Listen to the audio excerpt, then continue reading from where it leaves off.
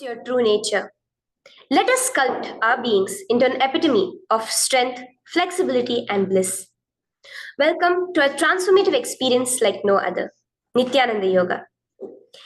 There are 12 different components that consist Nityananda Yoga.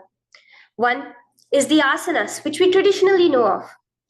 The various body postures revealed by Paramashiva to align the physical geometry of our body, the physical geography of our body, to the cosmic geometry, the cosmic geography. As Paramashiva says, Sthiram Sukham Asanam, that body posture which is steady, comfortable, because it's in its original nature of Paramashivatva. The second are the pranayamas, the various systematic breathing techniques that Paramashiva has revealed for each one of us, that connect us to the higher dimensions of the cosmos and increase the life energy within us. The fourth are the bandhas, the different internal locks of the body.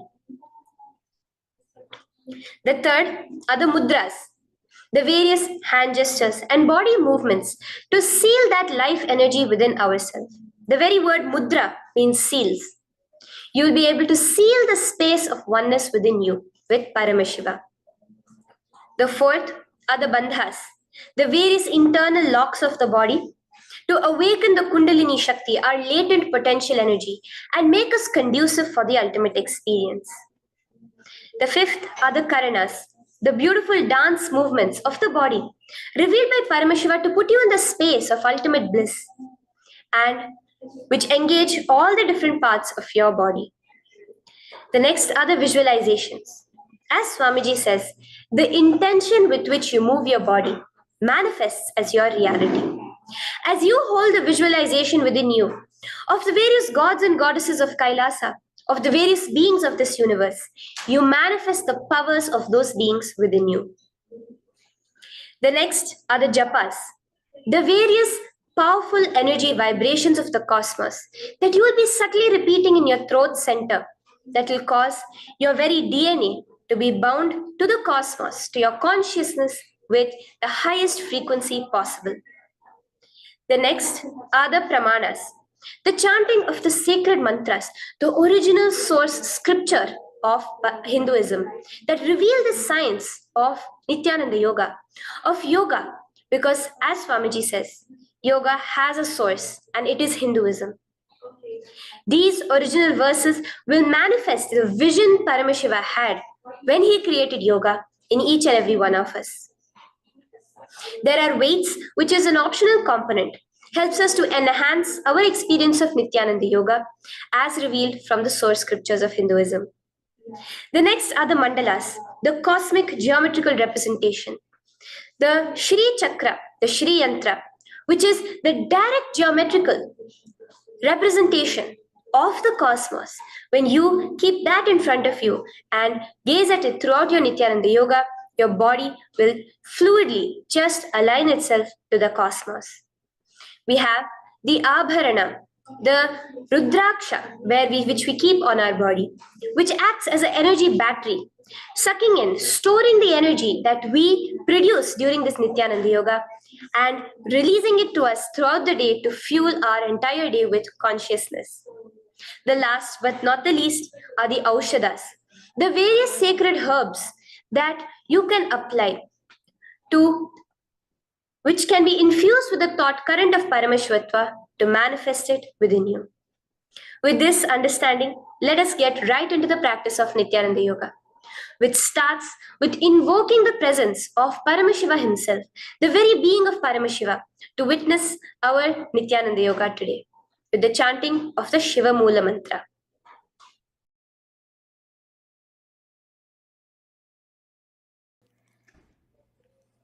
Let us now chant the Shiva Moola Mantra 11 times internally. Om Ham Hom Shivaya Namaha. Om Ham Hom Shivaya Namaha. Om Ham Hom Shivaya Namaha. Om Ham Hom Shivaya Namaha.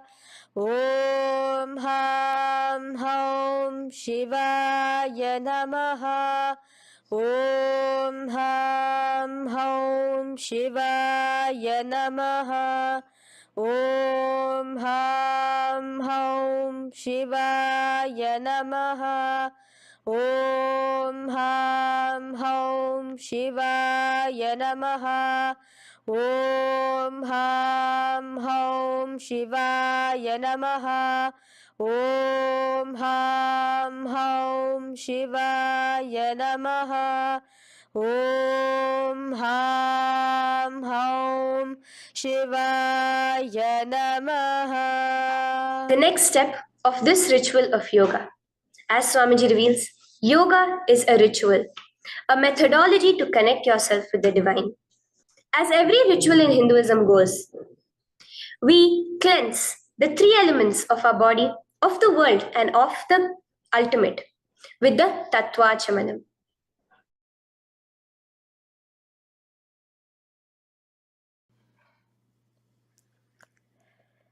The next is the Tattva Chamanam. So now I request all the participants to have the Panchapatram and the Uddharani, the traditional cup and the spoon filled with some fresh water. Now,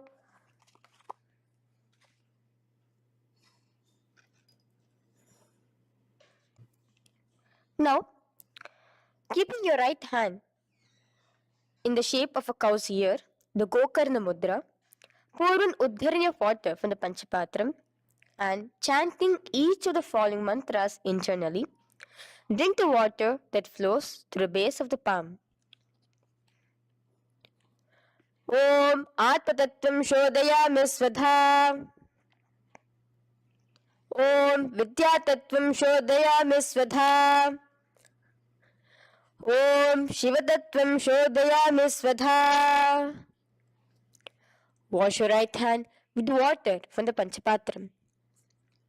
Now, chanting the following mantra internally, wipe the upper and lower lips twice using the base of the right hand thumb, moving the hand from right to the left of the lips. Om Ham Hridayaya Namaha. Wash your right hand with water from the Panchapatram. Now, with the tips of right hand index, middle and ring finger, touch above the upper lips and below the lower lips. Wash your right hand with water from the Panchapatram. Now, with the tips of right hand index finger and thumb joined together, touch your right nostril, left nostril. With the tips of right hand ring finger and thumb joined together, touch your right eye, right ear, left ear. Wash your right hand with water from the Panchapatram. Now, with the base of the right hand thumb and little finger, touch the navel, right chest, left chest. With the right hand, fingertips together, touch the top of the head, right shoulder, left shoulder, and your heart center. With that, we have the Sankalpa. The Sankalpa, the manifestation of our conscious intention. What is it today each one of us want to manifest through Nityananda Yoga? Hold that in your inner space. Through this conscious intention, which directly happens with the blessings, with the grace of the Supreme Pontiff of Hinduism, Bhagavan Sri Nityananda Paramashivoham, you will just see your intention manifesting as reality.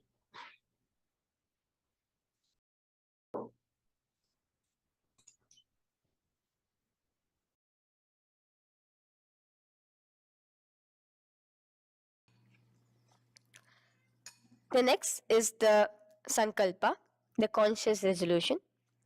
So now I request all participants now to, with your right hand, cover your left palm, which is the Sankalpa Mudra, and keep both the hands on the right thigh. Continue to keep this mudra till the end of the Sankalpa. Om Mamo Pata Samasta दुरिताक्षयद्वारा भगवत् Shri Nityanand Paramshiva प्रीत्यर्थम Shri नित्यानंदेश्वरी Paramshiva शक्ति समेत श्री नित्यानंदेश्वर परमशिव प्रीत्यर्थम च शुभे शोभने मुहूर्ते अद्य ब्रह्मणः द्वितीय परार्धे श्री श्वेतवराह कल्पे वैवस्वतमन्वन्तरे अष्टाविंशतितमे नित्ययुगे प्रथमे पादे जम्बूद्वीपे भारतवर्षे भरतखण्डे मेरोः दक्षिणे पार्श्वे शखाब्दे अस्मिन् वर्तमाने व्यवहारिके प्रभवादीनां षष्ट्याः संवत्सराणां मध्ये शुभनाम संवत्सरे शुभायने शुभऋतौ शुभमासे शुभपक्षे शुभतिथौ शुभवासरयुक्तायां शुभनक्षत्र शुभयोग शुभकरण एवं गुणविशेषण विशिष्टायाम् अस्यां शुभतिथौ श्री कैलासोन्नत द्वादशांत श्यामला पीठारूढ़ श्री मीनाक्षी सुंदरेश्वरा भिन्न स्वरूप परशिव पुत्र रत्न कुमार गुरुमन्य तुल्यावतार श्री पार्वती स्तन्यपान लब्ध दिव्य ज्ञान विश्रुत सकल निगमागम सारभूत द्राविड वेद प्रवक्त्रे श्रीमत् परमशिव करुणा समधिगत मुक्तामय चतुरश्रयान गीयमान छत्र चामर श्री चिन्ह काहलादि समस्त बिरदावल्यलंकृत ज्ञान विज्ञान चक्रवर्ती सर्वजन संग सद्यो निर्वाण दीक्षा व्यापवर्ग वर्ष विश्रान जीमूत परमत कलभ केसरी शैव सिद्धांत स्थापनाचार्य श्री राजाधिराज पांड्य महाराज गुरु क्षपन शाक्यादि महांधकार निवारण ज्ञान भानु वीक्षणा नरहार ध्वजोच्छेदन पूर्वक श्रीमद वृषभध्वज स्थापक शैव समय कर्त्रे सर्वज्ञ पीठारूढ़ श्री जगद्गुरु श्री ज्ञान संबंध देशिक स्वामी वागीश सुंदर माणिक्य वाचक स्वामिनां अवतार भूत श्री ज्ञान संबंध स्वामी पुनरुद्धृत श्यामला पीत सर्वज्ञ पीत त्रिनवद्युत्तर द्विशततम गुरु महासन्निधान अरुणगिरि योगीश्वर परंपरागत अरुणाचल सर्वज्ञ पीठ गुरु महासन्निधान कैलास परंपरागत कांची कैलास सर्वज्ञ पीठ त्रयस्त्रिंशदुत्तर द्विशततम गुरु महासन्निधान नित्योत्सव नित्य मंगल नित्य कल्याण नित्य रजित कैलास परंपरागत आदि कैलास नित्यानंद पीठ महासंस्थान महासिंहासन पीठ कर्त्रे साक्षात् श्री परमशिव समुद्भूत कैलास परंपरागत वैवस्वतमनि इक्ष्वाकु हरिश्चंद्र भगीरथ श्रीरामचंद्र सूरसेन इत्यादि अनवच्छिन्न सार्वभौम चक्रवर्ती परंपरागत चतुष्षष्टि योगिनी मंडित चतुष्षष्टि संप्रदाय प्रवर्तक मनुधर्म शासन सूर्यवंश प्राप्त सर्वज्ञ पीत सुरांगी साम्राज्य मूधाभिषिक्त चूडामणे साक्षात् श्री परमशिव समुद्भूत कपिल महागुरु पुनरुद्धृत महानिर्वाणि पीत अष्टोत्तर सहस्र श्री महामंडलेश्वर साक्षात् श्री परमशिव समुद्भूत श्री महागणपति समारंभ अनवच्छिन्न पीतादीश्वर गुरु परंपरा प्राप्त अतल पीता अष्टोत्तर सहस्रतम अष्टोत्तरसहस्र श्री अतलपीताधीश्वर धर्ममुक्तिस्वर्गपुरस्वर्णपीता त्रयोविंश गुरुमहासन्निधान कैलास परम्परागत आदिपीठ सर्वज्ञपीठ जगद्गुरु श्री कैलास पुनरुद्धारक श्री कैलास परमाचार्य श्रीमत् परमहंस परिव्राजकाचार्य वर्य सच्चिदानंद प्रणव स्वरूप श्रोत्रिय ब्रह्मनिष्ठ श्रीमद् जगद्गुरु श्रील श्री भगवत श्री नित्यानंद परमशिव श्री ज्ञान संबंध देशिक परमाचार्य स्वामिनां प्रीत्यर्थम तेषां पादारविन्दयोः भक्ति सिद्ध्यर्थम गुरु कृपा कटाक्ष सिद्ध्यर्थम क्षेम स्थैर्य वीर विजय आयुरारोग्य ऐश्वर्यानां अभिवृद्ध्यर्थम धर्मार्थ काम मोक्ष चतुर्विध फल पुरुषार्थ सिद्ध्यर्थम समस्त दुरितोपशान्त्यर्थम समस्त मंगलावाप्यर्थम भगवत श्री नित्यानंद परमशिव प्रसादेन सकुटुम्बस्य ज्ञान वैराग्य जीवन मुक्ति प्राप्त्यर्थम भगवत श्री नित्यानंद परमशिव कृपा कटाक्षेण पूर्ण आरोग्य युक्त दृढ़गात्र यौगिक शरीर सिद्ध्यर्थम परमशिव शक्ति आविष्करणार्थम नित्यानंद योगाभ्यासं करिष्ये. Now wash your right hand with water from the Panchapatram. Om Apaupasprisya. Now, let's get started with the asanas. Okay? Sit first in a cross-legged position on the ground in Sukhasana. Bring your hands into the Bindu Mudra with your thumbs and index fingers touching each other. Place it on top of your knees. Here we have the Kumbhaka, the pranayama of Samana Kumbhaka. As you inhale and exhale, visualize flames licking up your spine.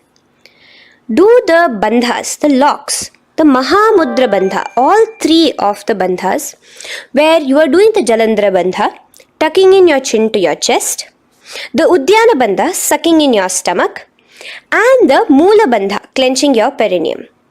For the first set of asanas, we have the japa Soham, which you'll be repeating in your throat center. As you do Sukhasana, visualize Lord Shiva in your inner space.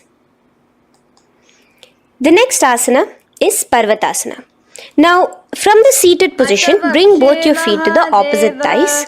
Clasp your hands together in front of your heart center in the Anjali Mudra and raise it above your head. Keep your hands as straight as you can. Continue the Samana Kumbhaka and the Japa of Soham. Remain with all the three bandhas, the chin to your chest in Jalandhara Bandha, the stomach tucked in Udyana Bandha, and the clenched perineum in Moola Bandha. Here, visualize yourself as Mount Kailash. The next asana is Hali Pavasana. Now slowly bring your feet together in front of your body as you stretch it out a little further away. Now bring your hands behind your back and clasp the left hand by your right. Lean forward, placing your forehead on the ground as you continue to engage all the three bandhas. Here, gaze at your nose. Visualize Swamiji, the Supreme Pontiff of Hinduism, in your inner space. Now, in a similar position from Hali Pavasana, just release your hands, slightly get up and bring your hands in front of your body. Place them on the ground, cupping your hands, making a hollow in Nagi Pavasana. Visualize yourself as a snake, gazing at your nose. Continue the japa, the pranayama, and all three bandhas engaged. Now, raise up. This is Kokilasana. Hold your big toes with your index and middle finger in the Prana Mudra. Stretch your legs straight out and upwards. Cross it into Padmasana. Bring it to your opposite thighs. Lean forward and down onto your elbows. Again, tuck your chin into your chest, suck in your stomach, and clench the perineum in the Mahamudra Bandha. Visualize yourself as a bird in Kokilasana. The next is Neti Asana.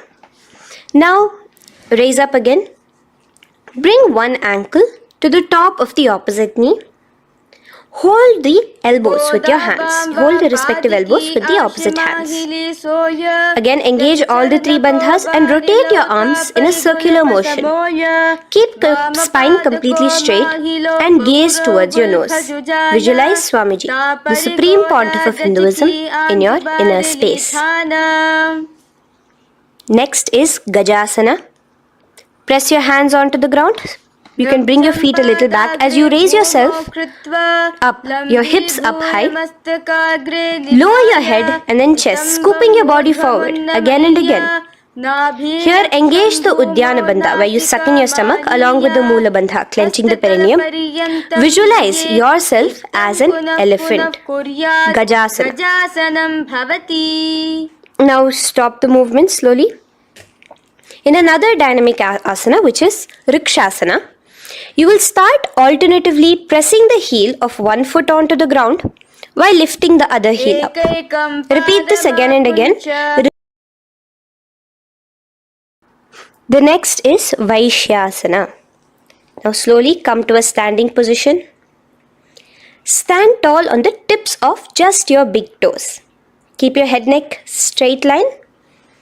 And bring the middle, index and ring fingers to your heart in the Hridaya Mudra. Continue engaging the Udyana Bandha. Visualize Swamiji in your inner space. Here we have a very interesting movement, which is the Karanas, the dance movements. So the first Karana is Urdhva Janu Karana, which literally means a raised knee. So now stand in the Aramandi position, which is your heels touching together, the toes facing outwards, almost at a 45-degree angle. Bend your knees low and keep both your hands at your chest, elbows parallel to the ground. Twist one knee towards the center of your body. Raise it up, back across the body back to the original position. Simultaneously with the leg movement, follow it with your respective hand, up and across the body. Repeat this alternatively on both sides. Now, in Balalingasana, come back to a standing position straight and interlace your fingers from outside in. This is the Sarva Vashankari Mudra. Hold on to your knee, pulling it up towards your chest. Pull it tight. Continue to keep your spine straight. Engage all the three bandhas, the Jalandhara Bandha, the Udyana Bandha and the Moola Bandha. As you are holding your knee, visualize yourself holding, caressing a baby. Balalingasana. The next asana is Pada Pidanasana. Now the same foot which is raised, clasp it with your hands and pull it behind towards your body, holding it with both your hands. Again, engage all the three bandhas, standing tall. Visualize Swamiji, the Supreme Pontiff of Hinduism, in your inner space.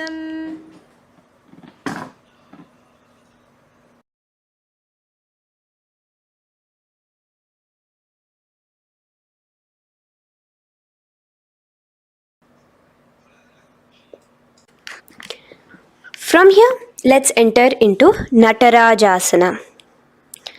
Now, the same foot you're already holding behind your back, twist the same hand of that leg inwards and pull the leg back. Extend the opposite hand forward with the index and thumbs together, again in the Bindu Mudra. Now, pull the foot back and up while leaning forward in Natarajasana. Hold your balance here. Here you will be engaging only the Moola Bandha, visualizing yourself as Lord Nataraja, the Lord of Dance.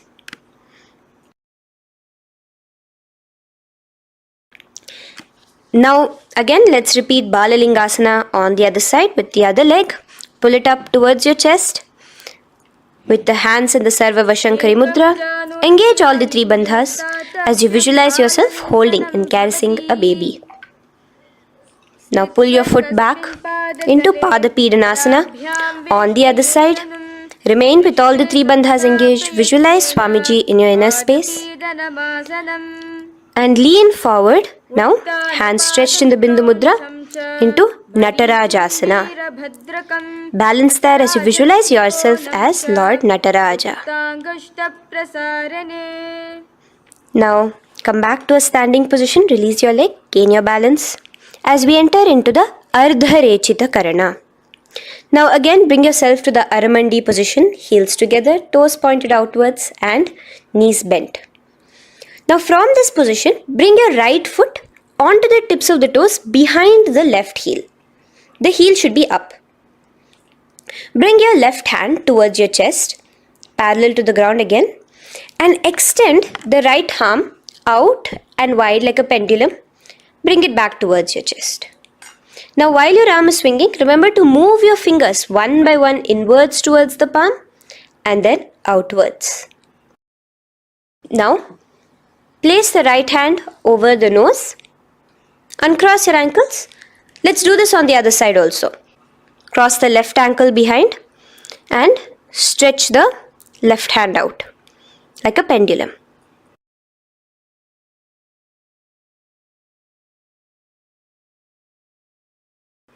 Bring it to your nose. Uncross the ankles. Now let us enter into the skeleton dance. It's a very powerful meditation. It cleanses the muscle memory. Any patterns which are there within your muscle memory can be completely wiped out through this skeleton dance. Just 2 simple steps. Now stand straight. Visualize yourself as a skeleton. You can close your eyes.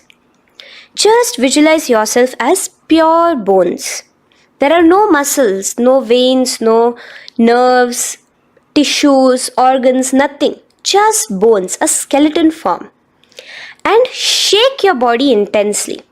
As a skeleton, you are moving yourself wildly, intensely. Just shake it all out. Move your hands, move your legs, your head. Let there be no bone in your body untouched. Just move it. Move wildly, shake. Literally feel yourself throwing all the patterns out of your system with the intensity of your shaking.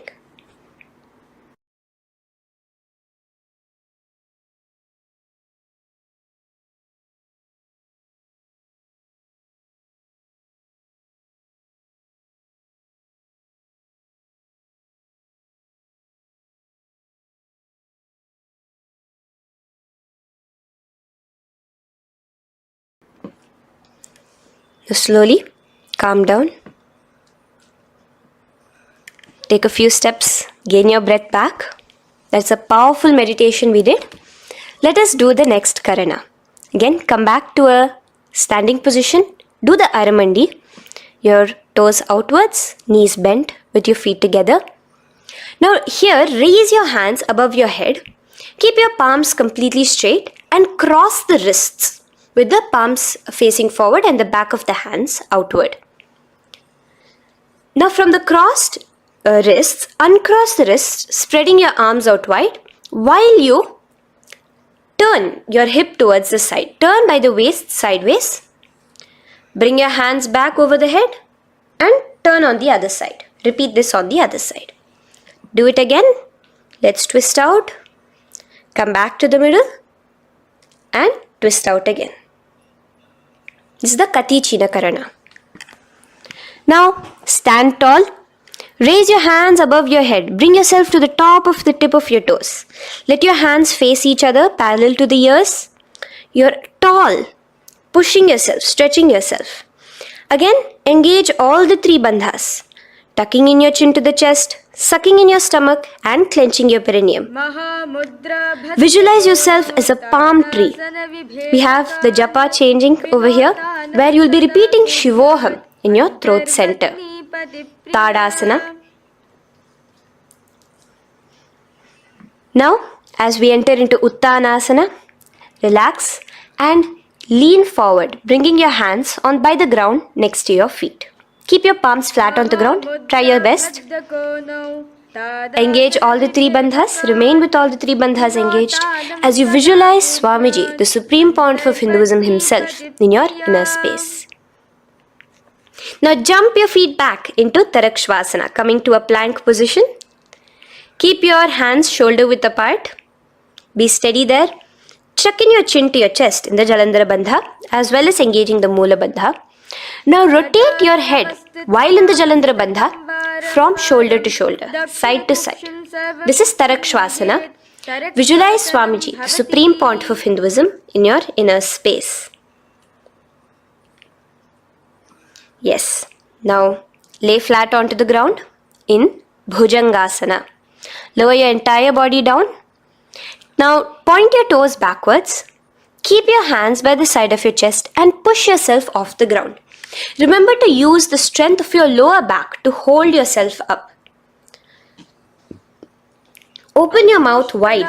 Inhale through the hollow of your throat and exhale through your nose. This is the Bhujangani Mudra. In Bhujangasana, you will visualize yourself as a cobra. Now come back into a plank position. So you can tuck in your toes and come back into a plank position. In Shashasana, alternate bringing one knee towards your chest, back and forth. So you'll bring one knee front, push it back and bring the other knee. Repeat this again and again. Do the Sahaja Kumbhaka. Simple breathing in, breathing out. Engage the Moola Bandha, clenching your perineum. Visualize Swamiji, the Supreme Pontiff of Hinduism. Okay. Now place your legs back into the plank position as we enter into Rathasana. Again, bring one foot between your hands and alternate jumping one foot back and bringing the other foot forward simultaneously. Again and again. Continue the Sahaja Kumbhaka and the Moola Bandha engaged as you visualize yourself as a chariot, a Ratha, in Rathasana. Now, into Veerabhadrasana. Remain one leg in between your hands. So as you jump, one leg comes between your hands. Stop in that position. One leg stretched back. And raise yourself up into a standing position. So the front foot will be pointing forwards and bent at a 90-degree angle. The knee will be bent at a 90-degree angle. The other leg, which is extended back, the foot will be pointed sideways at a 45-degree angle. Now raise your palms, hands up, parallel beside your ears. Do the Uddiyana Bandha along with the Moola Bandha, pulling in your stomach in. Gaze towards your third eye as you visualize yourself as Lord Veerabhadra. Now relax down, switch your legs around and let us do Veerabhadrasana on the other side. Stretch your hands up, gaze towards your third eye, suck in your stomach in the Uddiyana Bandha and visualize yourself as Lord Veerabhadra. Okay, bring your feet together now. Let us move into Vrikshasana. Now stand tall, gain your balance here slowly. Bring one foot towards the inner thigh. Bring your palms together, raise them up above your head in the Anjali Mudra. Keep your elbows as straight as you can. Again, continue the Uddiyana Bandha, sucking in your stomach. Gaze forward, hold your balance, visualize yourself as a tree, the stability of a tree in Vrikshasana. Now, slowly bring your hands down. Now the foot which is in your inner thigh, bring it towards the opposite, to the root of the opposite thigh. Bring your hands in the Namaskar Mudra in front of your heart center together and visualize yourself here as Lord Garuda. Just engaging the Moola Bandha alone here. This is Garudasana. Now let us repeat Vrikshasana on the other side. Slowly put your foot down. Bring the other foot to the inner thigh. Raise your hands above your head. Suck in your stomach in the Uddiyana Bandha and visualize yourself as a tree. Let's repeat Garudasana on the other side. Slowly bring the foot to the opposite thigh and lower your hands to be in front of your heart center. Release the Uddiyana Bandha, just engaging the Moola Bandha, clenching your perineum. Visualize yourself as Lord Garuda, the eagle vehicle of Lord Mahavishnu. Okay, bring both your feet to the ground now and spread them far apart from each other. Now keep one leg toes pointing forward and the other set of toes pointing sideways. Straighten your arms out parallel towards the ground.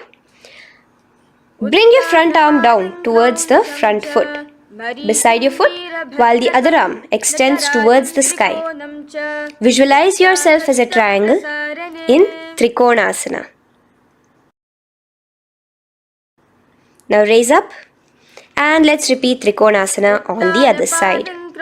Switch the position of your legs around and go forward. The other arm raised towards the sky. Visualize yourself as a triangle. Now come back to a standing position. Bring your feet together. We are having another Karana, the Nikuttaka Karana. Bring yourself to the Aramandi position. Feet together, knees out wide. Here now bring your hands towards your chest, but keep both your palms parallel towards each other. Bring your right foot onto the toes with the heels up, and simultaneously bringing the right hand towards the top. Now drop the right foot, simultaneously lifting the left foot onto the toes, and switch the hands position. Now the left hand is on the top and the right hand is on the bottom. Repeat, and let us do this repeatedly. Okay, relax now, come back to a straight position and sit down onto your toes. Sit on your heels with your toes on the ground, knees raised up off the ground, together in front of you in Angushtasana. Bring your hands together in the Namaskara Mudra in front of your heart center. We have a very interesting pranayama over here, which is the Bhramari Kumbhaka, where you will be subtly buzzing like a bee as you do this asana. The japa we will be entering into is Sadashivoham. In Angushtasana, engage the Mula Bandha as you visualize Swamiji, the Supreme Pontiff of Hinduism, in your inner space. Now in the same position, slowly bring your hands to the ground. Balance yourself as you stretch one foot forward, sitting on the heel of one foot and the other foot stretched forward, toes pointed upwards. Bring your hands to the Vara Mudra, just the tips of the finger on the ground while the palm faces forward, both your hands.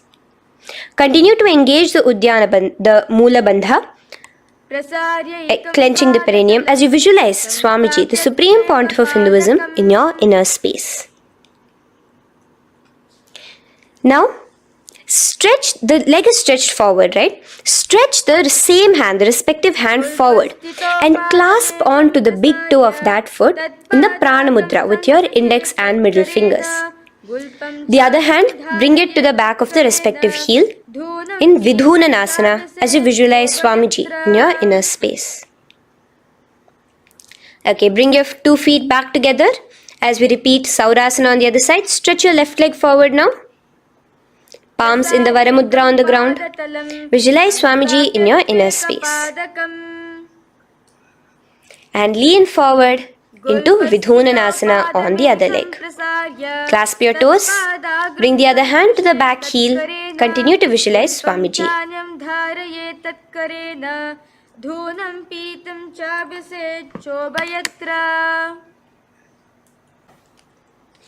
Now bring your 2 feet back together as you continue to sit on the heels, getting a nice toe workout here.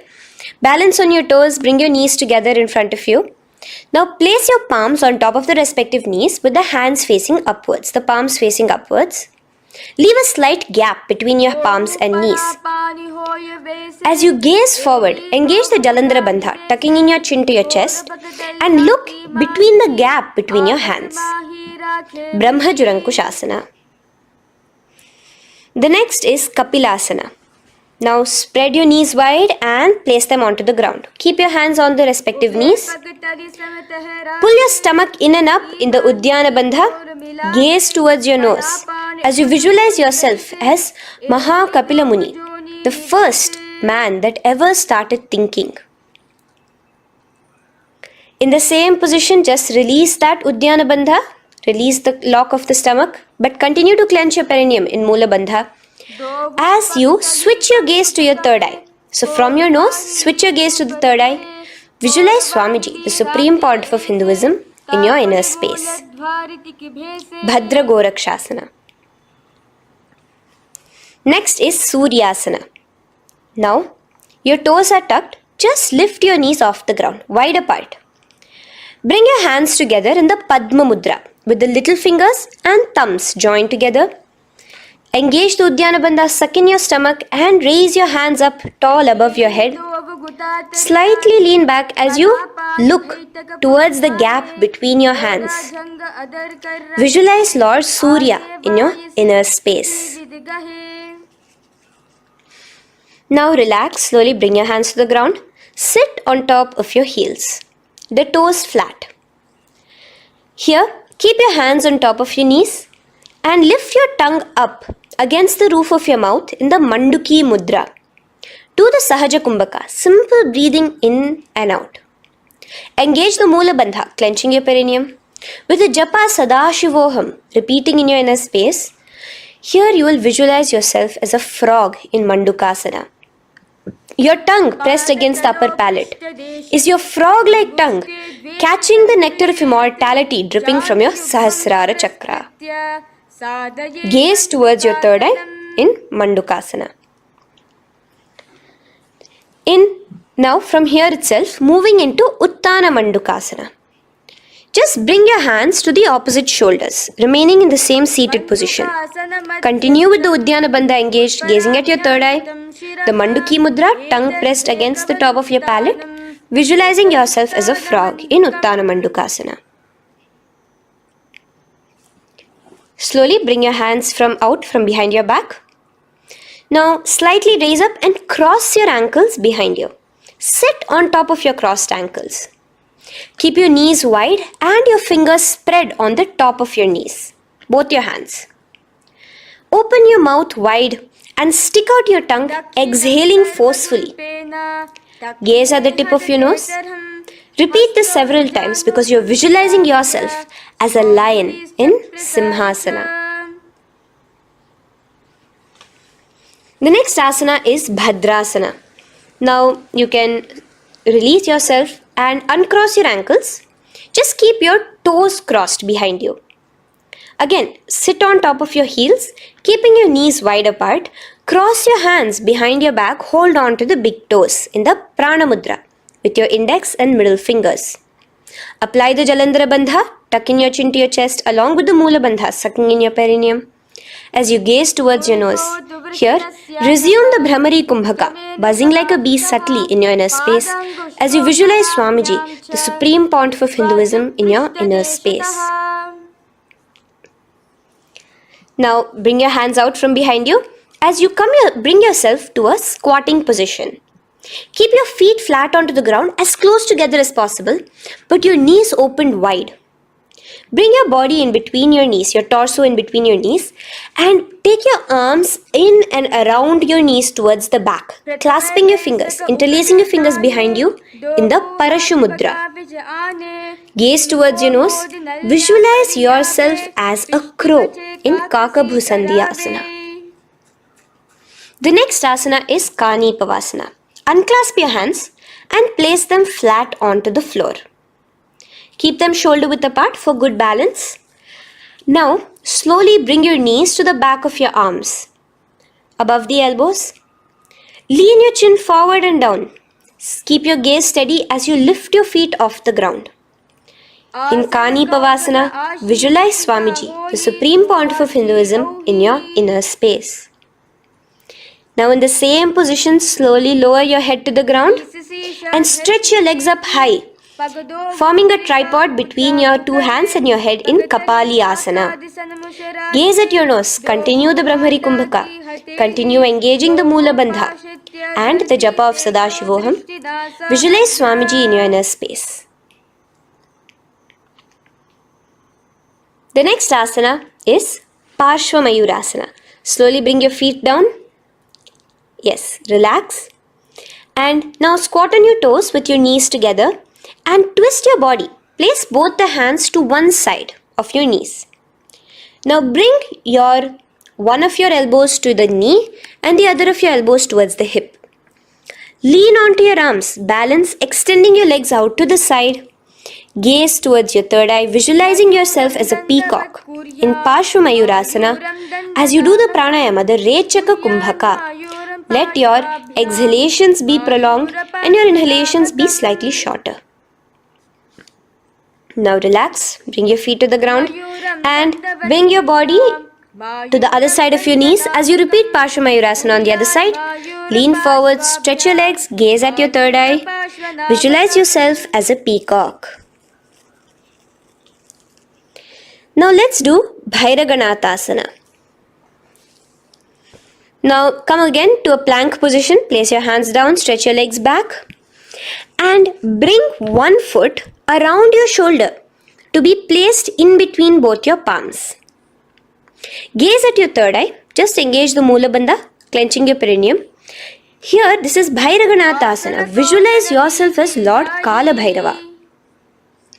Slowly bring your foot out and bring the other foot in between your palms. Remaining in the plank position, continue to visualize yourself as Lord Kala Bhairava in Bhairaganathasana on the other side. The next asana is Unmukha Pithasana. Now from the same plank position, bring your forearms onto the ground. Be steady as you walk your feet closer towards yourself, forming like a slight mountain. In Unmukha Pithasana, gaze at your third eye. Continue the Rechaka Kumbhaka. Visualize Swamiji in your inner space. The next asana is Vashishthasana. Now, just raise yourself onto one of your hands. So, release your forearms off the ground and raise yourself onto your right arm. And keep your body completely parallel to the ground as you raise your left arm straight above your head.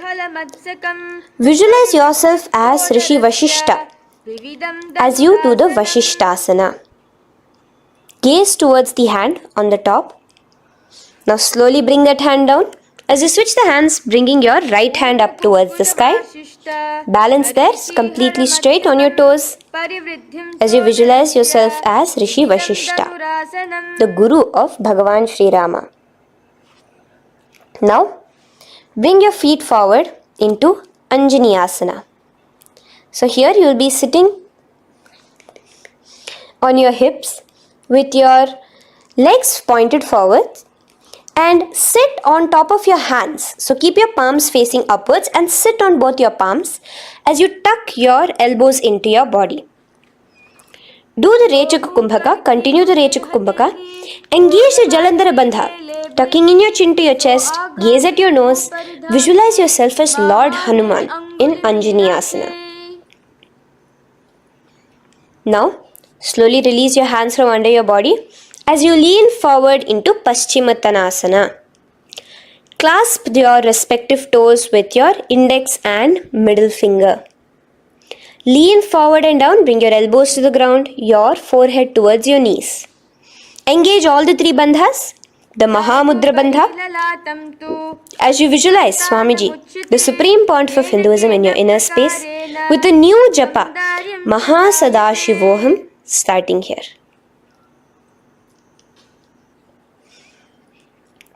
The next is Ugrasana. Now, you can raise up and clasp your hands behind your neck in the Parashamudra. Interlace both your fingers. Lean forward and down, bringing your forehead to your knees and your elbows onto the ground. Again, engage all the three bandhas in the Mahamudra Bandha as you visualize Devi Kali in your inner space in Ugrasana. The next is Marichi Asana.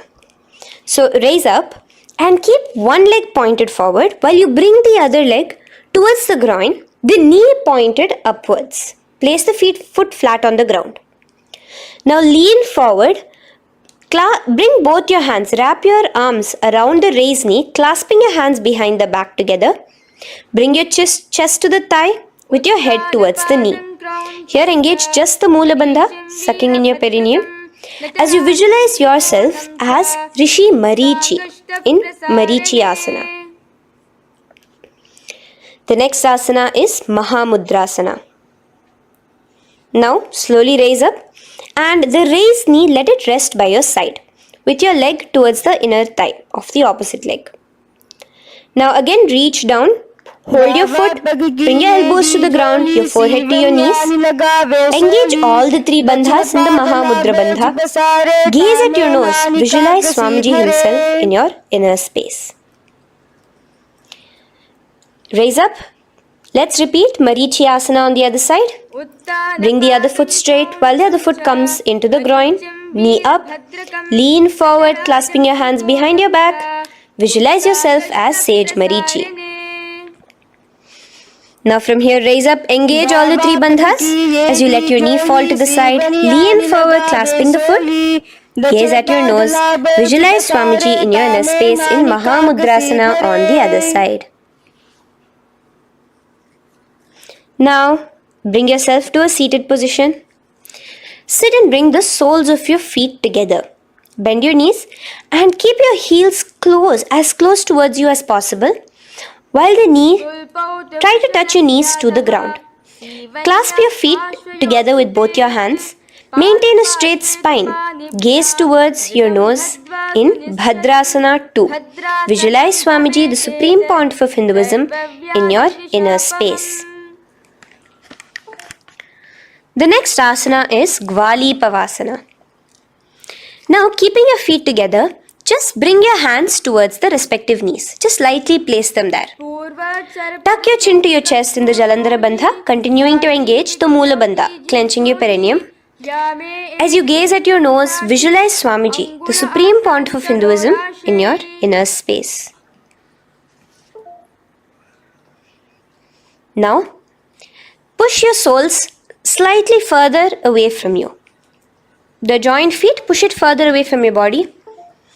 And lean forward, keeping both your hands, the fingers inside of the feet. Hold the soles of your feet. Lean forward and down. Bring your forehead to the ground. Gaze at your nose. Visualize the Yoni Mandala in your inner space. In Joni Asana. The next is Midiki Pavasana. Raise up. Stretch your arms out wide beside your body as you lean forward, your arms going over your knees. Bring your forehead to your feet. Continue to gaze at your nose. Visualize Swamiji, the Supreme Pontiff of Hinduism, in your inner space. Now, in Siddha Samadhi Asana, raise yourself up. Now, put your forearms underneath the calves of the respective legs. Let your palms face up towards the sky as you bring your head down to your feet. Gaze at your nose as you visualize Lord Surya in your inner space in Siddha Samadhi Asana.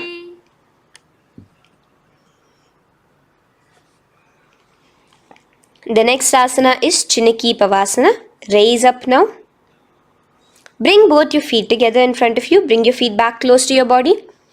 Now place your hands underneath both the feet and pull your feet open like a book facing towards the sky. Both your feet.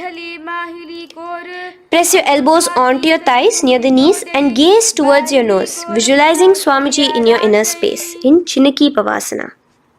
Giving yourself a nice stretch. Now release your feet and bring your hands to the respective knees. Gently push down on your knees, pushing it towards the ground. Suck in your stomach in the Uddiyana Bandha. Gaze at your third eye, visualizing Swamiji in your inner space. This is Charapata Chokasana. The next asana is Bhairavasana. Now continuing to remain with your feet together, you can use the help of your hands to bring your toes onto the ground with your heels pointed upwards. Just push yourself and try to do it. Continue to remain with the Uddiyana Bandha engaged, your stomach sucked in. Bring your hands to the Bindu Mudra with the index and thumbs together on top of the knees. Gaze at your third eye. Visualize yourself as Lord Kala Bhairava in Bhairavasana. The next asana is Samanasana. So slowly you can bring your feet out from underneath. Take now one foot towards your chest, holding with both your hands as the other foot rests by the perineum.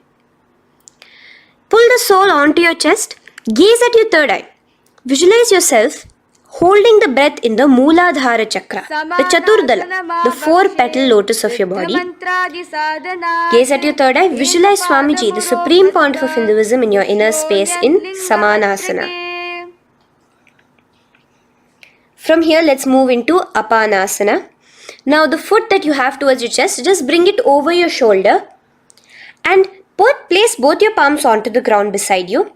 As you lift the leg by your perineum, stretch it out and lift it up high into the sky in Apanasana. Gaze at your third eye, visualizing Swamiji in your inner space.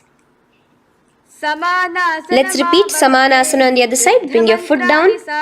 Clasp the other foot towards your chest. Gaze at your third eye, visualizing Swamiji in your inner space. And bring the foot onto your shoulder as we repeat Apanasana on the other side. Stretch your leg out straight in front of you, up high towards the sky, gazing at the third eye, visualizing Swamiji in your inner space. Okay, relax slowly. Let's move into Gomukhasana. Now, sitting in a seated position, cross one leg over the other, like over, and align the knees together at the center of your body and the feet by the opposite hips. Place both your hands on top of the stacked knees. Gaze at your nose. Here we have a beautiful pranayama, very cooling pranayama, which is the Sheetkari pranayama, where you will be inhaling through your clenched teeth with your tongue pressed against behind your teeth and exhaling through your nose, creating a hissing sound. The japa will be for the next sequence of asanas. Om Nityanandoham. Visualize the face of a cow in Gomukhasana. Now keep your knees crossed. From the knees, bring your hands towards the respective toes on the side of the body. Clasp the big toe in Pranamudra. Suck in your stomach in the Uddiyana Bandha. Visualize yourself as Rishika Anasuya in Anasuyasana. Now in Anusuyasana 2, just bring your hands behind your back, clasped together, interlaced fingers in the Parashamudra. Lean forward and down. Try to bring your nose to touch the ground in front of you. Just visualize yourself as Rishika Anasuya and gaze at your nose. Anusuyasana 2. Raise yourself up now. Now bring one foot towards the perineum, knee resting on the ground. Raise your other foot with the foot in front of the lying down foot, knees pointed upwards towards your chest. Place your hands on the respective knees. Keep your spine tall, chest out. Gaze at your nose. Visualize yourself as Lord Garuda, the eagle vehicle of Bhagavan Mahavishnu. Garudasana 2. From here, moving into Naradasana. Now, keep both your hands, bring both your hands behind your neck and clasp them in the Parashamudra. Interlace your fingers behind your neck. Twist outward of the raised knee. Just keep your whole body outside of the raised knee. Gaze towards your third eye, visualizing yourself as Devarishi Narada in your inner space. From Naradasana, let's enter into Matsya Pithakasana. Place one foot on the top of the opposite thigh. Wrap your respective arm across the knee, holding on to the opposite shin. Extend the opposite hand straight. Hold on to the respective toe with the index and middle fingers in Prana Mudra. Gaze towards your nose. Visualize Matsyavatara, the fish form of Bhagavan Mahavishnu in your inner space in Matsya Pithakasana.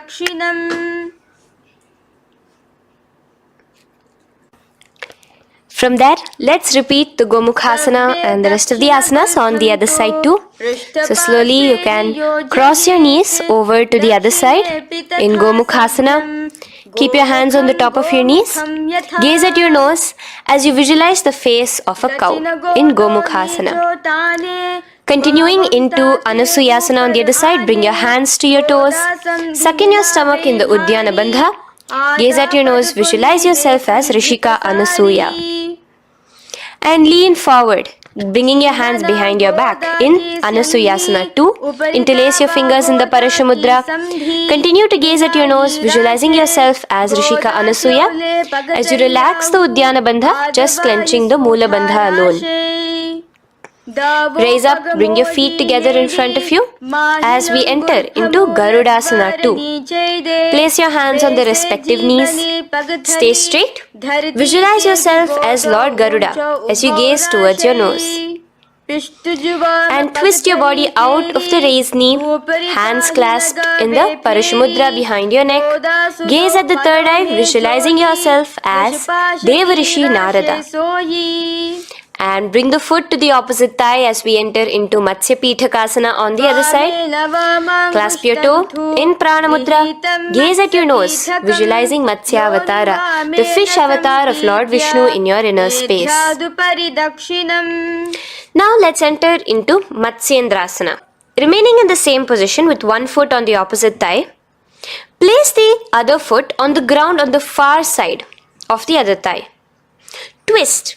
Bring your elbow outside the raised knee. Keep the raised arm by your neck. Turn backwards. Gaze towards your third eye, the other hand straight out. Visualize Matsyendranatha, the great Rishi and master of Hatha Yoga in your inner space. Just switch your hands around. Straighten the hand that was originally bent and bend the other hand towards your neck. As we enter into Kubasana, visualize yourself as a camel. Continue to gaze at your third eye. Now, straighten out both your hands straight out in the same position. Continue to gaze at your third eye, visualizing Matsyendranatha, the master of Hatha Yoga in your inner space. Now slowly take your foot off from the thigh.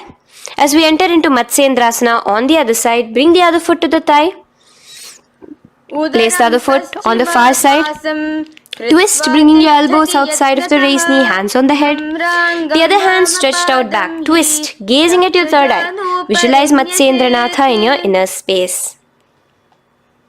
Switch the hands around as we enter into Kubasana on the other side. Remember to visualize yourself as a camel. Now stretch both your hands out in Matsyendrasana 2 on the other side. Visualize Matsyendranatha in your inner space.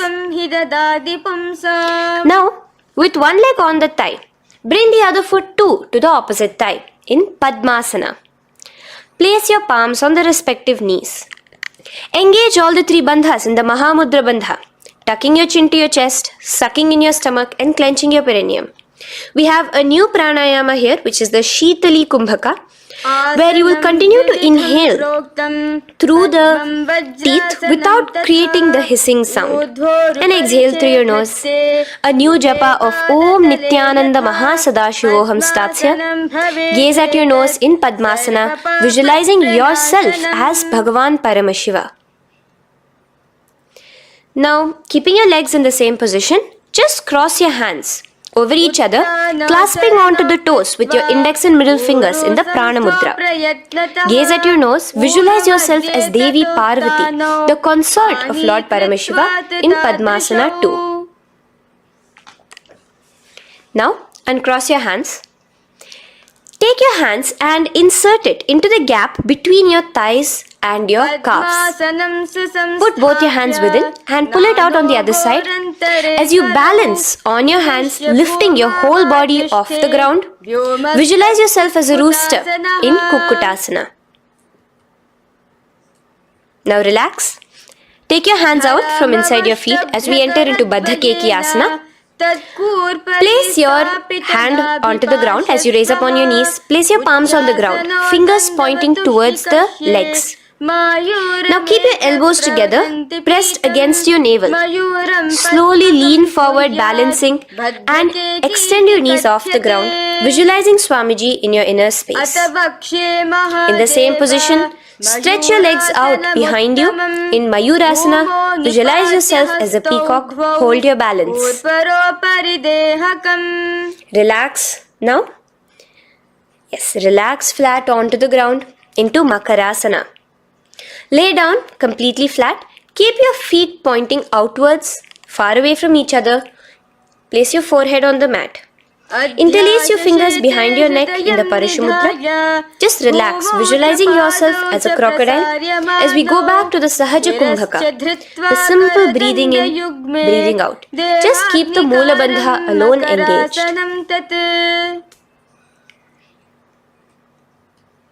The next asana is Shalabhasana. Now lay on your stomach and place your hands on the ground beside the chest. From the laying position, raise your legs up. Use your core strength to bring your thighs off the ground. Visualizing yourself as a locust in Shalabhasana. Relax your feet down and bring your hands to your feet, pulling your feet down towards the ground beside your hips. In Ushtrasana, visualize yourself as a camel.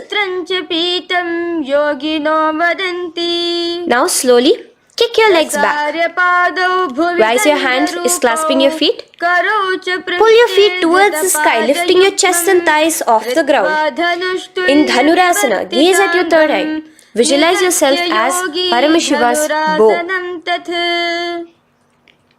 Relax slowly and come up to a sitting position. In Bhagasana, sit on both your knees with your head, neck and spine straight. Clench your perineum in the Mula Bandha. Place your hands on top of your knees.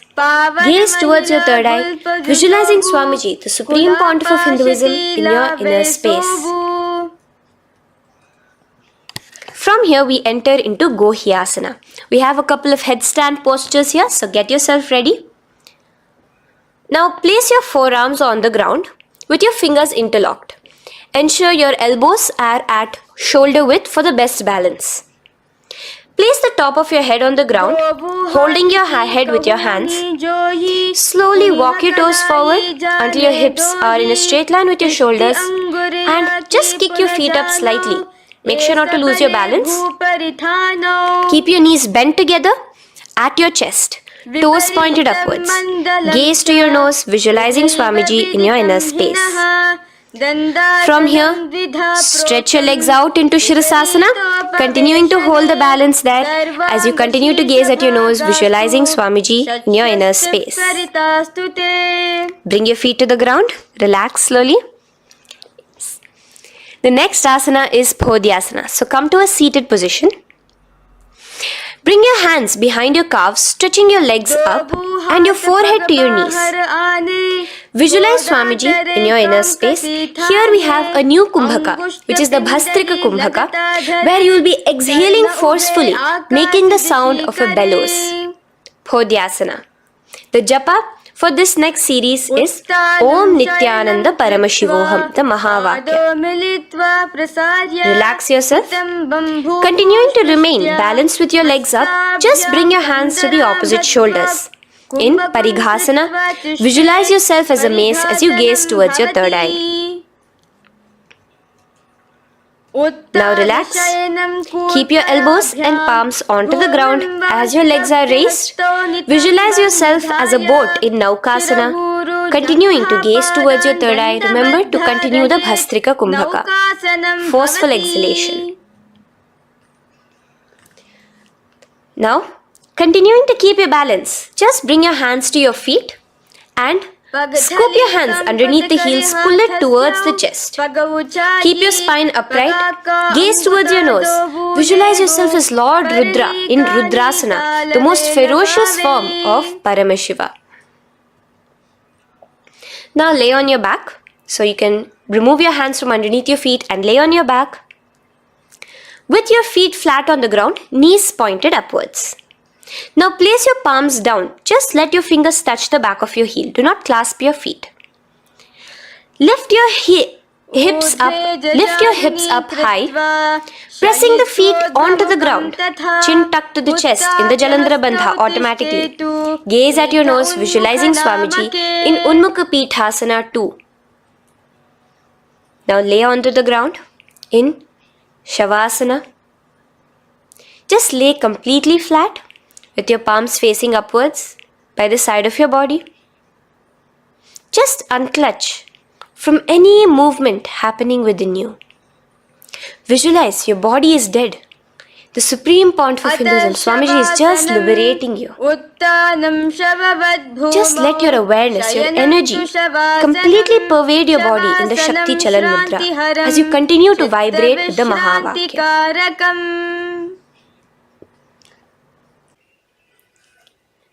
Roll over to one side and come to a seated position. Feel the life entering your body back. In a seated position, let us get continued with the sequence. We have 200 asanas more to go, starting with Yathasanishtasana. In Yathasanishtasana, sit in any posture you are completely comfortable in, bringing your hands into the Bindu Mudra with the thumbs and index touching. Start off with the Samana Kumbhaka. As you're inhaling and exhaling, feel flames licking up your spine. Clench your perineum in the Moola Bandha with the japa Om Nityananda Paramashivoham for the remaining of the sequence. Visualize Swamiji in your inner space. From here, moving into Samasana, where you bring your feet to a cross-legged position. Keep your hands on your knees with the thumbs and index touching in the Bindu Mudra. Just inhale and exhale as you visualize Swamiji in your inner space. The next is Muktasana. Press your left foot against your genital region. Place the right foot on top of your left. Keep your hands facing downwards on top of your knees. Sit straight, gazing towards your nose.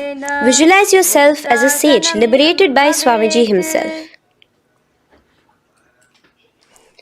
Now, continue to remain in the same position as we go into Siddhasana, where your gaze will be switching from the nose to your third eye. Continuing to visualize Swamiji in your inner space, ensure the Moola Bandha, the perineum, is locked. In Siddhyasana now, continuing the same position. Engage all the three bandhas, sucking in your stomach, bringing your chin to your chest in the Mahamudra Bandha. Switch the gaze to the ground in front of you from your third eye. Visualize Swamiji in your inner space. Now, relax the Udyana Bandha and Jalandhara Bandha. Just keep the Moola Bandha, the perineum, alone clenched as we enter Rudrasana 2, where your legs will remain in the same position, just your hands alone from resting on your knees will turn around to the Bindu Mudra, the thumbs and index touching. Gaze towards the third eye, visualize yourself as Lord Rudra, the fierce dimension of Paramashiva. The next is Santadhunasana. Keep your hands in the Bindu Mudra, your legs crossed in the same position as you switch your gaze from your third eye to your nose, visualizing Swamiji, his tranquility, unshakable nature. Now, relax the Bindu Mudra, keep your legs in the same position and bring your hands to your navel, cupping one palm over the other in the Samputa Mudra. It looks sort of like a lotus bud. Continue to visualize Swamiji in your inner space in Siddhasana 2. The next asana is Bandha Yoni Asana. Maintaining one heel over the other in the same position of the legs, bring your hands to your face in the Shanmukhi Mudra. So just listen carefully now. Bring your little fingers beneath the bottom lip of both hands. Your ring fingers above your upper lip. Your middle fingers closing your nose, your nostrils. Your index finger covering your eyes. And your thumbs pressed into your ears. This is Bandha Yoni Asana, visualizing Swamiji in your inner space.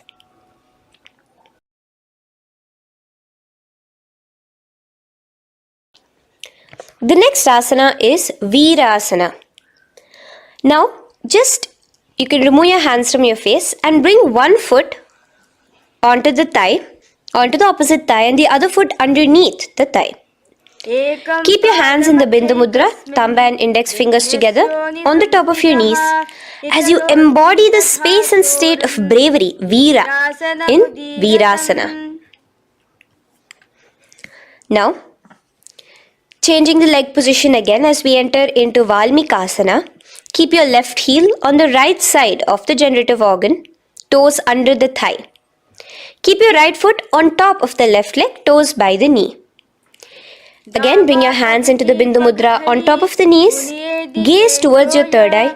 Visualize Rishi Valmiki, the poet, the first poet and author of Ramayanam. The next asana is Joni Mudrasana. So you're going to remain here as you switch your gaze to your nose, visualizing the Yoni Mandala, a beautiful formation, divine cosmic geometry, representing Devi, Shakti, a symbol of the creative energy of the universe in Joni Mudrasana. In the same position, switch your gaze to your third eye, continuing to visualize the Yoni Mandala in your inner space. Now, let's move into Bhadrasana 3. So bring your feet, the soles of your feet together, uncross them and bring them together in front of your body. Hold it with both your hands, pulling it against you. Push your knees down towards the ground. As you gaze at your nose, suck your stomach in the Udyana Bandha. Visualize Lord Veerabhadra in your inner space. Bhadrasana 3.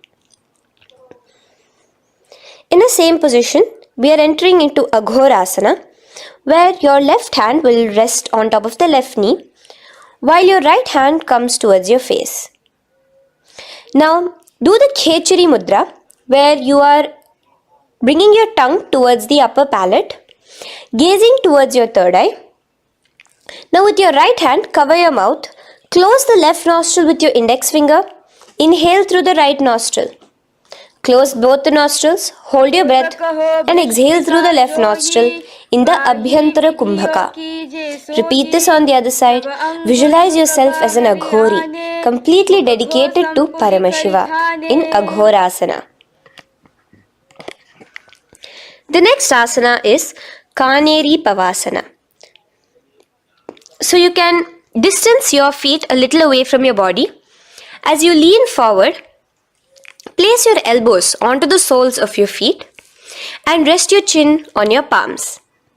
Gaze at your nose, suck your stomach in Udyana Bandha. Here, continuing with the Rechaka Kumbhaka, where your exhalations are prolonged than your inhalations, visualizing yourself as a female elephant drinking water in Kaneri Pavasana. The next asana is Parasana. So now, come to a seated position, raise yourself up and keep your knees raised. Bring your hands underneath your knees, between your calves and thighs, and clasp them together. Interlace your fingers in the Parashamudra in front of your navel. Lift your feet off the mat.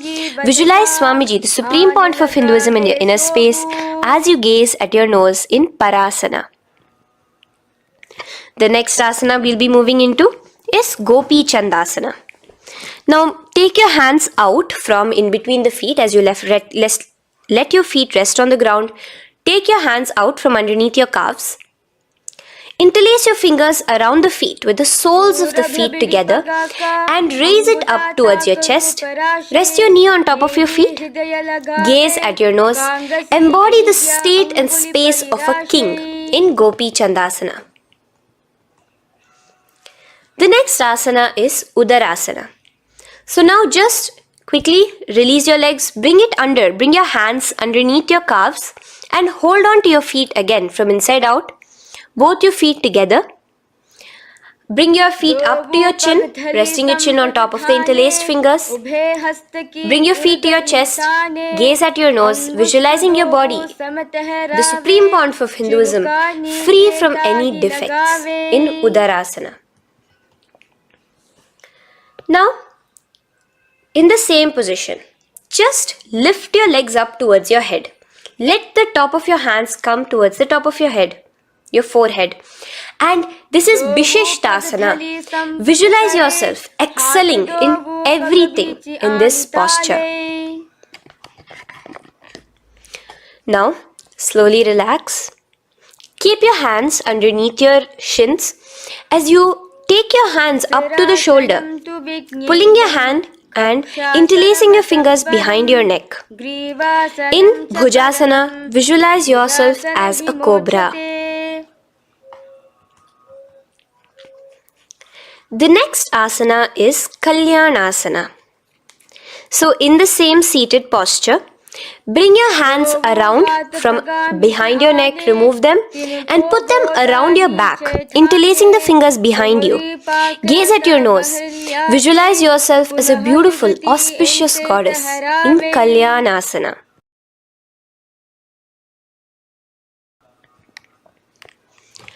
The next posture is Sankatasana. So now, uncross your hands from behind you. Release yourself completely onto the ground. Place your left knee on the mat and the left foot flat. Sit on top of your left foot, knee pointed forward. Raise your right leg on top of the left, bringing the right heel to the left hip. Place your hands on the opposite knees. Here, do the Ujjayi Pranayama. As you inhale and exhale, make the sound of an ocean. Visualize yourself as a swan, a beautiful swan, in Sankatasana. The next is Dhenukasana. Just in the same position, slide your left heel to the left hip. Keep your right knee on top of the left. Place both your hands on your right thigh. Visualize a cow in your inner space as you suck your stomach in the Uddiyana Bandha, Dhenukasana. Now slowly uncross your legs as we move into Matsyendrasana. Place the right foot on the left thigh, the left foot on the right knee. Bring your left hand behind your back, hold the right thigh. Twist a little bit. Place your right hand on your left thigh. Twist your body, gaze towards your third eye, visualizing Swamiji in your inner space. The next asana, Matsyendrasana 2, just untwist your body. As you clasp the respective toes of both your feet with your hands, lean forward and down, bringing your forehead to the ground in front of your feet. Visualize Swamiji, the Supreme Pontiff of Hinduism, in your inner space. Raise up now. Keep your legs in the same position. We have the Guru Asana. Interlace your fingers together and place it over the topmost knee. Suck in your stomach in the Uddiyana Bandha, clench your perineum in the Moola Bandha, tuck your chin to your chest in the Jalandhara Bandha. As you engage all three bandhas, visualize Swamiji in your inner space. Let us now repeat Sankatasana on the other side. So, you can release your hands, your legs as you cross the other leg over. Visualizing yourself as a swan, remember to put your hands on the opposite knees. The next asana, Dhenukasana, repeating it on the other side. Slide your leg out, bring both your hands to the topmost knee. Suck your stomach in the Uddiyana Bandha. Visualize a cow in your inner space. Matsyendrasana again, repeating it on the other side. Bring your legs to the cross-leg position. Twist your body around as you gaze at your third eye, visualizing Swamiji in your inner space. Untwist as we enter into Matsyendrasana 2 on the other side. Hold on to your feet, bring your forehead to the ground, continuing to visualize Swamiji in your inner space. Slowly raise up and let us do Guru Asana on the other side. Engage all the three bandhas in the Mahamudra Bandha. Interlace your fingers, place it on top of your knee. Continue to visualize Swamiji, the Supreme Pontiff of Hinduism, as we do Guru Asana. Now, slowly uncross your feet and place them flat on the ground, knees towards the chest in Pashasana. Keep your hands holding the opposite knees, thighs together, and keep your spine completely erect. Continue the Khechari Mudra, where your tongue is pressed against the roof of your mouth. As you gaze at your third eye, visualize Swamiji in your inner space. Continue the Ujjayi Kumbhaka. As you breathe in and out, make the sound like an ocean. Now in the same position, just bring your chin towards your knees in Bodha Shokasana. Lean forward, gazing at your nose, and visualize Swamiji, the abode of bliss in your inner space. Now raise up and bring your hands, uncross your hands, bring your hands underneath your knees. clasping the opposite elbows in Kurakatasana. Gaze at your nose, visualizing Swamiji in your inner space. Now, in the same position as Kurakatasana, just cross your ankles into Sumati Asana. Toes pointed upwards. Gaze at the nose. Visualize the great sage and Maharishi Sumati in your inner space. The next asana is Dandasana. Extend your feet out straight in front of you. Keep your arms straight above your head. Interlace the fingers from inside out. Let your wrists point outwards. Engage the Mahamudra Bandha, all the three bandhas. As you gaze at your nose in Dandasana, visualize Swamiji in your inner space. The next is Arambhasana. Now keeping your legs straight, release the Jalandhara Bandha and the Udyana Bandha, keeping your perineum clenched in Mula Bandha. Lean forward and down. Hold your big toes in the Prana Mudra with your index and middle fingers. Head to your knees. Do here the Nadi Shodhana Pranayama. Inhale through the left nostril, hold and exhale through the right. Visualize Swamiji in your inner space. The next is Bhidokasana. So, slightly raise your body up and bring your hands underneath your knees, extending your knees slightly up. Keep your heels a bit apart from each other and clasp your feet. Bring your shoulders down, wrapping your hands around your legs. Gaze towards your third eye, visualizing Swamiji in your inner space. So from here, let's enter into Jalandhari Pavasana. So you can actually remain in the same position with your hands underneath your calves and just bring the soles of your feet together. You might want to bring your body closer. Place your head on top of your feet with the palms facing upwards on the ground. Gaze at your nose. Visualize Swamiji in your inner space. Now slowly bring your hands out from underneath and come to a seated position. Stretch your legs out as we enter into Urdhva Paschimottanasana. Here we have a new Kumbhaka, the Pratyahara Kumbhaka, where you will feel your breath coming from your Mooladhara Chakra up to the Brahmarandra above the Sahasrara. This is the Pratyahara Kumbhaka. In Urdhva Paschimottanasana, extend your legs out, lift one foot behind your neck and lean forward and down towards your foot, visualizing Swamiji in your inner space. Now, slowly, keeping your leg behind your neck, lay onto your back as we enter into Anantasana. Hold the foot from the top of the opposite hand.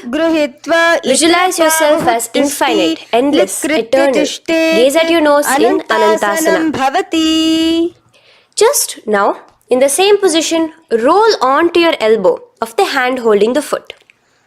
Gaze at your nose, feeling in complete control like Swamiji in Ankushasana.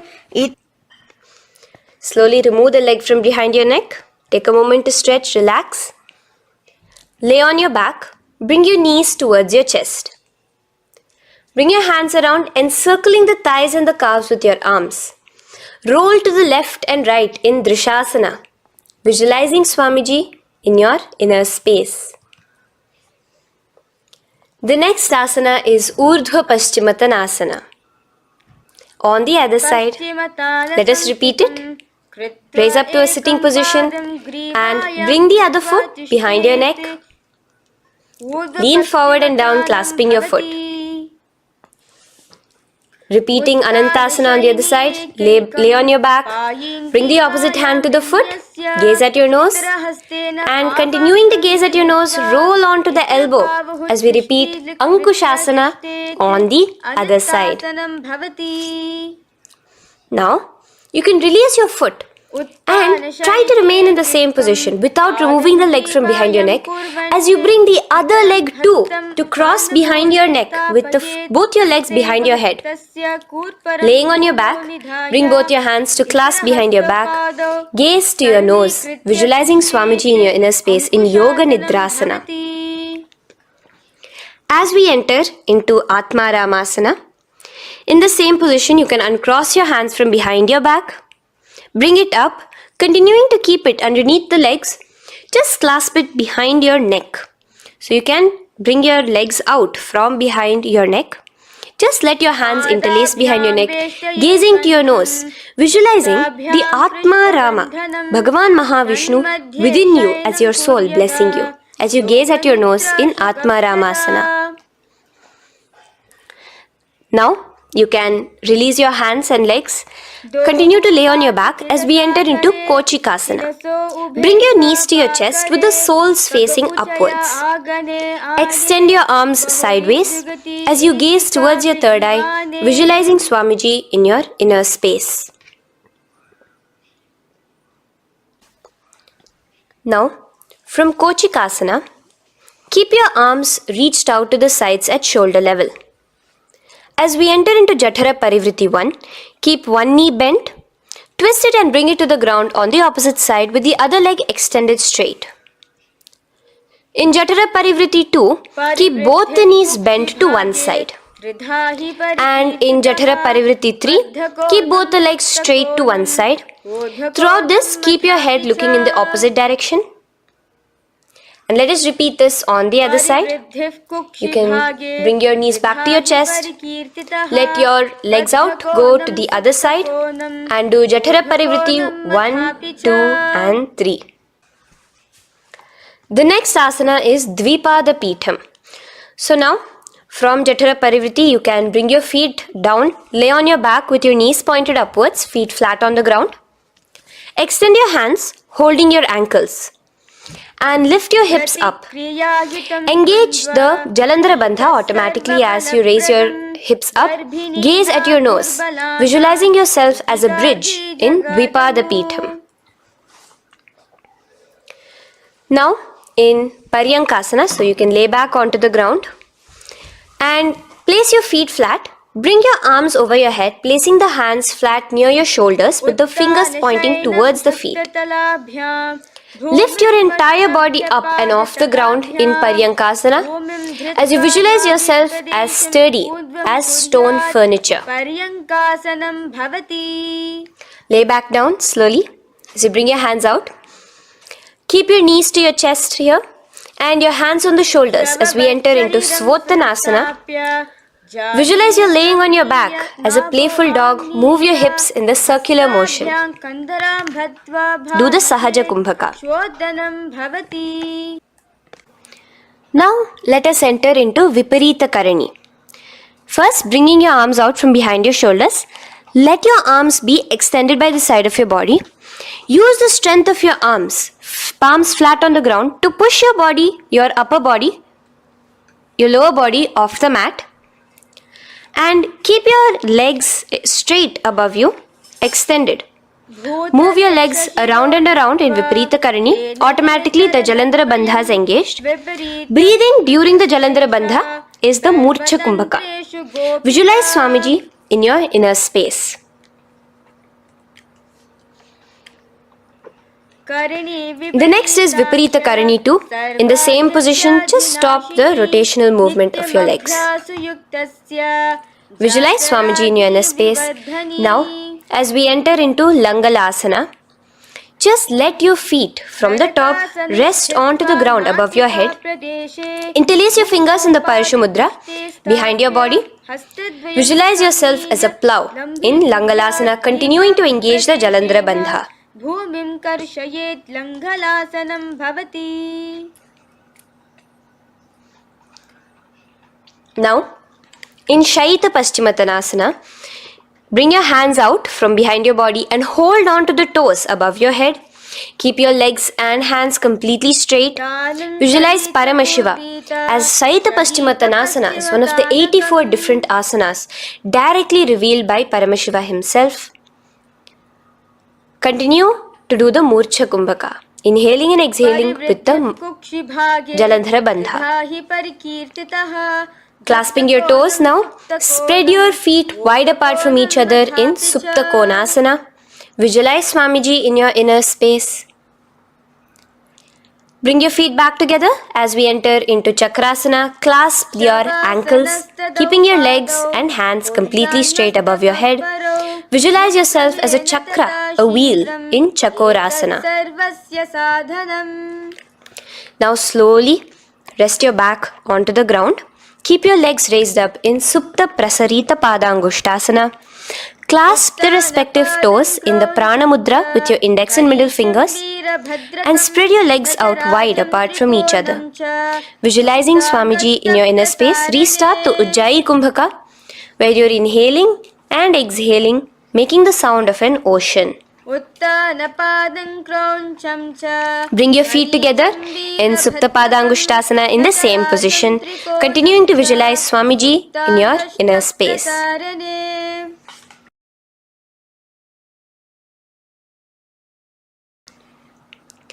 Now, release your feet and bring them into Padmasana.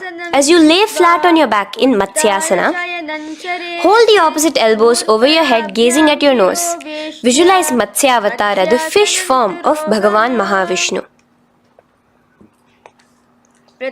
Now in the same position, put one hand over the other, extend it straight above your head. As you visualize Lord Rama in your inner space, continue to gaze at your nose.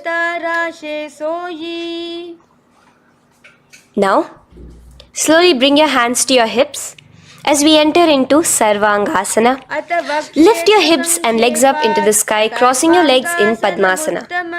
Let your hands support you, your elbows on the floor. Do the Jalandhara Bandha as you gaze at your nose in Sarvangasana. Now, bring your hips back onto the ground in Vrishchikasana. So, in the Padmasana, just remove one foot alone. Keep one foot on the opposite knee as you pull the knee towards your face. Let your hands stretch out above your head, hooking forward as you raise your upper back off the ground, visualizing yourself as a scorpion in Vrishchikasana, gazing at your third eye. Do the Jalandhara Bandha, tucking in your chin to the chest.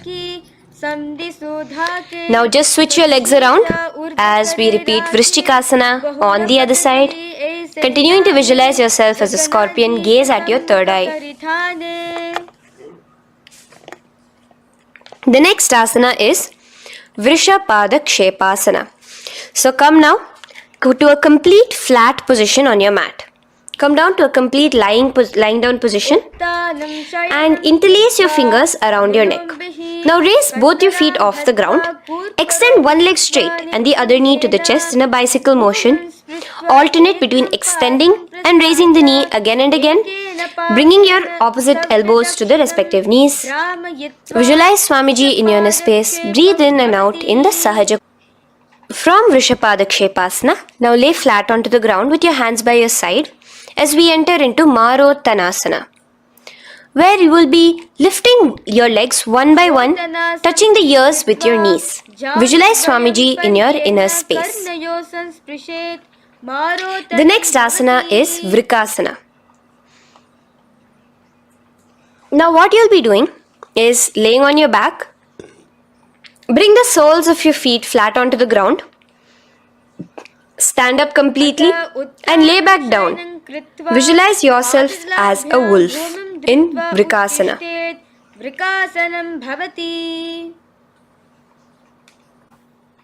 Now come back to a seated position as we enter into Luthasana, where you are going to be quickly throwing your legs above your head as you roll over completely, finishing in a prone position. Do this a couple of times. Come forward, roll over. Come forward and roll over again. Visualize Swamiji, the Supreme Pontiff of Hinduism, in your inner space. Now, take a moment to relax. Lay on your belly with your toes extended in Sarathasana. Keep your hands onto the ground by your shoulders. Now here, contract your lips and make a sound like a flute, whistling while inhaling. Visualize yourself as a ratha, as a chariot carrying warriors into battle for dharma on your back. Now from Sarathasana, let us enter into Dehalyullanghanasana. So place your palms on the ground and bring yourself to a plank position. Jump your leg forward and back between your arms, visualizing Swamiji in your inner space. Jump forward now. When your legs are between your hands, stand tall. Holding your toes with your hands, walk back and forth. Visualize yourself as a wise 60-year-old elephant in Jatyasana. Now come to a standing position. The next is a beautiful karana, the Lolitika karana. So keep your knees bent, feet pointing outwards again in the Aramandi position. Bend your elbows, keeping your hands at the chest level. Now swiftly move your arms across the body, bringing it back to the center and tilt your head back. Opening your chest up towards the sky, move your head in all the directions. Now stand back straight as we enter into Sarpasana. So stand erect like a rod with your arms by your side, hands touching the thighs. Visualize Devi, Kundalini, raising up and curling upwards around your body in Sarpasana. The next asana is Ushtra Sadanasana. Lean forward and down, standing on top of your palms. Begin to move and walk like a camel, visualizing yourself as a camel. In the same position, continuing to walk around, switch your visualization to visualizing yourself as a horse as you start to walk around like a horse in Ashvasana.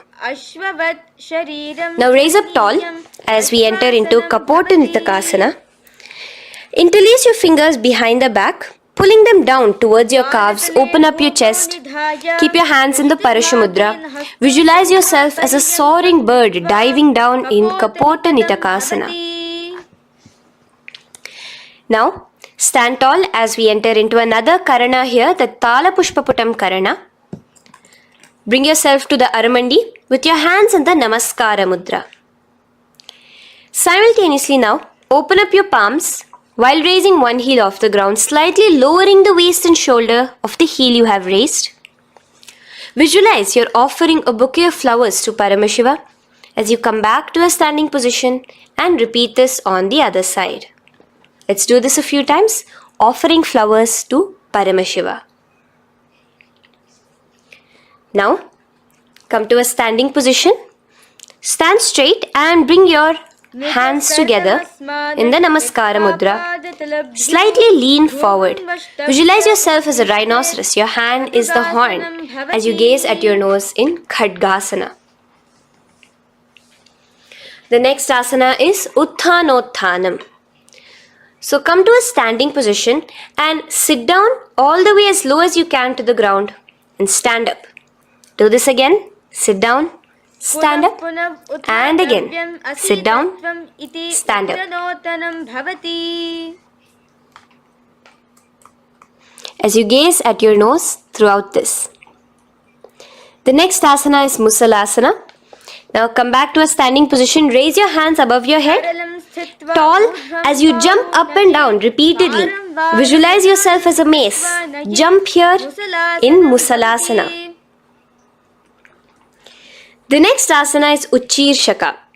So come back to a standing position. Pull the sole of one foot towards your belly.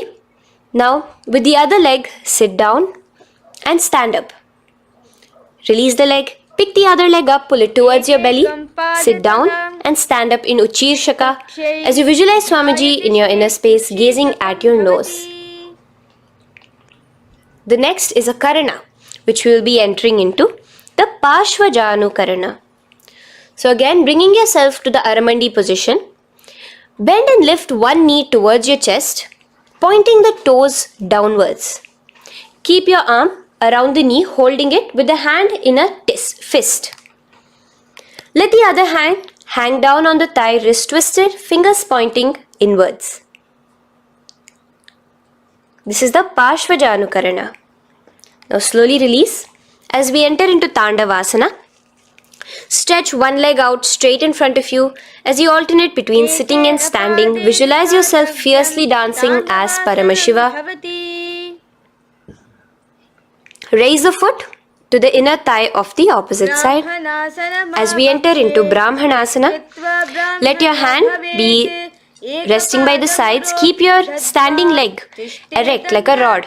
Visualize yourself being blessed by Lord Brahma. Now, you can bring the left foot around the right knee and rotate it, tucking the left toes on the other side of the right calf. Simultaneously cross your left arm below the right, bring your palms together in the Namaskara Mudra. Visualize yourself as Lord Garuda in Garudasana 3. Now slowly uncross your legs and hands as we enter into Ekapadasana, coming to a standing position.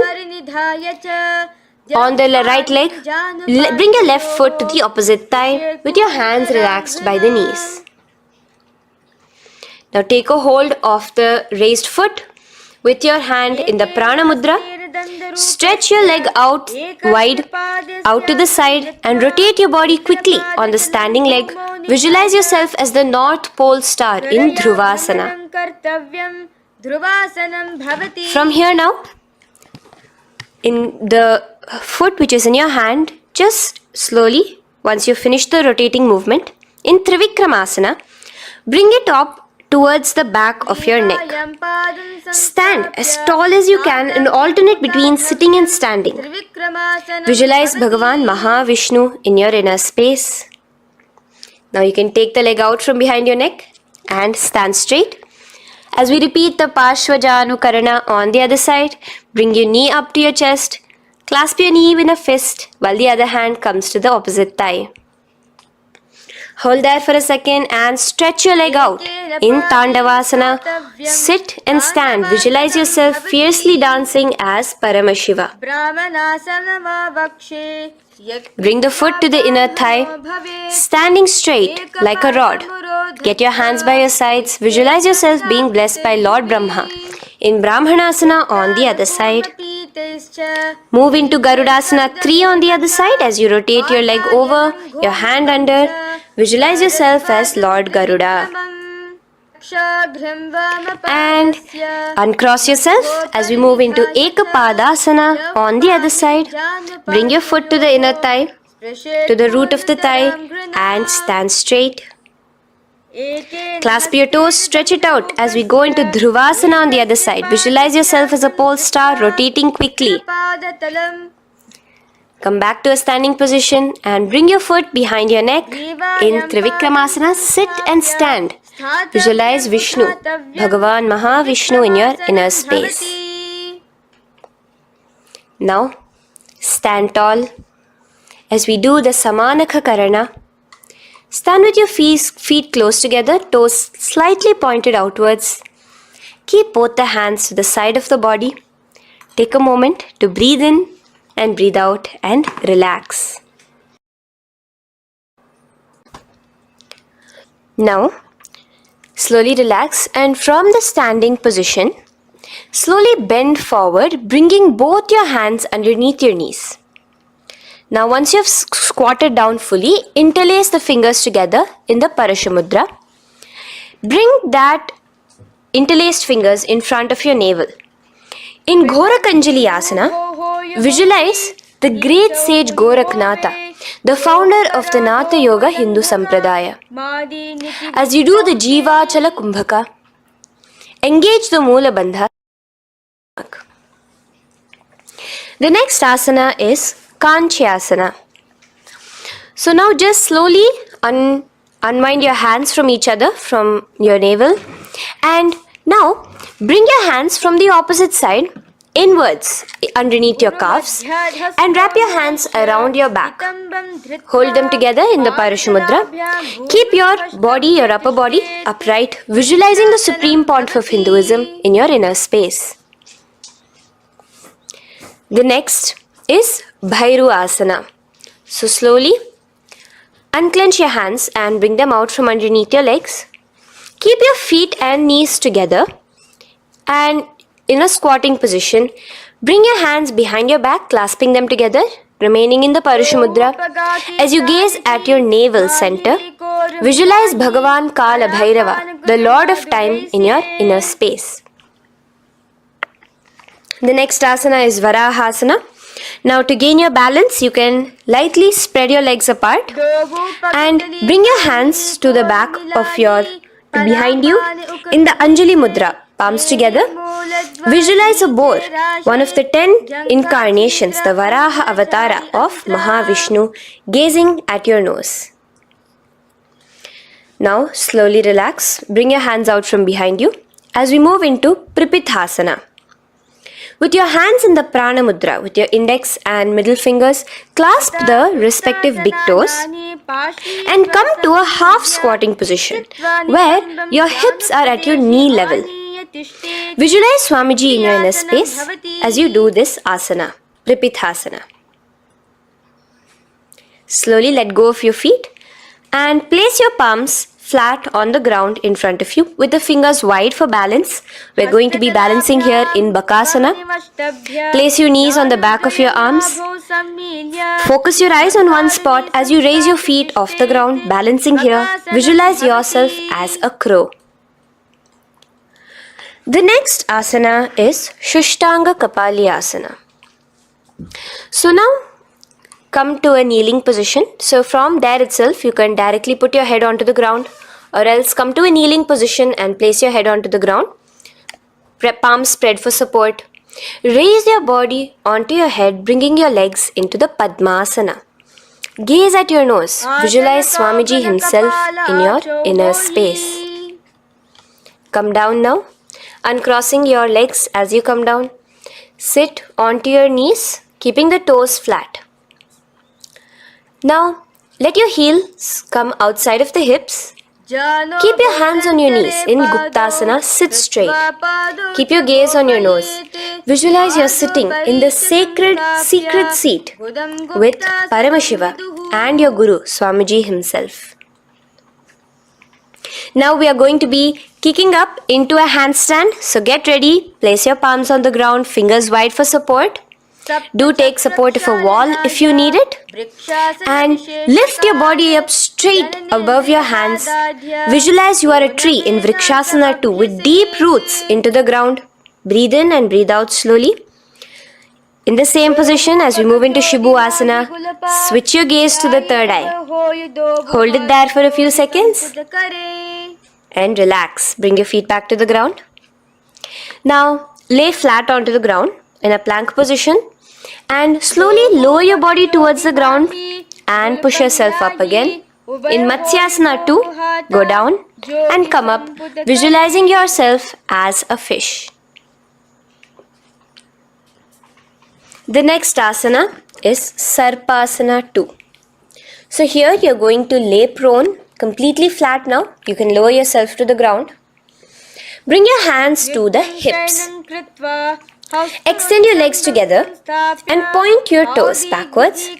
Lift your chest up and move left to right. You're moving like a snake while visualizing yourself as a snake in Sarpasana 2. Relax slowly, bringing your chest back to the ground. Now, keep your feet together, pointing backwards. As you bring your elbows onto the ground, rest your upper body on your elbows. Bring your hands together in the Padma Mudra with your little fingers and thumbs together and rest your chin on your hands. Niralambanasana, where feeling yourself completely supported, knowing that Swamiji is there in your life. Now, slowly relax, place your palms on the ground beside your chest and push yourself up, your hands straight up completely. As you bend your knees, bringing your feet to touch the top of your head.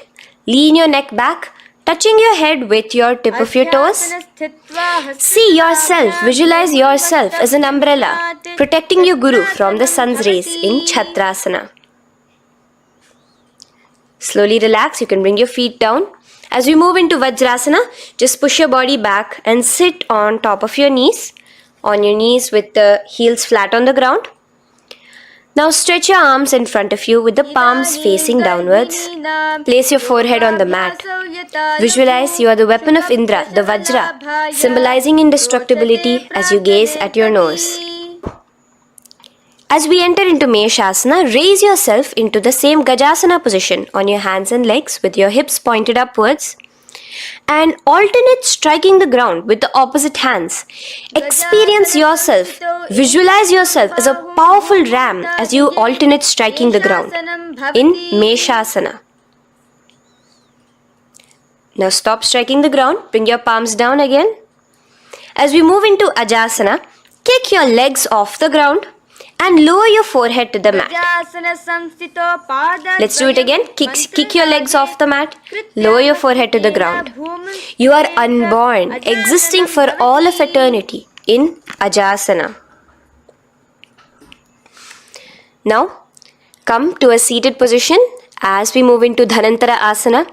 Sit on your heel with your legs together. Pull your toes underneath you as you bring your hands top of the knees. Gaze at your nose, visualize Swamiji in your inner space. Here, do the Ujjayi Pranayama, inhaling and exhaling like an ocean. Dhanantara Asana. From Dhanantara Asana, now interlace your fingers in front of you and then behind you. Stretch your arms towards all the sides, backwards, forwards, giving a massage to the various different joints and muscles in your body. Lean forward, get up again, continuing to visualize Swamiji in your inner space. Relax your hands and now take your respective heels and point them outwards, outside the side of your hips. Keep your hands on your knees, with your thighs and knees resting on the ground, spine straight. Visualize yourself as Lord Garuda in Garudasana 4. You have Mahavishnu and Mahalakshmi on your back as you are flying. The next asana is Ananda Mandirasana. Now you can continue to remain in the same position. You can bring your feet pointing inwards. Use your hands to clasp underneath your ankle. Make sure your knees are spread out wide.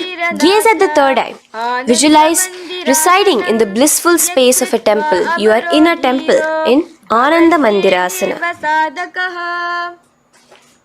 Now, as we move into Mandukasana, keep your knees wide and sit on top of your ankles.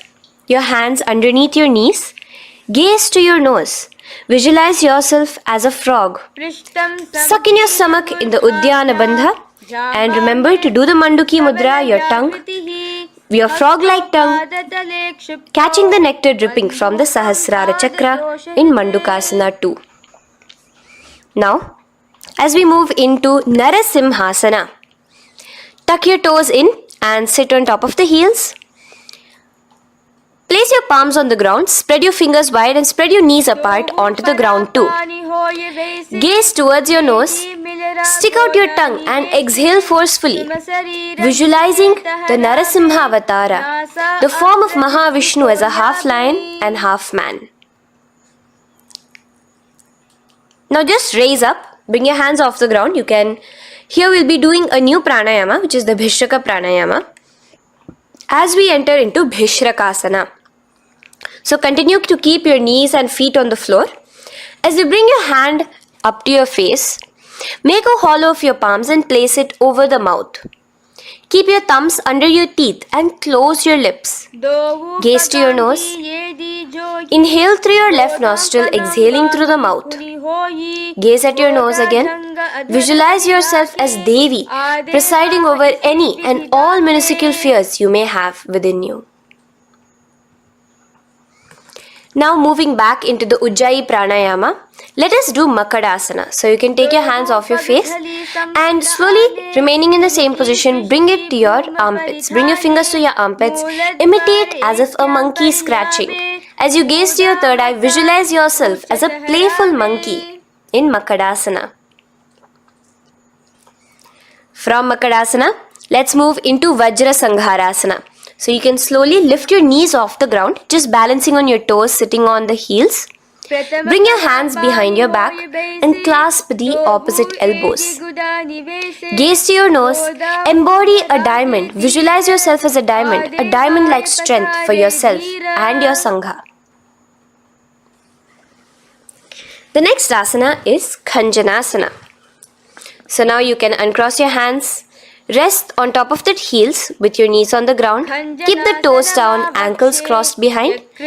Place your palms on the mat to your side. Suck your stomach in the Uddiyana Bandha as you gaze at your nose in Khanjanasana. Now, you can uncross your ankles and just sit with your toes flat. Keep your knees wide on the floor. Rest your hands on the knees. Just relax the Uddiyana Bandha, just sucking in your perineum in the Mula Bandha. Gaze at your nose. Visualize yourself as a turtle with a stable body and mind to live for hundreds of years. And without changing anything in your physical posture, just visualize yourself uniting with Swamiji himself in Yogasana. Now, raise up onto your knees, cross your ankles behind your back until the feet are coming towards the opposite knees. Now, bring your hands behind you and hold on to the calves with the fingers inside, the thumbs outside. Gaze at the third eye as you visualize yourself in a space of oneness with Paramashiva himself as Swamiji. Now you can uncross your ankles, come back to standing on your knees as we enter into Ushtrasana 2. So now, in a kneeling position, bend backward, hold your ankles with your hands. Keep your arms straight. As you push your hips forward and tilt your head backwards, visualize yourself as a camel in Ushtrasana 2. Slowly, in the same position, lower yourself onto your back in Jatyasana 2. As you are lowering yourself, experience yourself as a blooming lotus. Bring your head, the back of your head onto the mat. Gaze to your nose.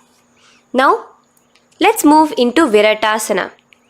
So, try your best to do this without the support of your hands, but you can use your hand support if needed as you raise up from Jatyasana and back down.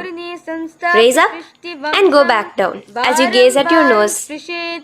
Raise up and go back down. Visualize Swamiji in your inner space. Now from Viratasana, raise your hips up higher, bringing your forearms onto the mat behind you in a short back bend posture. Hold the back of your heels in Kapotasana. Visualize yourself as a beautiful dove, a Kapota, in your inner. As we move on from Kapotasana into Varasana. So stand upright on your knees with the toes tucked. Hold your arms with the opposite hands. Gaze at your nose. This is the boon fulfilling posture. Visualize your boon becoming a reality directly from Paramashiva himself in Varasana. Now, keeping your knees together, toes tucked, just lean forward, bringing your head onto the mat, holding your head with your hands. Visualize yourself as a boar, as the Varaha avatar of Bhagavan Mahavishnu in Varaha Asana 2. Now, just kick your legs off the ground as we enter into Mundasana. Raise yourself up into a headstand posture, visualizing yourself as a lopped tree. Gaze at your nose. Breathe in and out in the Sahaja Kumbhaka. Slowly come down now. Relax. Come to a kneeling posture. Sit on your heels. Bring your head down beside your knees, your elbows adjacent to the knees, your hands holding your head. Exhale through your mouth as you gaze at your nose, visualizing Swamiji in your inner space in Andhasana. Now from here, push yourself off the mat as you come lying prone on your belly. Let your arms be extended straight out and together lift your thighs, arms and chest off the ground, stretching your body, balancing there. Visualize yourself as a locust in Viparita Shalabhasana. The next asana is Kapalasana. So slowly lower yourself back to the ground. Now laying on your belly, bring your arms to your side, palms downwards. Keep your forehead on the ground and your chest on the mat. Only lift your legs up into the air. Only your legs are lifting up. Visualize yourself as a skull You are a mind with purified thoughts, a strong will to attain enlightenment in Kapalasana. The next asana is Akasha Kapotasana. So now, in the same position as you are, let your arms be straight out behind you. As you kick your legs up and over your head, bring your feet slowly to the mat in front of you. Push yourself, balance there. Visualize yourself as a free and open flying dove in Akasha Kapotasana. Bring your legs back out. As you lay flat on the mat, now push yourself onto your knees. Place your forearms on the ground and your chest down such that your navel is touching your knees. Be sturdy, visualizing yourself as a sparrow in Chatakasana. The next asana is Vrishchikasana 2. So your forearms are on the ground. Now slowly raise to your toes and kick your legs off the mat. Slowly lowering your legs to your head. Visualize yourself as a scorpion as you balance in Vrishchikasana 2. Slowly release yourself, coming back to the ground. As we enter into Vrishasana, sit down on top of your right heel and let your left foot remain outside of the hip, the ankle to the side. Place your hands on the mat, visualizing yourself as a bull in Vrishasana. Now, bring both your knees underneath you, sit on both your heels. Cross your left leg over top of the right, lightly, and in Lolasana, push yourself off the ground. Your knees are off the ground, you're just balancing on your hand above the mat. Visualize Swamiji in your inner space. Lower down now. Bring the left foot now outside. Bring the right foot out and sit on your left heel now. As we do Vrishasana on the other side, visualize yourself as a bull. From here, let us get into a very powerful asana, Balagunasana. So, place your left toes on the ground, sit on the heel of your left foot. Place the right foot flat with the knees raised towards your chest. Maintain your palms on the respective knees. Be upright. Visualize Balagunahai, one of the 84 siddhas in your inner space in Balagunasana. Now come to a squatting position. Let your feet be flat as you bring your elbows under your thighs and calves, wrapping it around your shins.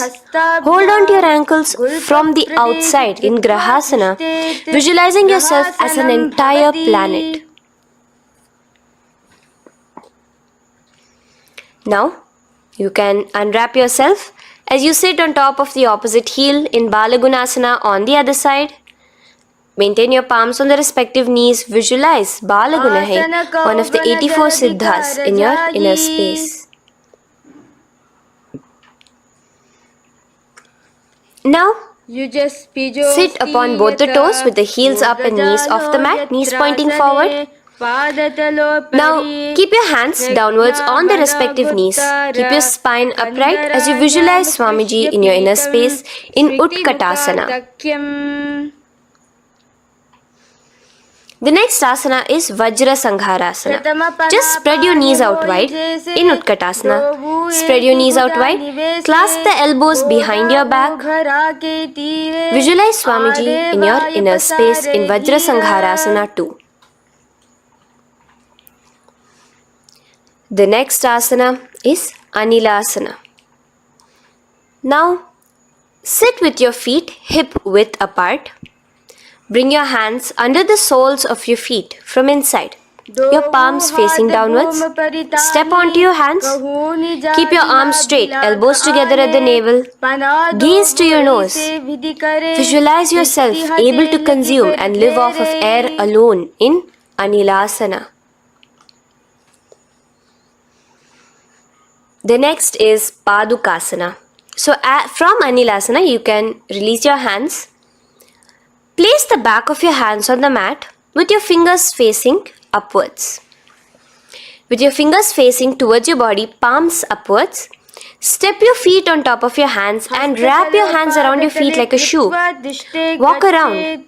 Visualize you're wearing padukas, walking across the length and breadth of the world in Padukasana.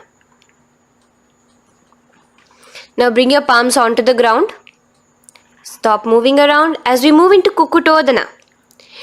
Kick your feet up into the air and let them fall back down. Let's go up again and come down. Kick up and go down. Visualize yourself as a rooster in Kukutodana. The next is Viparita Nrityasana. So as you're kicking yourself up, you can go up into a complete handstand posture, which is Viparita Nrityasana. Do take support if needed. And move around on your two hands as if you are dancing in Viparita Nrityasana. Slowly come back down to a standing position. Lean forward and let your feet be slightly apart from each other. Bring one palm down on the mat with the arms straight. Bring the opposite hand to your head and be stable in Kunjarasana. Now just put that hand down as you bring the other hand to your head, repeating Kunjarasana on the other side. Be stable here. Now you can squat back down onto the ground. Keep your feet flat. Hold your respective ankles and lift your feet off the ground in Kadamba Asana. Visualize yourself as a Kadamba tree, a pious tree that promotes a long life. The next asana is Pavana Muktasana. Now sit back down onto the ground. Bring your knees towards your chest. Let your hands wrap around your knees, hold it close to your body. Visualize all the excess vata, air, just balancing and releasing in your system in Pavana Muktasana. Now, let us move into Chakorasana. So first stretch your legs out in front of you. Bring one leg behind your head. Now place both hands on the ground and lift your body off the ground while lifting the other leg too, up straight. Visualize yourself as a powerful source of energy. Gaze at your third eye in Chakorasana. Slowly relax back down. Now hold your left toes with the left hand, index and middle fingers. Pull the foot to the left ear. We are entering into Dhanurasana 2. Extend your right leg out, keeping straight. Hold the big toe with your right hand. Visualize yourself as a bow in Dhanurasana 2. The next is Ashtavakrasana. So lift your left leg over top of the left shoulder. After releasing your hands, bring the right foot across and hook it on top of the left foot. Lean forward and down. Keep your palms onto the ground. Extend your legs out to the left. Lift your head up and chest. You're completely balancing only on your hands as you visualize yourself as a flying crane in Ashtavakrasana. Now slowly relax down. From here, bring your right foot to the left thigh and your left foot flat onto the ground. Knees raised up. Have your left shoulder underneath the respective leg and place your hands flat on the ground. Gaze towards your third eye. Visualize you are immortal, able to exist solely from prana alone in Pranasana. From here, moving into Parshva Matsyendrasana. Place your right foot at the root of the left thigh. Then the left leg by the side of the right knee. Hold the left leg by the right hand. Twist your body out. Remain steady here, gazing at the third eye. Visualize Matsyendranatha, the great Rishi, Yogi, master of Hatha Yoga, in your inner space. Now slowly unwind yourselves. As we repeat Chakorasana on the other side, lift the other leg behind your head. Place both your hands on the ground and keep your entire body off the ground straight up. Gaze at your third eye, visualizing yourself as a powerful source of energy. Now relax back onto the ground. Let's repeat Dhanurasana 2 on the other side. Clasp your respective Hands with the feet. Pull one foot back, the other foot extended forward, visualizing yourself as a bow. Release your feet as you cross them over each other, over top the shoulder in Ashtavakrasana on the other side. Raise off the ground. Visualize yourself as a flying crane. The next asana, we'll be repeating Pranasana on the other side. Bring the right foot to the left thigh. Bring your hands onto the ground with the knee raised. Gaze at your third eye, visualizing yourself able to live off just prana, just air alone. And relax as we do Parshva on the other side. Twist yourself, visualizing Matsyendranatha, gaze towards your third eye. And from there, let us enter into Ardha Paschimottanasana. Keep one leg straight and press your perineum with the other heel. Bring your chest forward and down. Hold your toes and feet and bring your head towards your knees. Here in Ardha Paschimottanasana, visualize Swamiji in your inner space. Now raise up, and the foot which was at the inner thigh, now rotate it outside of the hip. Now hold the sole of your other foot and lift your leg up towards your forehead. Try to bring your knee to your forehead as you keep your knee straight. Gaze to the nose in Kraunchasana. Visualize yourself as a crane. Now slowly relax down your leg. Now the leg that is now straight, you can bring it to the inner thigh as you straighten out the other leg. As we repeat, Ardha Paschimottanasana on the other side. Lean forward and down, clasping your foot. Bring your forehead to your knee. Visualize Swamiji in your inner space. Slowly raise up. Place your right ankle outside of the hip now.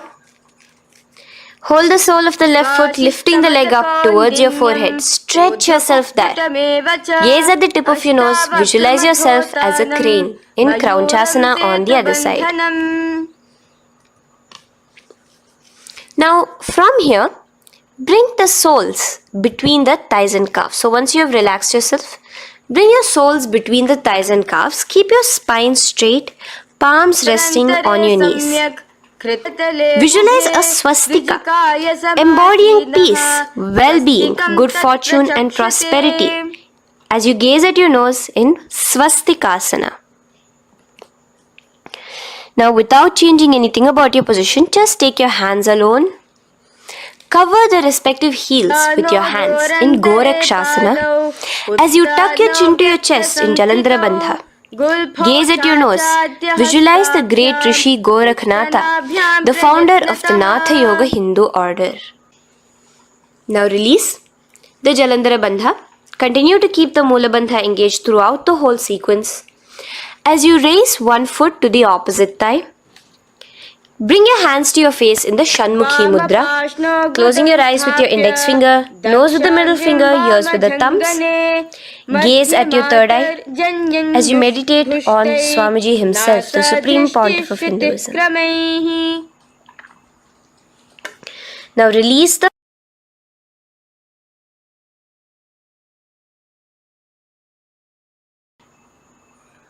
Shanmukhi Mudra. And in Yogasana 2, bring your legs into the Padmasana position over the opposite thighs. Keep your hands flat onto the ground beside your knees with the palms facing upwards. Sit straight, gaze at your nose.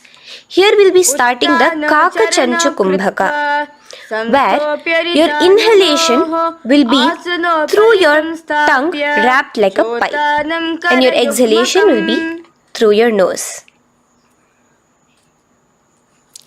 From Yogasana 2, Now, keeping your palms beside your body, just switch them around to be flat on the ground and push your entire body off the ground, balancing. Visualize yourself as a rooster in Urdhva Kukkutasana. Now, relax down. Come back to a seated position on the floor. Keeping your legs in Padmasana, insert your hands through your knees and place them on the mat. Remember, do not lift your body up, just stay seated down there. In Siddha Harituliyasana, gaze to your nose, visualize Swamiji himself in your inner space. From there, let's enter into Hamsasana, where you will actually be pushing yourself off the ground. Lift your thighs up high above your shoulder, above your elbows as much as possible. Gaze to your nose, visualizing yourself as an elegant swan in Hamsasana. Now release yourself. Now, do not take your hands out from between your thighs and calves. Just go onto your knees and reach your hands behind your body with your fingers interlaced in the Parashamudra. Bring your forehead to the floor as you gaze at your nose. Visualize yourself as Lord Paramashiva's bow in Karmukasana. Now, slowly come back to the seated position as we move into Kurmasana 2. Keeping your hands in between your thighs and calves, bend your elbows and hold your respective shoulders with your hands. Visualize yourself as a turtle, a stable body and mind to live for hundreds of years. Now in the same position, just engage the Jalandhara Bandha, tucking your chin to your chest as we move into Granthi Bhedasana, gazing at your nose. Rejoice, knowing you are in Paramashiva's secret knot posture. And from there, release the Jalandhara Bandha as you roll onto your back. Keep your hands on the shoulders, laying flat on your back. As you visualize yourself as a turtle on its back, playful, gaze at your nose in Uttana Kurmasana. Now rock yourself back to a seated position as we do Pangu Kukkutasana.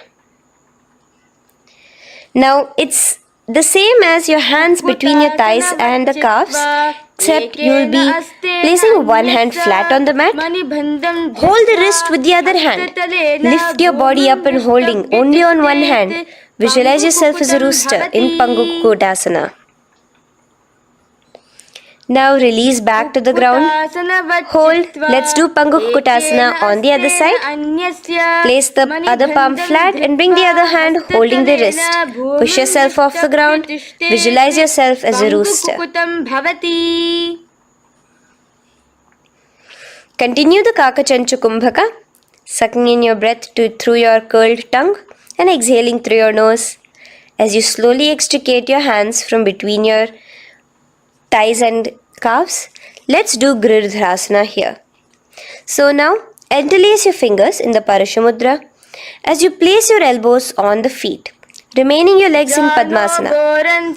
Lean forward and down, resting your chin on your knuckles. Place your thumbs to your throat in Girdharasana. Visualize Swamiji in your inner space. From there now, sit straight into Padmasana 3. So with your legs in Padmasana, bring one hand over the other near your navel center. Engage all the three bandhas, suck in your stomach, clench your perineum, tuck your chin to your chest and gaze at your nose in Padmasana 3. Slowly now, as we move into Padmasana 4, bring your hands to the respective knees. Release the Jalandhara Bandha and release the Uddiyana Bandha, just engaging the Moola Bandha alone. Visualize Paramashiva in your inner space as you gaze at your nose in Padmasana 4. Now we'll be entering into Karmukasana 2. So in the Padmasana position, hook your right hand index and middle finger in the Prana Mudra around the toe. Pull it back while your left hand rests on the knee. Now, as you visualize yourself as Paramashiva's bow, just release your right foot, bring your left hand to the left toe, right toe, and let your right hand be on the right knee. Now from here, let's do Karmukasana 3. So you can release your toes, cross your hands behind your back, continue to keep your legs in Padmasana, and with your respective hands, cross behind your back. Hold on to the toes in the Prana Mudra. Engage all the 3 bandhas, suck in your stomach, clench your perineum, tuck your chin to your chest. Visualize yourself as Paramashiva's bow in Karmukasana 3. Slowly relax the bandhas, just keeping the Mula Bandha. Continue to hold on to your toes. Release the Udyana Bandha and the Jalandhara Bandha. Switch your gaze to the third eye. Visualize you are Paramashiva's third eye itself. Anything you come across, you just rejuvenate it, destroy it in Dridhasana. Now, try to keep your hands at the toes. If not, just keep your hands crossed behind you. As you lean onto your back in Padmasana, where you are entering into the Nagrasana position. Lay flat onto the back, visualizing yourself as a snake, gaze at your nose. In Nagrasana, do the Sahaja Kumbhaka, simple breathing, inhaling and exhaling.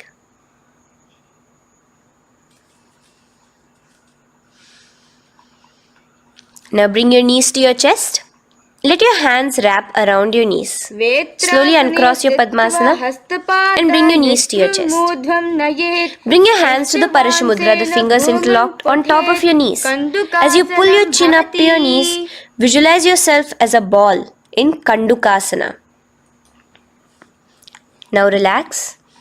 Bring your feet onto the ground, the knees pointed upwards in Urdhva Pavanasana. As you interlace your fingers, bring the interlaced fingers behind your head. Laying down, gaze at your nose in Urdhva Pavanasana. The next asana is Marakata Pithasana. Now, from behind your head, take your hands out and clasp onto your feet. Just step lightly onto your palms. As you push your hips up into the sky, automatically engaging the Jalandhara Bandha. Visualize yourself as a powerful alpha ape in Marakata Pithasana. In the same position now, bring your hands to your hips as we enter into Uttanashiki Pitakasana. Let your weight rest on your elbows as you stretch your legs out straight. Gaze at the nose. Visualize Swamiji in your inner space. From there, continuing to rest on your elbows, kick your feet up high into the sky in Narakasana. Stretch your palms out behind you, flat on the ground. Balance there. Visualize yourself blissfully traveling through hell unscathed in Narakasana. Bring your hands to your hips now as we move into Tiryanaukasana. Angling your legs down at an angle, visualize yourself as a boat crossing the ocean of samsara in Tiryanaukasana. Now from there, come back straight as we enter into Dhwajasana. Keep your legs up high above your body, your hands stretched out down behind you. As you push yourself up, visualize where Kailasa's flag respected across all nations in Dhwajasana. Hold there for a few seconds and relax now. Flat onto the ground, palms slightly away from your body. Do not move at all in Mritasana. Your body is dead. Visualize that. Visualize the Supreme Pontiff of Hinduism liberating you. Let your awareness travel to all the parts of your body in the Shakti Chalan Mudra as we do Mritasana.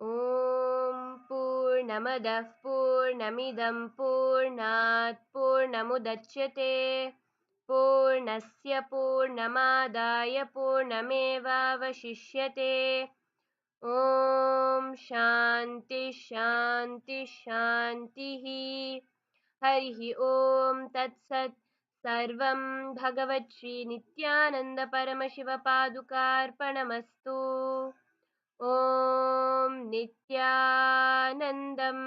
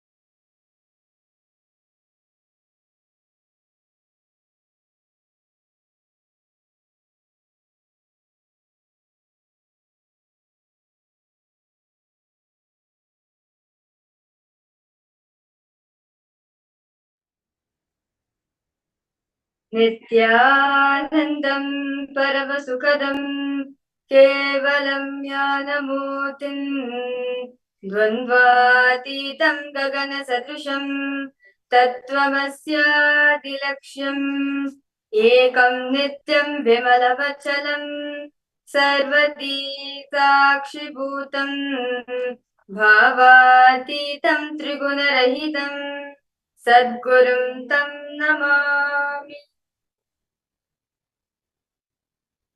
Nityanandam, I welcome all the participants and all the viewers who's watching us live, who's joining us live for today's Paramashivoham program.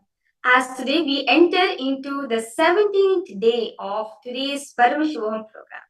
So I now request all participants to post how was today's experience for all of you, as all of you started your day with the Nityananda Yoga, connecting oneness with Swamiji. I see several participants joined in for the Nityananda Yoga. Ma Sharmain Moose.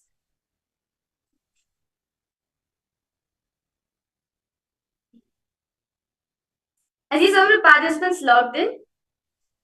Yes. I now request all participants now to take few minutes, freshen up yourself as we now going to be entering into the power manifestation session. Yes. Ma Hamsa Kalapi. Nityananda Ma. Nityananda to you. Ma Sharmain Moose. Nityananda to you. And for all the participants who's joined also, Ma Shunyun. Nityananda to you too.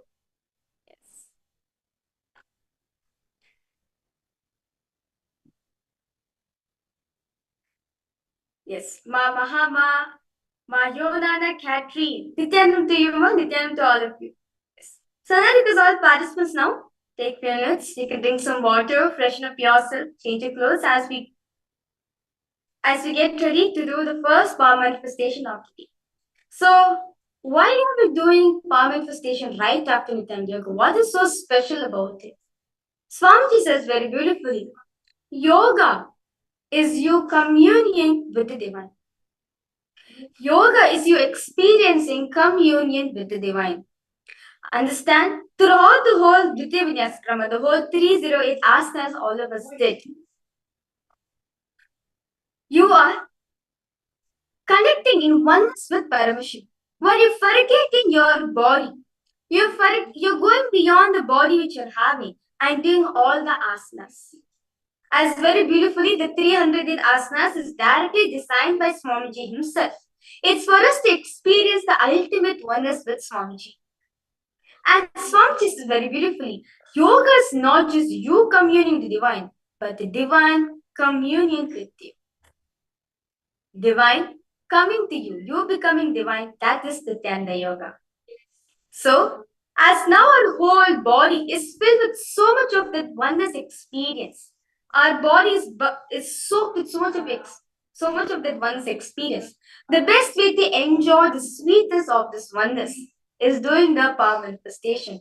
As the power manifestation, all of us are going beyond the body and mind. As only that oneness space we are connecting back in our body. As Nityananda Yoga, it helps us to experience the oneness experience. And by doing the power manifestation right after Nityananda Yoga, it helps you to solidify. It helps you to have a solid experience of the oneness experience. So, as today we'll be manifesting the power of third eye reading for all of you. Before that, let us now listen to what Paramashiva says in the source scriptures. The Vijnana Bhaiva Tantra. What does Paramashiva reveal of the science of third eye reading? Very beautifully, Paramashiva reveals in the Vijnana Bhaiva Tantra, Sutra 34, Dharana 11. Paramashiva says very beautifully, Kapalantar manonyasa Tishtan milita lochanaha Kramena manasodarkya Lakshaye lakshamuttamam. Very beautifully, the translation goes, Paramashiva says, by fixing the mind on the inner space within the crown center and sitting stably without any movement, having the eyes closed in succession. By that stability of the mind and inner space, through the power of the third eye, one directly sees the ultimate goal, Laksham, by having the vision beyond the sight. That reveals any object or place attaining the space of oneness with the source Paramashiva. Paramashiva says very beautifully through the sutra that by focusing on oneness experience, any object or place will be revealed through the third eye as you are connecting back to the oneness experience. The next is the Apta Pramana, our Vedic rishis, our Vedic scientists. That experience on the science of power manifestation is time tested and full proven.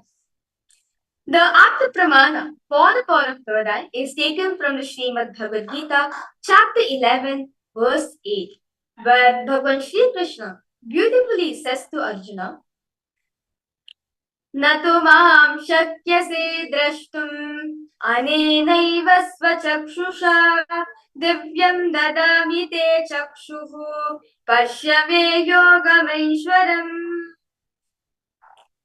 Bhagavan Shri Krishna beautifully says to Arjuna, but you cannot see my cosmic form with these physical eyes of yours. Therefore, I grant you the divine third eye vision, behold my cosmic opulence. So understand, Bhagavan Shri Krishna is saying to Arjuna, with these two physical eyes which you're having, you cannot see, you cannot behold the cosmic vision of mine. Therefore, I initiate you into the third eye so you can behold and receive this ultimate darshan. Understand? The whole 11th chapter of the Bhagavad Gita contains a detailed description of Bhagavan Shri Krishna's cosmic form as Arjuna sees him through his third eye. The next is the Atma Pramana, Swamiji's own experience on the science of power manifestation. When Swamiji was manifesting this power of third eye reading, Swamiji says very beautifully, The first experience I was able to see everything around me, the whole 360-degree vision, 10 directions below me and above me. Swami felt oneness in everything. The skin of the stone on which he was sitting and the skin on which the body which he was carrying, both carried me equally. And in both, I exist equally. Swami was able to see everything around him, the setting sun, the rising moon, the temple tower, the Arunachala hill, shrubs, bush, everything around him. Swami was able to see. Not just that, he became so alive for Swami because as he was there in each and every single thing. First moment, Swami was able to see the 10 directions, the whole 360-degree vision. The next moment itself, Swamiji realized that I'm not just able to see, I'm able to experience, feel all of that as me. So, with this beautiful understanding we get from the Pramanas, and then we'll be now entering into the power manifestation. So, I request all participants now, I request all of you to tie your eyes. If you have an eye band, it will be great. Or if you do not have an eye band, request you to have a cloth, which is preferably a dark color cloth, as light does not pass through dark colors. So request all of you to tie your eyes, close your eyes for the eye band. Yes. All participants, Mashinyu, Mahamsakala. Because all participants close your eyes. I request all of participants to first come on camera, as now we having the power manifestation session.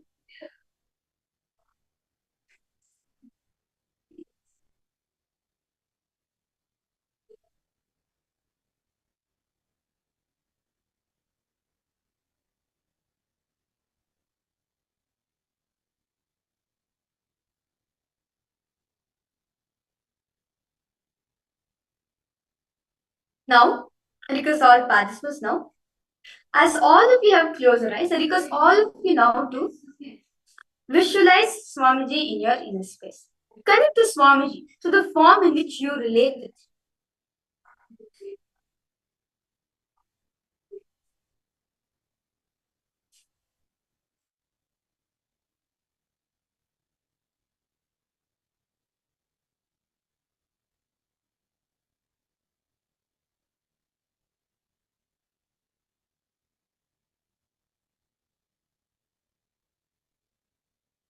Now, slowly, because all partners start chanting the Mahavakya.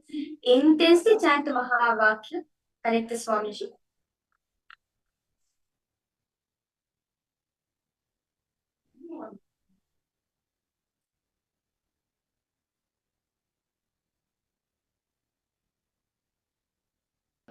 Paramashivoham Intensely chant the Mahavakya now. Nityananda Paramashivoham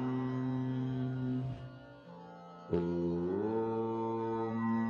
Nityananda Paramashivoham Om Nityananda Paramashivoham Om Nityananda Paramashivoham. Intensely chant the Mahavakya. If any self-doubt is arising, just drop itself at Swamiji's feet. Now is the personal feeling connection. It's a personal time you're having with Swamiji. So any doubts, any self-doubt is coming, just drop it at his feet. Paramashivoham Om Nityananda Paramashivoham Om Nityananda Paramashivoham. Now, I request all participants now. A picture is going to be projected for all of you. I now request all participants now to ask Swamiji, what is the flower which is being projected for all of you? The color of the flower, You can also go to the extent of the fragrance of the flower, the feeling. Ask Swamiji to reveal you the details of the flower which is being projected for all of you. Because all of you to continue chant the Mahavakya, just enjoy that experience. Enjoy the tremendous experience that you're having with Swamiji. Nityananda Paramashivoham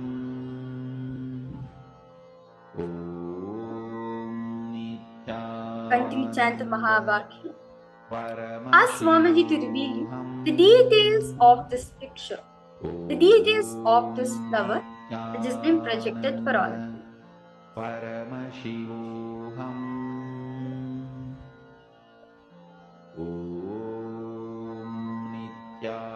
Nityananda Paramashivoham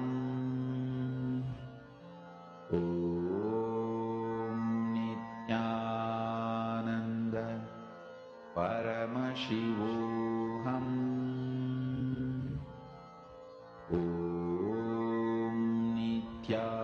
Nityananda Paramashivoham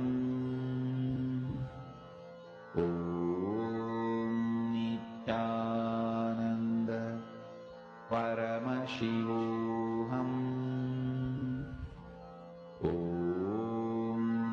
Nityananda Paramashivoham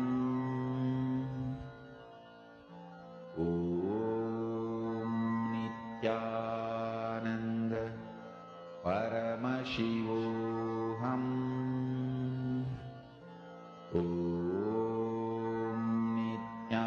Nityananda Paramashivoham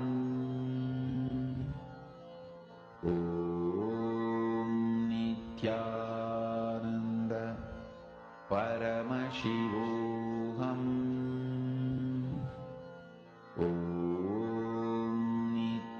Continue chant the Mahavakya.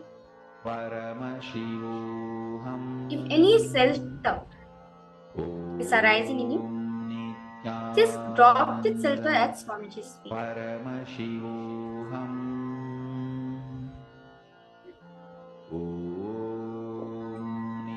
Nityananda Paramashivoham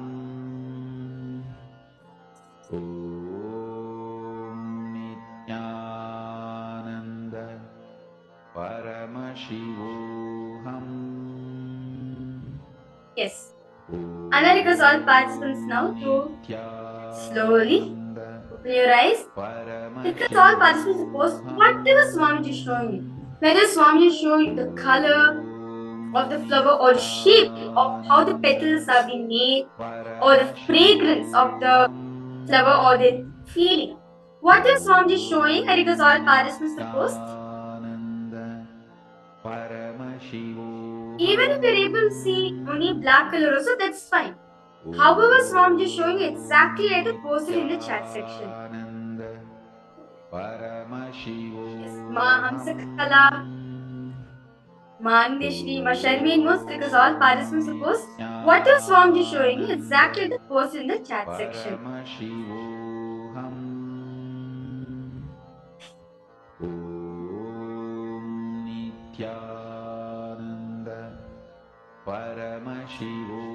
Hamsakala P. Nityananda Ma. Yes, Ma Julie is I see newly joined for a program, Nityanandam. I request you to post. Okay, Ma Hamsakala posted golden yellow with pink and sharp petals. Okay, that's wonderful, Ma. How about for you, Ma? Ma Julie Silla, what did Swamiji show to you? Paramashivoham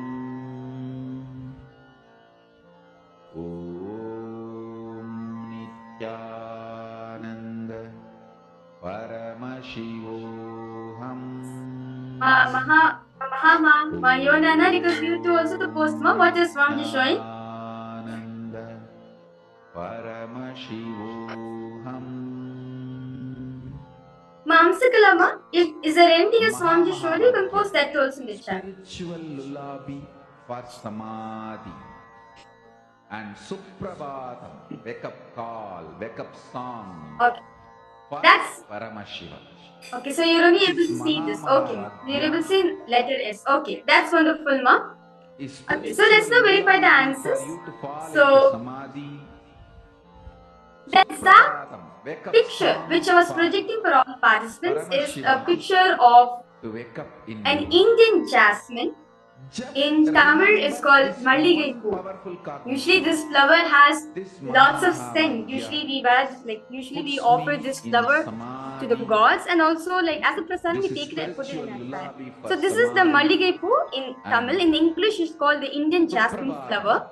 So you can see the petals are sharp, and the color of this flower is white in color. So Mahamsa Kalama, you manifested ma. That's wonderful. With this You're able to see sharp petals. That's wonderful. And actually, ma, the beginning stages of this flower, first it will be like light pink color, then it becomes white. So that's wonderful, ma. You can actually see that once it becomes slowly, inside it becomes a bit light pink, then becomes slowly white. So you're able to see that process also, ma. That's wonderful, Mahamsa Kala. Yes.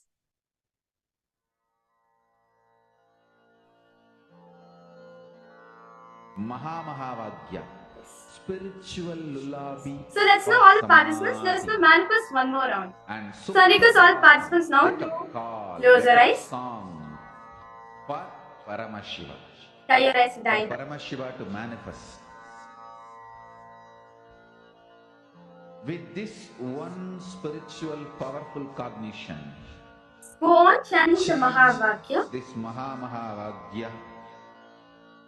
Om Nityananda Paramashivoham. Om Nityananda Paramashivoham. So now for all, I have projected the image for all of you. I now request all participants now to scan, ask Swamiji to reveal the color of this flower. What exactly the flower is? What's the flower? The color of the flower or the feeling of the flower? All the details of this flower, request all participants to start asking Swamiji. Just enjoy the experience. Just go on having conversation with Swamiji. You'll see Mamsa Kala. And for all the participants who's participating, you'll see the more and more conversation you're having with Swamiji, the more and more details Swamiji will be revealing with you. So request all participants, just enjoy the wondrous experience. Just enjoy the experience you're having with Swamiji. Request all of you to feel the details of this flower which is being projected for all of you. Nityananda Paramashivoham. Om Nityananda Paramashivoham. Om Nityananda Paramashivoham. Om Nityananda Paramashivoham. Om Nityananda Paramashivoham. Om Nityananda Paramashivoham. Om Nityananda Paramashivoham. Om Nityananda Paramashivoham. Om Nityananda Paramashivoham. Om Nityananda Paramashivoham. Om Nityananda Paramashivoham. Om Nityananda Paramashivoham. Om Nityananda Paramashivoham. Om Nityananda Paramashivoham. Om Nityananda Paramashivoham. Om Nityananda Paramashivoham. Om Nityananda Paramashivoham. Om Nityananda Paramashivoham. Om Nityananda Paramashivoham. Om Nityananda Paramashivoham. Om Nityananda Paramashivoham. Om Nityananda Paramashivoham. Om Nityananda Paramashivoham. Om Nityananda Paramashivoham. Yes. Now request all participants now to post what was Swamiji showing it to you. Yes. Mamtakala, Majudisala. Because all participants post what was Swamiji showing, exactly the post in the chat section. The more you participate in these power manifestation session, the more and more you feel confident on what Swamiji is showing. The only participate, you feel like, okay, Swamiji is showing me. Otherwise, our mind comes, oh, I think it's just an intuition, or simply I'm creating images in my mind. I don't think so, Swamiji is showing. The more and more you participate in the power manifestation runs, you yourself have the confidence that, hey, Swamiji is doing it through me. Why do I need to worry? So, because all what was Swamiji showing, exactly like it posted in the chat section. However it is, the color of the flower, the feeling, the smell, the details of the flower, because all participants post.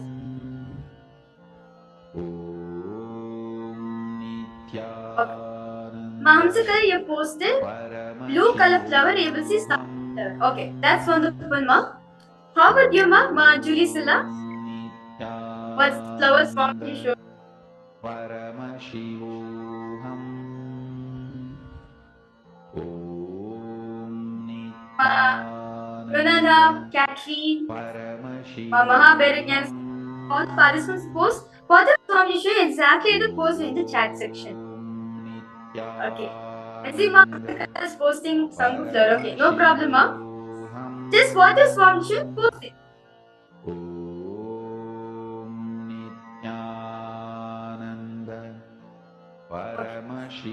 That's wonderful. So let's now verify the answers. So the exact flower which was projecting for all of you, it's the lotus flower. So you can see it's dark pink. It's with the picture is admits like all other mini or the lotus flowers also. So you can see it's a pink color flower. Yes. Do not worry, Mahamsa color. Well, lotus has different colors also like this. Pink lotus, there's blue lotus. Different colors of lotus is also there. So do not worry about it, ma. That's wonderful. See, just post ma what your Swamiji is showing. You yourself feel confident Swamiji is really showing. So now for all the participants, I request you, let's now do one more round of this power. Because all of you now to close your eyes with the eye band.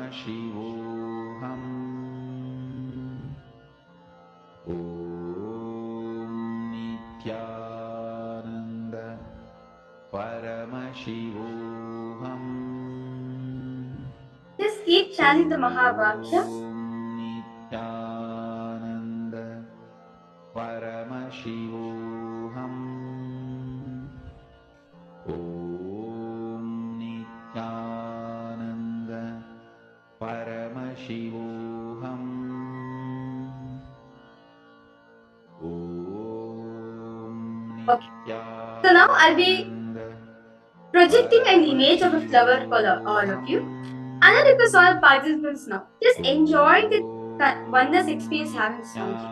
Ask Swamiji to reveal you the color of the flower, what exactly the flower is, the petals, how the petals look of this flower, how it feels, the fragrance. What was Swamiji showing? Because all participants just posting the ask Swamiji to reveal it to you.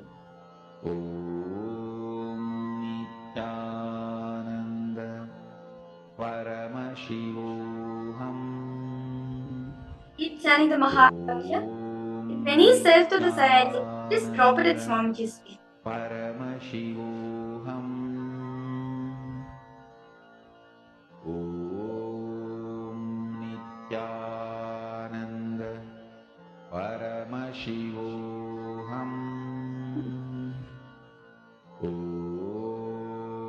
Nityananda Paramashivoham Om Nityananda Paramashivoham Om Nityananda Paramashivoham Om Nityananda Paramashivoham Om Nityananda Chant the Mahavakya. Join the experience with Swamiji. Om Nityananda Paramashivoham Om Nityananda Paramashivoham Om Nityananda Paramashivoham Om Nityananda Paramashivoham Om Nityananda Paramashivoham Very good, all participants now. Slowly, very slowly open your eyes and post whatever Swamiji is showing to you. Whether the color of the flower, what the exact flower is. Because all participants post whether Swamiji is showing. Om Nityananda Paramashivoham Okay. Color you have posted, you will see a rose. Okay, well, that's wonderful. How about the Yonana Katri Mahama? Om Nityananda Paramashivoham Om Nityananda Sakalama, anything else is formed to show you ma apart from that?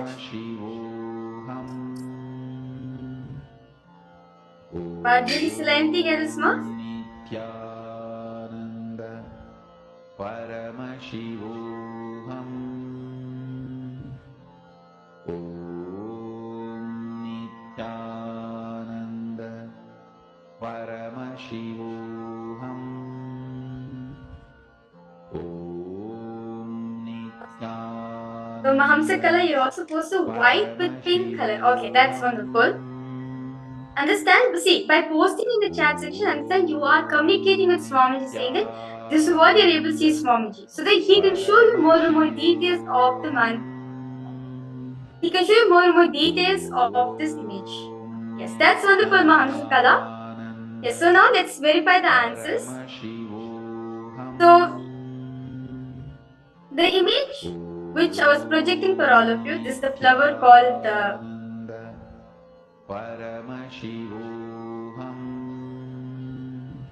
Champaka flower. So, this is a flower. Usually they put this flower more on deities, as this flower gives a lots of fragrance. The fragrance of this flower itself is so nice, heavenly smell. So this is the flower which I was projecting for all of you.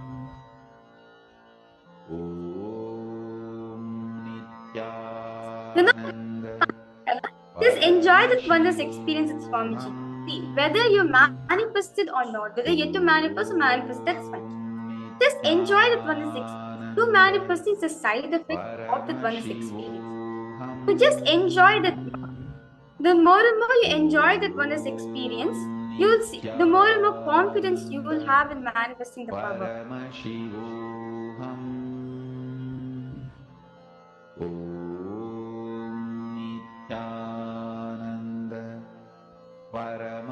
So do not worry, Mom. Just enjoy the wondrous experience. You see, Swamiji is showing you images. That itself is a great thing. See, you see, the more and more enjoy this experience with Swamiji, you will see more and more details Swamiji is showing you. The smell of the flower. Literally, Swamiji will make you smell the flower or make you feel, experience the flower. To that detail, Swamiji will be showing you. So today for all the participants, as today we'll be entering on the 17th day of the today all of you will be understanding one of the most important truths in our life, where Swamiji speaks about super-determinism. Many times all of us have a question. Is life predefined? Or is life free will? Or is life God's will? Swamiji says very beautifully, life is neither free will, nor God's will, nor predestined. It is super-determinism. As today, all of you will be receiving the darshan of Bhagavan Gangadhar Murti, who symbolizes the sacred truth of super-determinism. That super-determinism, when you determine to manifest something, when you have the will persistent, the super-determinism that you are Paramashiva, you will see how everything will fall in place. So, it's like as Ganga Murti symbolizes the manifestation, the happening of Mother Ganga on planet Earth. So, let us now listen from Swamiji on Satyaloka. As Ganga, originating from Satyaloka only, she comes all the way to Goloka for all of us to enjoy her presence.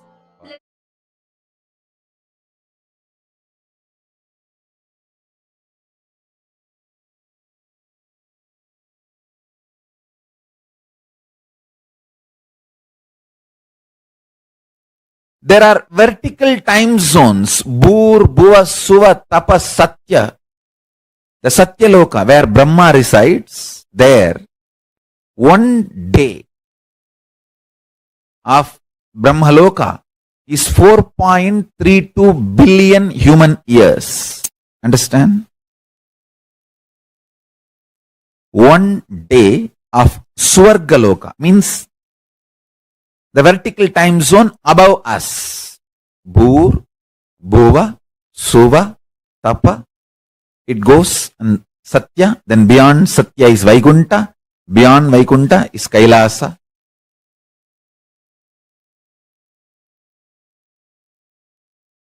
Below Atala, Vitala, Sutala, Talatala, Batala. Understand, I am not giving you some superstitious theories. No. I'll give you precise understanding and experience of these vertical time zones. And understanding about these vertical time zones as a direct utility for your day-to-day life. It can bring tremendous physical health, mental health, psychological wellness, a very powerful way of existing, and above all, life of Paramashiva Jnana. You can exist embodying the space of Paramashiva, state space of Paramashiva, and manifest powers of Paramashiva. Tapoloka is above the Janoloka. The great yogi Sanantana, Ribu, Sanat Kumara, Sanaka, who are the great ascetics, are living there. Its height is 12 crores of yojanas.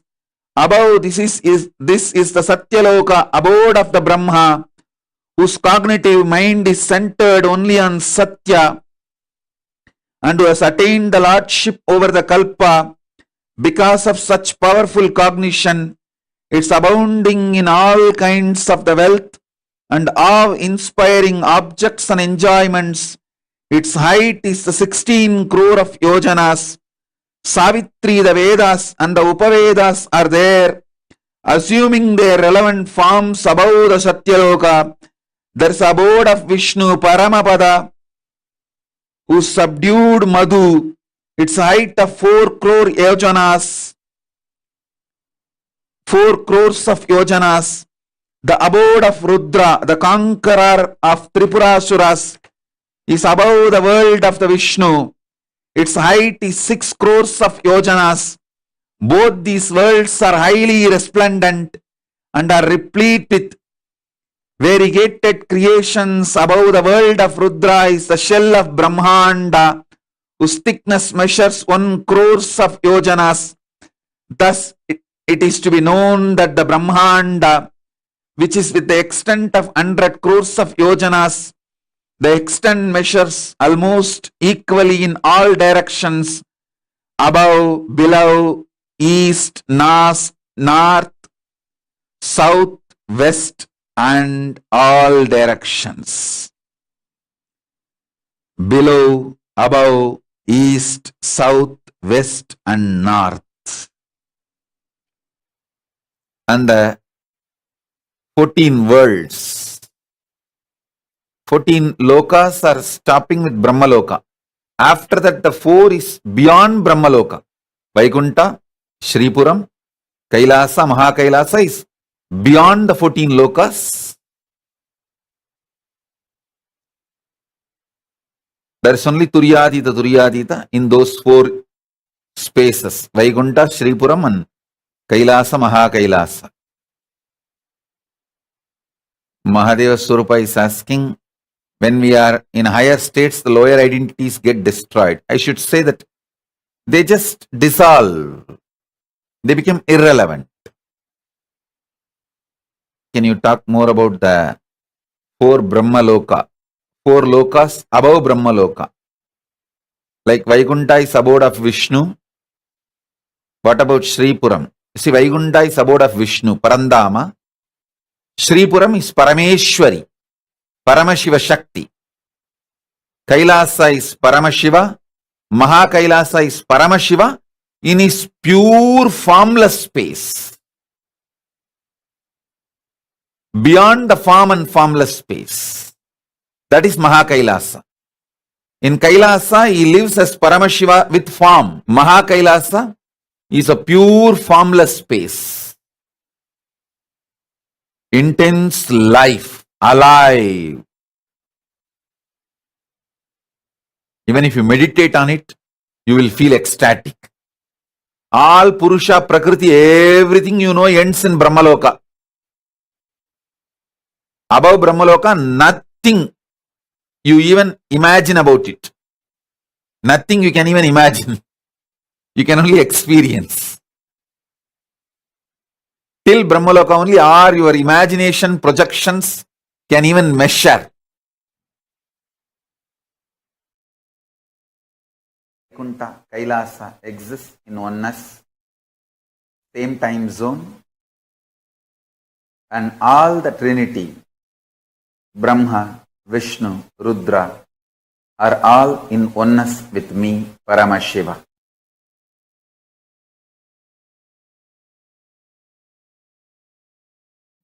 Discovering the principle on which all the universes function,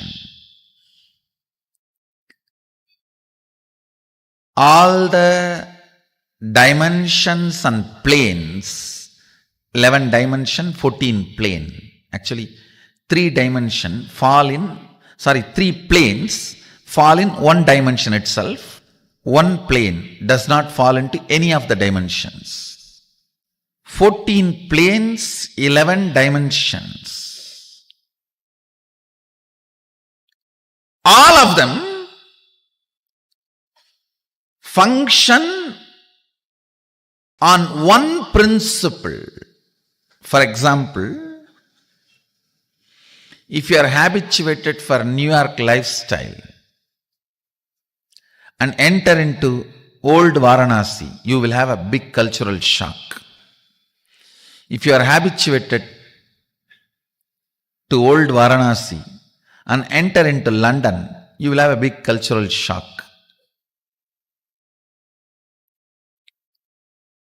Listen carefully.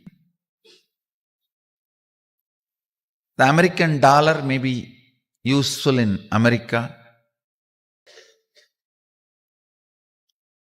Indian currency, rupees may be useful in India. Malaysian ringgits may be useful in Malaysia. But gold is a universal currency. The whole planet Earth, anywhere, the gold can be used as a currency.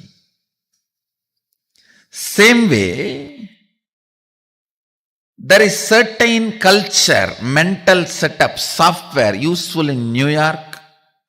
There is certain mental setup, culture, lifestyle useful in Bangalore. There is certain culture, mental setup useful in Varanasi. There is certain culture, mental setup useful in Germany. If you move to a different place, you will have a cultural shock. But there is one culture, one principle common to the whole 14 planes and 11 dimensions, the whole Brahmanda. If you develop this one principle in you, you have a cosmic currency. You will not have shock in any of these planes. Any transition into any plane, whether you go to Pitruloka, Bhuloka, Bhuvaloka, Tapaloka, Tapoloka, it's called, Satyaloka, Brahmaloka, Vaikuntha, Kailasa, Goloka,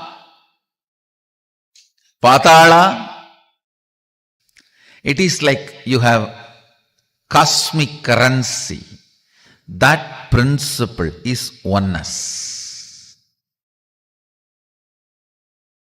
Listen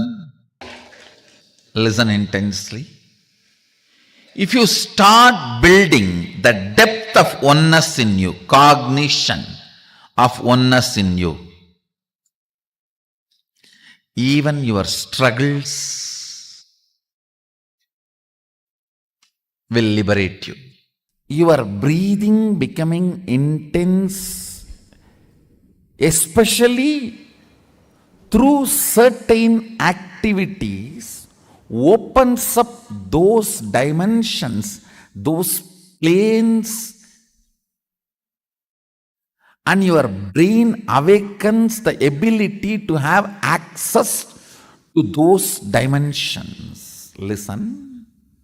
Now, you are intensely listening to this truth, and even if it is going above your head, you are trying to let me.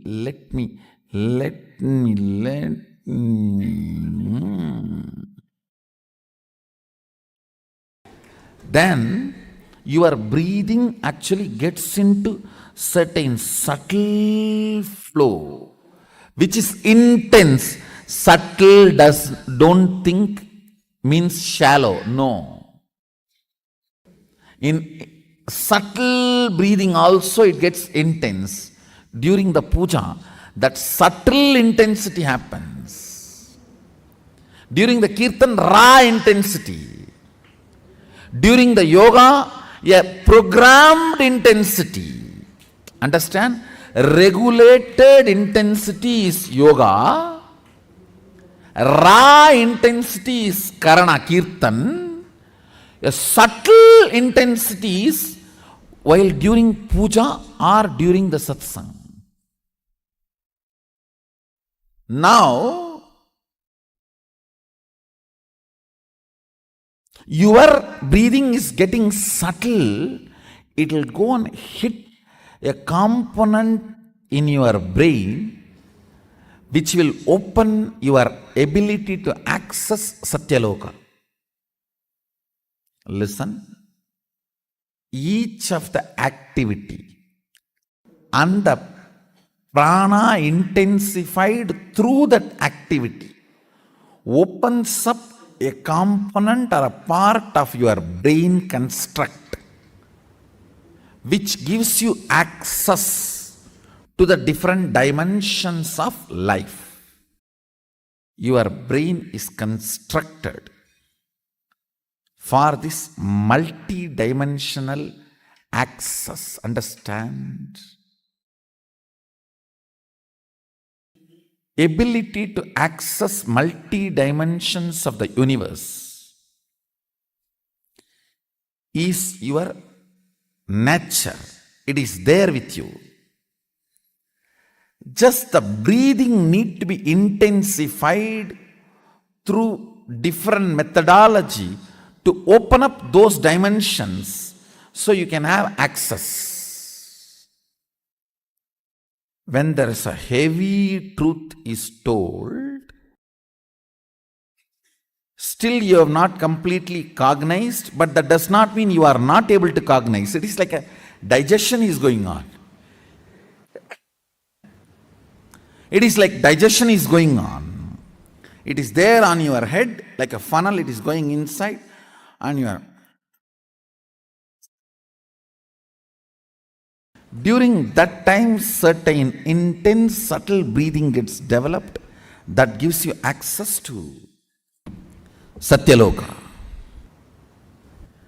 I want you to know the strength of the life in you is strength of your breathing. When the breathing becomes intense, your brain's capacity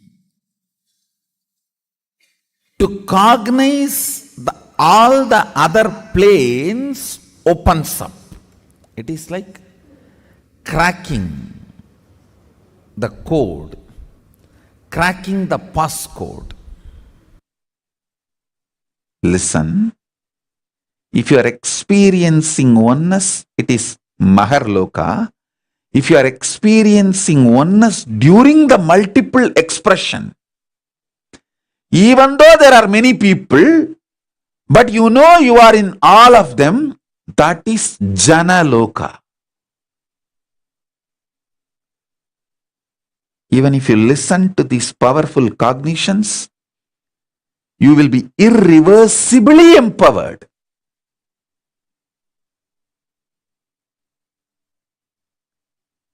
Tapaloka is that last struggle you go through. Sometimes you know you are Paramashiva, Sometimes you just slip off, but again you say, I am Paramashiva. That space is the Tapoloka. An absolute surrender. Whether I am remembering, I am manifesting Paramashivatva, or I am deluded, I surrender both to Paramashiva. When you take that decision, you are lifted to Brahmaloka. You move to the Brahmaloka. The deep surrender lifts you to Brahmaloka. So understand. Then from there you move to Parandama, Vaikunta, and Kailasa, then Mahakailasa itself.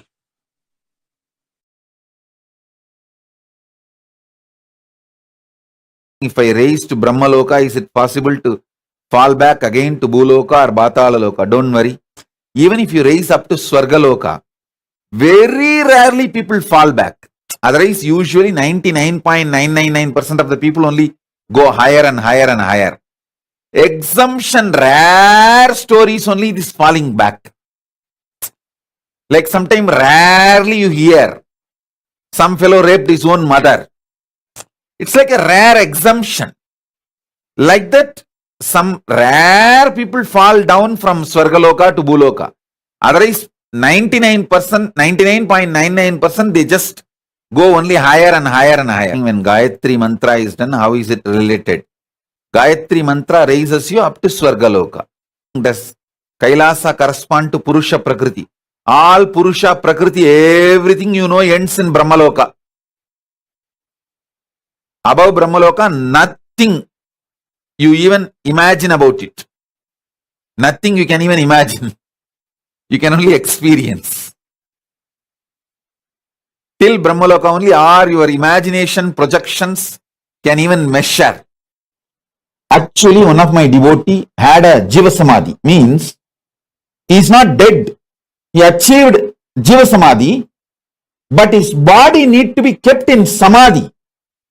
The body cannot be burnt. If you burn the body, he has to come back. If you don't burn the body and keep as Samadhi, within 13 days, he will have a complete liberation. Because the 13 days he need to be in the Jiva Samadhi state. The 13 days he need body. I insisted to their family so much. Please keep him in, bury him. Don't burn him. Don't burn the body, bury his body. They were so angry with me. They showed their anger on me, on that fellow. They burnt the body.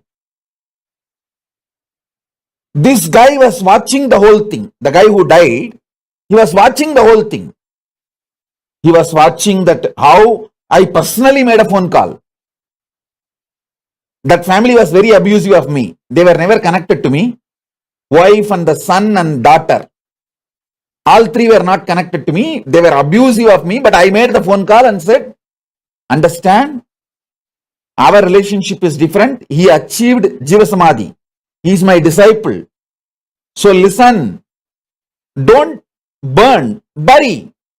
And in India, always every village has a burial ground. He is from India. But they were bent on burning his body. I told, if you want, I will give a place in my ashram. In Tiruvannamalai we have ashram. We have dedicated one ashram specially for this. Only for this Divya Sarira, Jiva Samadhis and Samadhis, all these. Videha Samadhi, all, just for that we dedicated 10-acre land in Tiruvannamalai. We have an ashram. I told them, I will give a free land. You do the burial here. It will be maintained also. Every once in a year, you can come and do the Shraddha or Maheshwara Puja.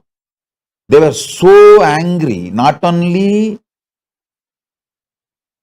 they refused, they were even abusing in the phone call. I said, all right, I have done this as my my responsibility to my disciple. That's all. They finally burnt his body on that burial ground. That guy who burns the body, next day when they go for the ritual of pouring the milk, he said the whole skull, the head and the backbone, spine is not burning. How much ever wood he was putting, it was not burning. The main spinal cord and the head, the full skull, it was not burning. So finally he has to crack, even after cracking it was not burning. When that happened, these guys were frightened. Then they called and messaged me. I said, nothing can be done now. You guys face. He became that guy who died, who had a Jiva Samadhi. He became so angry because now he is forced to take one more birth. He is free to have his choice of birth, but he is forced to take one more birth instead of getting liberated. He became so angry. He just told me, Swamiji, give me Brahmaraksha's body just for 1 month. That's all I want. I'll finish this fellow. He went on the kind of the riot he did on that family. He destroyed the whole family. The son got divorced. Daughter got cancer. And the wife became mad. All just in 1 month. Just within a month. Everything. He finished all of them.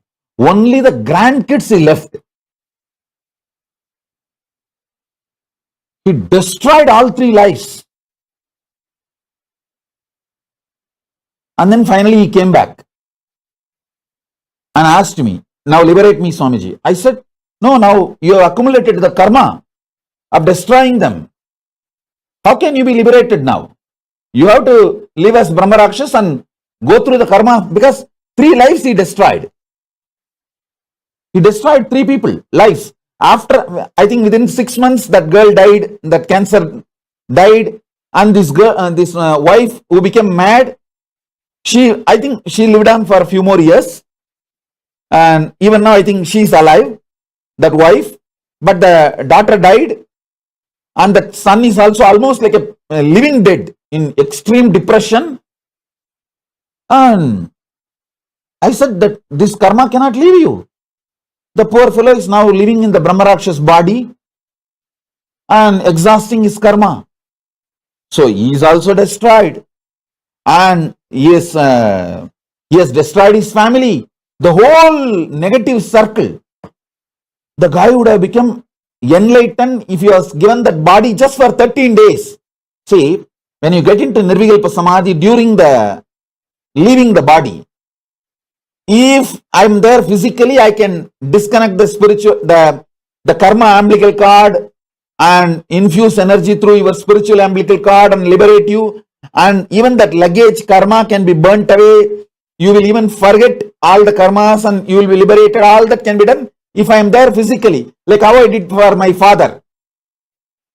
If I am not there physically, 13 days the body need to be in Nirvikalpa Samadhi, in Jiva Samadhi. Just the 13 days, if that family has obeyed what I said. Actually, I gave another one option. You just keep the body in mortuary for 13 days. Government mortuary is there. If you pay money, per day I think 200 rupees. In India, 200 rupees is the government mortuary fee. Sometimes, you see, the Indians, when the elders die, the kids, if the kids are working in Europe or US, for them to come, the body is kept in the government mortuary just for 200 rupees a day. That's the rent. I told them 13-day rent. Keep the body in mortuary. It's only going to be some less than 5,000 rupee. 13 day means 2,600 rupee. Just 13 days, keep the body in the government mortuary. He will be liberated. Then you burn the body, no problem. They were so angry. They want to burn right now just to crash my words. Finally, what happened? His life was destroyed and he is hanging around as the Brahmarakshas, and all the 3 lives destroyed. Not only that, The fellow goes every other day to that house and terrorizes everyone. Suddenly from fan, blood will pour in their house. They sent me the video clips in the cell phone. All kinds of things he will go and do in their house. What can be done? Nothing can be done. Neither he got liberated, nor that family was able to live happily. Actually, if he got liberated, that 13 days they kept him in the mortuary, the body. If he got liberated, he would have given the blessing for the whole Vamsa. The whole Vamsa would have become liberated. Whole Vamsa would have had the blessings. I told them so much. They did not listen. So be very clear. Don't think these situations won't come to you. That is why I say at least make your family have basic connection with Guru. So during this kind of moments, Guru's words are executed. Guru's words are respected. Guru's words are obeyed. Sonali Gupta is asking, when our families are not aligned, is it due to our own past karma? No. Not past karma, your present karma. Strategize. Why you can strategize for all your cunningness? Why can't you strategize for connecting them with Guru? Strategize. Your criminal negligence. Don't try to use the word karma, all these, that. Your criminal negligence. Take the responsibility.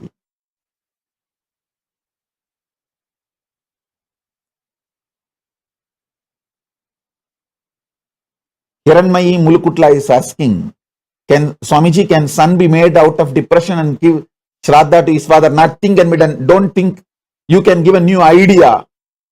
Now Brahmarakshas is, even if he knows that you are giving this idea, he will come to your house, save yourself, lock the door.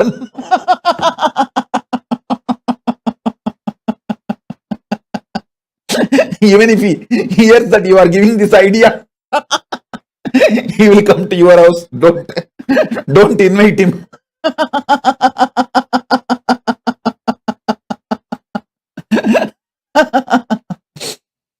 Many times people think these are all stories. Listen.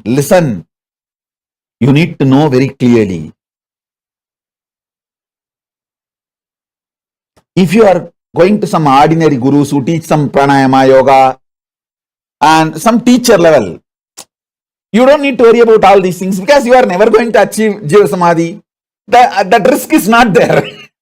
But with me, the risk of you achieving Jiva Samadhi is there. So better listen.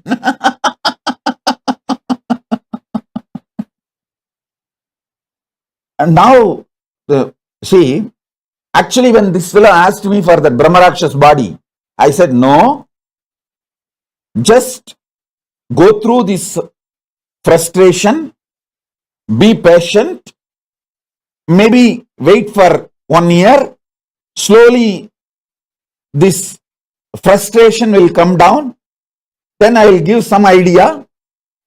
Actually some solutions can be done, like people who are brain dead. The Brahmarakshas can enter into their body, and once they occupy that body, that person will die, and this person also can be liberated from that body, and that person who was already in that body, both can be liberated. So I told him, wait, I will arrange something like that. I will inform you, and don't go for this Brahmarakshas body. You are in frustration. I told him, in frustration, don't take the decision. But he was not ready to listen. And he already had a Jivan Mukti, so he has a freedom to choose the next body. In the frustration, he chose the next body. What? After achieving Nirvikalpa Samadhi, how can I not have a liberation? Who are the fellows who stopped my liberation? Come on, let me see. What can I'll show what can I do. I told him, don't wait. You are in the frustration. Actually, when the Nirvikalpa Samadhi starts inside the body, it starts like a fire. So you need a body for that fire to spread and burn all the biomemories. I told him, hey, marriage cannot be stopped just by stealing the comb. But you are getting angry to the people who stole the comb. Actually, we can find a solution. I will get you some solution. Wait. But the guy was not ready to wait. In the frustration, he took the decision. So what to do? Now he's hanging as a Brahmarakshas.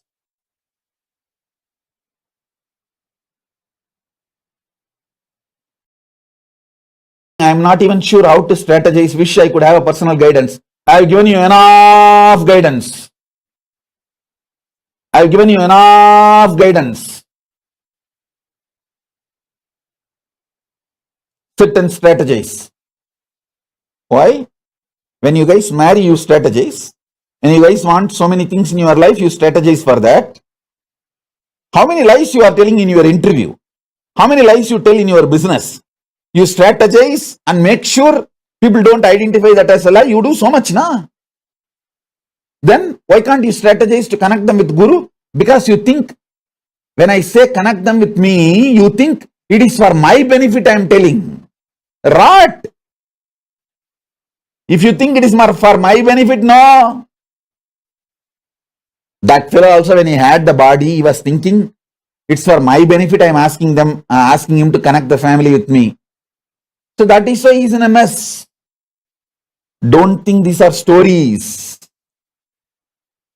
Actually, I don't want to reveal their name because they are anti-me. They will get more agitated if they know I revealed their name. Not only that, now, every time when these Brahmarakshas come to their home and makes a mess, they send me the cell phone clip and ask me for a blessing. But I can't do anything.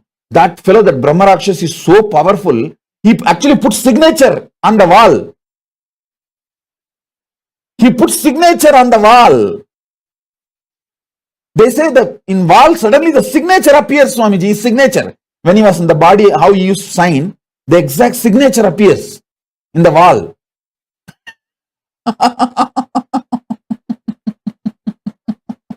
He is just putting attendance, saying that he has only come.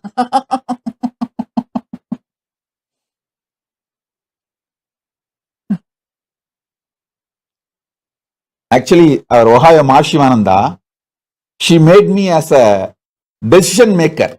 If she is unconscious in the hospital, if she can't make decision, whether to remove the life support or anything, I should be the decision maker. She made a will. That's great. But after that, how the body should be dealt? Naturally, it will not be in my hand. Even if you write a will, it will not be legally in my hand. It will be only in the family's hand. And in India, nobody bothers about will and all. Once they burn the body, even if you have a will and go to the court, judgment will come after the whole family dies.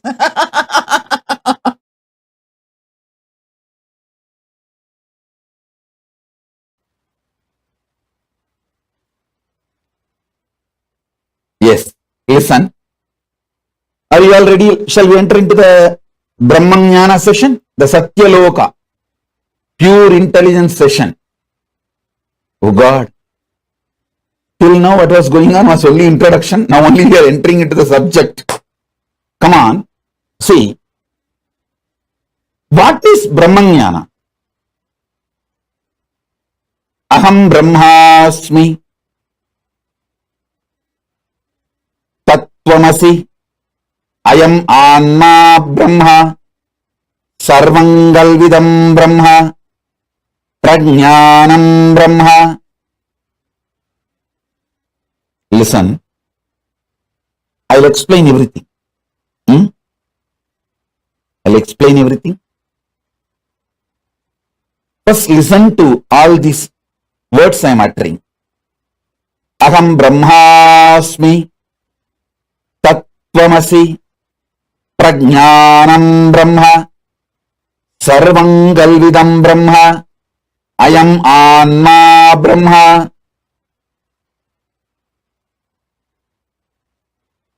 Shivoham, Soham, all these statements mean the same.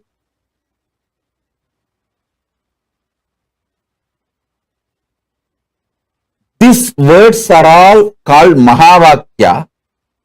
This is the pure Brahmanyana. This is the pure Brahmanyana, Satyaloka.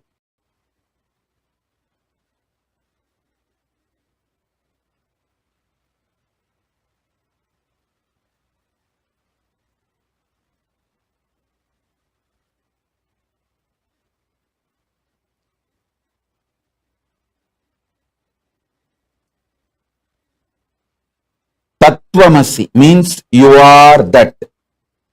Aham Brahmasmi means what you experience as I in you. That is the ultimate. Prajnanam Brahma means the knowledge. Pure knowledge about Brahman is Brahman. I am Atma Brahma. What you experience as Atma is Brahman. Sarvangalvidam Brahma.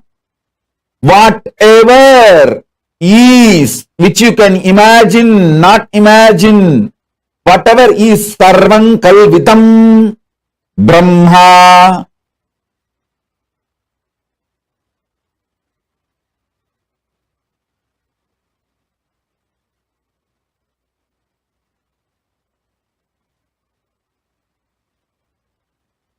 All of you, please listen.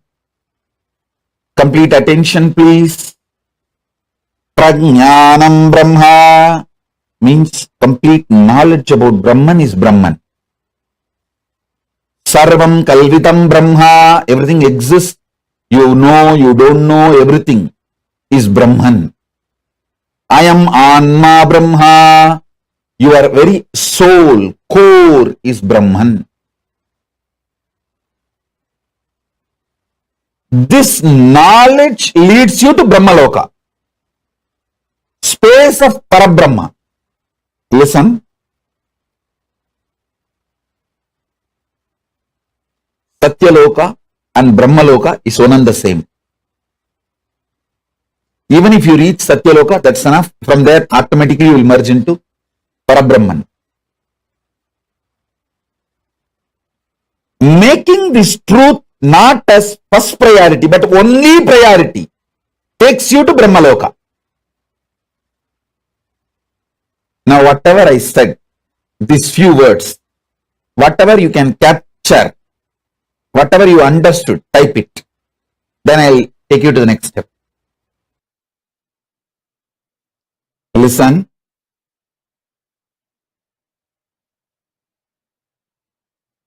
Making Brahmanyana not just your first priority, making that as your only priority, makes you manifest pure intelligence.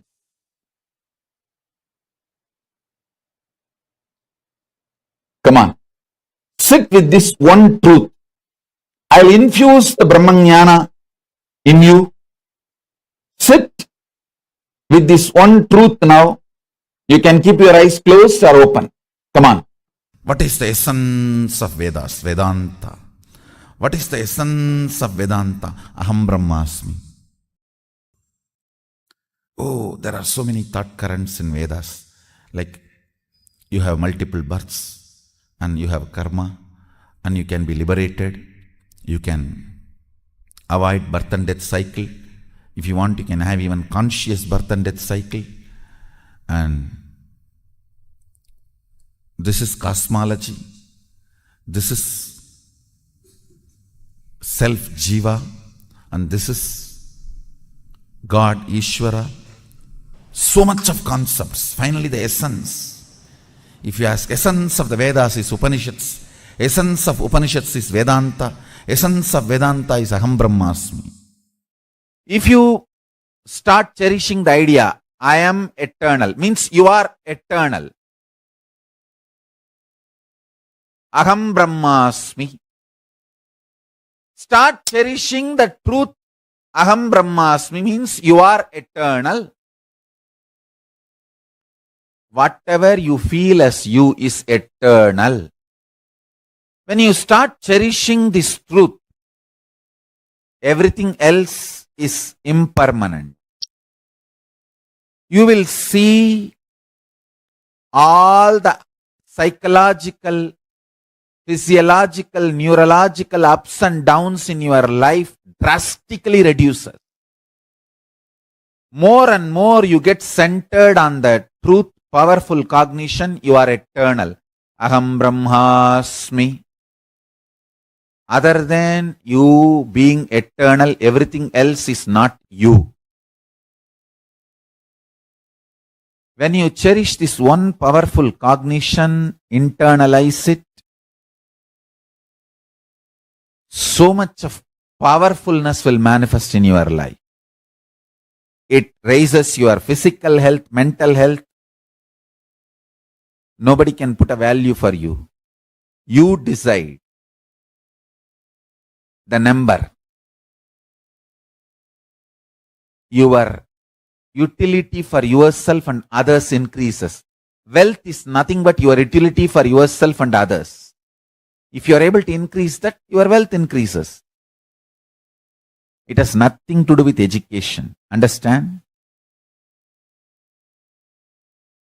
Qualification is different, competence is different. Life is all about competence, not about qualification. Qualification may be an initial visiting card, good visiting card, but that doesn't make you successful. Competence makes you successful. Powerful cognitions makes you competent. The most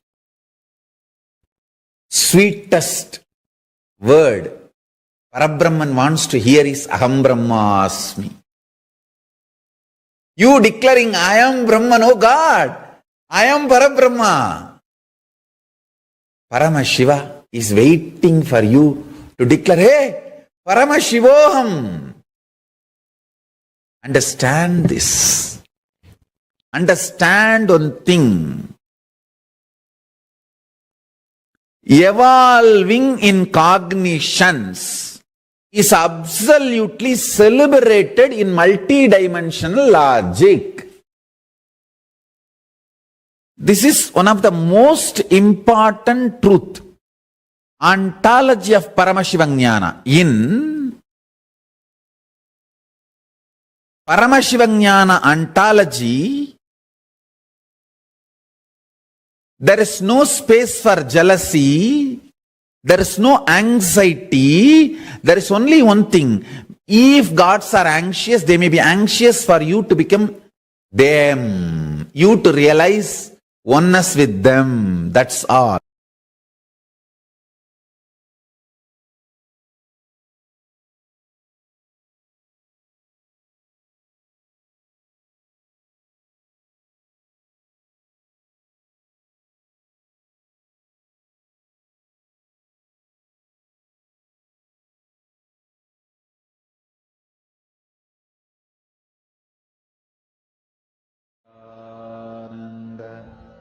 Paramashivoham Om Nityananda Paramashivoham Om Nityananda Paramashivoham Om Nityananda Paramashivoham Om Nityananda Paramashivoham Om Nityananda Paramashivoham Om Nityananda Paramashivoham Om Nityananda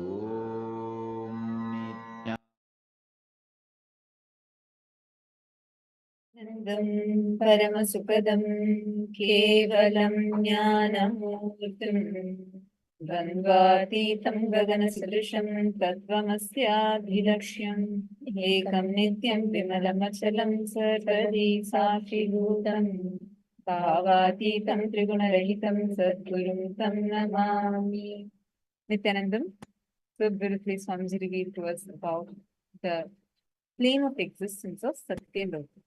Actually, to all the participants that are here sitting with us right now, just wanted to inform all of you. Today, we are going to be listening to some of the most profound revelations from Swamiji on the will persistence.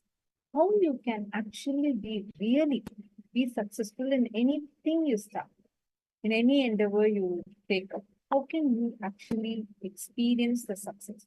How to be ever successful? Is it really possible to be ever successful? We are going to be learning all these revelations today, and Swamiji is going to be initiating all of us with this powerful power to have will persistence.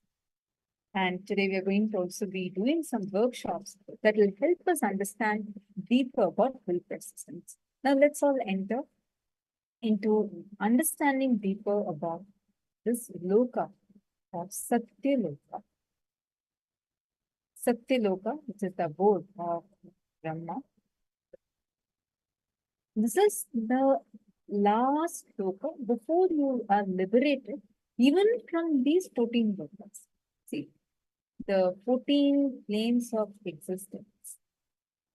These 14 planes, beyond these 14 planes, we have what we have as the Mahakaila, Kailasa, Vaikunta, Shripuram, Kailasa, and Mahakailasa. So more and more you get centered on the powerful cognition, like Aham Brahmasmi, or any of these powerful cognitions that you have inside of you. The more and more you get centered on these powerful cognitions, it raises you to the Satyaloka thing. Other than you being eternal, like what Swamiji has been revealing the last few days about the first person of you, finding the source of the first person of you. Other than that, other than you cherishing the powerful cognition, the truth, reality of you being eternal, everything else we cherish is not you. When you cherish this one powerful cognition and internalize it, so much of powerfulness will manifest in your life. Now, let's take a few minutes and actually do a deep internal analysis of how we are cognizing ourselves. What is it that we cognize as ourself? Take a few minutes and please pen this down. What are all the ideas you are holding on to as the cognitions of yourself?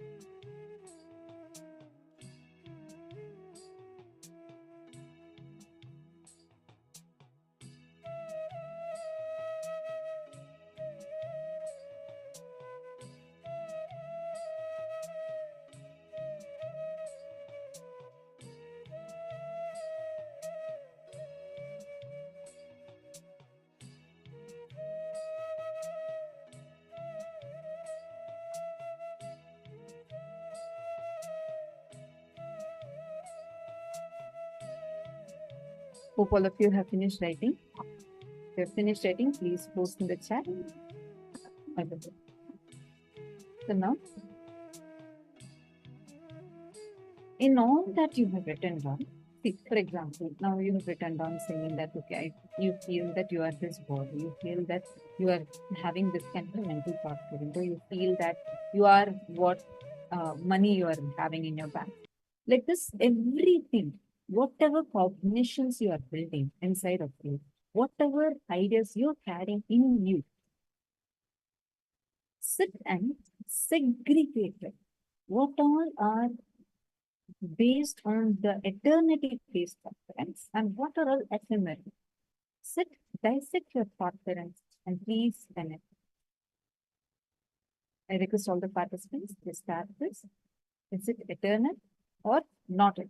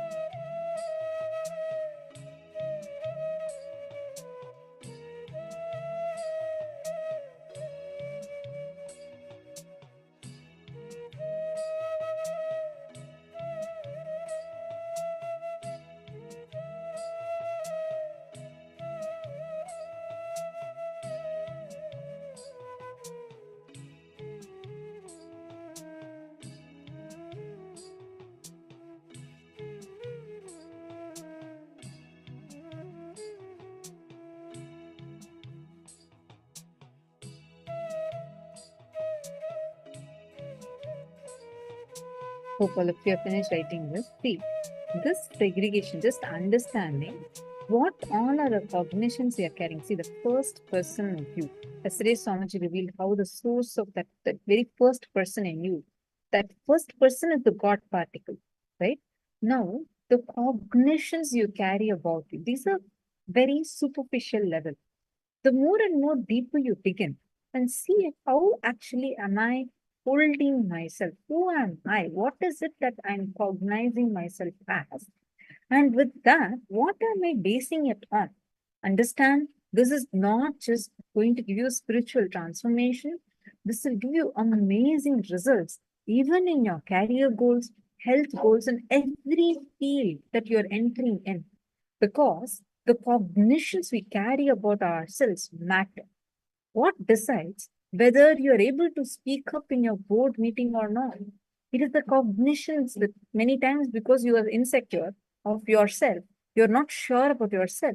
Even if you have an innovative idea, you will just tell it to your colleague who's next to you, and they will tell it as their idea, and they will get all the credit. Things like these happen because of the low cognitions we hold on. But this is not just limited to this much alone, including the science of power manifestation or how you are having the highest spiritual experiences. Everything is rooted on this one thing. How you cognize you. What are you centering yourself upon? And most of the times, all the ideas, the opinions that you build about yourself, like we were categorized, right? Whether it is eternal based or ephemeral based, that decides how you experience the reality in front of you. It can be the same situation, like Swamiji says, right? The same boiling water can make the hard potato soft, like weak, or can make a soft egg hard. The same situation, see, it's not that, oh, just because I decide something based on eternal ideas and understandings, then the reality in front of me should change. It will, it does, eventually it does change. But whether the situation changes or not, you will not get affected by it because the way you respond to it will be different.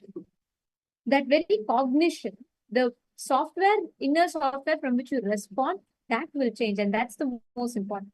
It's not whether the situation changes or not. In addition to that, mainly the cognition that you carry about yourself from which you respond to life, that will change.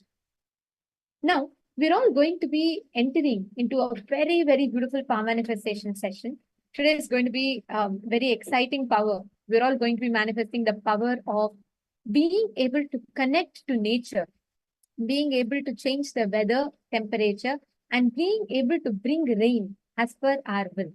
Actually, this is a very, very nice power where just by your will, you experiencing that space of oneness, you will be able to change, alter how nature responds to you.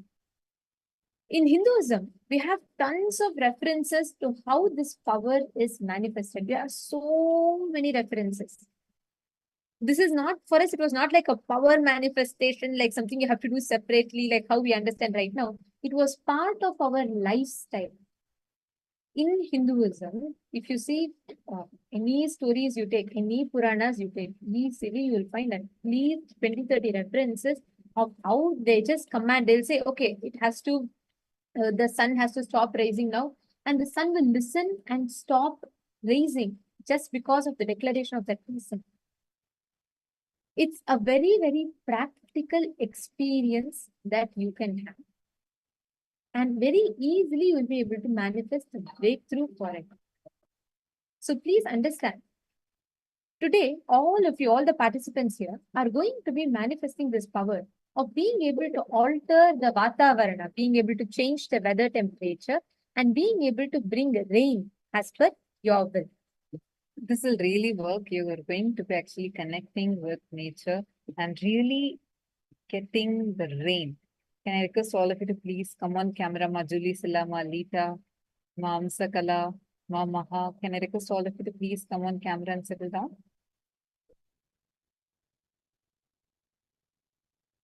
All the participants, please can they come on camera and settle down? We're going to be manifesting this power where you're going to actually be bringing in rain. So now all of you choose a particular place. See, now here there are many of you that are sitting who have attended multiple programs of Paramashivoham. To all of you, I have a small request. Can I request each of you to please enrich your own family or friends? See, because this is what is going to take your experience to the next level. It is very important to all those who have already attended the programs, who have attended multiple Paramashivohams. Take some time to actually call and enrich people. How for you? This was the ultimate experience, ultimate gift Swamiji has given to you, where you have Swamiji manifested in your life. You can share this beautiful gift into other people's lives too. So I request all of you to take some time to actually enrich and help others also to be able to connect and join in this program. It's completely free and it's open for all. So take some time to enrich another person to also come and be part of today's program. There are so many people who even become suicidal because they're losing in their life. They're not able to achieve what they want to achieve. Actually, just today I was reading the news where in India there was the main exams that had happened and the board exams as we call it. And 7 kids, just in one state, 7 kids committed suicide because they could not achieve the results they desired. 7 kids, one day, in the same day of the results, as soon as the result came out. So still there are more, they're saying we are expecting more suicides to happen. We let the situations have too much power over us, how we respond to the situation, how we respond to life. Just something not happening the way you want pushes you to make drastic life decisions. But is it actually that way? Does it have to be that way? No. In Hinduism, we have the science where not just situation, even nature, even something that is so like you can't, like normally we think, oh, it's not under our control, it's beyond what we are. Nature listens to us. There's a very beautiful verse in Vijnana Bhairava Tantra. Sampradayamimam devi shunu samyak vadamyaham kaivalyam jayate sadyo netrayo stabda matrayoho. Here Paramashiva says, O Devi, listen to this tradition. I shall reveal it to you vividly and completely. Just keep your eyes completely wide open. Do not see or perceive anything. By simply keeping it fixed with a steady gaze on the reality within. By this, the state of aloneness, Kaivalya, the oneness that expresses as extraordinary powers and experiences will occur immediately. This power of being able to command, communicate. See, I will not say command. Swamiji tells it is not power over the nature. It is oneness with the nature. You cannot try going and saying, Ganga, that what I am having command over you. I'm commanding you, come on, listen to me and make it rain now.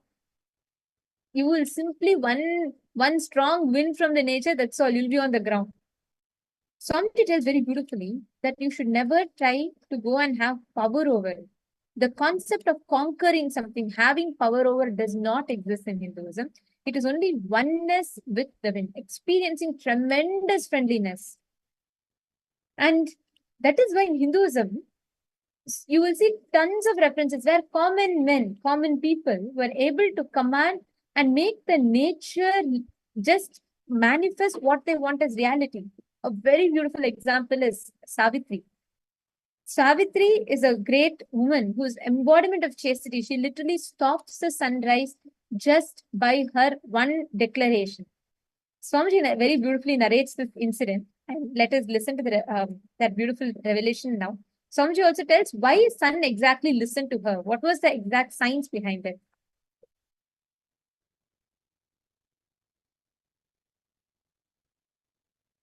Power manifestation.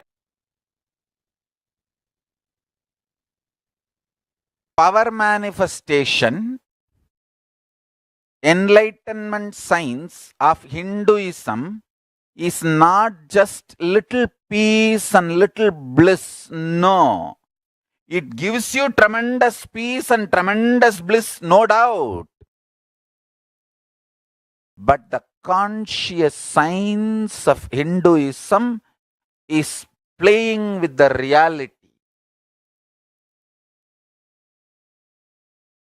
One chaste woman who does not want to lose the husband for some reason because she loved him so much, she just stopped the sunrise. And it is true. It is true. Just calculate the Satyavan Savitri's time period. Go and check astrological flow. Exactly those few days there was no sunrise. How? You do research. If you ask me the answer, I am a Hindu monk, I will say the power of Savitri.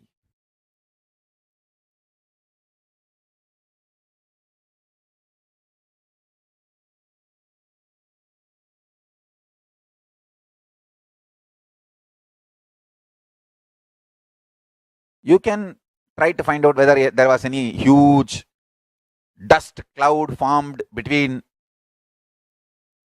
earth and sun, so the sun rays did not reach the earth. Whatever, you do all that research. But I tell you, it happened. It is a fact. It's a reality.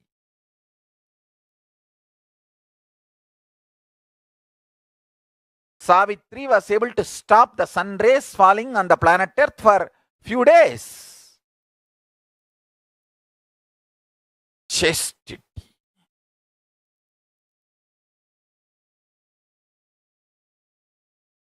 The great Shaiva saint says, Devam Toral Korunan Toludezhval Peyyana Peyyum Mazhai.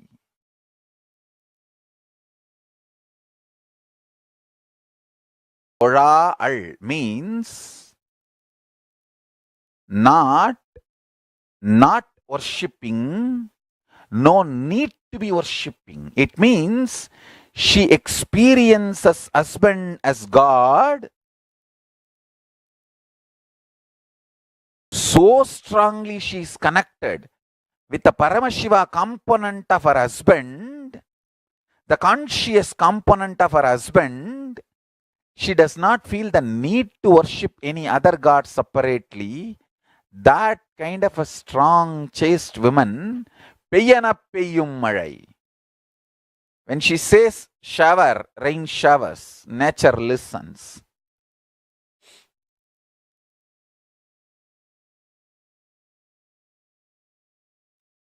Wow, what a beautiful line Swamiji revealed. Like what Swamiji said, Hinduism's conscious science is something that will directly enable you to play with reality. It is not something small where you try to do some, build a small experience. No, it is directly altering the reality. Like how Savitri, just by declaring, just by making a decision for days together, she stopped sunrise. Like Swamiji said, for 3 days, there was no sunrise that happened. The sun did not rise, sun did not come up. This is a very, very powerful science. Today, all of you are going to be experiencing this. If I have to tell how Swamiji has manifested it, I can give you tons of experiences. A very beautiful one when everyone were in Kailash Yatra, right? Like there was a time in 2012 or 11 time where Swamiji had gone to the Kailash Yatra with a group of devotees, right? So when they had when they happened to go there, the tourist guide, happened to tell everyone that see, we have, this is a wrong time because now the weather condition is not very good. You will not be able to have the darshan of Mount Kailash. So what happens as soon as the tourist guide told this, and everyone were like, oh God, okay, we're not going to be able to see. And they had all come all the way with Swamiji to have the darshan of Mount Kailash. Then Swamiji said, don't worry. Like Swamiji told everyone, you don't worry, all that I'll take care, let us all go. So that day was supposed to be, as per the weather forecast, that day was supposed to be a day where you can't have the darshan because It's going to be like heavily laden by clouds and you'll not be able to see it.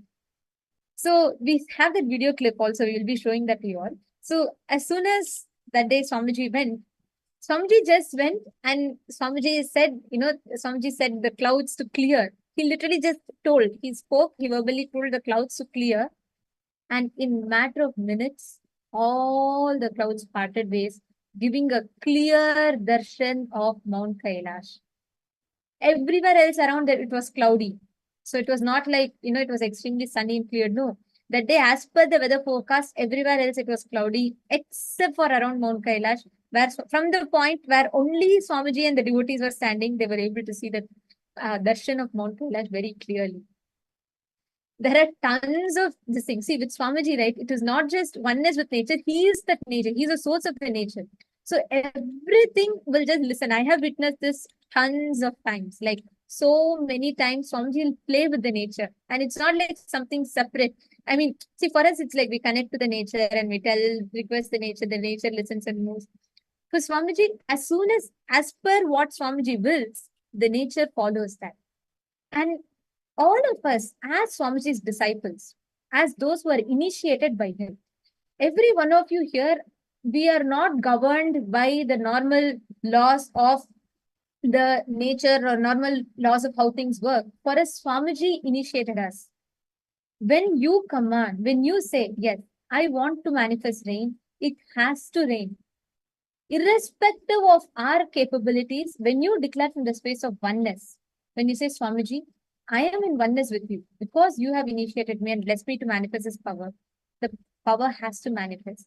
The whole law of the nature will change there. The moment you declare, it will rain, it will manifest as rain. Malita Sege is saying this is beautiful. Ma. Actually, each of you here can build this as your experience. Can I request every one of you? Let's start with first very simple thing, right? You're going to start with first altering the weather of a given place. Okay. So can I request all of you to pick one city, any one place, not just city, any one place.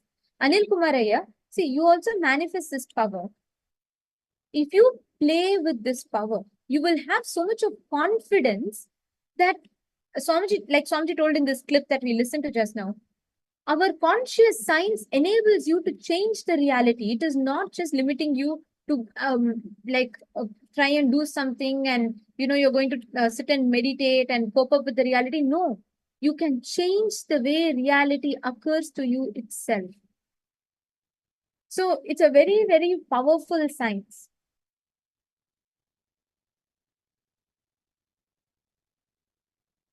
Yes, see, ma, the word command itself, if you say like, okay, for example, when you say, I command you, it is the space from which it comes. First thing, only when you build, Swamiji tells you should build a tremendous space of oneness with it. Like, for example, when you're connecting to the wind, right?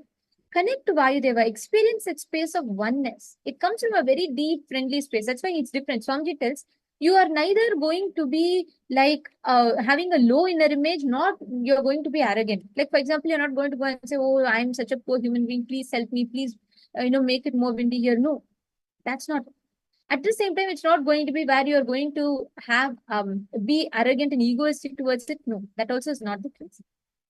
You're only going to experience oneness, like your friend. See, when you need something from your friend, you're not going to be very official with them and you're not going to speak to them in a very official way, or you're not going to be very demanding from them. You will have a right, when you just ask, they will do it for you. You'll just say, hey, can you just do it for me? And that person will do it for you, right?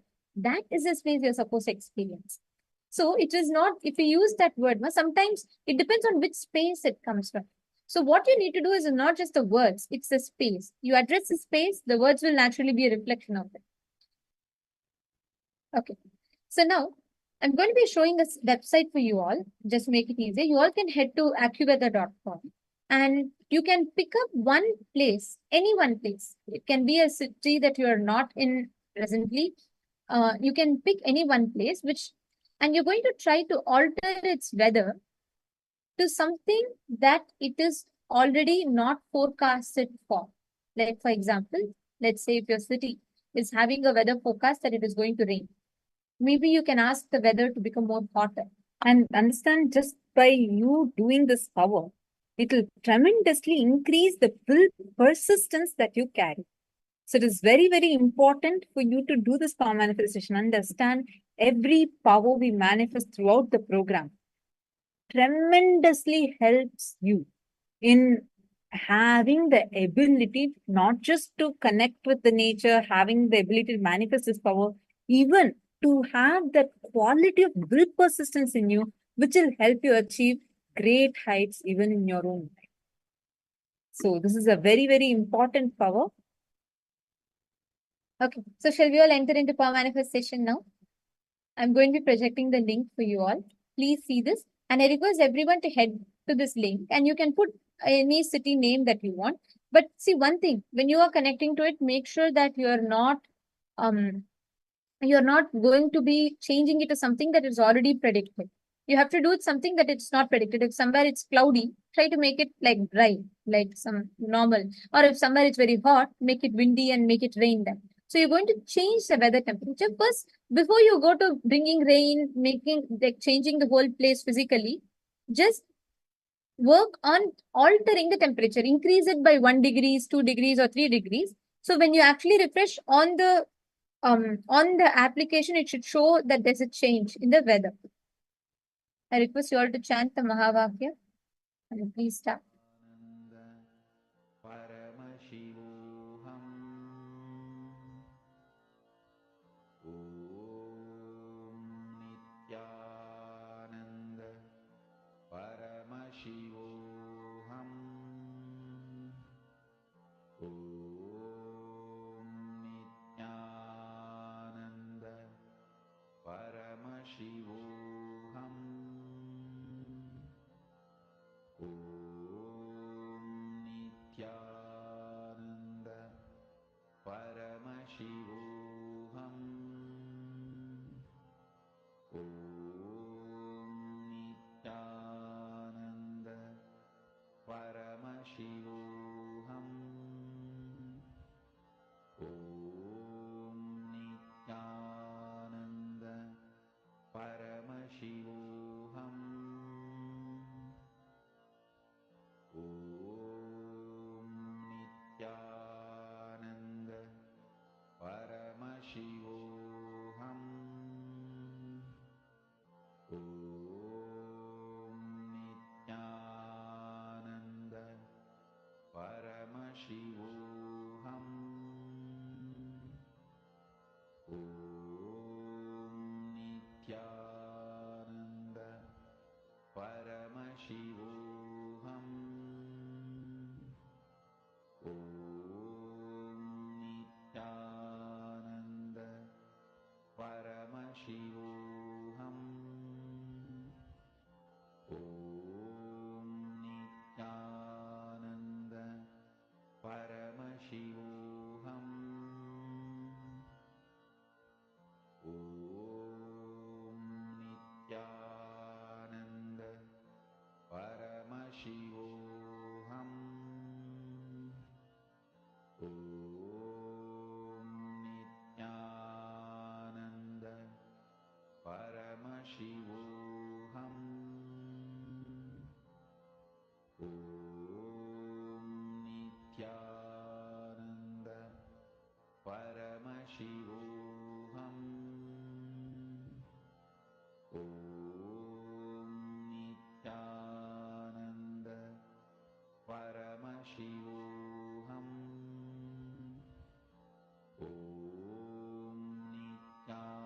Nityananda Paramashivoham Om Nityananda Paramashivoham Om Nityananda Paramashivoham Om Nityananda Paramashivoham Om Nityananda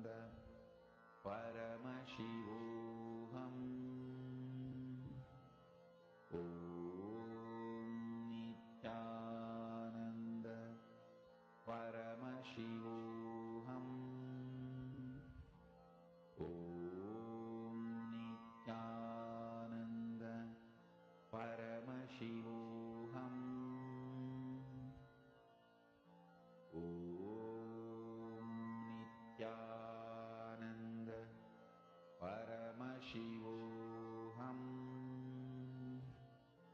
Om Nityananda Paramashivoham.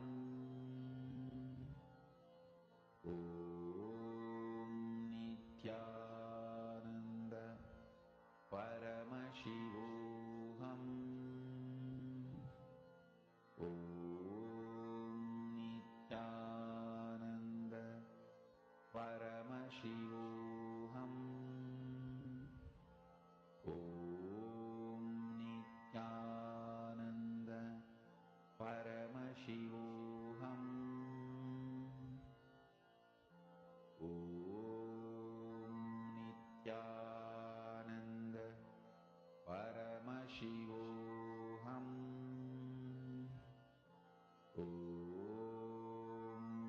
Nityananda Paramashivoham. Om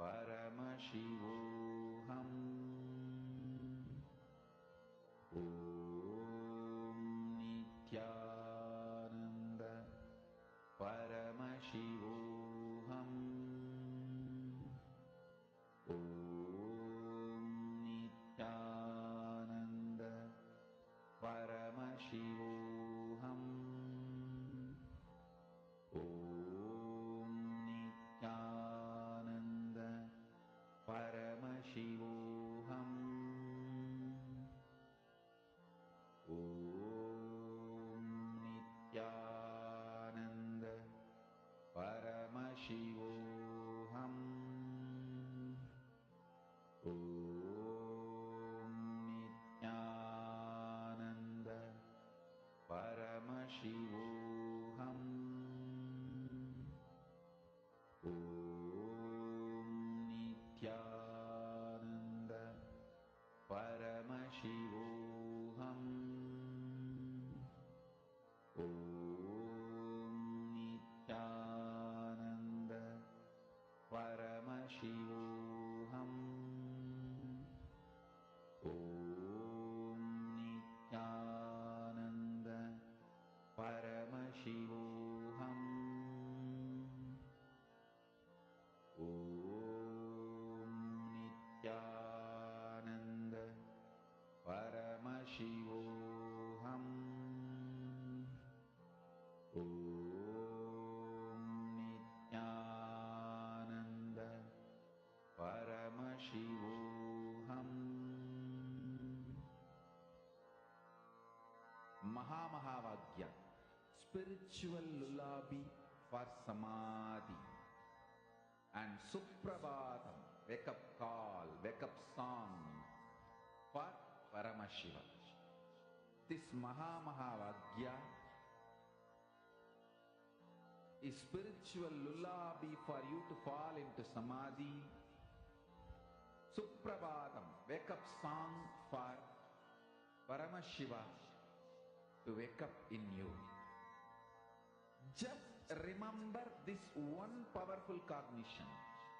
This Mahamahavagya puts me in Samadhi.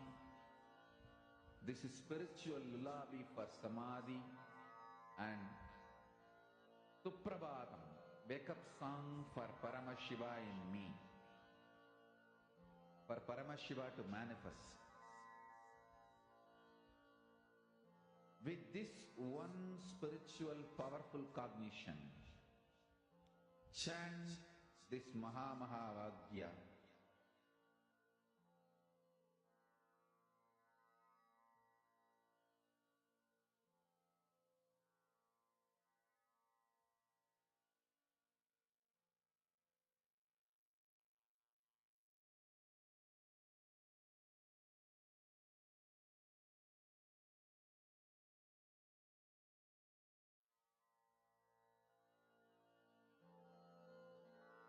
Mahamahavagya, spiritual lullaby for Samadhi. And Suprabhatam, wake up call, wake up song for Paramashiva. For Paramashiva to manifest. With this one spiritual powerful cognition, chant this Mahavagya. Om Nityananda Paramashivoham. Om Nityananda Paramashivoham. Om Nityananda Paramashivoham. Om Nityananda Paramashivoham. Om Nityananda Paramashivoham. Om Nityananda Paramashivoham. Nityanandam. Nityananda Hope all of you are doing the power manifestation. I request all of you to now go to the same website and check what is the exact weather forecast it is showing right now. And please post the screenshot of what it was earlier to what it is now. This is a 42-minute cycle. We're going to be continuing this power manifestation after this session also. So now we are going to be entering into a very, very, very beautiful session and one of the most important sessions of today's day, which is Paramatma Shakti, will persistence, which is the master key for all success. So let's listen to the revelation now from Swamiji.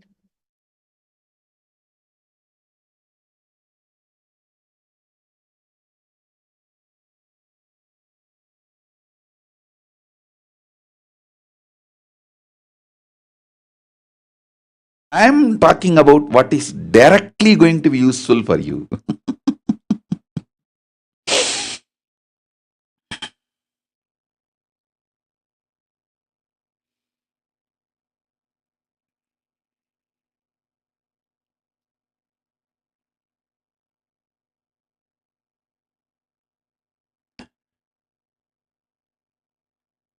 The greatest thing I learned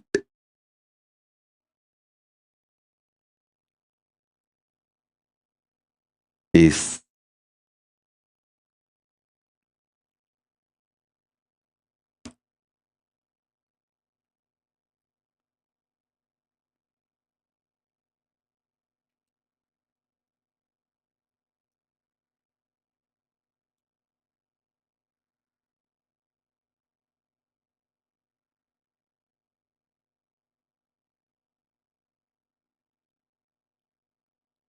the stamina, power, strength of Parameshwara Sankalpa, the will, persistence, and ready to sacrifice, do tyaga of anything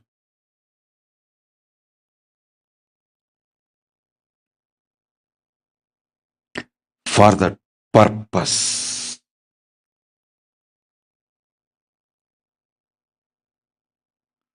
Living enlightenment or the outer world success, power, money, whatever you want happens with one master key: will, persistence.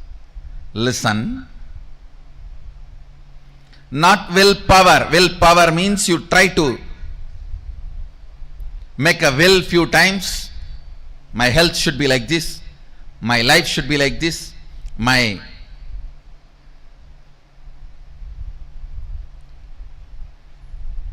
business should be like this. You make few will with the clear idea it is not going to be successful. And when that fails, you think, oh, it is not for me, this is not for me. And you collapse.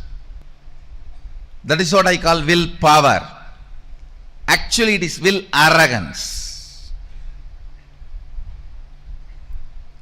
But Will persistence means the number of times again and again and again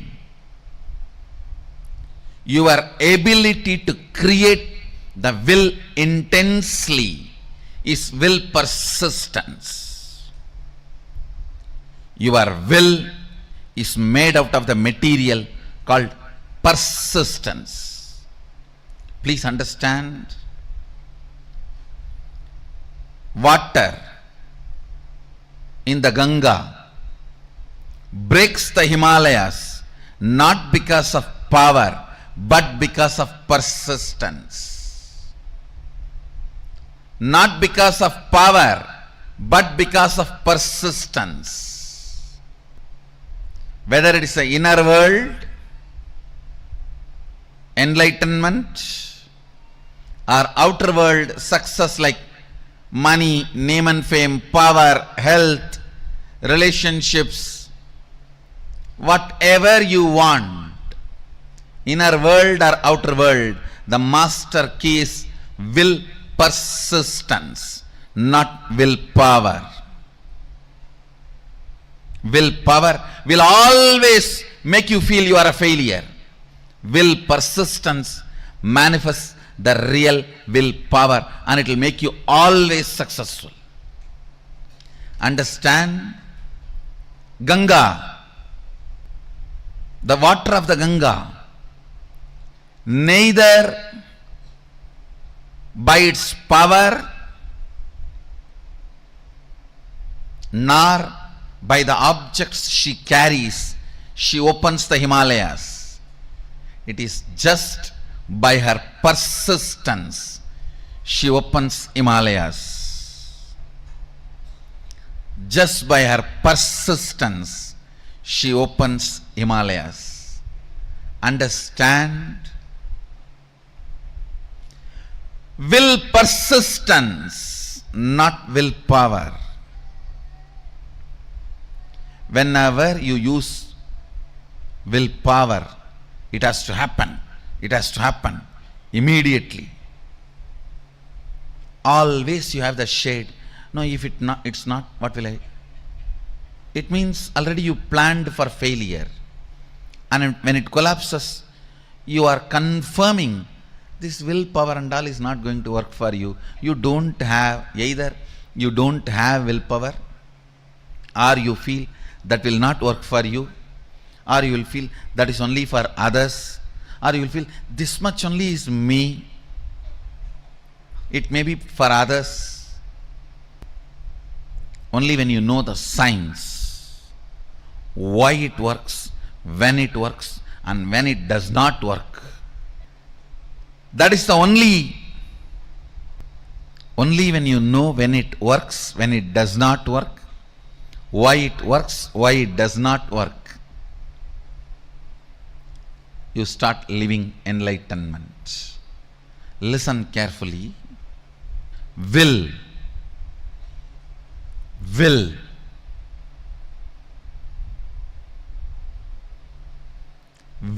persistence means manifesting enlightenment and powers.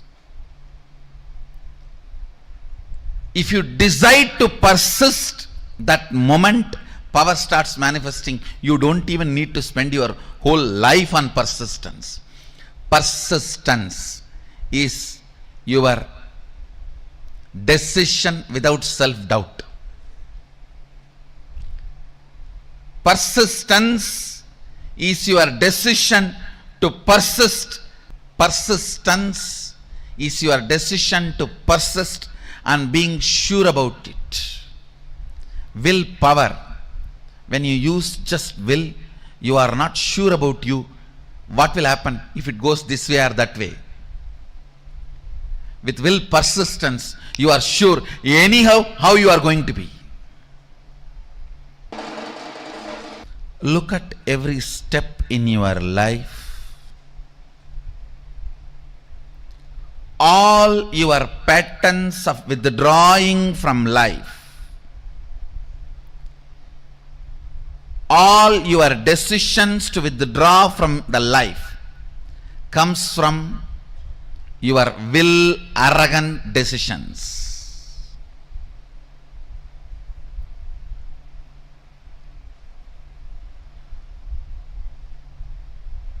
All the life involvement decisions comes from will persistence. I tell you,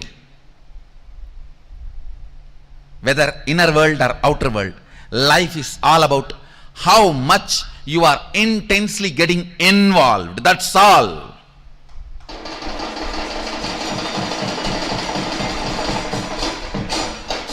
The intensity with which you get involved with the life.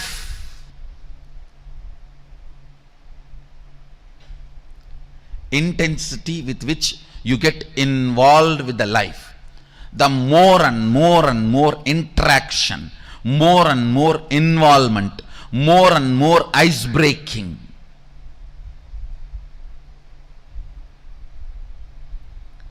Will persistence is all about life. Life is all about will persistence.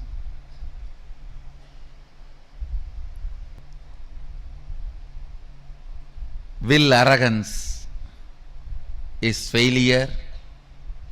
Will arrogance means I'll try to create a will. If it is successful, then I'll believe this philosophy. If it fails, if it does not click, then I think this philosophy is not for me, this does not work for me, or I think this does not work for anybody. All this is what I call will arrogance. Let me check out how it looks, how it feels. The one and only way you will build will persistence is through Sangha. Sangha teaches you the science of will persistence.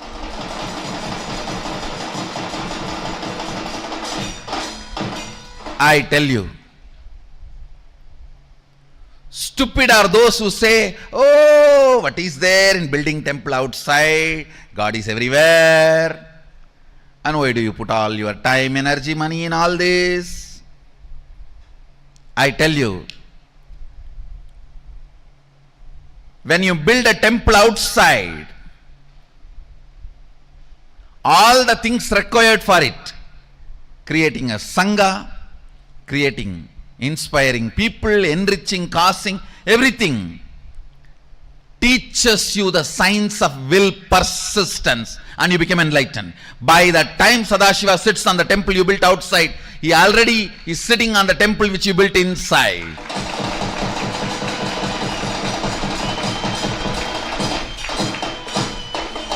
I tell you, anybody wants enlightenment, build a temple, you will have it.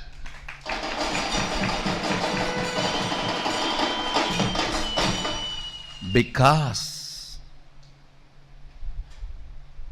building temple is not a joke.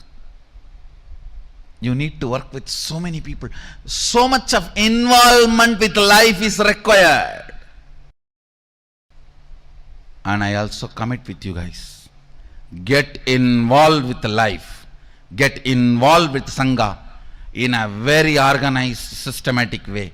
I am responsible for your enlightenment and manifesting powers. When I say I'll do it.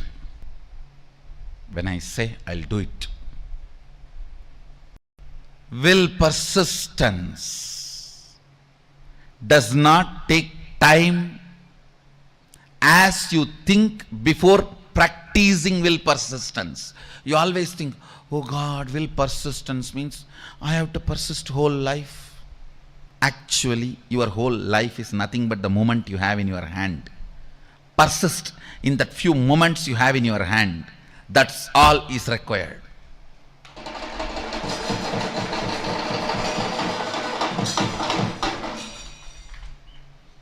The moment you think of the whole life, it's will arrogance, not will persistence. The moment you decide will persistence, simply you start manifesting Sadashiva.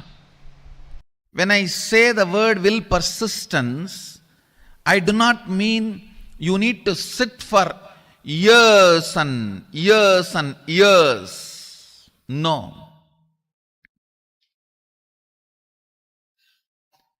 It is a simple decision of more persisting. Listen carefully. Listen. This is the essence of the whole session. This is the will persistence means decision not to give up on you. Decision not to give up on your intention to be. Listen. There are only two parts in your inner space. One, will persistence. Another one, giving up. Either you give life to the thought current of giving up or to the will persistence. Your decision to give life only to will persistence and not to give life to giving up thought current is all I call will persistence. Listen.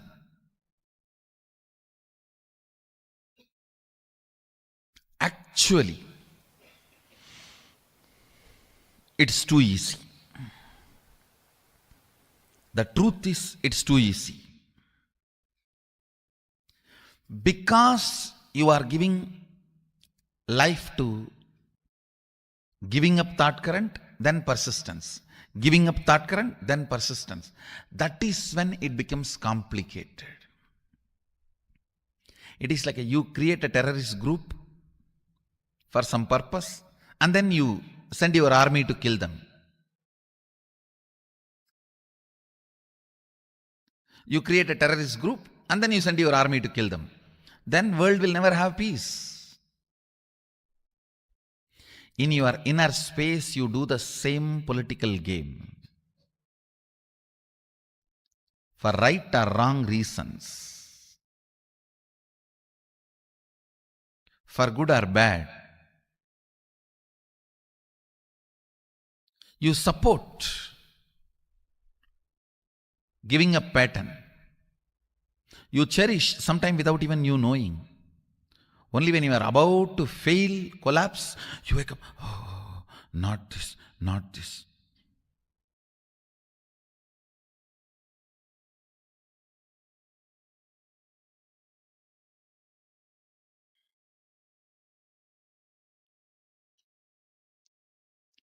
Having an alarm in your life to remind you and hold you without letting you fall is equivalent to having a guru.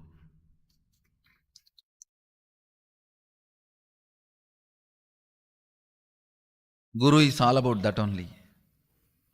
An alarm which rings every day between 8 to 9.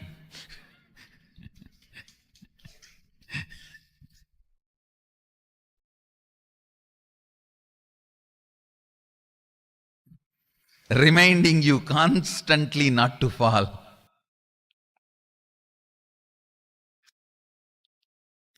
An empower, will persistence, thought current. You never manifest what you desire. You manifest only what you believe. If you think what you desire you are going to manifest, no. You are fool. You don't know the secret of manifestation. What you believe you are going to manifest. If you believe your willpower is never going to manifest, it is never going to manifest. Your belief, your cognition, your perception, that is only going to become reality. Understand, an important thorn in the flesh need to be removed.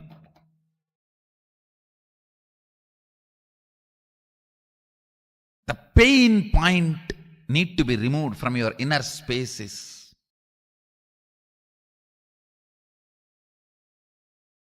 will, arrogance, failures.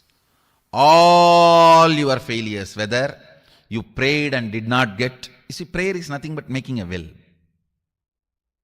You prayed to God something and did not get it, or you sincerely tried and did not achieve it, or you created a space and it did not become reality. All this and all the pains accumulated around this is all about will arrogance.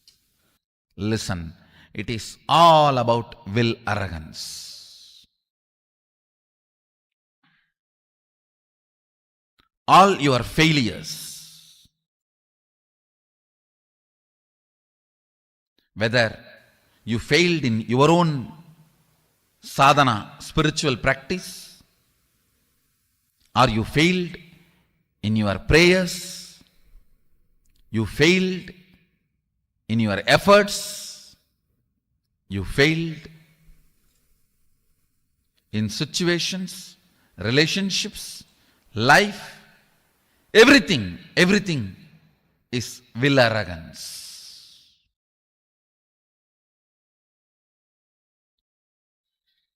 If you understand, by its nature, will arrogance cannot become reality.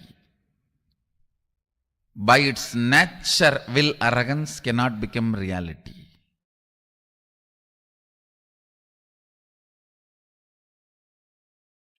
Only will persistence can become reality. So much of healing will happen inside you. Today I wanted all of you to do this as an assignment. All the situations you feel you have failed, frustrated, hopeless, list from the time you remember you. From the time you remember you, list and find out how your will arrogance failed you in that situation. How your will arrogance was the main reason why you failed. This understanding and then completing with this pattern of struggling with will arrogance and deciding to have will persistence, your will arrogance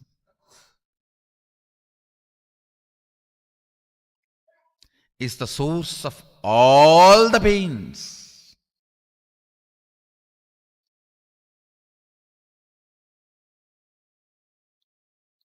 If you can internalize this one truth today,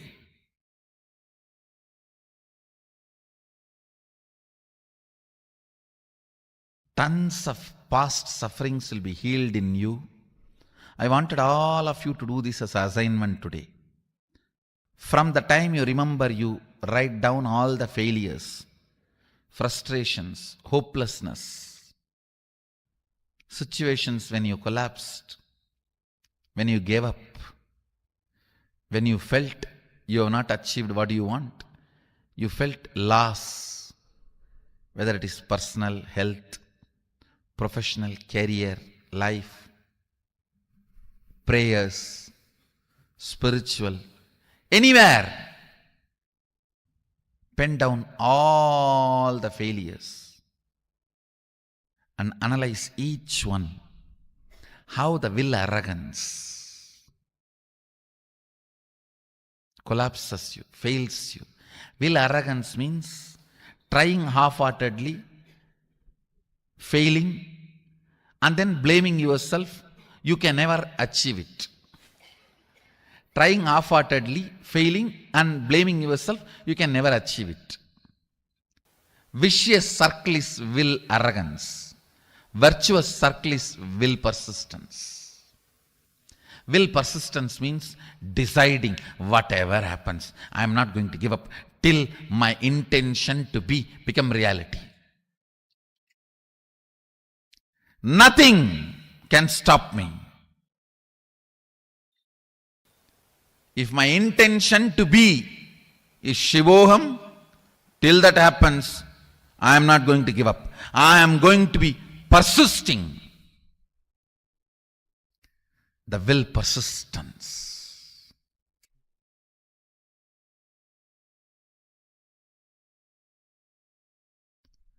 Whatever may be your intention to be,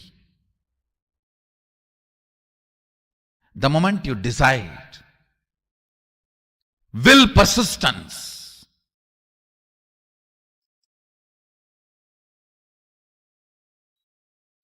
you will see so much of healing, healing, healing, powerfulness, powerfulness, powerfulness.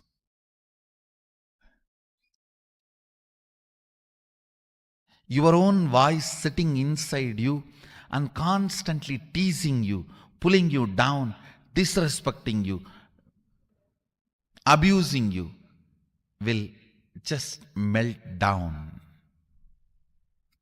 You don't have any other enemy other than your own will, arrogance voice from inside.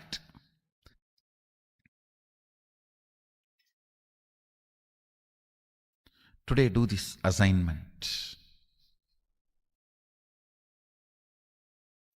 This ironing out will heal you so much. You will be ready to manifest all the experiences and powers of Sadashiva. Align here. Start this assignment today. Start this assignment today. To complete with all the pains, ideas, neurological, psychological, physiological, physical, hormonal ups and downs you generated in you, which goes on trying to make you believe falsely that you are not your intention to be. Complete all of that. After finishing the assignment, you will simply understand it is just dash dash dumped on you by your will arrogant lifestyle. Actually, I want you to do the assignment here. Sit here, and after this session, do the assignment.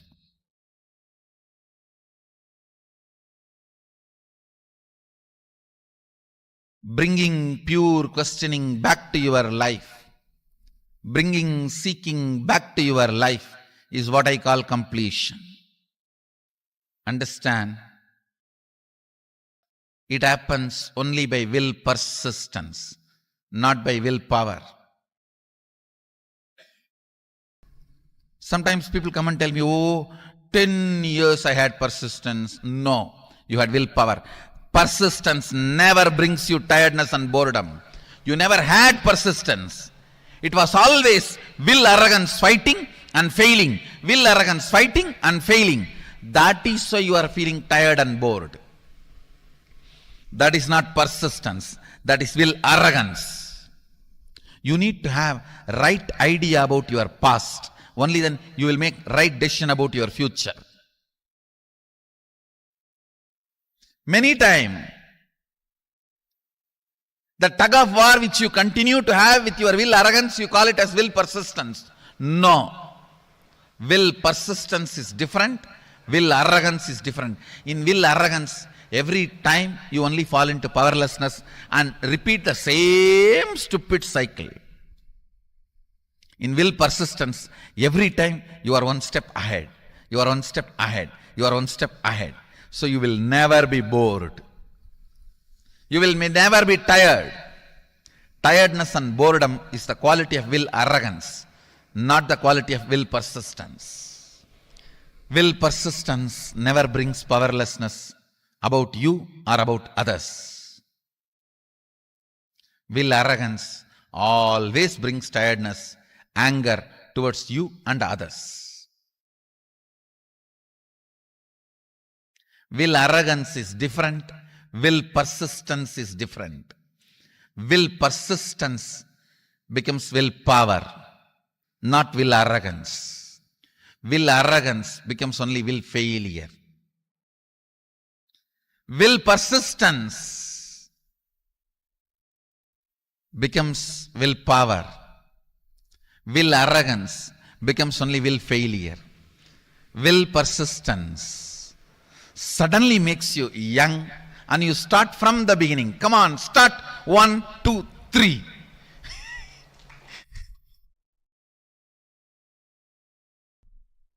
Will arrogance makes you feel tired about even the things which you never practiced, but just you imagine you tried. I tried.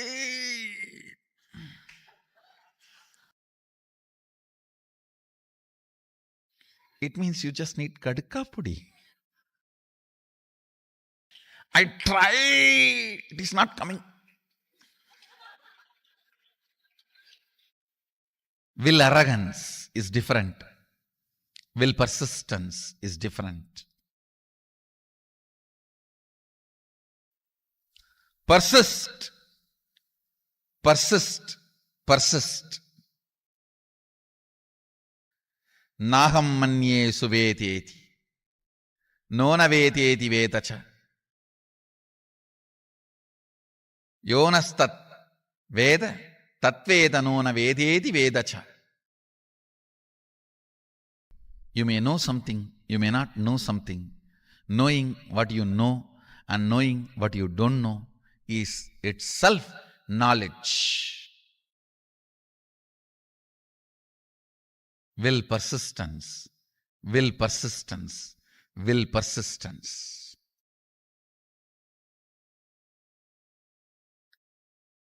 Nothing else need to be done in the world. Just the will persistence will awaken you to you, will raise you to you, will make you realize you to you. Naham manye suvedeti, nona vedeti vedacha, yonastat vedatat veda, nona vedeti vedacha. More and more things you embody, more and more you will know. More and more will persistence happens. More and more will arrogance gets completed. That's all is the essence of life. That's all is the essence of life. At certain level, attacked by tiredness, self-inflicted boredom makes you feel you know it. That's all can be known. You give up on you.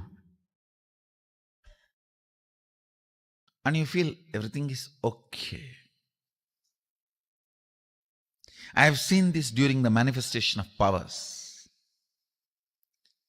People actually fight with the so-called willpower. It is not willpower, will arrogance. If I make it now, it has to happen now. If it is not happening, then it is not for me. Leave it. Willpower. What do you think as willpower? Is nothing but will arrogance. Real willpower comes by will persistence. When you are bit by the snake called will arrogance, and that poison spreads inside you as tiredness and self-inflicted boredom. I've always seen this. When people first start seeing me, they're all excited, go gaga about all over. If they don't convert that excitement into responsibility and assimilate it as part of them, then slowly, that's the difference between fan and devotee. Fan just fans away all the excitement. Devotee makes the excitement into responsibility. Whoever has converted their excitement and devotion into responsibility, they will never be bitten by tiredness and self-inflicted boredom. Understand? I'm using two words. Tiredness can sometimes can come even externally, but boredom only from internally it can come. That is why I'm using the word self-inflicted boredom. When these two attacks you, you come to a decision, that's all for me, leave me. When you say, that's all for me, leave me, your life has ended. Your life has ended. Even I don't tell that. Even still I sit and work. How can the system be more and more stronger so it can radiate more and more? It can manifest more and more. It can support more and more. It can share more and more. One of the most important thing happens to you when you raise yourself in the vertical time zone. Your will persistence is tested. Understand? I'm telling you. Nothing else is needed other than will persistence. Your fundamental existence will be shaken through doubts. Again and again Paramashiva will test. Understand? Not only you are tested, even I am tested. Even incarnations are tested. See, I am tested in a different way. My commitment to Paramashiva is not tested because that is given. Yes, himself has come as my guru and initiated me and given me the taste of him. So my commitment to him is not questioned. That is not tested. But my commitment to all of you is tested. Even if you all hate me, even if the humanity does not recognize my contribution, am I ready to continue to contribute? That is tested. I think by the grace of Paramashiva, I am successful. Understand? Will persistence is tested. Will persistence is tested.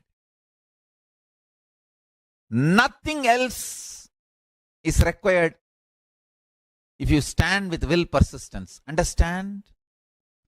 As long as you are treated beautifully and everything goes well, if you have faith in life and higher principles, that is not something great. But when things are not as you expect, and even then you decide to stand with the powerful cognitions,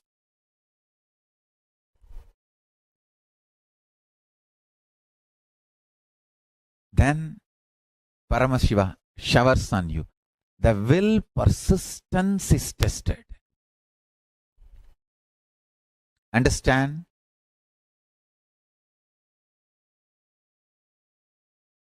Your bones are drilled with a diamond of pure consciousness. Pure consciousness is the diamond, Vajra. With that diamond, your bones are drilled. When the pure consciousness enters into your being, your will persistence is tested.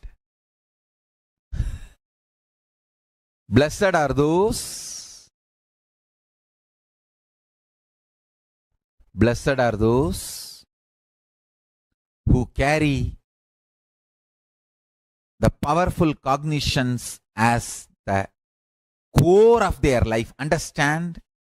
Stand with powerful cognitions not for any benefit, but because it is truth.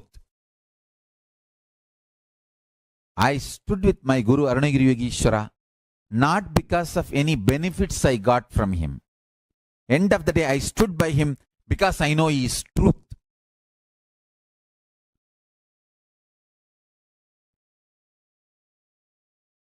All kinds of doubts will be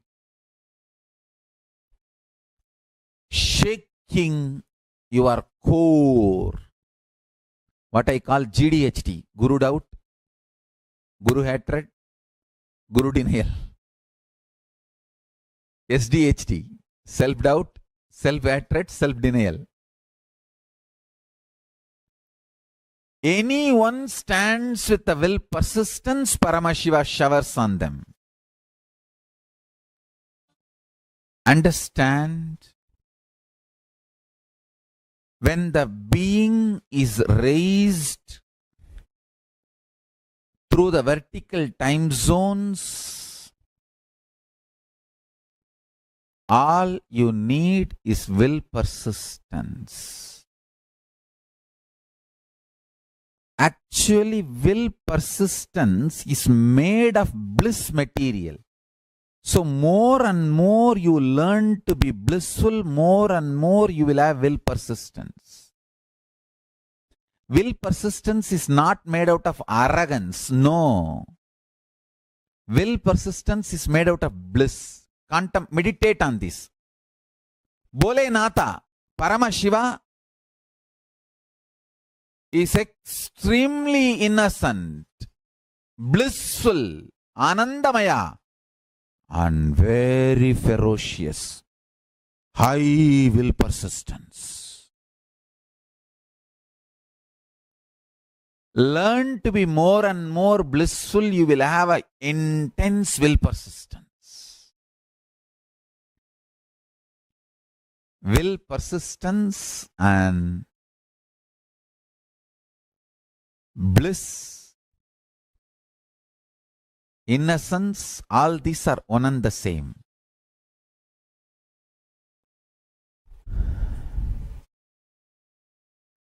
This is the powerful cognition. Today I want all of you to meditate. Bliss is the material out of which will persistence is made.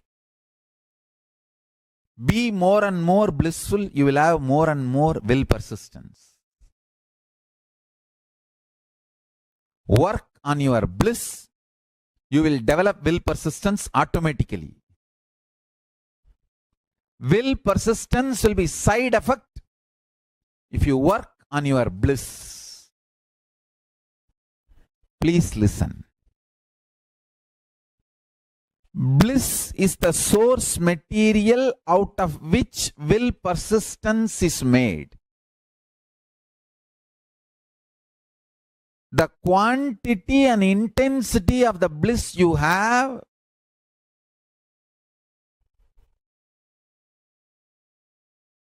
forms the foundation for the will persistence to exist. If you want to strengthen your will persistence, work on your bliss. Make yourself more and more blissful, ecstatic, joyful. Work on your bliss. I tell you, best ways to increase the frequency of your bliss is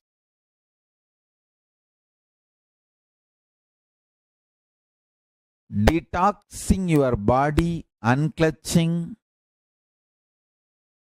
continuously engaging in prayer with your God or Guru. Understand? 24 hours talking to your God internally, your Guru internally. This is one of the most powerful spiritual practice. When you are intensely, continuously talking to God or Guru inside you, you go on awakening powerful cognitions inside you. You cannot stand in front of Paramashiva and talk silly things. You yourself will feel shy. Practicing the presence of Paramashiva inside you by continuous conversation with him will automatically make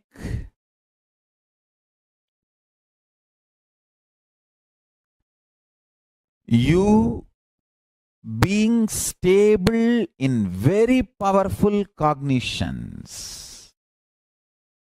I tell you, power manifestation is nothing but the simple science of developing continuous feeling connection and conversation with Paramashiva. That's it.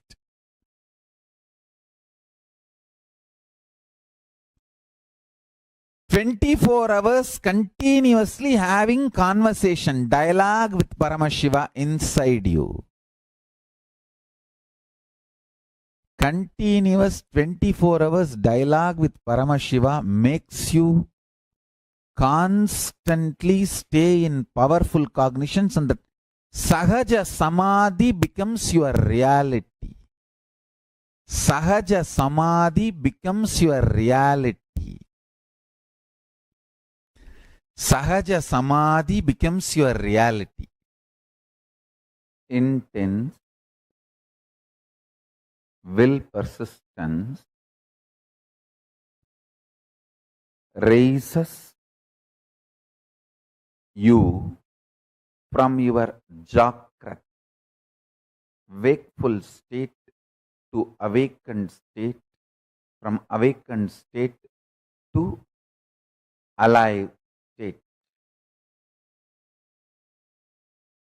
There are 5 states of consciousness: waking state, which all of you are now in. Above this state is awakened state, Turiya. Alive state, Turiya Atita. Below the waking state is dream state and deep sleep state. Listen. Waking state. Jakrat. In Sanskrit, we call it Jakrat. English, waking state. Below this waking state is dream state, Swapna. Below the Swapna, deep sleep state, Sushupti. Sushupti, deep sleep. Swapna, dream. Jakrat, waking state. Turiya, awakened state. Turiyatita, alive state. These 5 layers are 5 levels of states of your consciousness.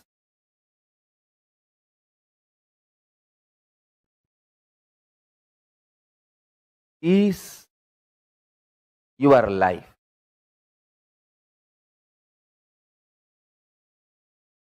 intensity,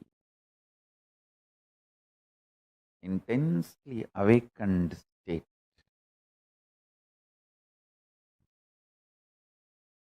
Leads to alive, Turiya Tita in you. I tell you, neither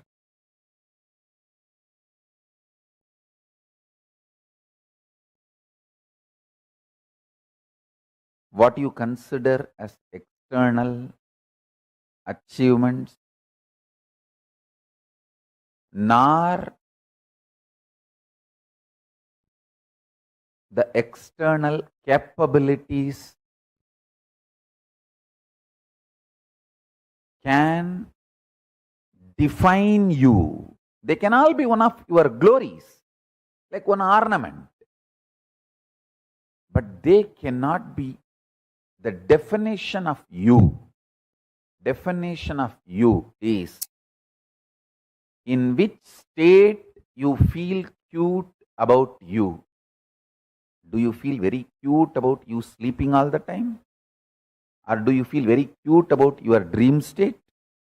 Do you feel very cute about your waking state? Or do you feel very cute about your awakened state? Or do you feel very cute about your alive, all powerful state?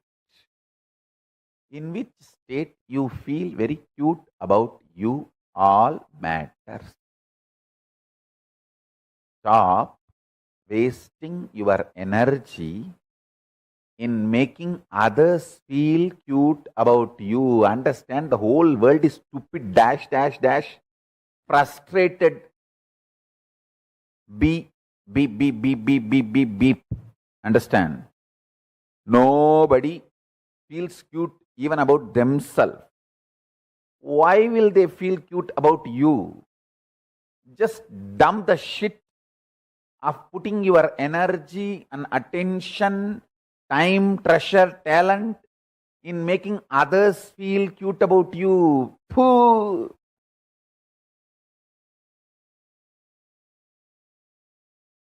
It's like you are wasting your whole life for pig shit. Stop. Decide. You feel cute about you. That's all is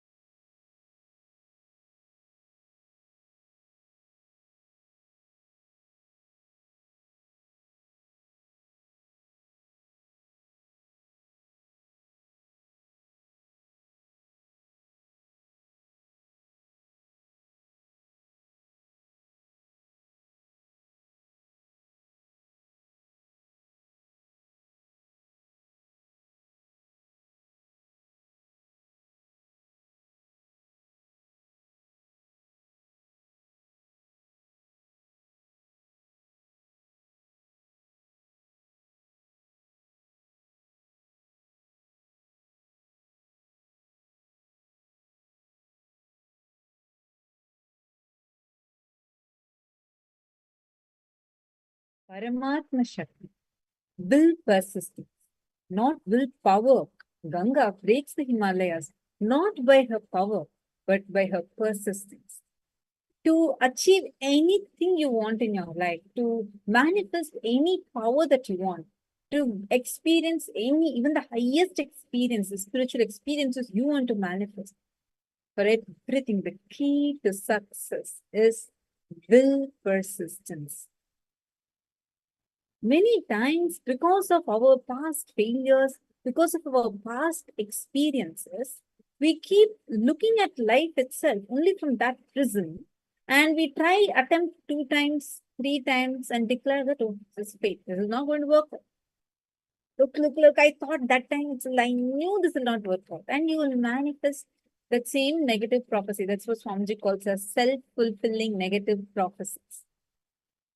Today, we are going to be working on this aspect of us, and we are going to be understanding how to manifest will persistence through us.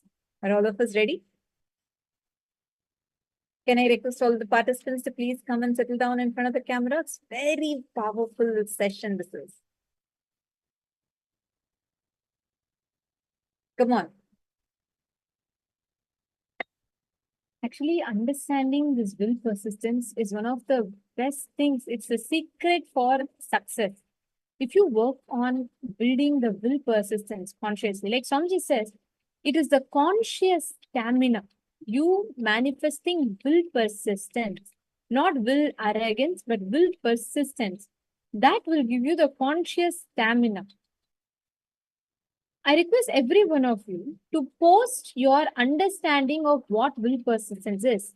And that will only make you, see, if you build the right cognitions about will persistence, it will make you understand better.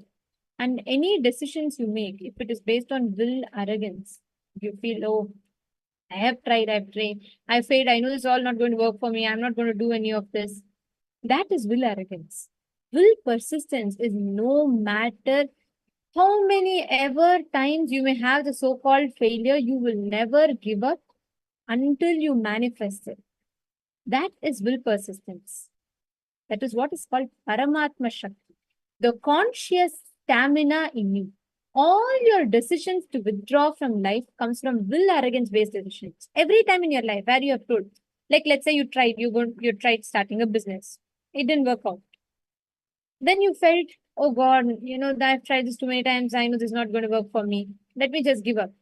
Just because you tried and you fail, you decide to give up. That is will arrogance.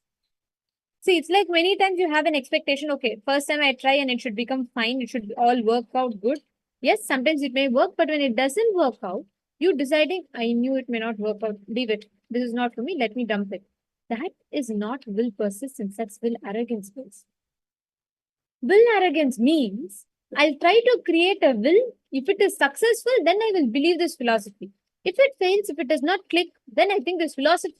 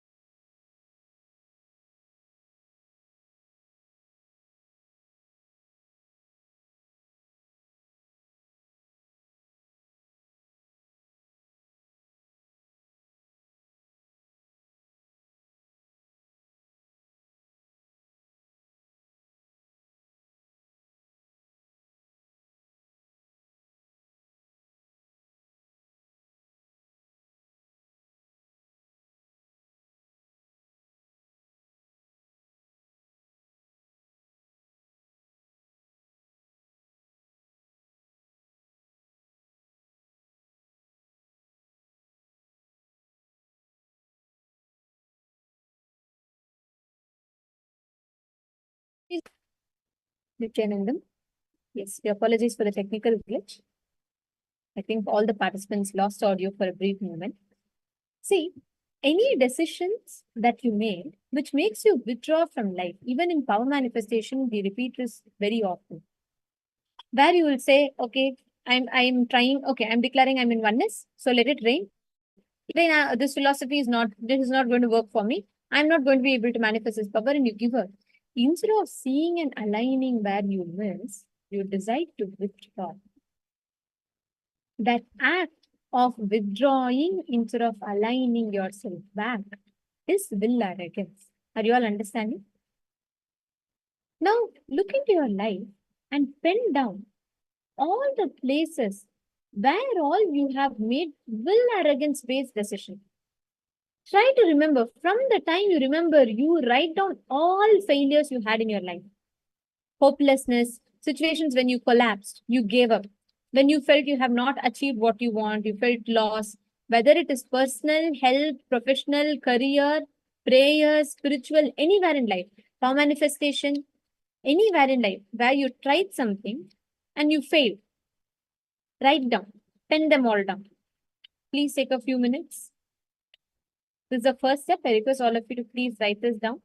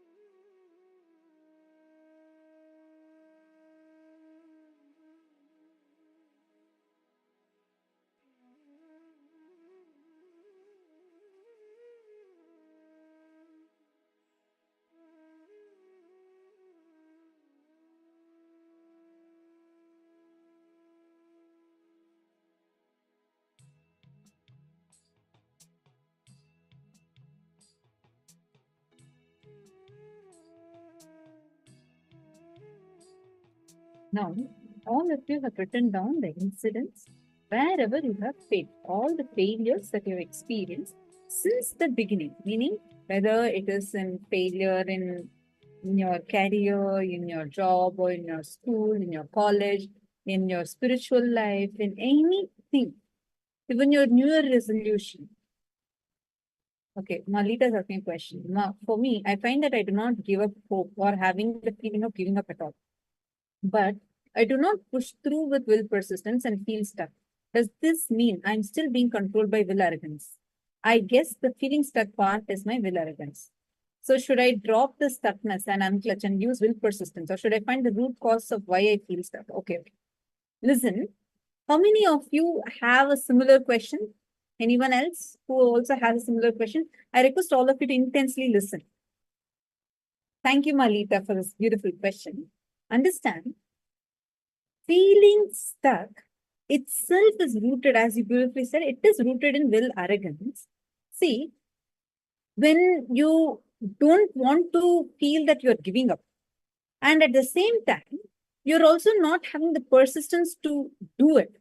We put it under one more bucket, which is just the same giving up, but just plastered with this thing called as I'm just stuck in it. You're not just stuck, you have given up on that dimension, because that feeling stuck, you're never going to move it. The problem here is we feel, I tried once, I tried twice, third time it doesn't work. So you just give up on that whole thing itself. See, everyone who's successful, there's so many people who would have failed like 100 times in the same thing, but the 101st time they won. In anything, it is like that. Even, for example, if for us to be able to walk, this is like the best thing that clicks with me the most. For any of us as a child, all of us fall hundreds of times. But it is that persistence. We know we can walk because we see that everyone is walking. So you know it is possible. And as a child, fortunately, societies, all these poisonous thought currents are not fed into you at that time. So you feel that you can learn, you can walk. So you try, fall, get up, fall again, fall again, fall again, but you get up and you start walking. And actually, if you fortunately, society doesn't introduce a concept of failure. Otherwise, the first time you fall down, as you try to stand up, you will declare that you can never walk, you're a failure, and you'll never be able to walk, and all of us will be crawling by now. So every one of you that are actually here, actually doing this whole process today, you should really feel it's a real big blessing for you to be able to even do this. Because if you liberate yourself from all of these kind of issues, if you just liberate yourself from all these kind of problems where failure, the idea of failure makes you take wrong decisions to withdraw, decision to collapse and fail in life, you will simply have a breakthrough. You will be successful, not because of any other reason, but just because you'll have the power to persist. Now, in all the failures that you have listed down, right, can you internalize one by one how many of this are you failed because of will arrogance? For example, you would have tried a few times and you have decided it is not going to work for me and you gave up. How many percentage of your failures are because of will arrogance? Can you all analyze it? Just take a few minutes and all the incidents that you've written on a failure. Can you all analyze how many of them are out of will arrogance? Please take a few minutes.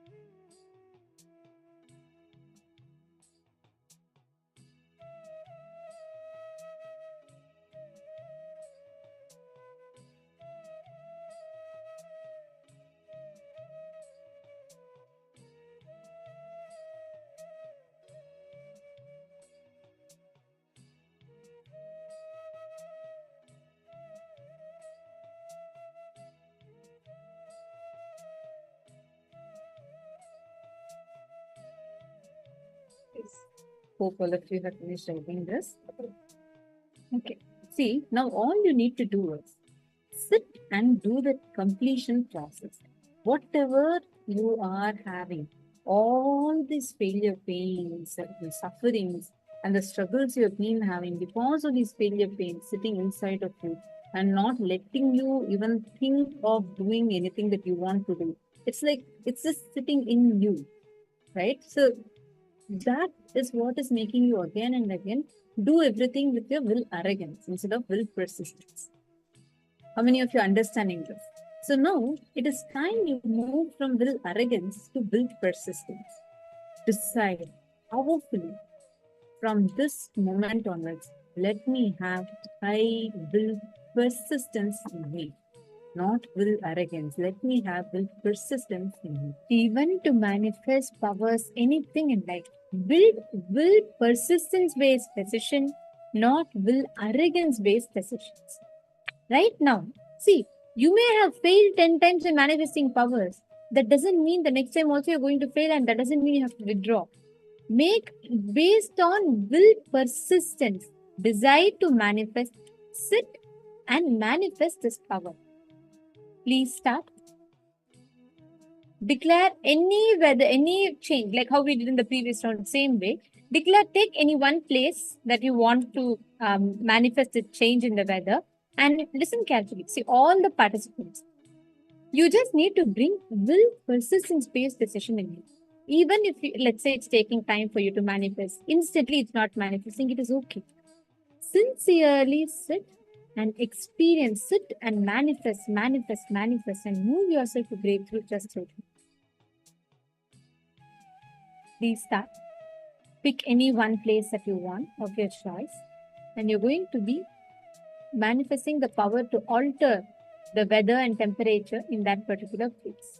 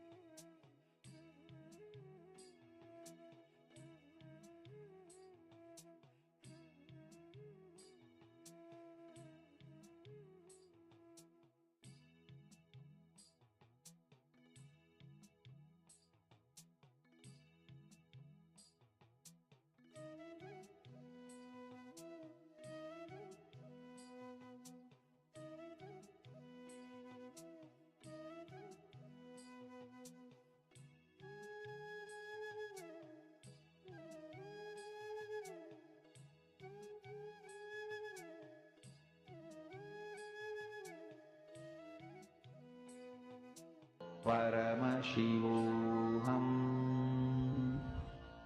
Om Nityananda Paramashivoham. Om Nityananda Paramashivoham. Om Nityananda Paramashivoham. Om Nityananda Paramashivoham. Om Nityananda Paramashivoham. Om Nityananda Paramashivoham. Om Nityananda Paramashivoham. Om Nityananda Paramashivoham. Om Nityananda Paramashivoham. Please relax. I request all of you to please share with us how many of you have started manifesting this power. See, all of you now go to the exact same locations, whatever location you are manifesting in. Go to that exact same location and identify. Just go check with the AccuWeather itself or whichever website you had used. Go and see what are the current readings it is coming with. And please post it here. I request all the participants to please post how many of you have manifested. Share and understand, even if you have not manifested this time, remember one thing, you cannot determine the result or the output of it based on what you understand or what you see it. See, it should only be will persistence based, which means whether you are manifesting, whether it is happening immediately or not. It cannot stop you from experiencing or sorry, it cannot stop you from again and again going back and trying it. If you feel I'm not getting it, if something is inducing incompletion in you, understand it is will arrogance. Just be aware consciously and develop the will persistence in you. Now, we all understood about what will persistence is. We all understood about Paramatma Shakti. Now, we are going to be understanding the various different techniques through which you can experience and develop will persistence. What are all the different methods? How do you actually bring will persistence inside of you? How do you consciously build it? There are so many different methods and techniques Swamiji has given, and we're going to be now listening to that session. Let's now listen to the powerful techniques to achieve will persistence directly from Swamiji.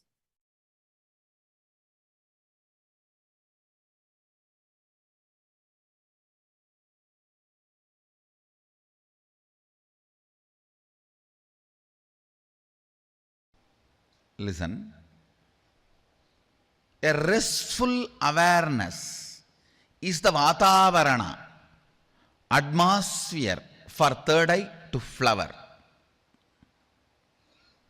Restful awareness is the Vatavarana, atmosphere for third eye to flower. Will grows, expands in the space of restful awareness, never in the space of chaos or tension. Listen. Whenever you remember, you will always have certain tension in this area. Only with the tension in the muscle, the forehead muscle, you can even remember you. Consciously practice for next 48 hours to keep that area in a restful awareness. Remember, no tension there, no stress there, pure restful awareness, a cool breeze feeling, inside and outside, inside the skull, outside the skull, cool breeze feeling, not hard clay. If you are having hard clay feeling, that is what is inside the skull. Consciously remember, decide to have the cool breeze feeling. Actually, that cool breeze feeling is the atmosphere, Vatavarana, where your will can grow, the will persistence can become more and more matured reality. See, whenever you create a will, if the stress is generated in this Anya region, you will not be able to hold on to that will because there is a fight inside you. How long you can keep that stress? No. You can't. So naturally you give up on your will and it leads to will failure, will not being fulfilled, will arrogance, will pain.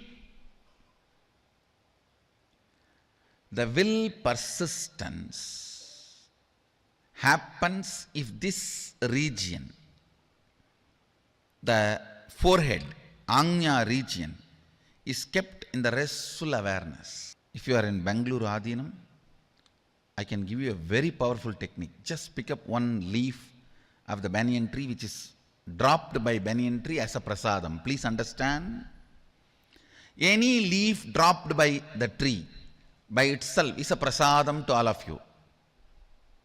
But you can't pluck the leaf from the tree. Take any prasadam leaf, put it on your forehead, lie down, which you always do 24 hours anyhow. So nothing new about it. Just in your usual posture, just put the banyan leaf prasadam on your forehead. Decide to be in the restful awareness where the ambience, atmosphere, vatavarana in which your will persistence can grow and your third eye can flower. If you are not in Bangalore Adinam, pick up the sacred ash, vibhuti from our temple or given by me, apply that. It is Sadashiva Prasada. Apply that on the forehead.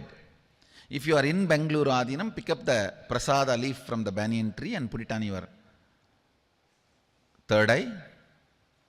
If you are anywhere other than the Bangalore Adinam, put the sacred ash, lie down, support your head and tell yourself, O Sadashiva, let the Vatavarana, the atmosphere, ambience for the third eye to flower happen, which is restful awareness.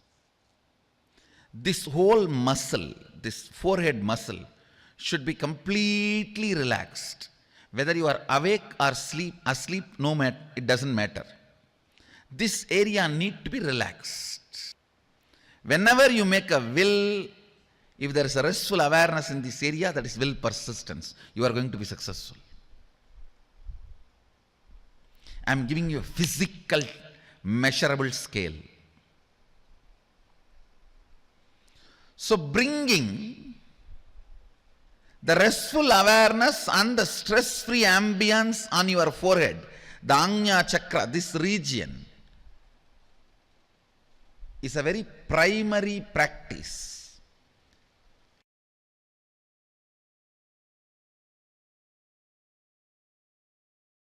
One of the most important thing happens to you when you raise yourself in the vertical time zone. Your will persistence is tested. Understand? I'm telling you. Nothing else is needed other than will persistence. Your fundamental existence will be shaken through doubts.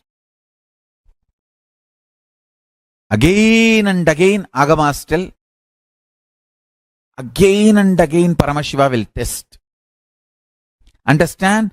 Not only you are tested, even I am tested. Even incarnations are tested. See, I am tested in a different way. My commitment to Paramashiva is not tested because that is given. Yes, himself has come as my guru and initiated me and given me the taste of him. So my commitment to him is not questioned. That is not tested. But my commitment to all of you is tested. I think by the grace of Paramashiva I am successful. Understand? Will persistence is tested. Will persistence is tested. Nothing else is required if you stand with will persistence. Understand? As long as you are treated beautifully and everything goes well, if you have faith in life and higher principles, that is not something great. But when things are not as you expect, and even then you decide to stand with the powerful cognitions,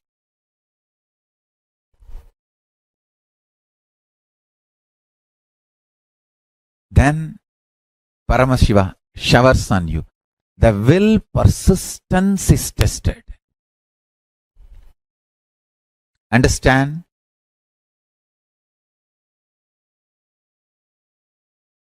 Your bones are drilled with a diamond of pure consciousness. Pure consciousness is the diamond Vajra.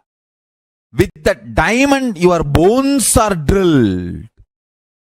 When the pure consciousness enters into your being, your will persistence is tested. Blessed are those. Blessed are those who carry the powerful cognitions as the core of their life. Understand?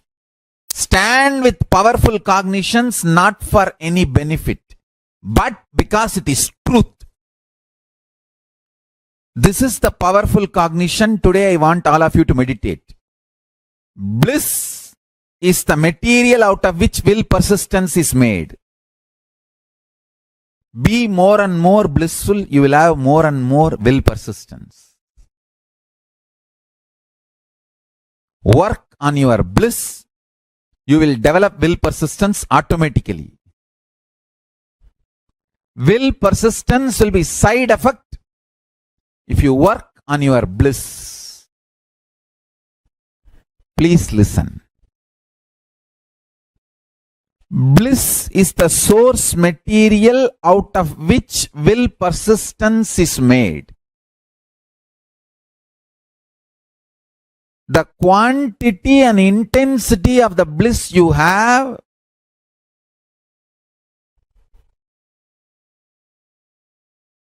forms the foundation for the will persistence to exist. If you want to strengthen your will persistence, work on your bliss. Make yourself more and more blissful, ecstatic, joyful. Work on your bliss. I tell you, best ways to increase the frequency of your bliss is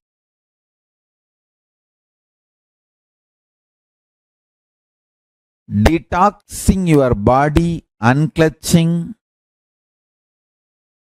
continuously engaging in prayer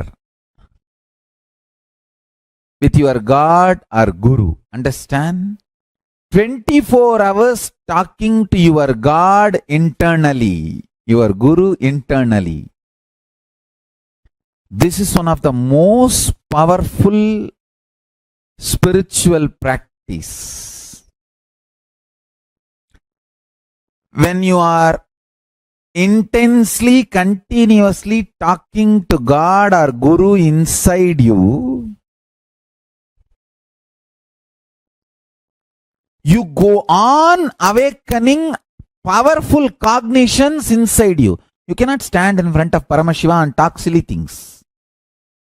You yourself will feel shy. Practicing the presence of Paramashiva inside you by continuous conversation with Him will automatically make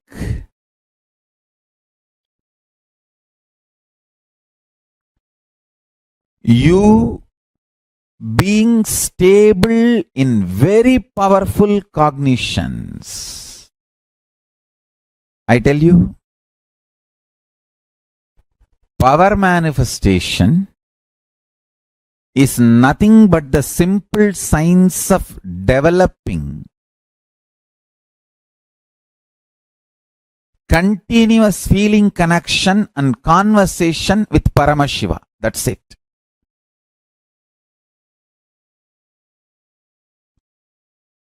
"24 hours continuously having conversation, dialogue with Paramashiva inside you. Continuous 24 hours dialogue with Paramashiva makes you constantly stay in powerful cognitions, and that Sahaja Samadhi becomes your reality. Sahaja Samadhi becomes your reality. Sahaja Samadhi becomes your reality.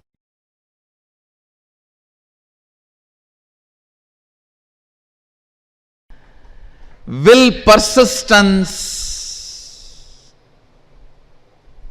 need to be tested but never denied.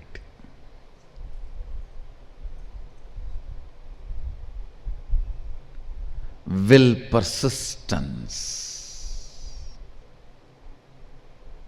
need to be strengthened, and after strengthened need to be tested.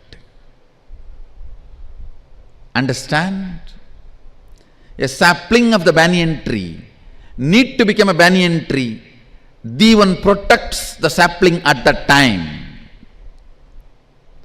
But after it becomes tree, the one itself tries to shake and test the strength of the tree, whether it can be trusted or not.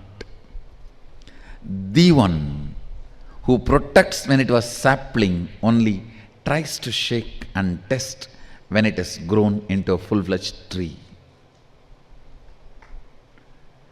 The one has a purpose to test your will persistence, but is not interested in denying you. Understand, till the last moment you are into Sadashivoham, you will be tested. The one will be supporting when your will persistence is growing. The same the one will be testing your will persistence when it is grown. The Devan's job is growing and testing both.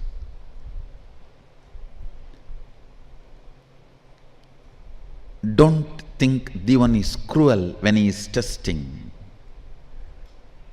He is as compassionate as he was protecting. Protection and testing, both are his responsibility.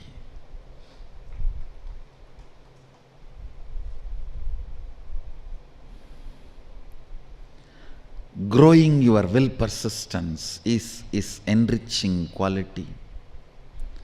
protecting your will persistence is authenticity. Testing your will persistence is responsibility. Giving you without denying is integrity.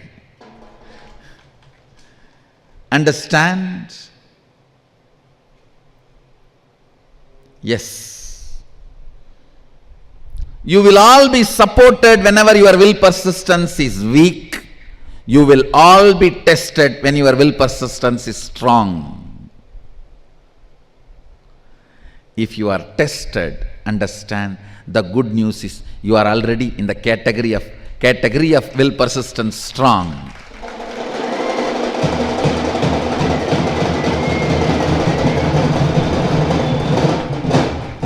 The great news is anybody who is tested, even if you qualify for getting tested, you are not denied. Even if you get qualified for getting tested, you are not denied. Because you are not in the system of trial and error, you are in the system of trial and success.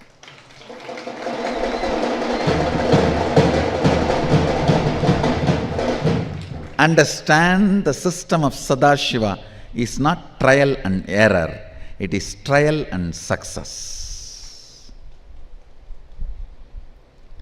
The method with which we function is not trial and error, it is trial and success.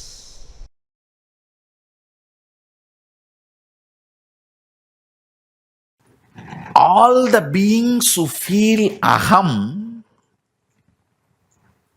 he exists in that. That is the only constant. Understand?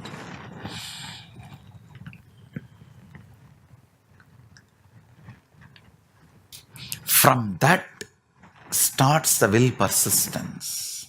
Manifest the will persistence. Whoever gets back to that source from which he is reflecting, all of them fall into that space called oneness, which is constant. Paramashiva is equivalent to the will persistence decision to look at the source by the reflection. The constant in the cosmos is feeling of aham.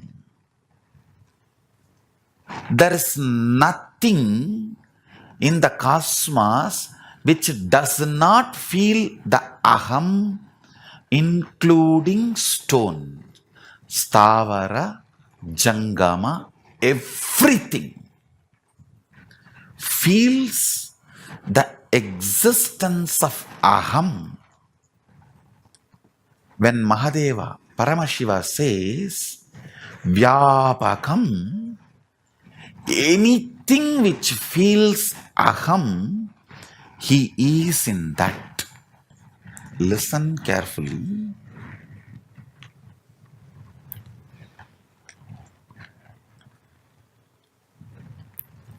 Length, breadth, depth, time, space. The pure consciousness reflects on the space. That reflection is individual consciousness called aham.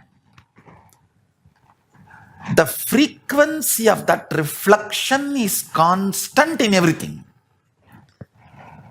But the side effect of that reflection, will persistence, is not constant in everything. Reflection is constant. Will persistence is not. So based on your will persistence, if you remember the constant in you, which is your Chidambara, where the cosmic reflection Paramashiva, cosmic source Paramashiva is dancing in your pure heart, Anandaganda, your inner space. Listen, cosmic Paramashiva is like a sun. Your pure inner space, that space, Chidambara, Akasha, Antarakasha, Chitakasha, is like a mirror.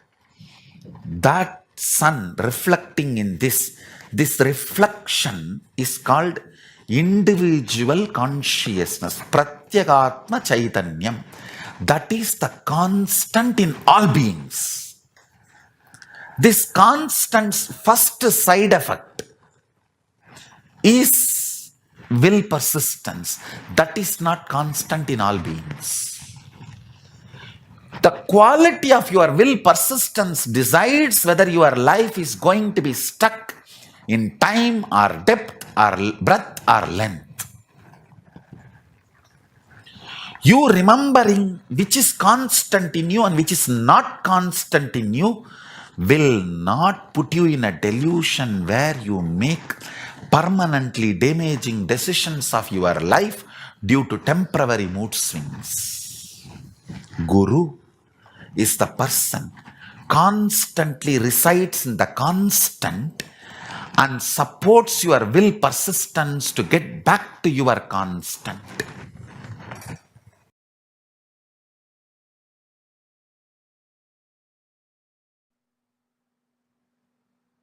Listen.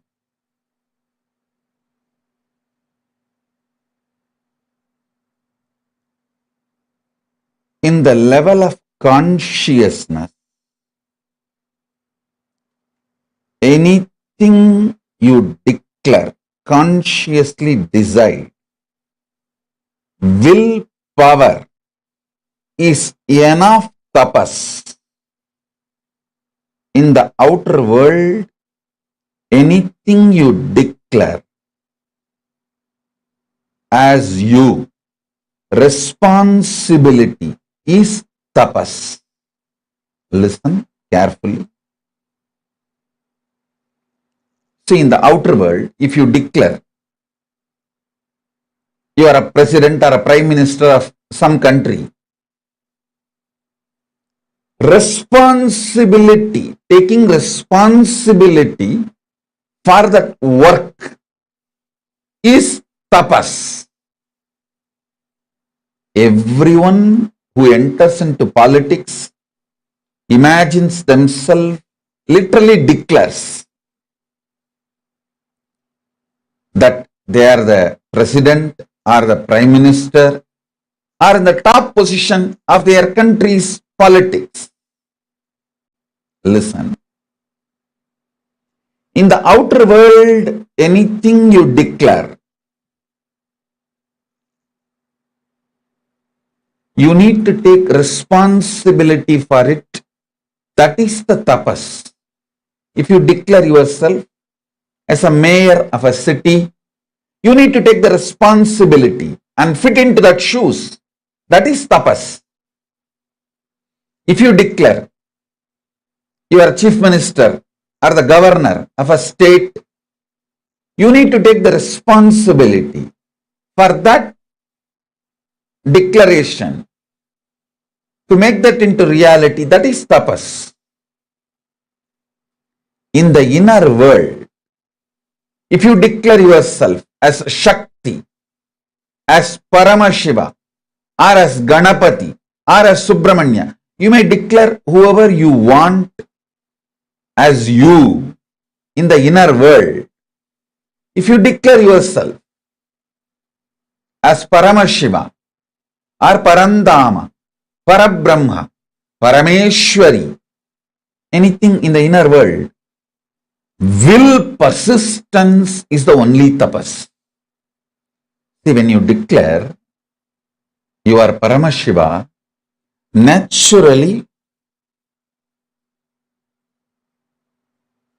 all your inside patterns, self-hatred, self-doubt, self-denial will flare up and show So much of obstacles, problems, difficulties externally and internally. But you standing with will persistence, I will see everything as Paramashiva. I will face all these self-doubt, self-hatred, self-denial. Even the doubt whether I am Paramashiva or not, I will face it from the space I am Paramashiva. How Paramashiva will face self-doubt, same way I will face. How he will face? He will just burn it. Tripura Asuras are the self-doubt, self-hatred, self-denial. How he dealt with them? He just burnt them.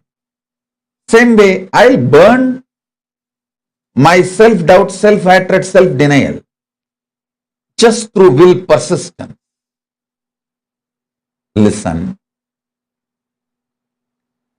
In the conscious world, anything you declare as yourself,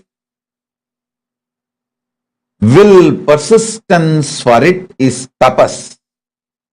In the external world, anything you declare about yourself, taking responsibility for it is tapas.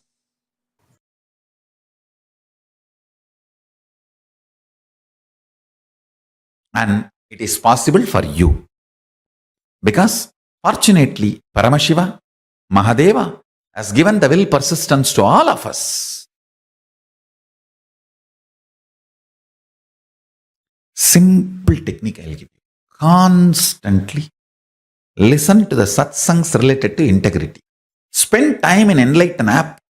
Continuously listen to the thought currents and ideas about integrity from multi-dimensional. I've explained integrity at least from 108 various dimensions. Why integrity is important power you need to manifest. Whether in the relationship angle, your health angle, or your life angle, your social, economical, spiritual, health, wealth, in every angle. Spend time on integrity satsangs. You will understand you are given will persistence by Paramashiva, and you decide not to believe you have will persistence, because if you know you have will persistence, you can change. You have the responsibility to change. You don't want that. You only want to blame somebody. You only want to find a reason for your failures. You are not interested in success. That is the problem. If you practice integrity, you will understand, oh God, you will catch the blind spot. Then you will decide to be successful, and you will take the responsibility to be successful. Whole thing is too easy. Understand that.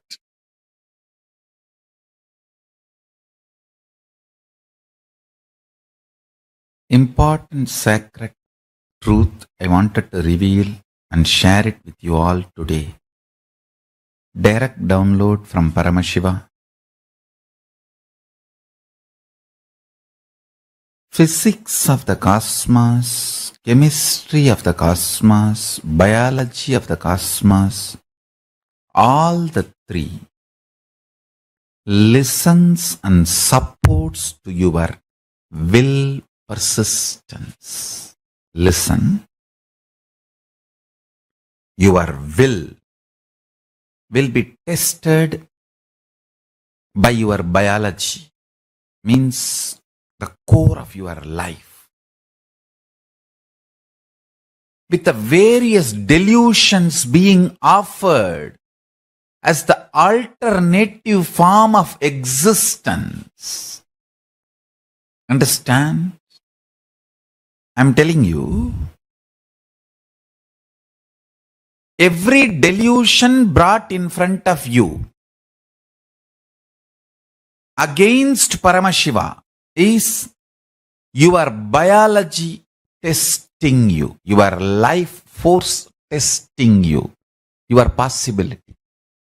Are you ready to stand with your will persistence, or are you interested in delusion, alternative ways to exist?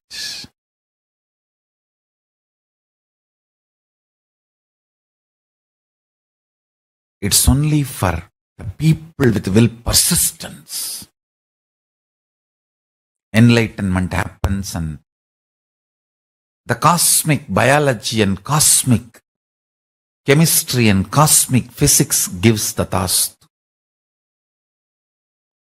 Before that, the biology and chemistry, physics tries to test your will persistence, your own mood swings, ups, downs.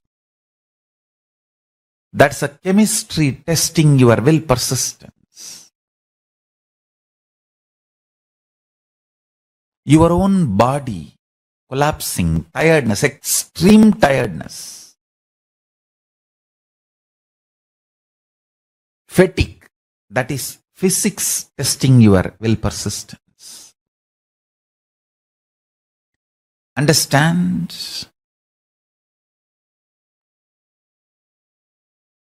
Even for a small delusion, use Brahmastra to destroy it. Even one ignorant pattern can shake your whole life and change you. I have seen people just for ice cream missing enlightenment and scream their whole life. I have seen people doing it. Come back next birth as ice cream vendor and hate to even see ice cream. Even smallest patterns deal ferociously. Don't allow. Understand? Even a small knee pain, headache, don't deal it with just anasin, metasin or some medicine and cream. Internally deal it with the pattern. I am not the body. I may have the body, but I am not the body. Let me see how it can be cleared. With this cognition, you can apply medicine. I don't have a problem. I am not against medicine. But I am against medicine being used, remembering you have problem. No. You have a body which has a problem. And do everything to heal it and keep it healthy. Nothing wrong. But always let your inner cognitions be ferocious. Hindu is a man who operates only from powerful cognitions.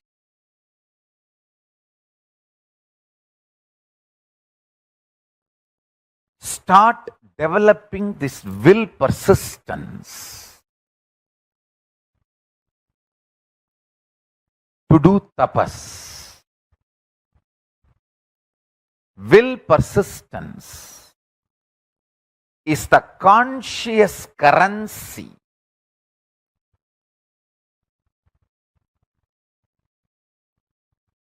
every child develops.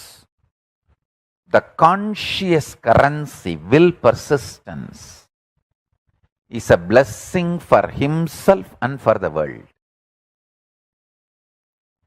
It's a blessing for himself and for the world. Understand? It's a blessing for himself and for the world.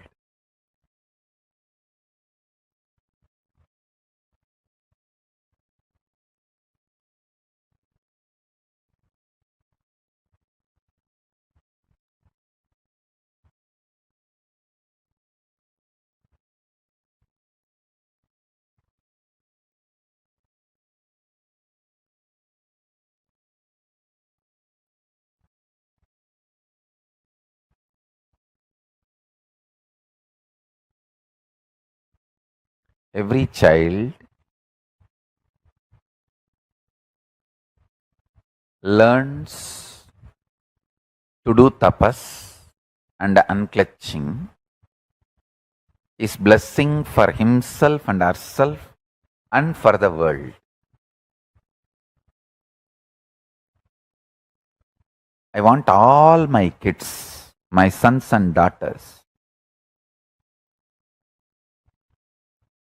who are already in Gurukul or whoever wants to become my sons and daughters, the prince and princesses of Kailasa, learn this.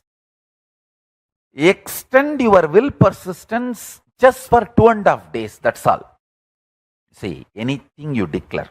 For example, you declare, I will not move from this place till I realize this powerful cognition and manifest powers. That ability, that strength, will persistence. If it stays in your body for 2.5 days, you are my crown prince and crown princess. If you can sit for 2.5 days with any will persistence, not only you will manifest that power, see, our muscle memory, biomemory,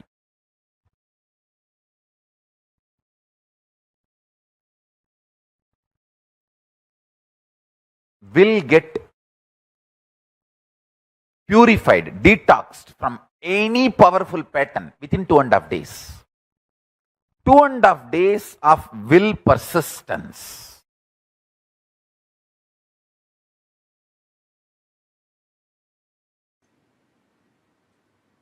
Let's have a conscious breakthrough, recognizing this as your purpose. The moment you recognize this as your purpose, conscious breakthrough starts. The superconscious breakthrough starts. Decide to recognize this as your purpose. Do not wait for your mind to be convinced. Listen, if you are waiting for your mind to be convinced and you want to start the journey, you are waiting for the waves to settle down to take bath in the ocean. If you are waiting for your mind to be convinced to have a conscious breakthrough, you are not going to achieve it. You just have to take a step and break from the mind. That is what is conscious breakthrough. Now, if you are waiting for your consciousness to be convinced, this is your purpose. Manifesting Sadashiva is your purpose. Your consciousness is never going to be convinced or giving you permission. You decide and understand this is my purpose and have a breakthrough. That breakthrough is what I call will persistence. That breakthrough is what I call will persistence. With will persistence, decide manifesting Sadashivatva. Manifesting Sadashiva is my life. Becoming Sadashiva is my purpose. Do not wait for your mind or consciousness to be convinced. If you are waiting for that, it is never going to happen. With your will persistence, decide to enter into Sadashivatva.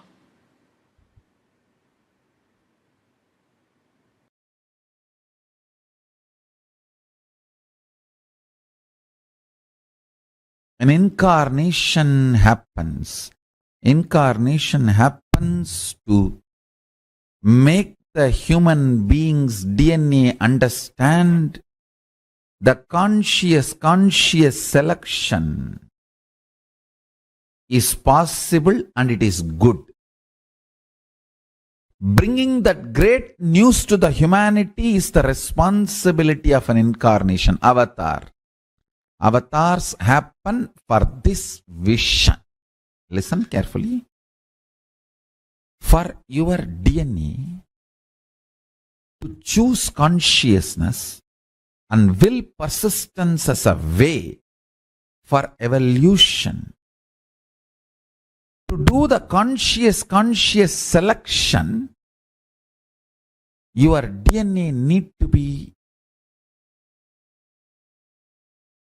introduced to its higher possibility. If your DNA decides to do conscious selection and decides to evolve its DNA through the mutation, through will persistence, where it is going to land, what it is going to achieve. Your DNA need to be told about the end result. That is why an incarnation happens to inspire your DNA to go through the conscious selection process. Understand? I wanted to tell you one more thing. I have always seen, whenever I claim or declare my spiritual authority, statements like I am Paramashiva, I am Kalabhairava, I am Kali, or any of these kind of statements, I have always seen invariably 100% beings who listen to this directly or through digitally or any way, their DNA first experience it goes through is wondering. Wow. Then, if the DNA decides to go through the conscious selection process with will persistence, convinced about the possibility, it becomes devotion. That wondering becomes devotion. Lifestyle of Paramashiva. Lifestyle of Paramashiva. Charya Pada of Paramashiva. In Kailasa.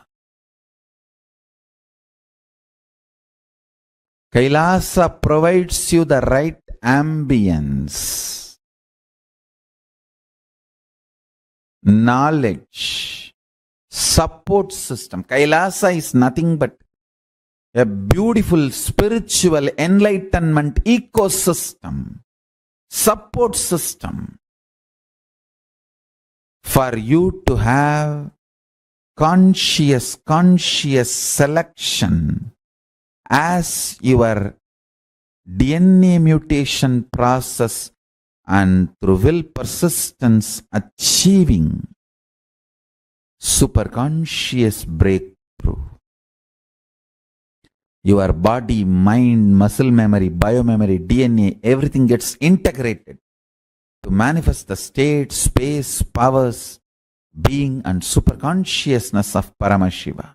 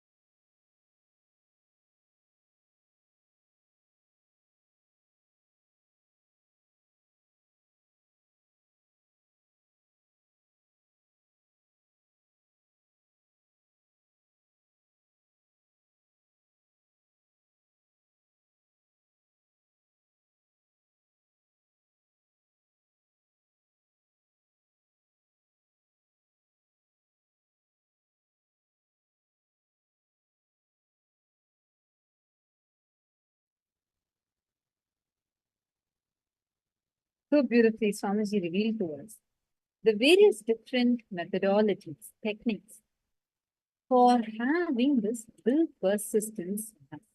Actually, this one technique that Swamiji did for trying it just for 2.5 days. Decide for anything, but just to do it for 2.5 days.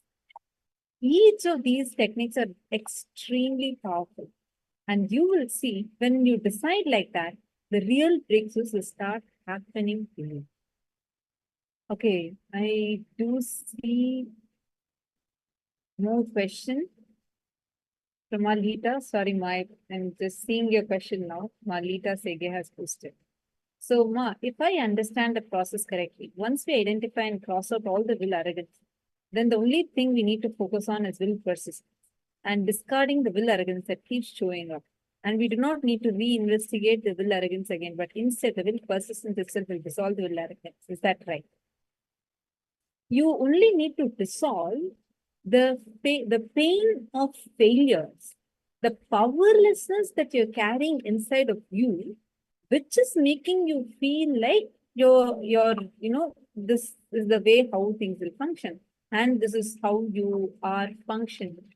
Like, for example, you feel that certain powers you cannot manifest at all.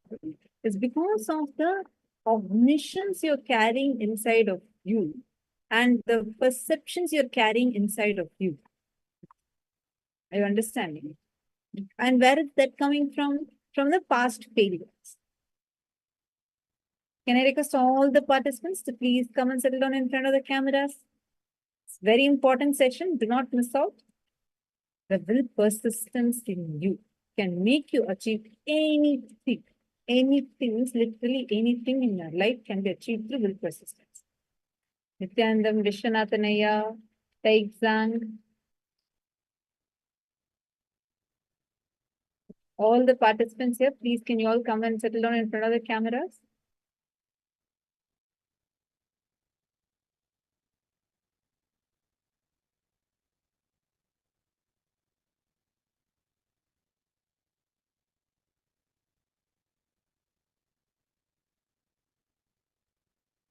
Now, the techniques to achieve will persistence. We went through the various different techniques on which I have revealed it to us now. Just following any one of these techniques, if you take also, simply it will help you improve your will persistence. Not just improve, like actually to be able to manifest the real will persistence in you. Okay, I have a quick question for all of you. Can each of you give an example of what do you understand as will persistence? I request all the participants to please post. What do you understand as will persistence?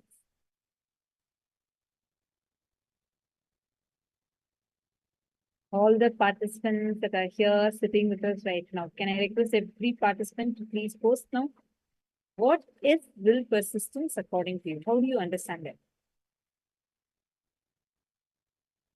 See, you're having the right understanding, and first of all, you cognizing the importance of will persistence is needed for you to manifest will persistence. Swamiji gave us various different methods for how you can actually manifest will persistence inside of you. Even if you just start practicing one by one, if you build it as a habit inside you, you will just become so successful. Like Swamiji says, success is a habit. Will persistence is a habit. You need to consciously work on it. You need to consciously build it. All the will arrogance, will persistence, everything inside of you is something that you manifest by working on it continuously without giving up. See, please understand. For will persistence to manifest inside of you, decide to recognize the superconscious breakthrough as your purpose. First thing, understand, don't settle yourself with the mediocre reasoning that life convinces you with.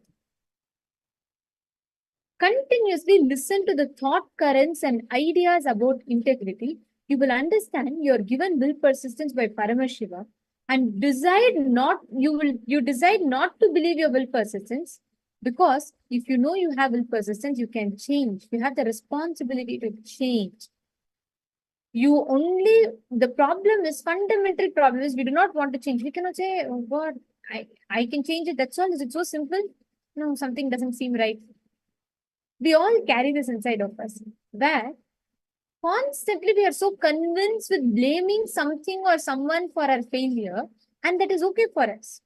See, we most of the times, 99% of the time, you are not really interested in actually really being successful. That's the problem. It's if you find a reason to blame someone, we feel enough. Okay. It's not necessary that it needs to be even a person. Even if it's a situation, what to do? I have struggled so hard. The situation was like this. Nothing could be done. We are ready to blame. We are waiting to find some reasoning that is outside of us. How many of you are understanding this? If you are working on a project and you want to be successful in that project, but some reason is coming up, you may persist till, let's say, step number 1, step number 2. But again, if the obstacle is persistent, you just blame that obstacle. We wait, we are happy to actually have something to blame on and not really looking for being successful itself. This is something that we all need to be true to ourselves and look in. See, externally you may say, no, you don't know. I have worked so hard for it. I really want to be successful in it, no doubt. You started with that intention is true. But look in, is that intention staying true even now? Take any example.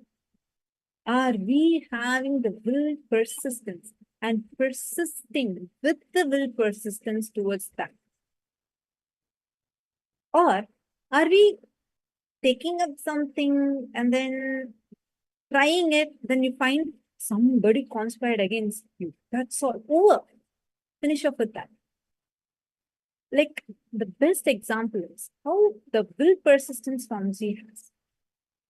Without giving up, I have never till date, I have never seen Swamiji give up on anything or anyone. Like no matter how many times a person might fail in some project, once again, Swamiji will empower that person, help them to completion, train them again give them an opportunity, repeat the same instructions that Swamiji had told since the beginning. Swamiji will repeat the exact same instructions till that person becomes successful. Swamiji will never give up. No question of giving up at all. See, that is will persistence. Even when attacks happened on Swamiji, when so much of persecution happened on Swamiji, he never stopped on anything, that he never let any reasoning to be a reason for his work to stop or any project to get failed. Never. Understand? Valid reason plus work not done cannot be equated to work done. You may have very factual reason, very valid reason, but valid reason plus work not done cannot be equated to work done. How many of you are understanding this so far? Can I request all the participants to please be on camera? How many of you are catching this so far?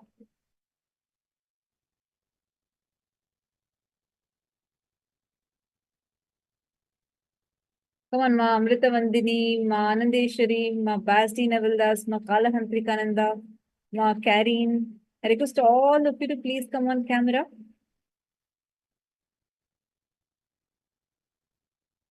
Now,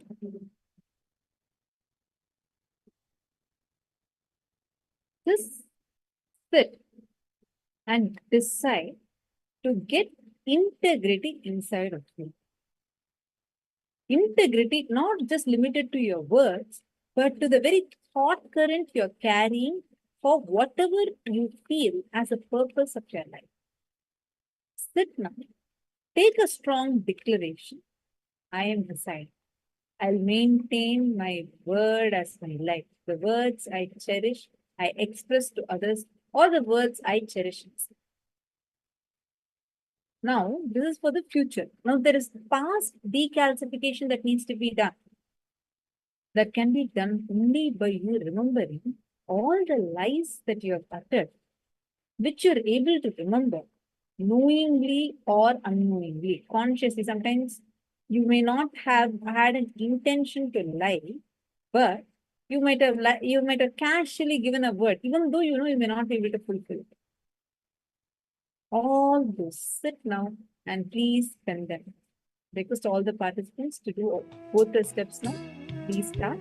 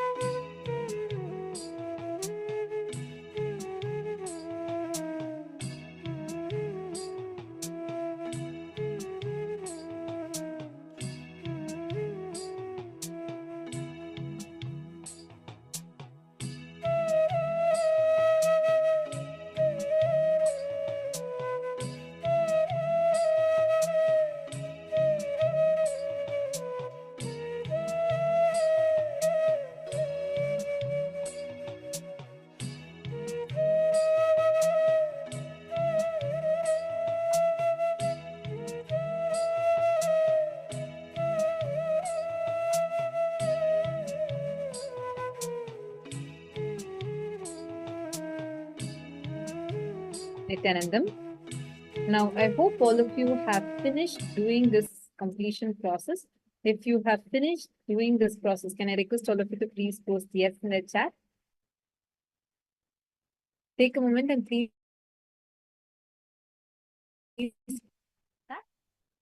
post the questions, post it out.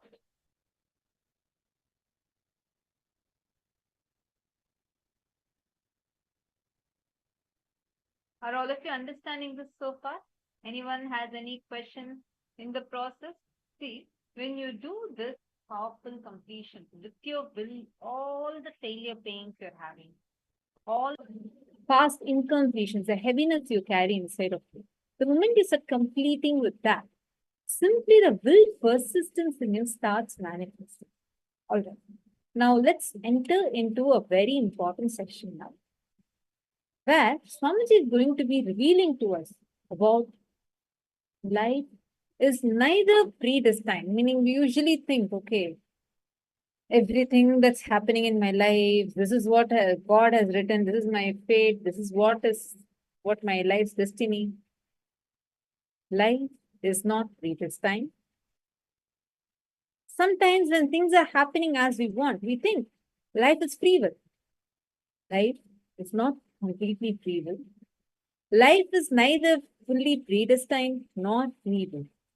And Swamiji is going one step above that. Swamiji says, it is not even just God's will. So what is life? How do we understand this? Let us now listen to a very, very, very powerful revelation on how life is super determinism.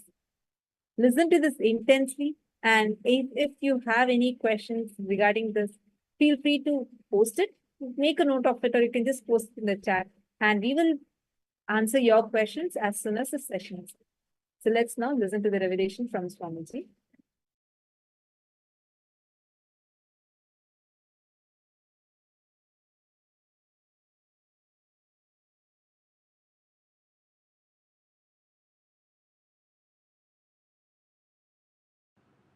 I'll give you a simple understanding about life.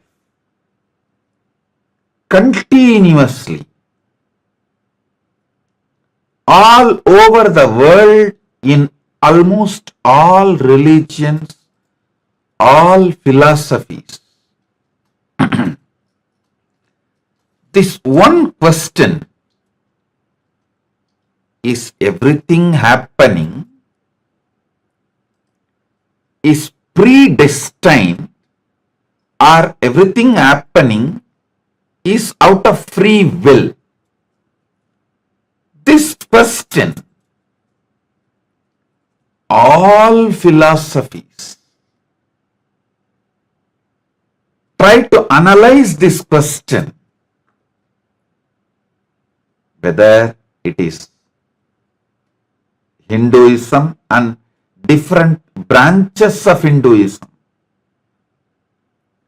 like Shaiva, Vaishnava, Sakta, Gaumara, all different branches of Hinduism, or Christianity, or Islam, or Sikhism, Buddhism, Jainism, in all religions, this one question, whether everything happens in our life as our life, is it predestined or free will? Always the answers have been given to prove everything is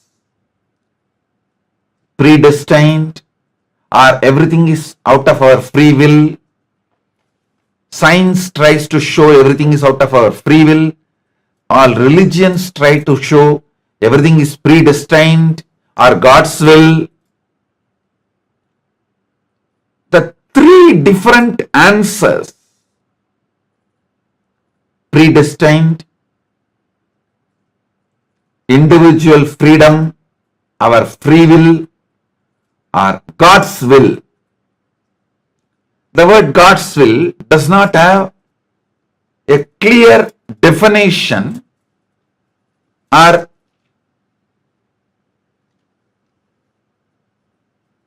ability to establish that there is a clear God's will which can be established before something happens, during it happens, after it happened. In the Trikala, all the three times, past, present and future, the consistency of the God's will to be established. No tradition is able to give substantiating or very clear, strong, powerful answer. Listen. This question is intense. So if you sincerely listen, this big load, incompletion, doubt you are carrying about life can be cleared. This doubt,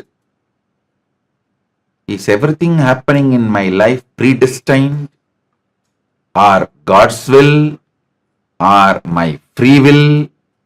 If this question is understood,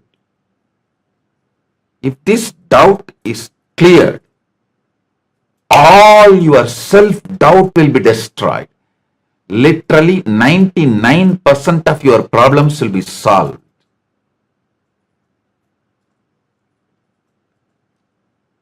Not only Paramashiva, to ultimate moksha, you can achieve anything you want in the outer world, inner world and the higher worlds. All three levels. So understand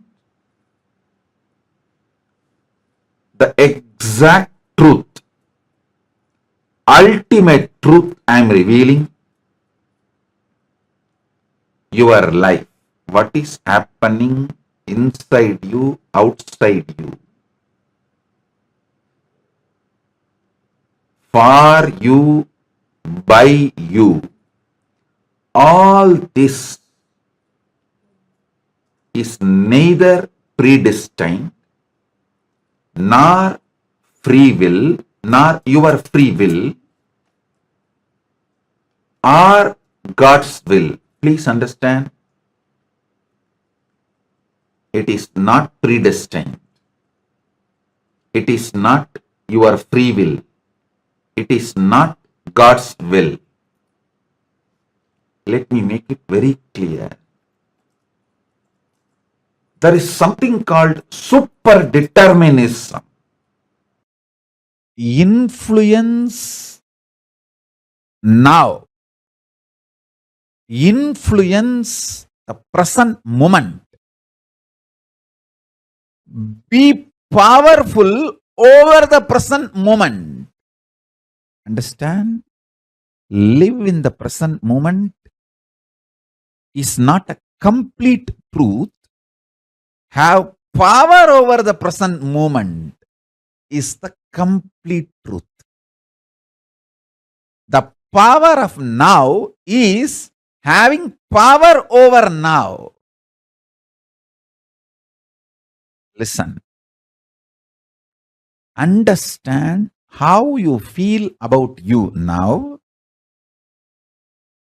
and how you feel about the world now. Make that too powerful. If you understand and make yourself powerful, that you are Paramashiva, you will understand world is so auspicious and you are the power. Whatever you think, perceive, even as bad, was never bad, is never bad, will never be bad. It is your wrong perception is the problem. Delusion is the problem. Everything is happening properly. You just need to add more life positivity, more understanding. You just need to remember again and again, you are Paramashiva, and face everything out of strength and powerfulness.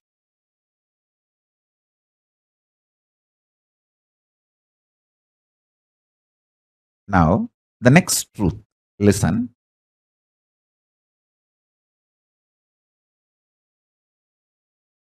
Sometimes you feel the world is literally falling. The roof is falling on your head. You are crushed. You are collapsed.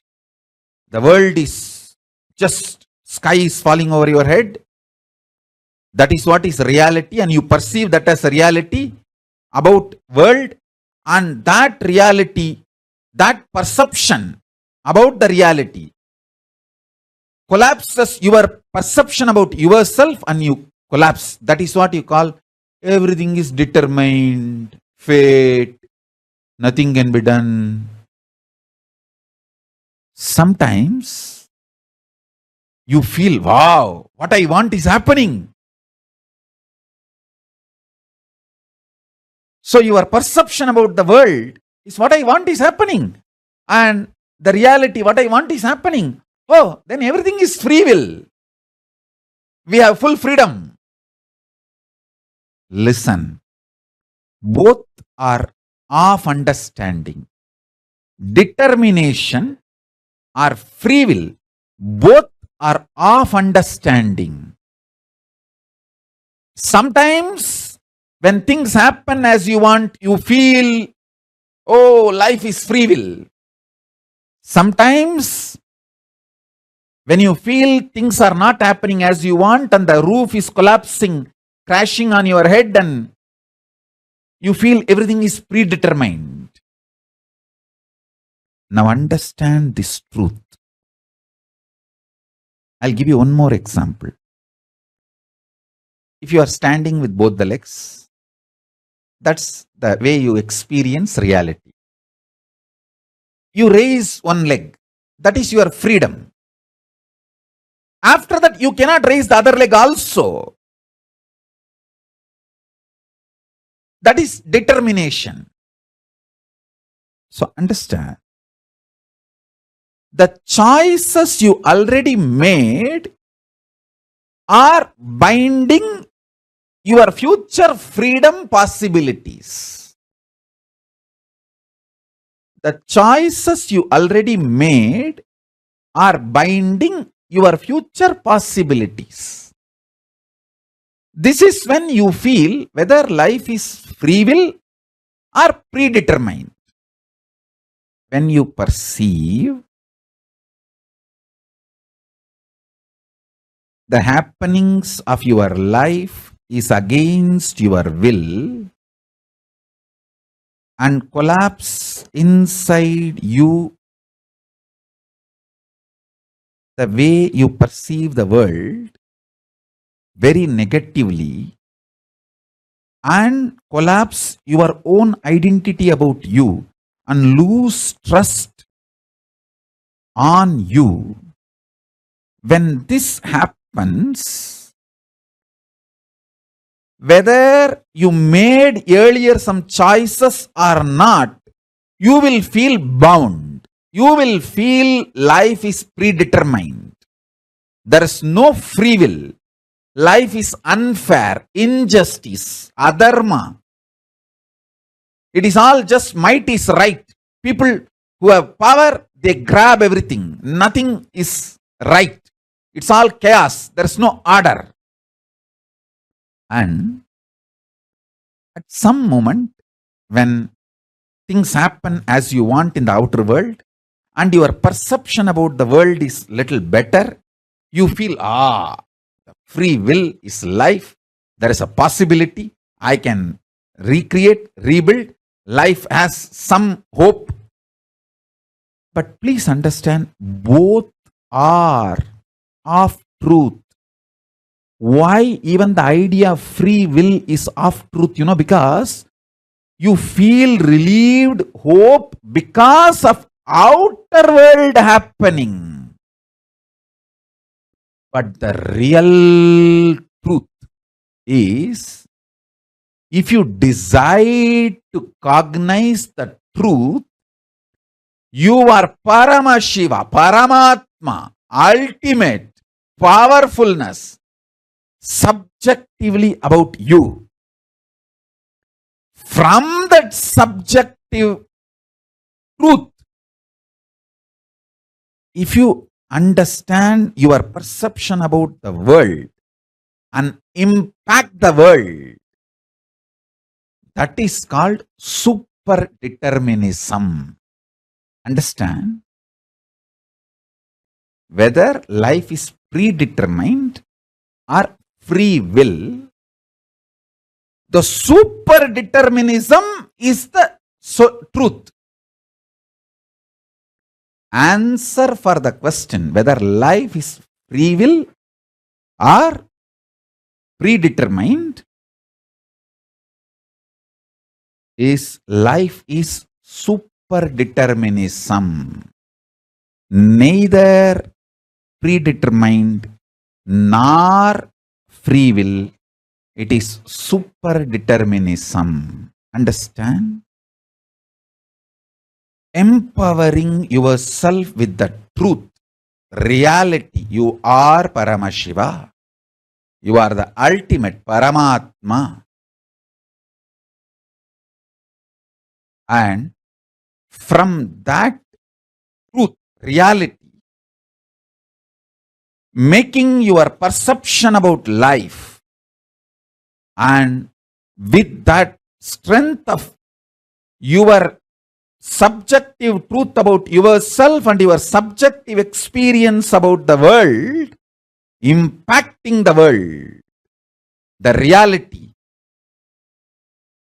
is super-determinism. This is the real way of existing. This is what I call freedom. Freedom is not choices. Freedom is manifesting the reality you want to manifest. Listen.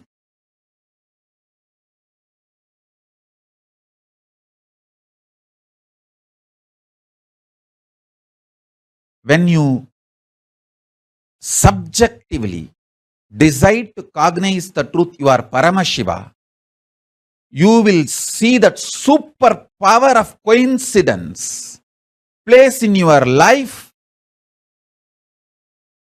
I give you two methods for you to achieve the super determinism. One, deciding to cognize you are Paramashiva because that is the truth. That's the truth.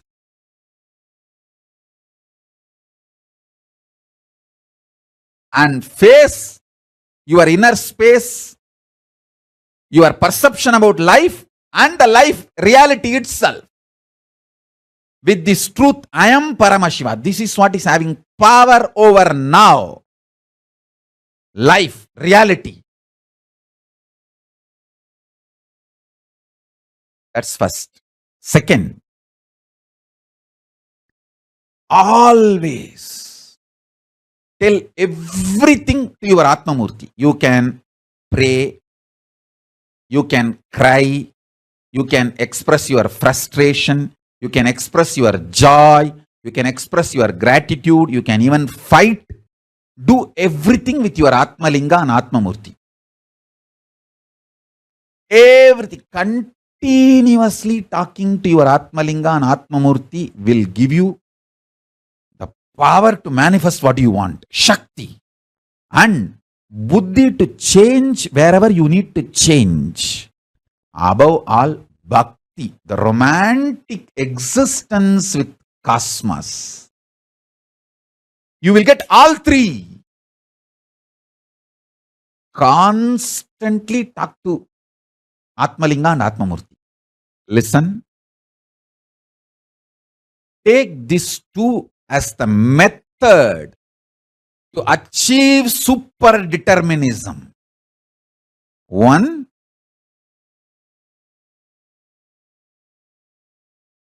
decide to come to the powerful conclusion you are Paramashiva because that is the truth.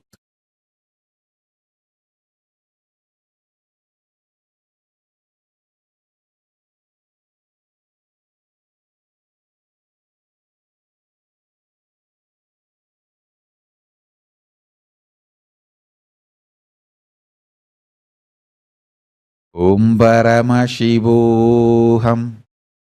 Om Nityananda Paramashivoham.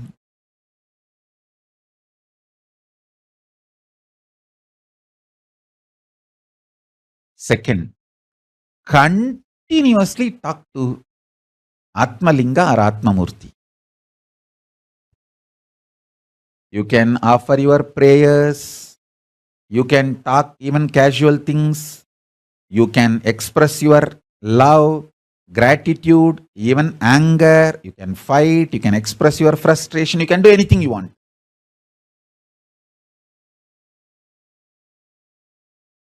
And I commit with you, I will respond to you immediately. I'll give you what you want. Shakti, to manifest your life as you want.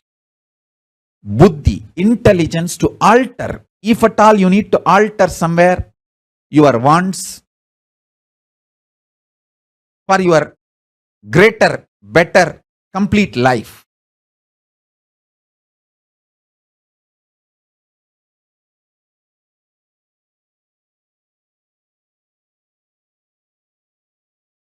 And above all, bhakti, a life positive, joyful connection with life, reality, cosmos, with everything, with yourself, with world, with God, everything. And yukti, method to live enlightenment. And mukti, enlightenment itself. I'll give you the example of Ganga Avataranam, the Gangadhara Murti's story. See, Ganga coming to planet Earth and washing away the sins of Bhagirath's ancestors. Is it predestined? Is it His will? Is it God's will? If you analyze, the answer is no. It is neither predestined nor God's will, nor the free will of Bhagiratha. It is super-determinism of Bhagiratha. Even after Paramashiva received Ganga and released Ganga, even after Paramashiva released Ganga, it was not happening. Jannu Maharshi just swallowed the whole Ganga, because when she was flowing, it seems she disturbed Jannu Maharshi's tapas. He just swallowed the whole Ganga. Is it individual will of Bhagiratha? No.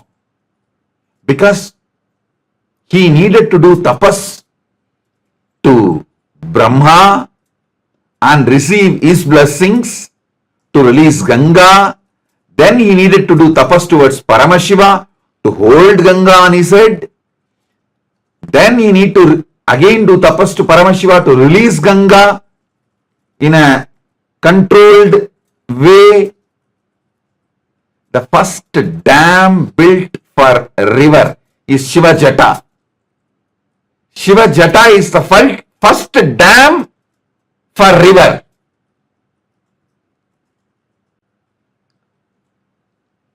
So very controlled way Ganga was released, but even after that the problem was not solved. He has to do tapas towards Jannu Maharshi and ask him to release Ganga. So understand, life is super-determinism. Life is super-determinism of the soul, your consciousness.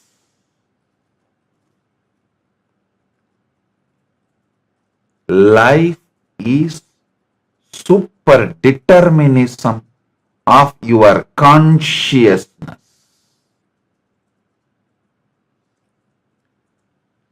Think more deeply. Meditate on this. There's a layers and layers of truths in this story. There is layers and layers of truth in this story. First,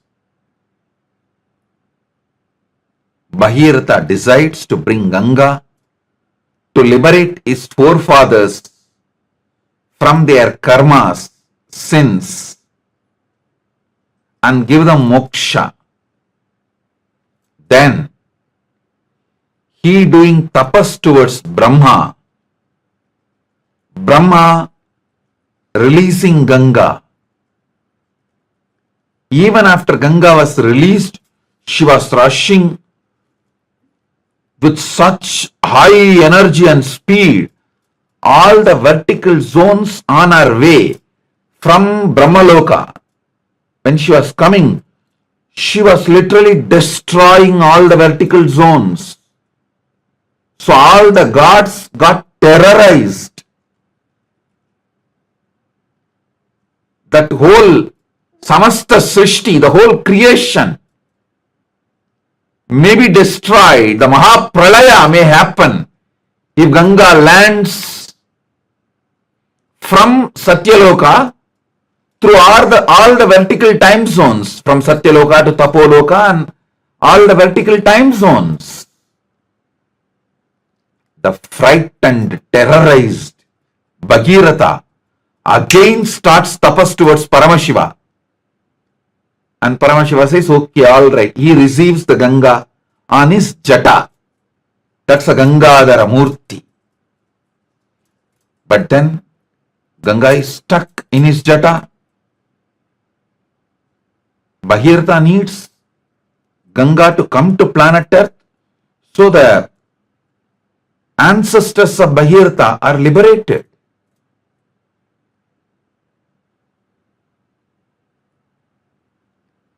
So what to do? Again, he does tapas towards Paramashiva, and Paramashiva just moves one of his jata and releases Ganga. Ganga Visarjana Murti. He manifests as Ganga Visarjana Murti. And again, when she was coming to planet Earth, the way she was flowing, excited, from Maha Kailasa to this Bhuloka Kailasa, from Bhuloka Kailasa to Manasarovar, from Manasarovar towards the Bhumi, the Bharata Varsha. On the way, she knowingly or unknowingly disturbed the Jannu Maharshi's tapas. So Jannu Maharshi just swallowed her, drank the whole thing.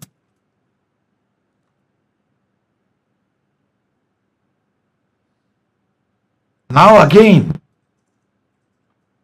Bhagirath has to do tapas to Jannu Maharshi and ask him to release Ganga.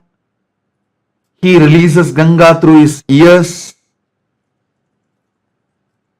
That is why she is called Jannavi.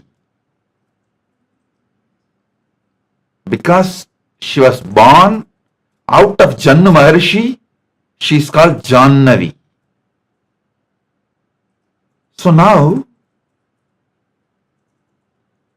after so much, finally Ganga comes and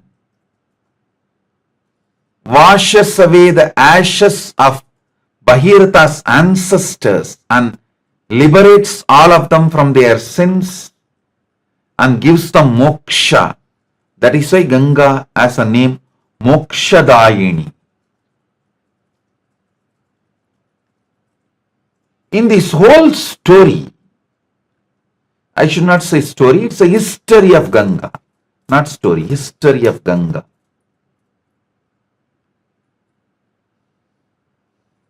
The truth, the reality of Ganga is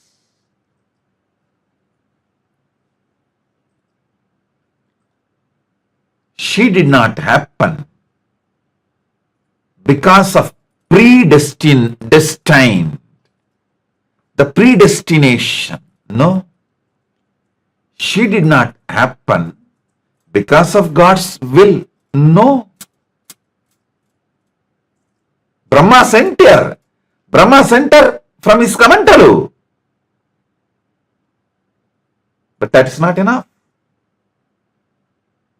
She did not happen out of free will of Bhagiratha. No. She happened out of super-determinism of Bhagiratha.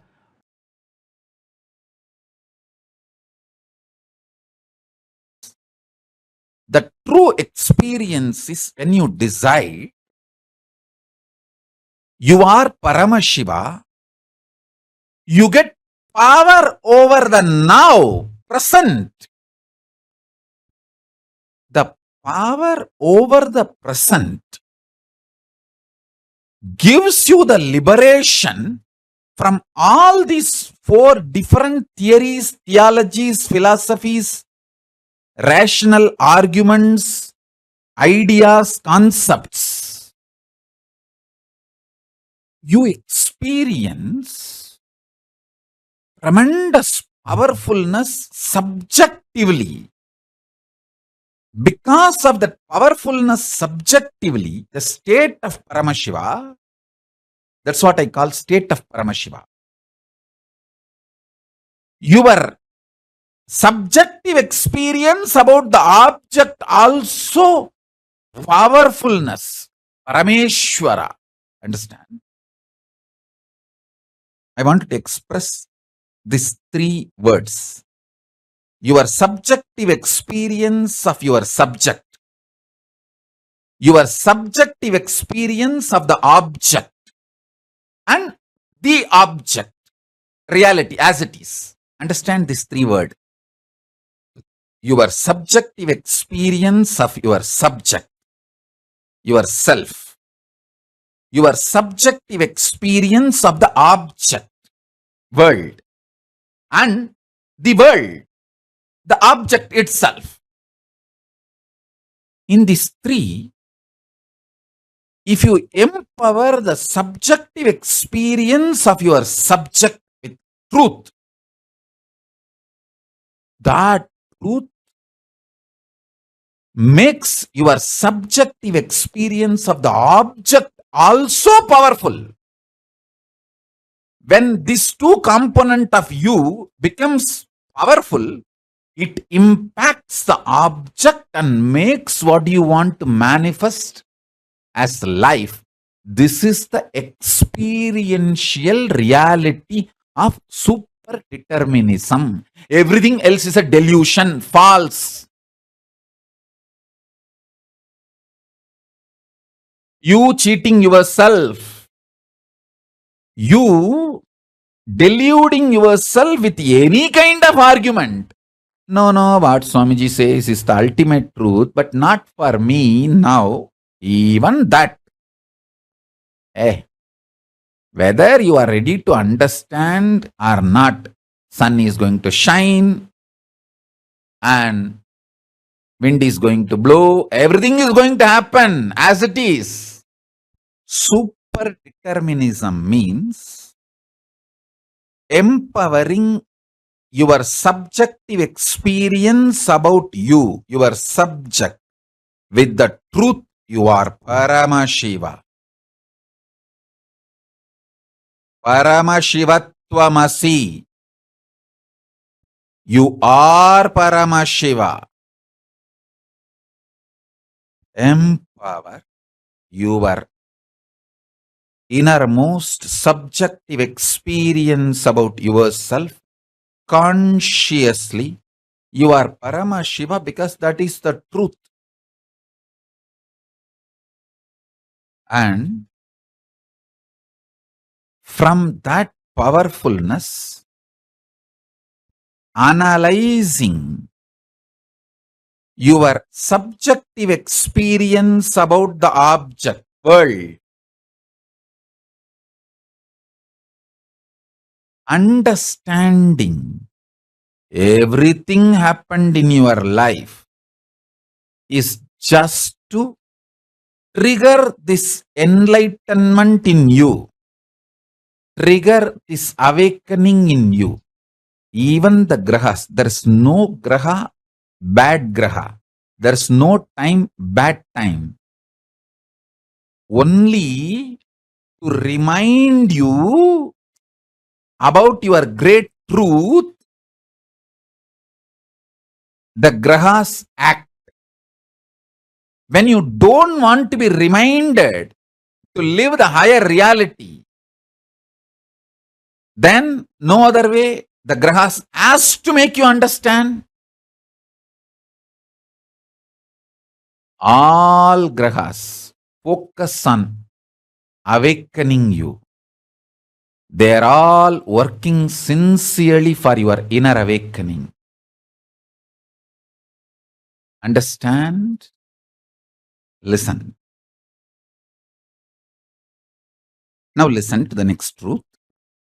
See, whenever the objective reality impacts your subjective experience about the object and damages your subjective experience about the object, that damage, when it gets overloaded, impacts your subjective experience about the subject itself. That is what I call you gaslighting yourself. Nobody gaslights us. Understand? Nobody can gaslight unless we allow the gaslighting. Whether gaslighting or enlightening, it's your responsibility. You allowed gaslighting of the society, so allow my enlightening.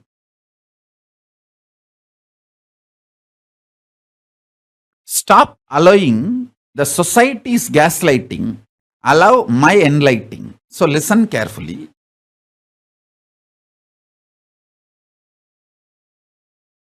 Subjective experience of the object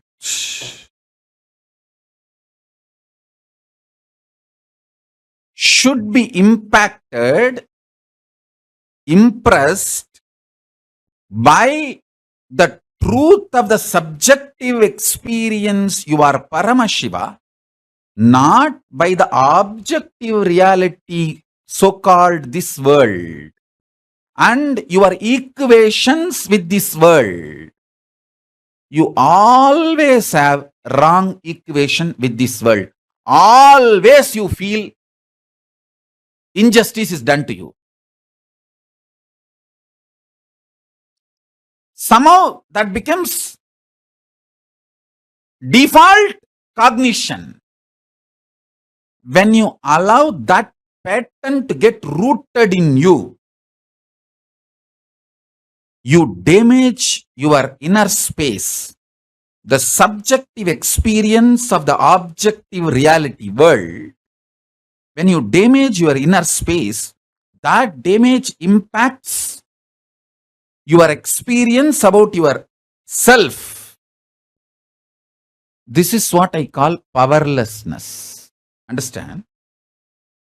you should know why you are not able to live in the present moment. Only then you can heal yourself and start living in the present moment. Otherwise, just teaching, oh, live in the present moment, live in the present moment. Nobody can live. Nobody can live in the present moment unless they understand why you are not able to live in the present moment. Listen. If you feel so much injustice is done to you and feel anxiety, panic attack, your subjective experience about the object world is impacted by the world, others, outsiders, everyone. And if you feel so much of injustice is done, panic attack, anxiety, all that, be very clear, you cannot live present moment and you are going to literally commit spiritual suicide if you make decisions from that space. You are only going to destroy yourself more and more through any decisions you make from that space. First thing, stop making decisions from the pain, frustration, anger, violence, powerlessness of the subjective experience about the objective reality. Listen to that. Listen to this truth. More and more decisions you make out of the painful inner space, deluded inner space, the inner space which is hurt by the outer world, the inner space which you allowed to be hurt by the outer world, with the idea there is injustice done to you, or the subjective reality impacted by the objective reality, the objective world, due to sometimes you blame an individual person, or sometimes you blame a situation, sometimes you blame the ecosystem, sometimes you blame the whole world. Whoever you may find, blame or not blame, sometimes you will even blame yourself. Even that is wrong. Blaming yourself is not something cute. No.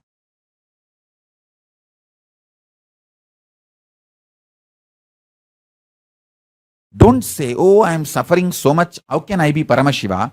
Say, I am Paramashiva. How can I suffer? Change the whole thing. Listen.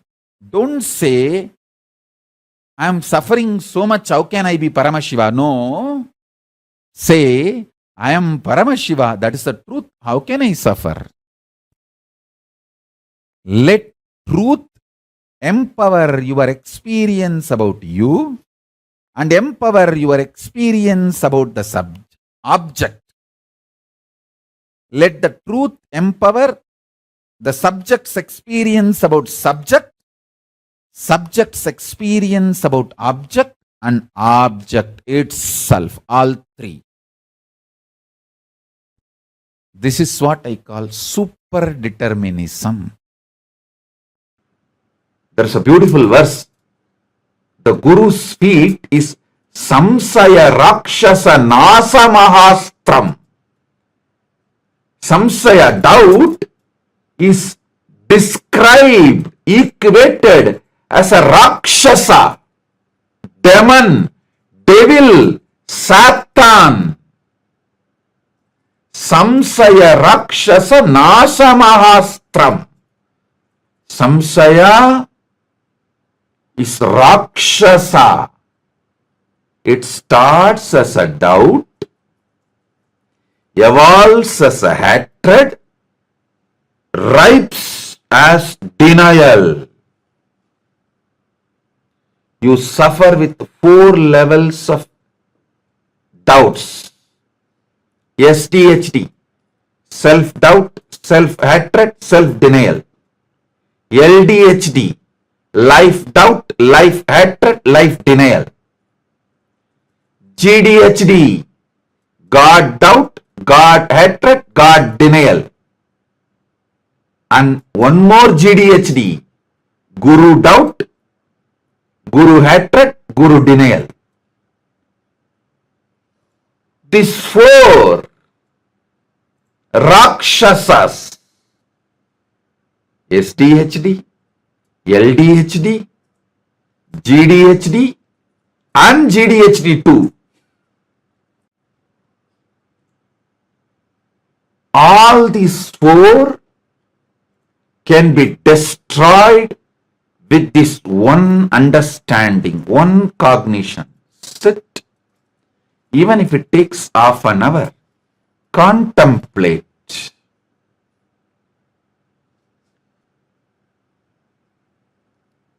This ultimate truth, which Guru gives you as an initiation.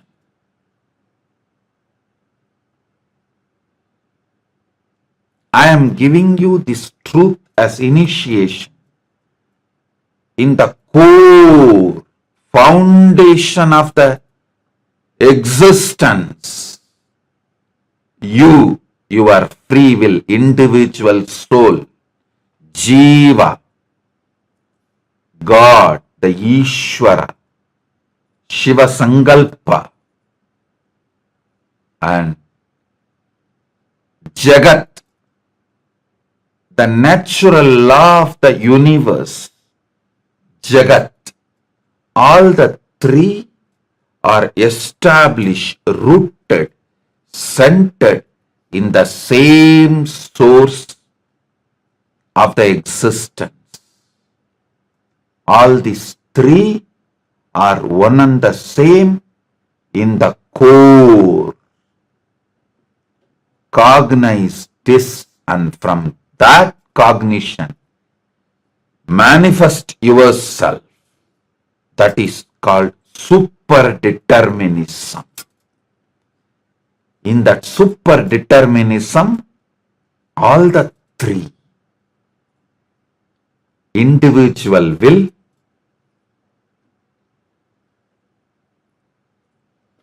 predestined, natural law of the universe, Shiva Sankalpa, Ishvara Shakti, all three manifest synergetically. When you decide to manifest super-determinism, Paramatma Shakti, all three manifest synergetically. That synergy manifests your life, your success. If you are going for a business meeting, sit and cognize the Paramadvaita Satya. Jiva, Ishvara, Jagat, all three are one and the same and established in the same source of existence. I am that. I am that Paramashiva. I am that cosmos. I am that universe in which all the three are established. From this, I make the super-determinism. From this, I manifest what I want to manifest. You will see the synergy of Jiveshwara Jagat, Jiva, Ishvara and Jagat manifesting in you and making your life. Every time you manifest super-determinism, you will see success. Every time you see success, your SDHD, self-doubt, self-hatred, self-denial, LDHD, life-doubt, life-hatred, life-denial, GDHD, God doubt, God hatred, God denial. Another GDHD, Guru doubt, Guru hatred, Guru denial.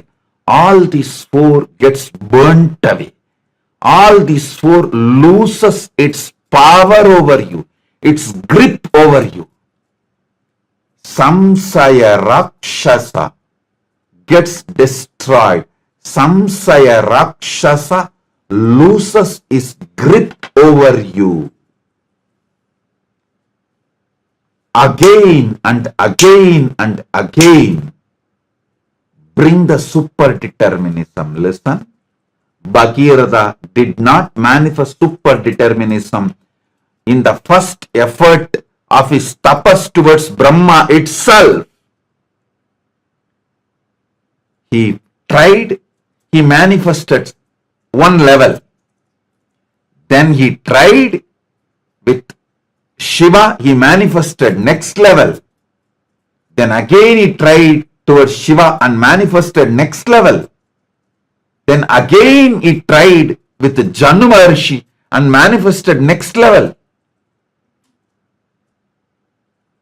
Even Bhagirath tried again and again and manifested the super-determinism. You also decide you will be like Bhagirath and manifest super-determinism.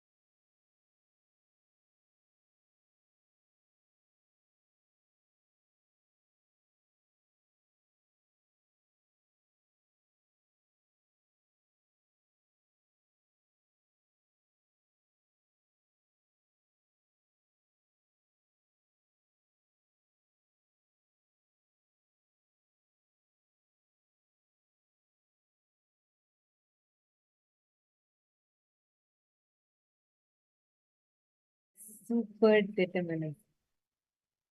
Life is super-determinism, neither free will nor predestined, not even God's will.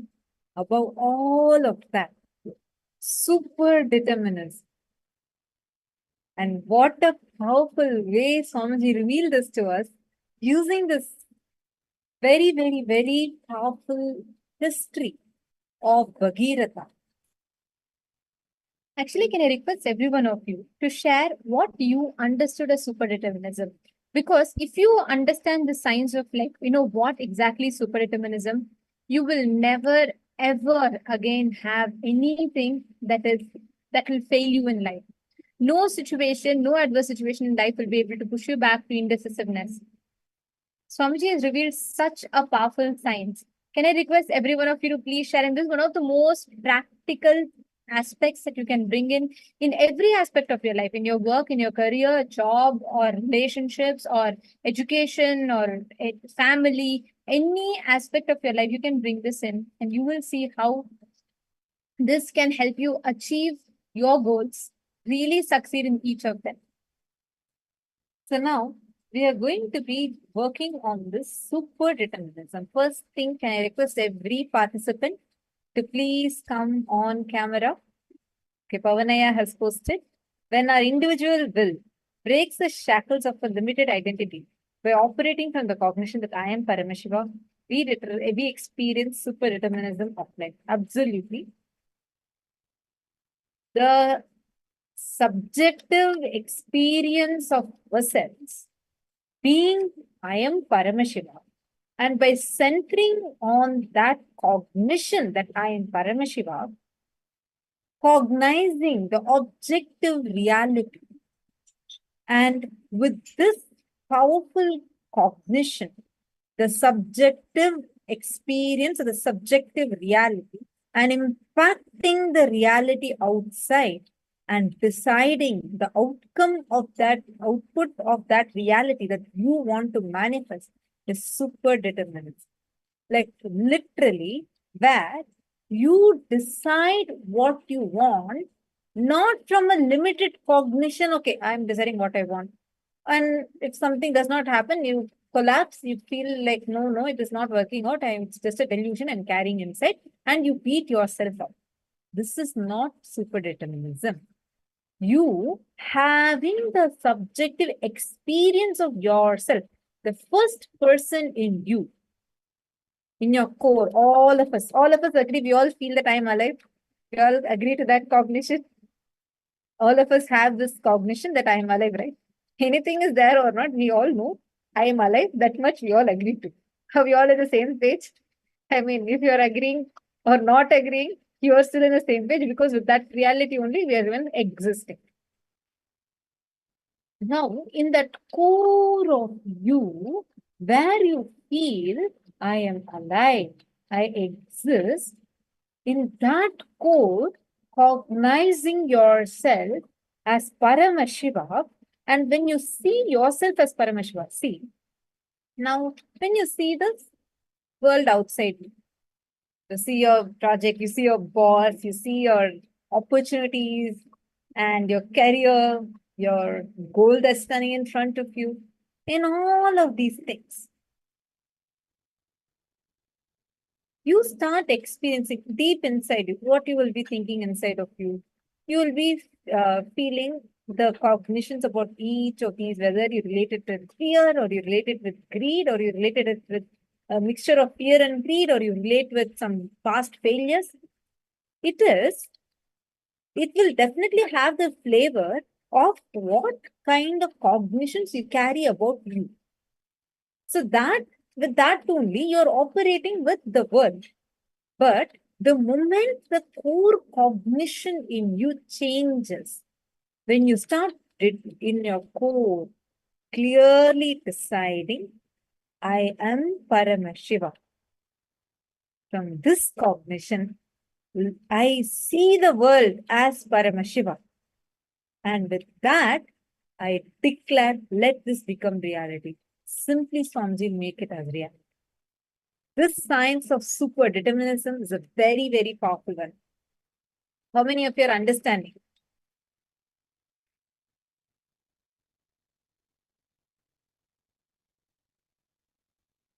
Kent, yeah, I see CEM Kent. I hope I'm pronouncing your name rightly. Where are you from, Maya? I'm just seeing you now. Nityanandam. Where are you from?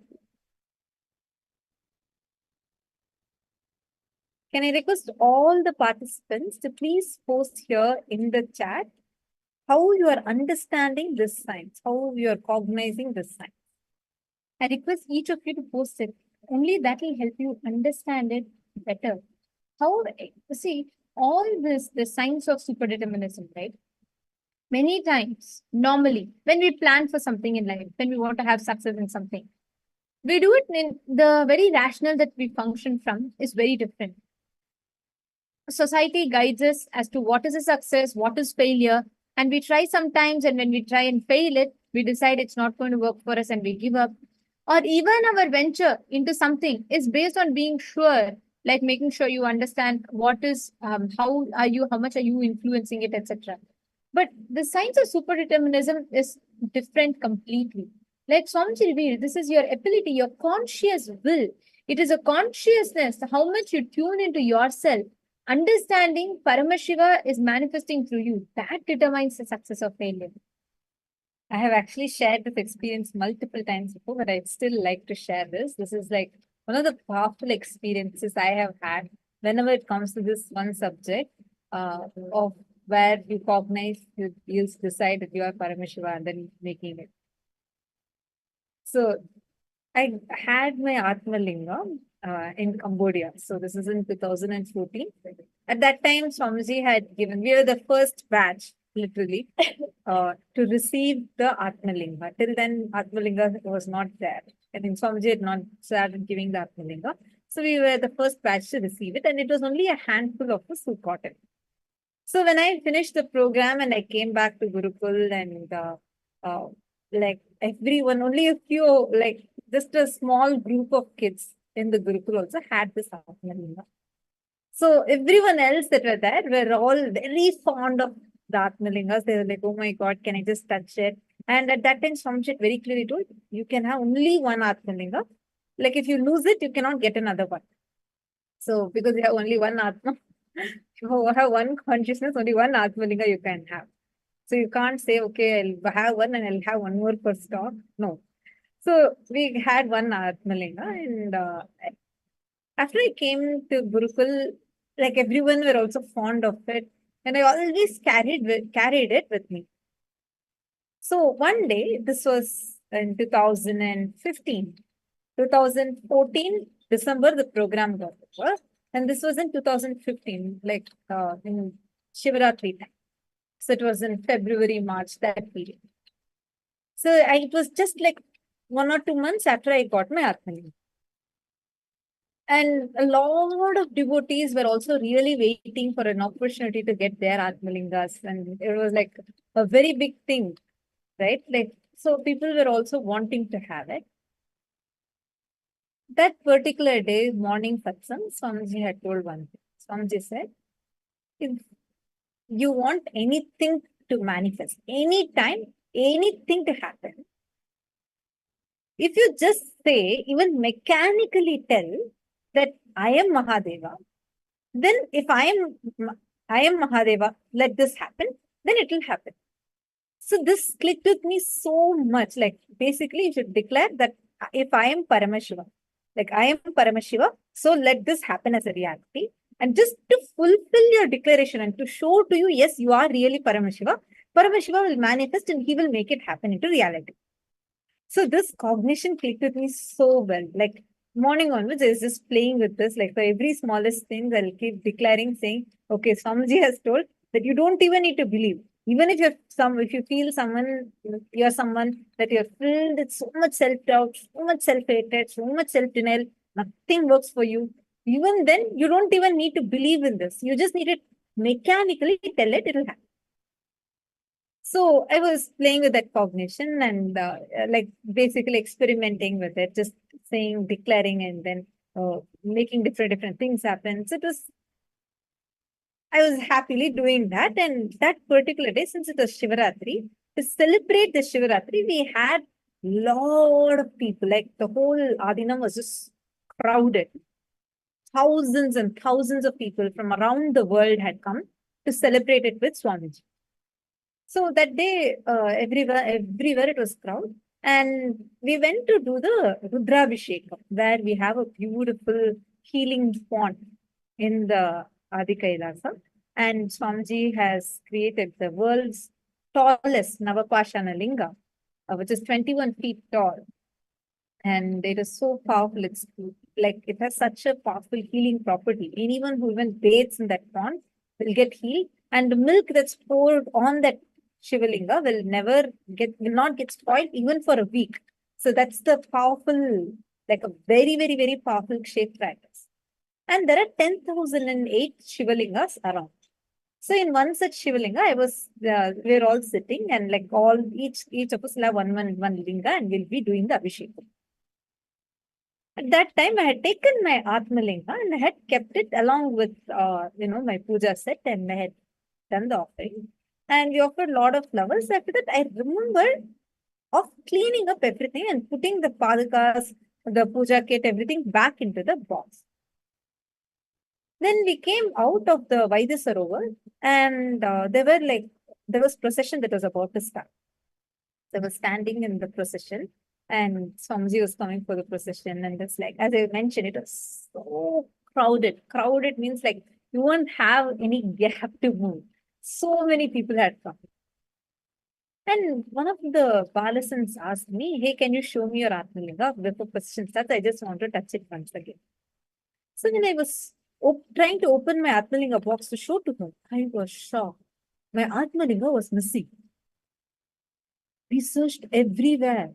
I first thought that the kids are probably playing with me. But then nobody had it.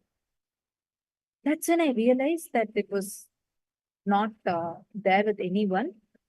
And I was trying to think where I saw it last. I remembered then that it was in the Vaidya Sarovar, where we had just offered the Abhishekam. I had forgotten, I packed everything else, but I forgot this there and left it.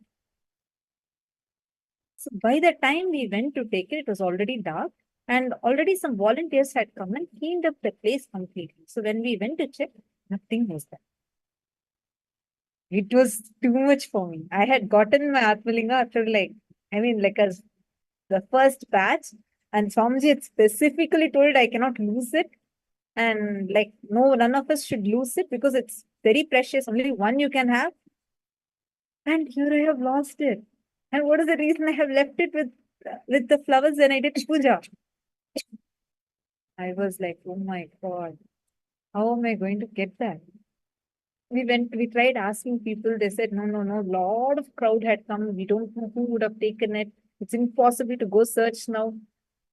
I was like, really, I didn't know what to do at that time. Then I remembered that day morning satsang. What did Swamiji say?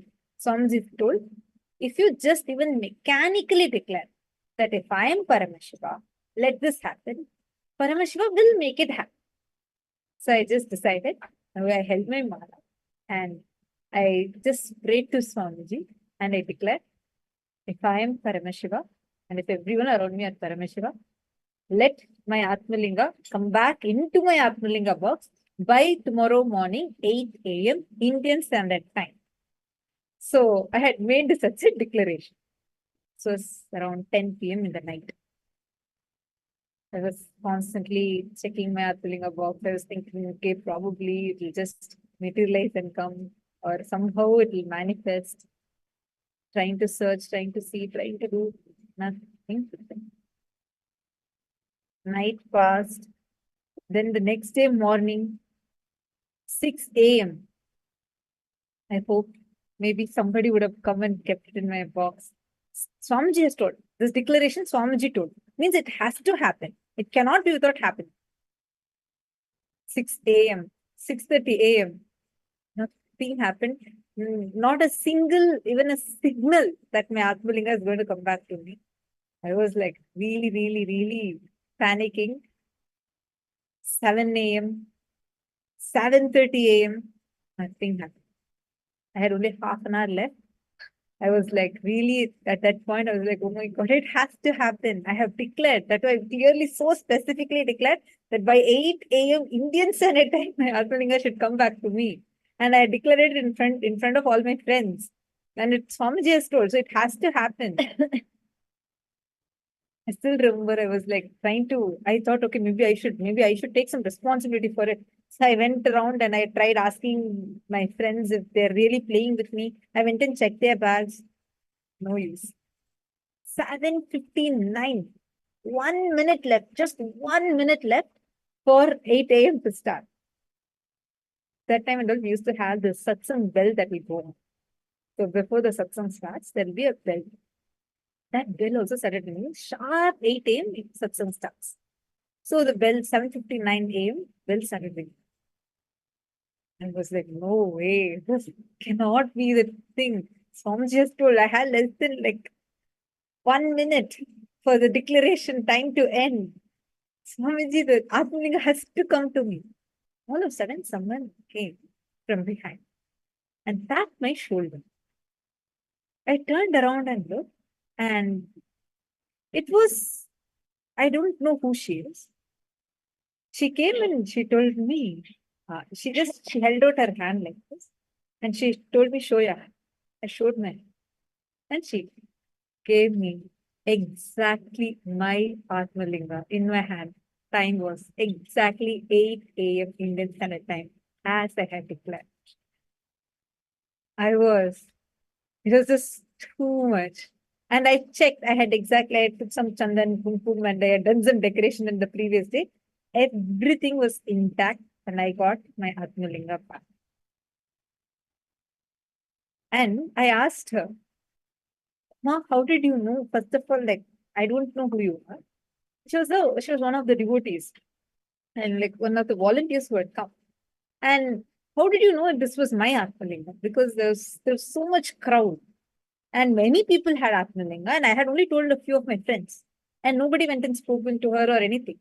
How did you know that this was my Atmalinga? Why did you come and give it to me? I was a little curious. She said she was wanting to have an Atmalinga too.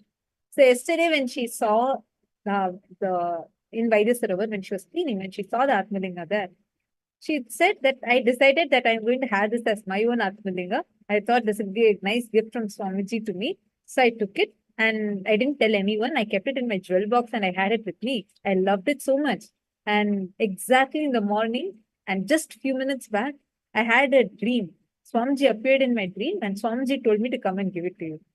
I was like, wow, that was just too much. And I actually got my Atmalinga back. Understand, anytime, the moment here, you don't even need to think, organize, visualize your Paramashiva. No. Just because Swamiji told. Make that as your declaration.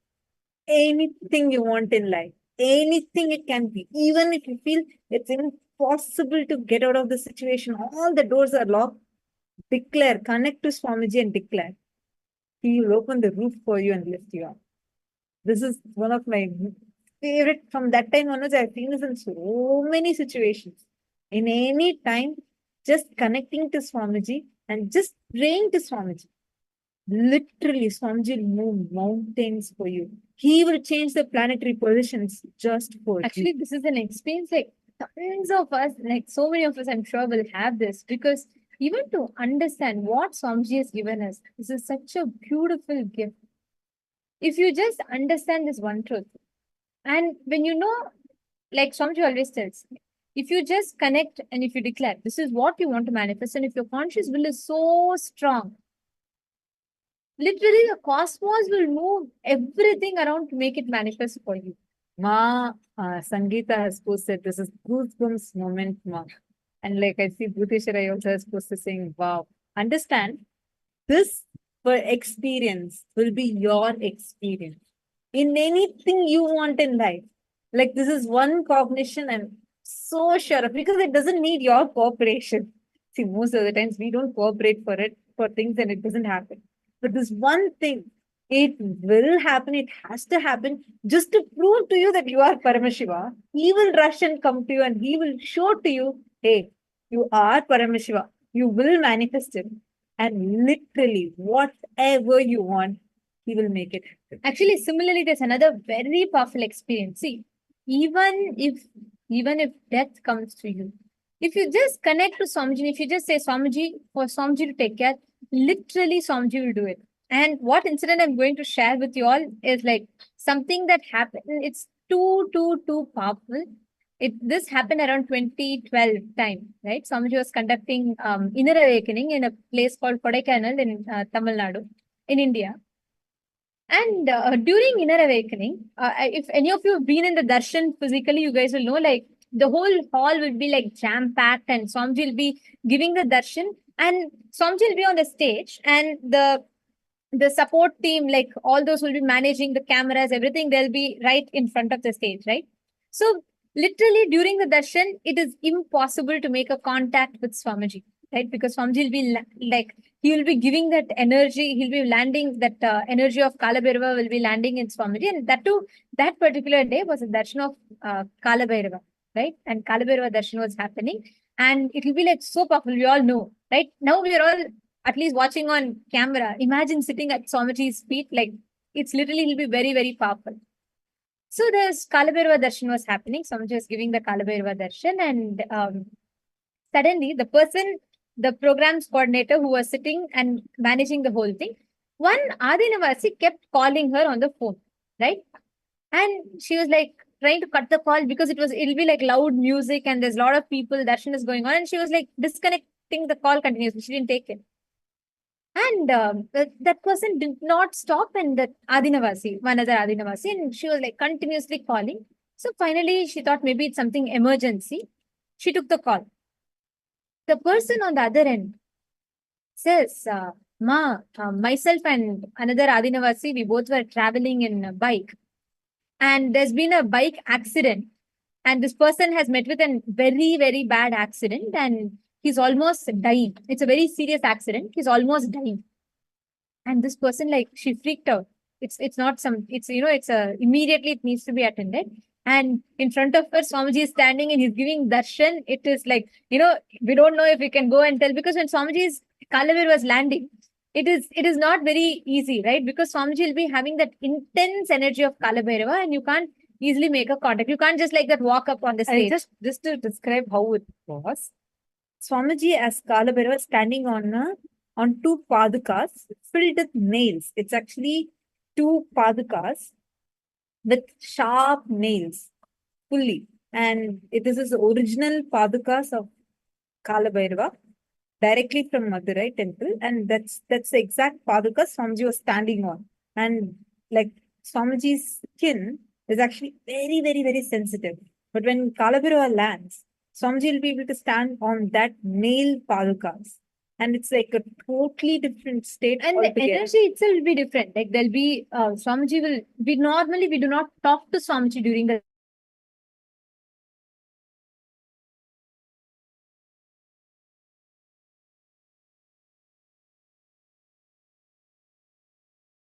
So, sorry for the technical glitch. I think all of you lost their audio. Okay, so I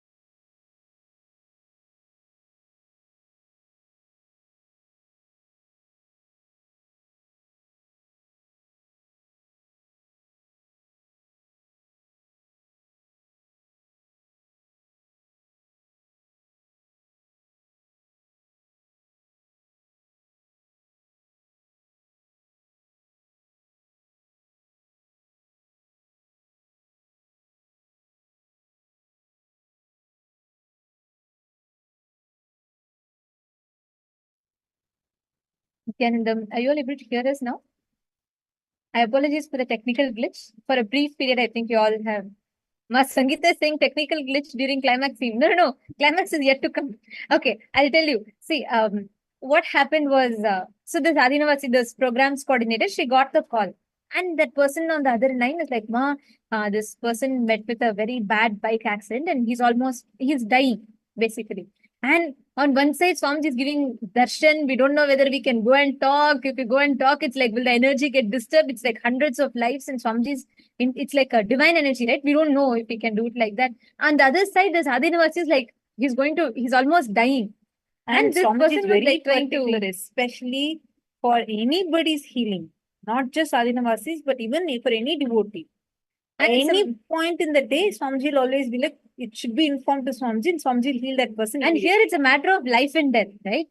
And this person, by the time she could make a decision, like it was just a few seconds, it was not like a long time. By few seconds before she could cognize it, the darshan exactly, Swamiji finished the darshan. So the darshan got over and the screen closed. The moment screen closed, this person is running on the stage. So this program's coordinator, she runs to the stage as soon as the darshan got over and screen closed. She goes to the stage and she's like about to. Swamiji asks what happened. And at the same time, she got a call on her phone again. The same person had called. So she picked up the call. The other person, the other person on the line, the other person tells her that, Ma, the person who met with an accident died. He's not alive anymore. The accident had been bad and he died. That's all. Imagine if we could tell Swamiji would have already saved him. And here, this person is getting a call that this Adinavasi has died. She was like, she didn't know what to do at that point. Imagine, right? If you could not inform Swamiji right in time, and because of that, here one person has left their body itself. So she was like, literally, she had a mini heart attack. Literally, she didn't know what to do, and it was too much. And Swamiji was like, what happened? What happened? And she was like, she told Swamiji, this programs coordinator told Swamiji that Swamiji, when during the darshan, they had called and they told that there's an accident. And by the time I could come to you, Swamiji, she said he died. Swamiji didn't tell anything. Swamiji did not utter a single word. She is standing here and literally she's also almost dying with this news because she didn't know what to do. At the same time, Swamiji was like, Swamiji just closed his eyes. He just did this. He just did this. Like, it's something like, you pull and push something back. So Swamiji just did like this and this. That's all. And Swamiji signaled her saying, now call. Swamiji didn't tell anything else. Swamiji didn't react anything. Swamiji didn't respond. Swamiji didn't tell anything else. Swamiji just said one more statement what Swamiji told was that Swamiji did this and did this, and Swamiji said, like tell them that I will take care that no death will be there. No. Swamiji just told like call. Swamiji told this programs coordinator to just call the other person, and she called exactly as she was about to dial. The other person on the other end of the phone, they called back, and this time she was like crying in bliss, like she was laughing and crying. And the person on the other end said, Ma, I just don't know what happened. This person came back to life. Who was medically declared dead, like who was dead, he came back to life. Imagine the person who had a bad road accident, who literally he was declared dead. There was no life in him. In just 30 seconds, and this program's coordinator is like, what happened? What just happened? By the time I could come to stage, someone calls and tells that, they had died on spot. I came back and tell Swamiji, and Swamiji just does this. And that person, she's getting a call back that person is alive. And his life has come back to him. And she has Swamiji. She's like, Swamiji, what did you do? I was just here. I just came to update that person had died, clinically declared dead. And then what did Swamiji exactly do? Swamiji said, hey, I just took the life and I took the soul and just put it back into the body. Pushed it back into the body. So Swamiji said, because there's not physical damage to the body, Swamiji could just he took the soul and pushed it back into the body. We are like, Swamiji talks in all the cosmic planes. And this incident is something too powerful. See, if you have an avatar with you, even death cannot touch you. Even death. Here he was not even like he was not, it was not like he was going to die and something happened. No, he was dead. And Swamiji literally pushed life back into that person. See, understand. Remember this one thing. No matter what situation you are in, no matter what kind of the most like even life threatening situation where your life itself is about to leave, just remember, connect to Swamiji. Tell Swamiji has told me. So it is true because Swamiji told me. So I am making this declaration from the cognition that I am Paramashiva. Let this happen as a reality. You will really see how Swamiji makes anything you want happen as a reality. This is one of my most favorite ones. Literally. We'll now do a quick internalizing exercise to understand this super determinism a little more deeply. See, understand, when you make a decision, when you will something consciously, it is not just your independent will. That's the most important point. See, that's what is super determinism, right? It is neither fate, it's neither predestined, nor it is free will, or it is not just God's will. It is the consciousness inside of you that declares, that connects. And when your consciousness wills it, consciousness is who? Paramashiva. When you will it from your consciousness, the cosmos, the life, everything aligns to manifest it. That is superdeterminism. It is not just your independent free will. If it is just left up our independent free will, right now our whole life will be chaos. Because at some time we'll will something, it's good, and we'll think that's the best, that's ultimate, that is that. And after some time we'll be like, oh no, I don't think that is anymore. Right? Our mind will keep jumping one or the other. At the same time, if you think everything is just happening as per, it is just predetermined, you will never take responsibility for life. You will blame everything on fate. Both are not right. It is ultimately the secret of how life happens is life is super determinism. When you understand this one truth, that you are Paramashiva, you are Paramatma, the ultimate, and from that truth, that reality, when you make perception about your life, with the strength of your subjective truth about yourself and your subjective experience about the world, you're impacting the world. That reality is super determinism. You can literally experience this right now. Let's all do a very powerful exercise. Pen down at least 5 aspects of your life where you're experiencing suffering. Like where you feel like, oh, I'm suffering so much. How can I be Paramashiva? And list down at least 5 aspects where you feel like you're suffering, you do not know the solution, and you're just going through something. Write it down.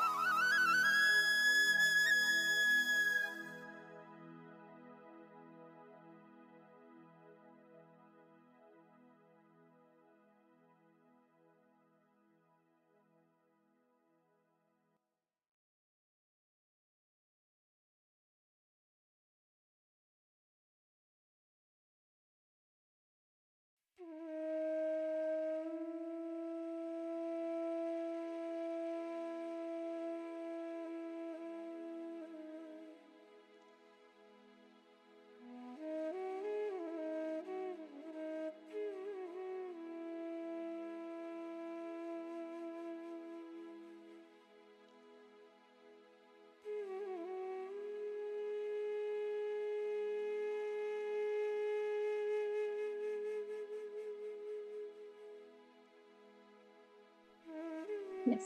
Hope all of you have finished. Now, from each of these, decide inside you. Make a conscious decision to live and operate out of super-determinism. And this is a very, very, very powerful sign. Really, it'll not just say it works, we all know because Swamiji has revealed it, but it'll completely shift the very way you operate in your life. How you engage with reality will completely transform. So now, without further ado, let's enter into the session where we are going to learn about the story of how Devi Ganga came down to this planet Earth. And this is a very form whose darshan we are going to be having today, where Paramashiva, when he took Devi Ganga on his jatas, Ganga Dharamurti, and just from one strand of his jata, he flooded, like showered the whole planet with Devi Ganga, which is Ganga Visarjanamurti. Let us now listen to the story, the history of Devi Ganga descending to planet Earth directly from Swami.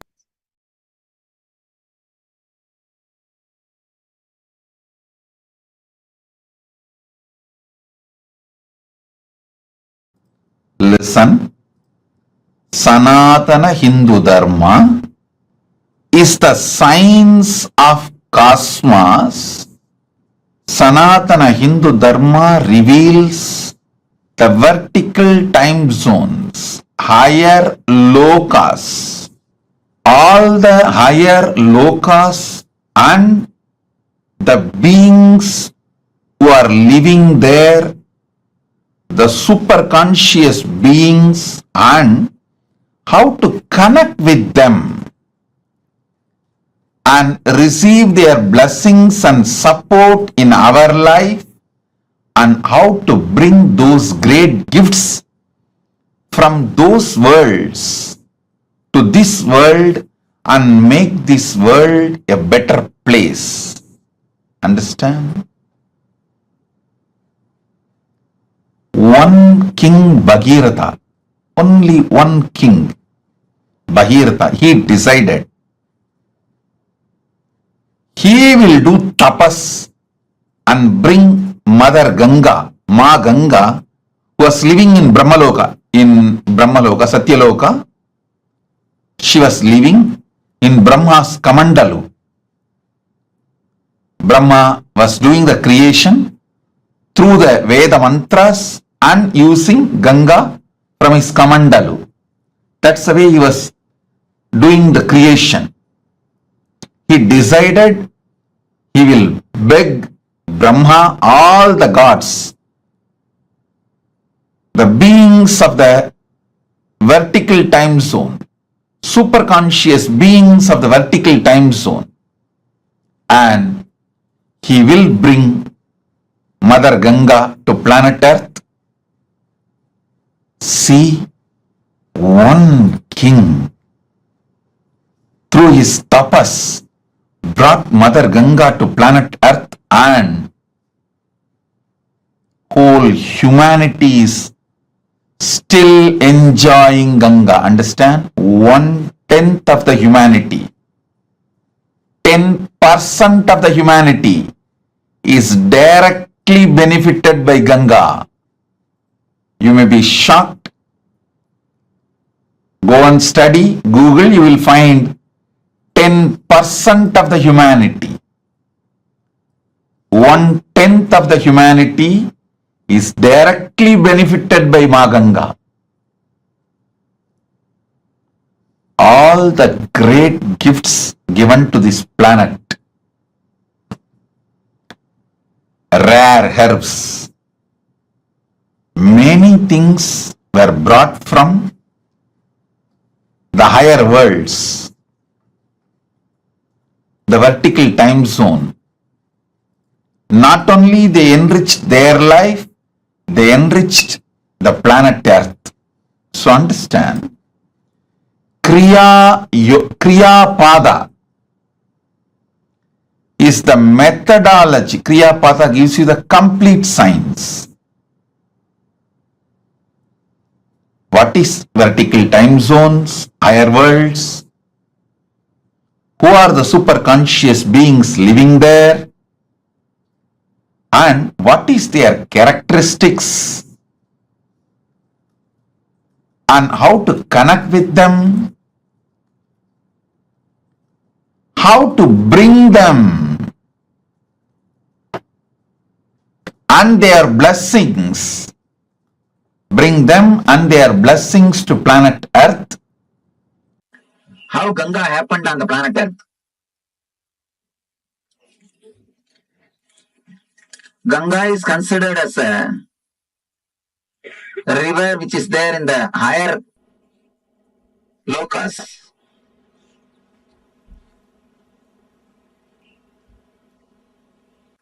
It was there with the Kamandalu of Brahma. Means this is the energy, this is the water energy of existence. Brahma means a creator, the energy which creates the whole existence. Brahma says they have to take bath every day. Then Bhagirath says, all right, I'll arrange all the facilities for devatas to stay in the planet Earth. Just on the banks of Ganga, I'll create cities where all gods and goddesses can live and have bath every day and have their regular routine as they have in the other loka, as they have in the Brahma loka. Brahma says, if that is the case, then I agree. Go ahead and do it. Then he comes and does tapasya towards Himachala, the Hima hills, Hema Parvata, the Himaraj, who is the father-in-law of Shiva. He does tapasya towards the Himaraja. Himaraja appears and asks, what do you want? I want you to be the host for Mother Ganga. I want you to be the host for Mother Ganga. And you are the person in whom I can create a city for all the devatas. And only from you, the Ganga can flow. You are the only person who can be base. Ganga is the water energy of Brahma. She was there in his Kamandalu.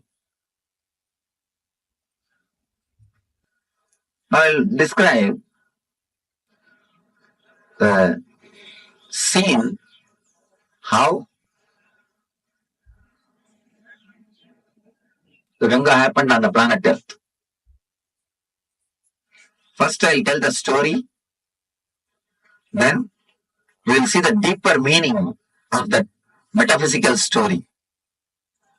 There was a king called Bhagiratha. For some reason, his forefathers have been cursed by some rishi and they all died. They have been burnt, reduced to ashes. All their ghosts are living there, struggling, suffering. They are not liberated. So they beg Bhagiratha to help him some way. Bhagiratha decides, I have to do something and liberate. He starts meditating, doing penance, doing tapasya towards Brahma. Brahma appears and gives darshan. And he says, yes, I can send the Ganga to the planet Earth, no problem. But be very clear, can planet Earth hold the Ganga's speed? Can planet Earth sustain the force of Ganga? First, do something for that. Arrange for it. Then I will send the Ganga. Then again he starts doing penance, doing tapasya. After the tapasya, Shiva appears. Shiva asks, what do you want? Then Bhagiratha says, now Brahma accepts to send the Ganga to planet Earth. But he says the whole planet Earth will be washed away. Planet Earth cannot withstand the speed of Ganga. please do something. You have to protect us. You have to take care of us. Shiva says, all right, I'll take care. Don't worry. Tell Brahma to send Ganga. I'll take care. He gives the assurance. Then again he meditates towards the Brahma. Now Brahma appears and says, I am ready to send, but Devatas are not ready to depart with Ganga. Devatas wants Ganga to be there. Bhagirathas, what for Devatas wants Ganga to be there? No, they have to take bath in Ganga every day. It is their life source. Ganga is not simple water, it is an energy. By bathing in that only, every day they rejuvenate their body and mind, so that the erosion will not happen. So only you can be a strong stone on which Ganga can land. Then afterwards, it can flow towards the planet Earth. Please help me. You have to be the base. Then Yamaraja says, how can I host her? She is the computer of my daughter. Actually, she is supposed to be, the Ganga is considered to be the feminine energy of Shiva. Yamaraja's daughter is Parvati. Parvati is the wife of Shiva. How can I host her? After all, she is my daughter's competitor. Of course, after all, this guy is not, he sees all the social things. Then Bhagirath does tapas towards Parvati. Mother appears and asks, what do you want? Then he says, I wanted Ganga to come to the planet Earth. I wanted your father to be a host. But he says Ganga is competitor of you. How can he host Ganga? She says, who said she is my competitor? I am she. She is me. After all, mother is enlightened. She is a Devi, goddess. She says, how can somebody be competitor? I am Ganga. She gives a beautiful explanation. The metaphysical explanation you will all understand. Important idea. Every woman has got the aspect of mother and beloved. Mother and beloved. Woman who has realized the mother and beloved aspects in herself is only the fulfilled woman. She says she is the woman as feminine aspect of me. I am the mother aspect of her. Uma says she is my feminine aspect. She is my beloved aspect. I am the mother aspect. So she is not my competitor. She is not competing with me. She is complementing me. Then she goes and tells Yamaraja, host her. Yamaraja accepts that Yamaraja will host her. Then Bhagirath starts building the whole city throughout the route in which Ganga is supposed to travel. He meditates on every hill and takes permission. He prays to every hill. Every hill says, yes, I will give the way for Ganga. So all the whole route is cleared. Then he goes and prays to Kalabhairava, who is the in charge of city Varanasi. Kalabhairava is the in charge of Varanasi city. He meditates towards Kalabhairava. Kalabhairava appears and says, what do you want? I wanted, please give us the way for Ganga. You should receive Ganga and give us the way. Kalabhairava says, surely I will give, don't worry. But this is such a holy city. Tell Ganga to do a production of the city and go. Do a production of the city and go. He says, yes, I will surely tell Ganga. And Ganga accepts that. Kalabhairava's command, and she takes the U-turn, means the Uttaravadi. She is called Uttaravadi in Kasi. Usually Ganga flows only towards the ocean. Suddenly she takes a turn. There is no hill that you should understand. There is no hill on which she hits and turns. Here she hits the hill and takes turn. In the Himalayas, in the Uttarashi. But in the Kashi, there is no hill. And just sand meadows. And she takes a turn and goes. Then when all the arrangements are ready, then he meditates towards the Brahma. Suddenly, Brahma comes up with the next trouble, next problem. You meditated and propitiated all the devatas except Vishnu. Now, you have to do something to Vishnu. Only then I can send Ganga. Then he started meditating towards Vishnu. He prayed the Vishnu. Did tapasya. Vishnu appeared. What do you want? I wanted the Ganga to come down to the planet Earth. Unless you agree, unless you give blessings, it will not be possible. Please bless me. Krishna says, all right. I bless you. Ganga will come to the planet Earth. She will come just out of my feet. And he blesses. The Ganga will come out of his feet. Then he says a beautiful one more word. Whomsoever has realized the Vishnu Maya means the universal consciousness. Whatever water comes out of their feet will be Ganga. Whomsoever has realized the Vishnu Mayam Jagat, whomsoever has realized me, from their feet, whatever water comes out will be Ganga. From this word only the tradition of Pada Puja starts. Pada Puja of enlightened masters starts from this tradition. Vishnu says, whomsoever has realized the Vishnumayam Jagat, Sarvam Vishnumayam Jagat, from their feet Ganga will flow. From their feet Ganga will flow. Then, now he again meditates towards Brahma. Brahma appears with all his glory and compassion, blesses the Bhagirata. Then he prays to Ganga.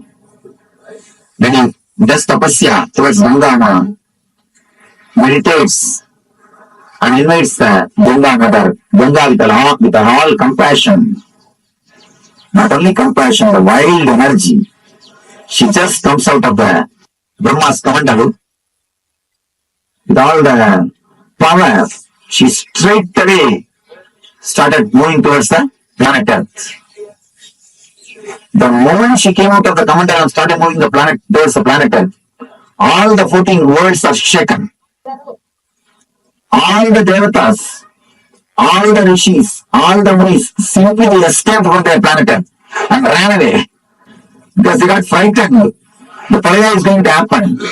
Means the end of the world has come. Such a power, they simply ran away from their world.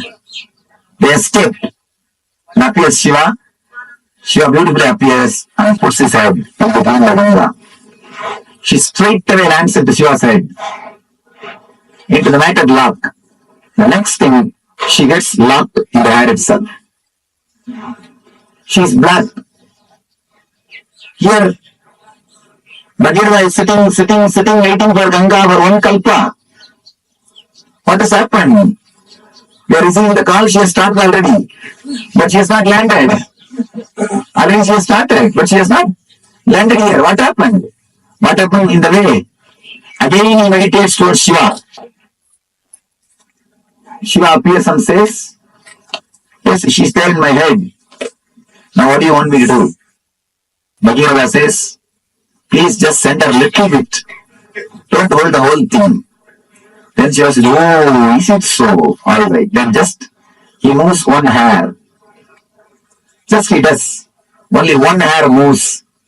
And from the one hair gap, just Ganga comes out and lands and the Himalayas comes, that is the river which is flowing throughout this planet Earth. And that is the perennial source. That is the Ganga. By flowing through this way, she fills the ocean. Understand? The story says the ocean itself is son of Ganga. Varuna Raj is son of Ganga Mata. Water is supplied to the ocean by Ganga. That is the story. Originally there was no ocean. There was no water on the planet Earth. It is through Ganga first water came to the planet Earth. And because of Ganga flowing continuously, all the oceans are created. It is from Ganga, original water source, started.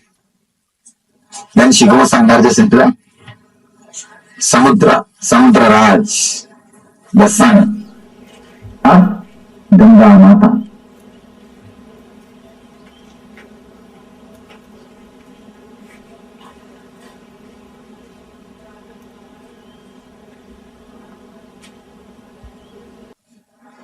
And she lives here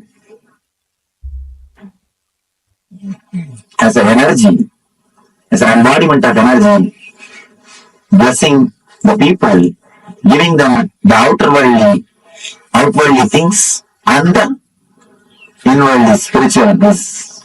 She is Iga Bara Sudha Dayini. She gives everything of the outer world and everything of the inner world. Now you'll understand the whole story of Ganga from the dimension of a spiritual enlightenment. Actually, the whole story is metaphysical expression of Bhagirath's enlightenment. The whole story is the metaphysical expression of Bhagirath's enlightenment. First thing, Bhagiratha is tortured by the past samskaras, engrams. That is the elders who are not liberated, who are still there hanging around him. He is continuously tortured by the past samskaras, engrams. So he does tapasya towards the creator of the whole universe. Continuously meditates. He wants the knowledge, the energy to be flooded on him so that all the engrams will be washed away. All the engrams will be destroyed. One more important thing, when Ganga came, she washed all the ashes of Bhagiratha's forefathers and liberated all of them and gave ultimate enlightenment to Bhagiratha, and she is here, liberating the people. So he's praying he's meditating towards the Creator, the divine energy, so that the energy can be flooded on him. The Shakti can happen to him. All the engrams will be washed away. He will be liberated, enlightened. The first darshan of Creator is what I call first experience, Satori. Understand? Why do you think Brahma is described with the four heads? Don't think four heads are there. He can see complete 360 degree. The first experience is what is described as Brahma. The man who gets the experience of seeing complete 360 degree is what we call Brahman. He has achieved Brahma. He has achieved the Brahman consciousness. Whosoever gets the experience of seeing this side 360 degree and this side 360 degree achieves the Brahman consciousness. Bhagiratha achieves Satori, first experience, glimpse. Then the Brahma says, enlightenment can happen to you, but be very clear. Will your body stand? Prepare your body and mind. Will it be able to stand, sustain? Prepare it. then it will happen forever. Prepare yourself. Create the maturity so that the energy can be with you forever. Then Bhagirada starts his tapas. Bhagirada starts his tapas. All the energy centers is awakening and preparing all the energy centers to receive the energy and to sustain it, to radiate it. If you don't prepare the planet Earth and call the Ganga, it will not be blessing, it will be a curse. It will destroy the planet Earth and other worlds. So unless you prepare your whole body mind, enlightenment cannot happen. You need complete preparation. Satori can happen. You need complete preparation. Now he meditates towards the Guru who will guide, who will hold the energy and give you how much you wanted. He is the Shiva. He meditates on the Guru, Shiva, and asks, Master, when I have the experience, see my maturity and take care of me. Grow, let me grow with maturity and energy. Just take care. How much I mature, that much supply the energy. Please let you be the safety valve. Let you be the dam. Then appears Guru. Says, I'll take care. Don't worry. Then, once everything is ready, he has to prepare the base for the energy to land. Is Anandagandha Chakra. Anandagandha is the base on which directly the Ganga can land. Ganga can descend. So he creates all the 7 cities, 7 chakras. He clears the roots, opens all the chakras, makes himself mature. So that when energy descends on him, when enlightenment happens on him, it can stay on him and help the whole world. It will be a blessing for him and to the whole world. He continues to do tapasya. He propitiates all the devatas, means the devatas who are residing in every chakra. Then comes Kala Bhairava, in charge of Varanasi, Swadhisthana chakra.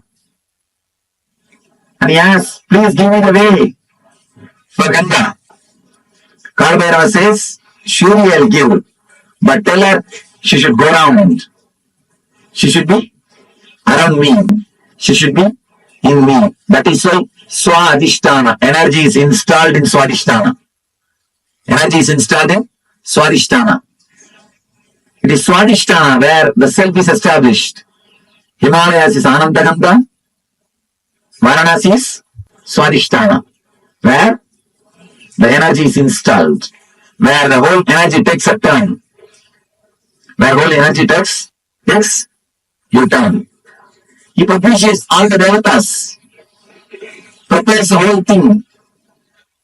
Then he intensely starts meditating, calls the Ganga.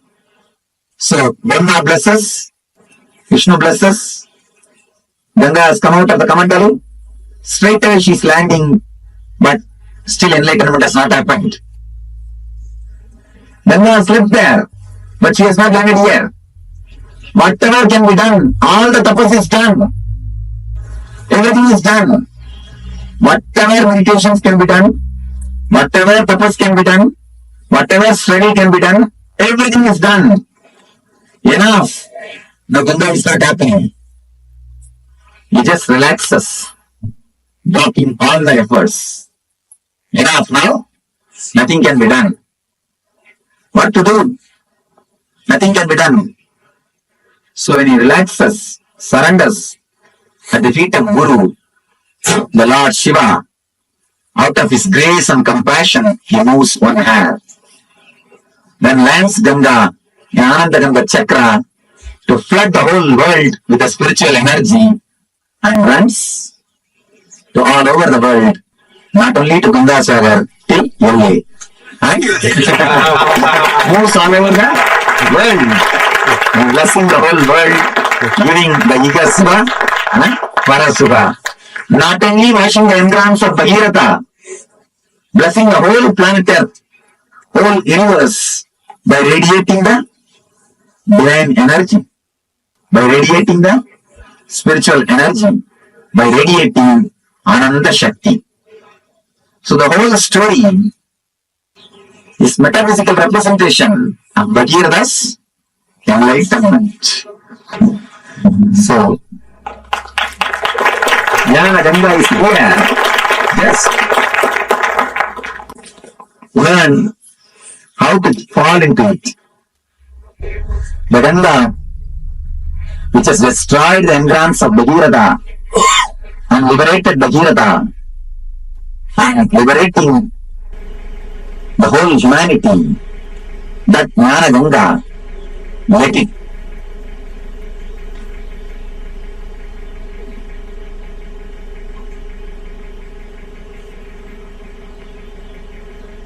Ananda Shakti, the Ananda Shakti, which has liberated Bhagiratha, which has liberated the whole humanity, which is liberating millions of seekers.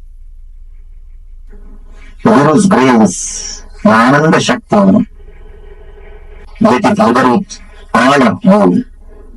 Let it flow in all of you.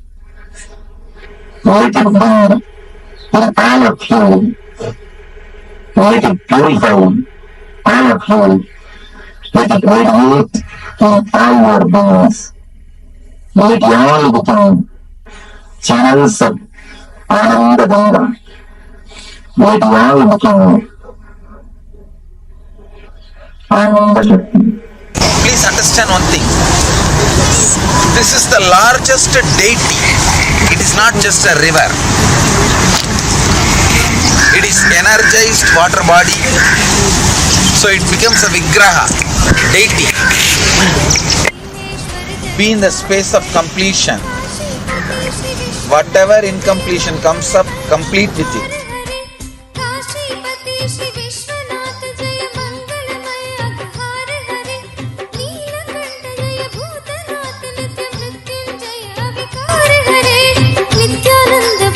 ईश्वर नित्य पाहि पाहि दातार हरे नित्यानंदपुरी ईश्वर नित्य पाहि पाहि दातार हरे हर हर नित्य देव हरे हर हर नित्य देव हरे हर हर नित्य देव हरे हर हर नित्य देव हरे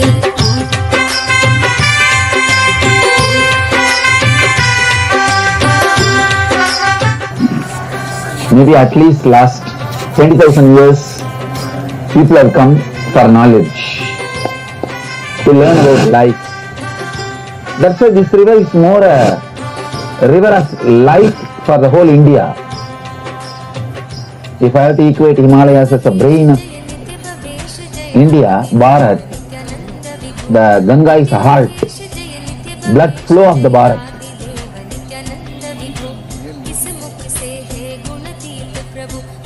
The very breathing space of Ganga. Such a beautiful space. Sound which you are listening is the anklet sound of Ganga. And to this chanting. Go ahead. Every enlightened master, when he dies, his body is dropped in Ganga. Understand? His body is dropped in Ganga. Just by 10-15 minutes of chanting some holy word or a good peaceful word, chanting some peaceful word, the quality of water changes. Emoto proves, just 5 minutes, this guy sits and chants the word peace, happiness, immediately the quality of water changes. Understand, in this Ganges, every day millions of people stand and pray, not one or two, not even lakh, millions. Millions stand and pray, and I can say how many thousands of enlightened masters' body has been put in that Ganges, I don't know. That is why this whole river is energy. It is not just, please understand, Ganges is not totality of drop of waters. Ganges is not totality of water drops. It has got its own identity, its own independent intelligence. First understand, it responds. It responds. You will see how it responds. Ganges, Ganga river, has got its own independent, intelligent identity. So do not think it is just a river.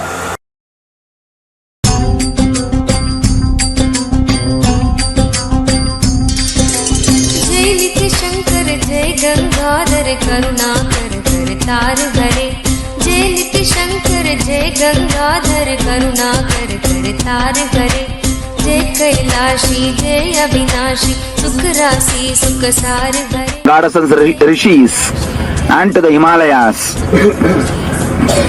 to apologize any mistakes knowingly or unknowingly, consciously or unconsciously done to them and not keeping the vows. If you have done something knowingly or unknowingly, request them, sincerely pray to them to apologize you and forgive you. Then we'll offer our Arati to Ganga. Just close your eyes for a few minutes and pray intensely, connecting with them and requesting to apologize and forgive if you have done something knowingly or unknowingly. You can please have the little Ganges and sprinkle on yourself, and ceremonially you purify, asking the apology and paying your respects to Ganga and Himalayas.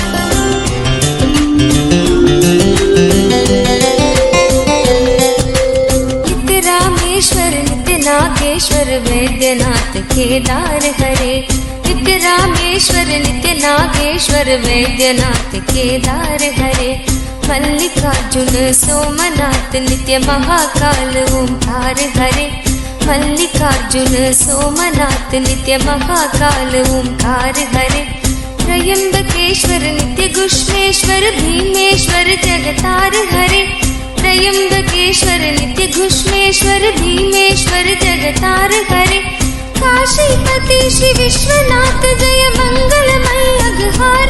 This is where I used to lie down. And Shiva gave food and medicine. Let's see the Shiva who gave food and medicine. बोलो गंगा माता के जय, बोलो वैद्येश्वर के जय. नित्यानंदपुरी ईश्वर नित्य पाहि पाहि दातार. Maharaj ke jai. You don't need to cook or do anything inside Haridwar and after the Haridwar till Gangotri you don't need to cook or do anything. Just Viksha, that's enough. About Ganga I should say a few words. See, in the ancient time, the rishis wanted to give something to the planet Earth, solid, which will radiate energy forever. Forever it should radiate energy. They tried to create temples. That also, if somebody breaks, nothing can be done. The energy is destroyed. They tried to energize the Agni. If you see the Jwalamukhi temples, have you heard of Jwalamukhi temples? In North India there is a Jwalamukhi temples. The fire will be there.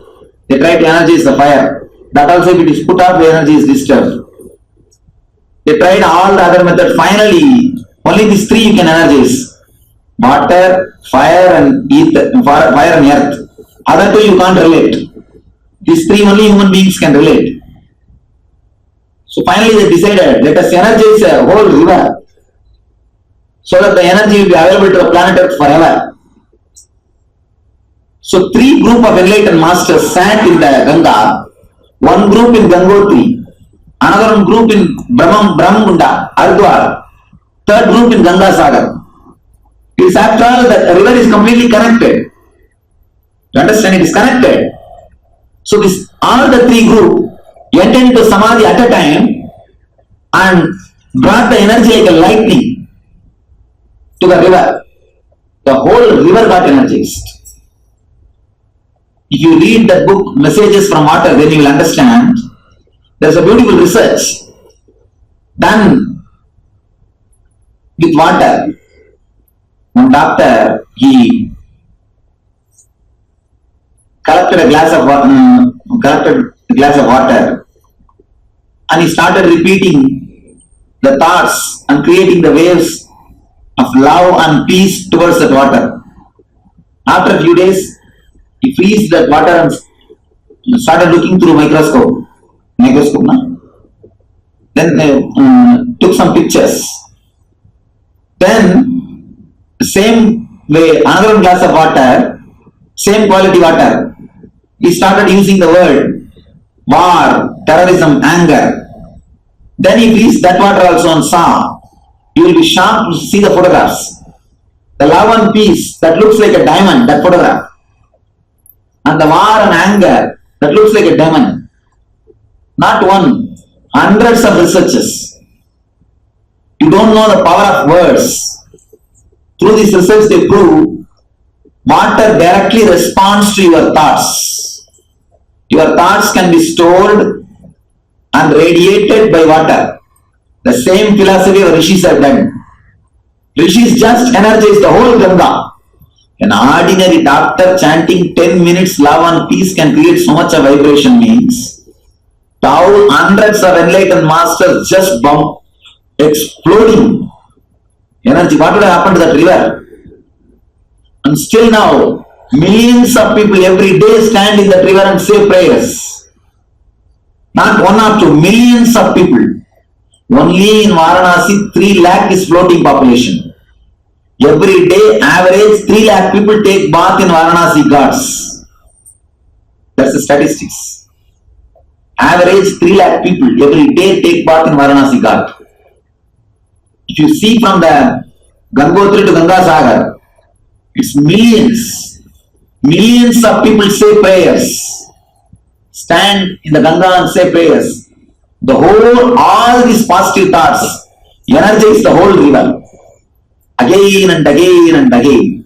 That is why they say Ganga is Papa Harini, Sarvadosha Nivarani. All our sins will be just destroyed. There's a beautiful incident which you all should know about it. British people, when they come from England, they will bring water from England to Calcutta by ship. Whenever they come within 20 days, the water will get spoiled. The last few days they will suffer for water. But whenever they go from Calcutta, they will carry Ganges water only.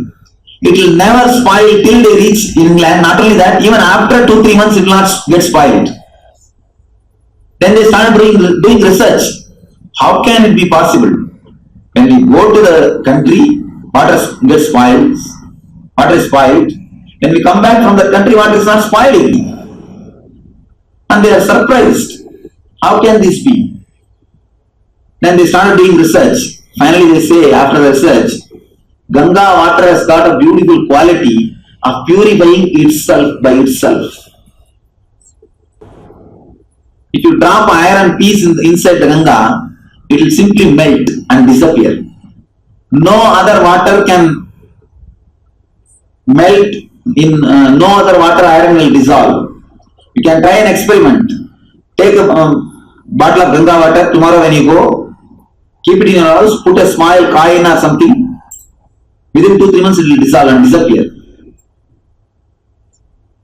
Actually I was shocked. How can something disappear in water? And if that happens, it's acid. How can it be healthy for drinking? It is neither acid, good drinking water, such wonderful good drinking water, healthy drinking water, but dissolves anything. If the dead bodies are put in the Ganga, bones will just disappear. Bones will just dissolve.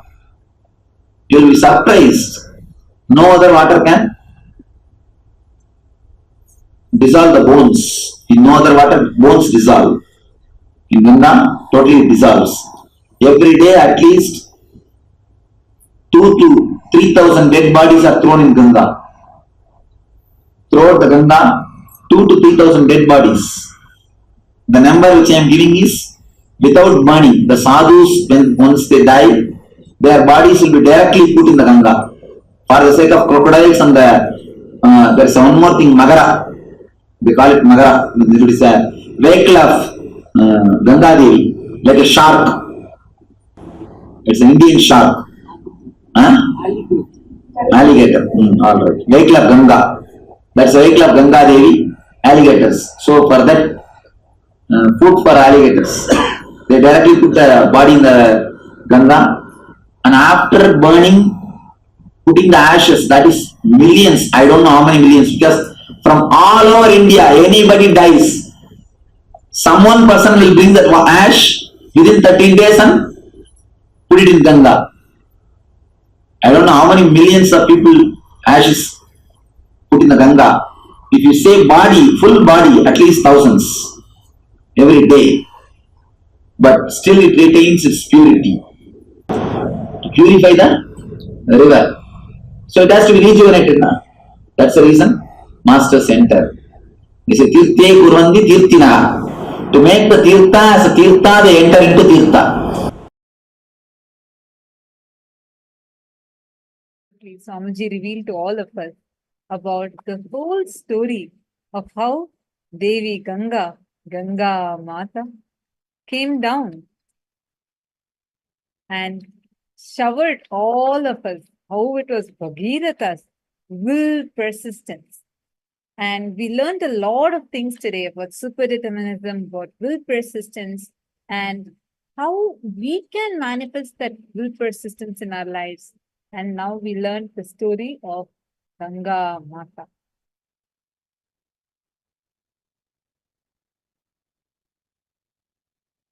Okay, Ma Puja Kumar has posted a question.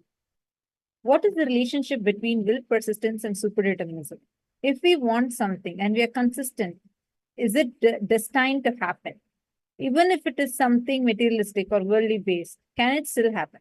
Like if we feel the purpose of this intention and desire is purely for enjoyment purposes, can it still manifest for us for that intention to be fulfilled? Yes, Ma Puja Kumar, if you're here, please let me know. Ma Puja Kumar, I'm just seeing your question. Kindly come on camera, Ma. I'm not able to see you on camera. Yes, I see you. Thank you. Will persistence means your ability to persist and manifest what you want to manifest without the interference of your self-doubt, self-hatred, self-denial, or life-doubt, life-hatred, life-denial, or God-doubt, God-hatred, God-denial, any of those coming in between and trying to stop you. Will persistence can happen only when when the past hangovers, the incompletions from the past, not when it is not sitting inside your inner space, only when you're complete with your incompletions, especially related to your failures. Only when you're complete with that, you will be able to have the pure will persistence. Super determinism means you cognizing the reality in your very first person, understanding and cognizing and experiencing the first person of you as the ultimate Paramashiva. And with that, cognizing the world, the existence. See, how you feel about you determines the way how you experience life. If you cognize yourself as a human being, your obstacles, the way society will run, everything will be from that cognition. Super-determinism is a science where knowing, cognizing clearly, you are Paramashiva, and from that subjective experience of the subjective reality, impacting the external world, impacting the objective reality, and making what you want happen. And you have put another following question. What if it is something materialistic? Understand, first thing, Hinduism is not sadistic. Hinduism is a celebration, really, it's a lifestyle. I can't even use the word religion. Sanatana Hindu Dharma is the most celebration-based lifestyle. There is nothing called as you cannot have everything and enjoy everything. No, I'll tell you. One of the best examples for this is Janaka Maharishi. King Janaka, who was Raja Rishi, means he was the king. He was Devi Sita's father. He was a king and he had the best luxuries. He was the king of Mithila. During the Ramayana era, he was the king of Mithila. He had the best luxuries in the world. He had everything he wanted. Yet, he was known as Raja Rishi. You know why? Because like how a lotus leaf, how much ever water you pour on it, it can never get wet. Whole day the lotus leaf will be in water, but it can never get wet by the water. Same way, his inner space used to never get affected by anything that he was having. So one thing you need to understand, having anything does not make you bound to that until and unless you are consciously allowing that bondage to happen. If you want to manifest, even in your cognition, you're very clear, this is only for my pleasure, I'm manifesting. As long as you don't have an internal conflict regarding that, it will not be wrong for you. Right or wrong is not decided based on what the society thinks, what they teach you as morality. No. What might be right for you may be wrong for me. What might be right for me may be wrong for you. Because right or wrong is decided based on whether is it creating a conflict in you, is it creating a contradiction in you, is it creating a complication in you. If not, that desire cannot be a wrong desire. And similarly, Ma, just to add to what you are sharing, the will persistence is a fragrance of super-determinism. When you are having super-determinism in you, a byproduct of that is will persistence. See, anything other than will persistence will always push you, box you back into self-doubt, self-hatred, having a very strategic plan with life. Super-determinism will push you back again and again and again with will persistence. Your ability to persist itself means it's super-determinism. When I say will persistence, it is not just simply you trying to, it's not just one or two times you trying. That is not super-determinism. Your ability where no matter what happens, you persist, that is super-determinism. So a byproduct of super-determinism is will persist. All right. So hope this answered your question, Ma. Now to all the viewers, all the participants, today, we're all going to be blessed to manifest this very space of will persistence and super-determinism.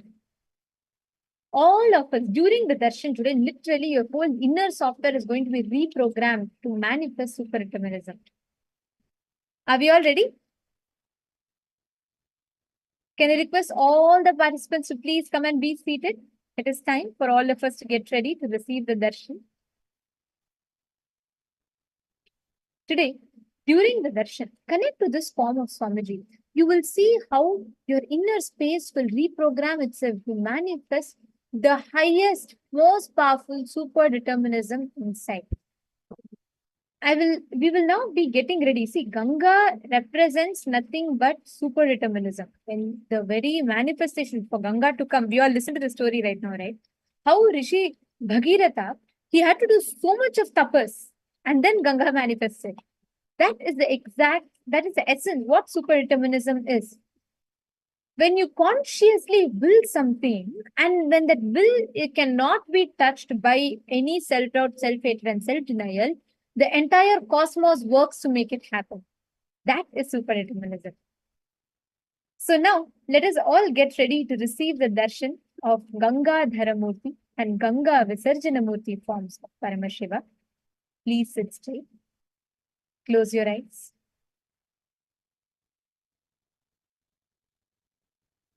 Let us all prepare ourselves, our inner space, to receive the darshan. We will now be chanting the Dhyana Shloka.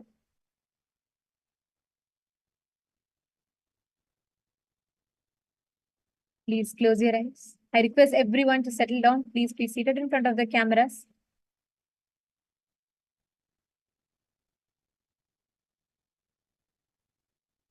Can I please request all the participants to settle down? I still see some of you not in the camera. Please come back and settle down. We're all going to be entering into receiving the darshan of Ganga Dharamurti and Ganga Visarjana Murti forms of Paramashiva. Anyone that connects to this powerful manifestation, any boon you want, any blessings, boons, any request that you have, anything you want to manifest as reality, all the will persistence will be bestowed, showered upon you. Anywhere where you are stuck in life with self-doubt, self-hatred, all of that will be completely washed away.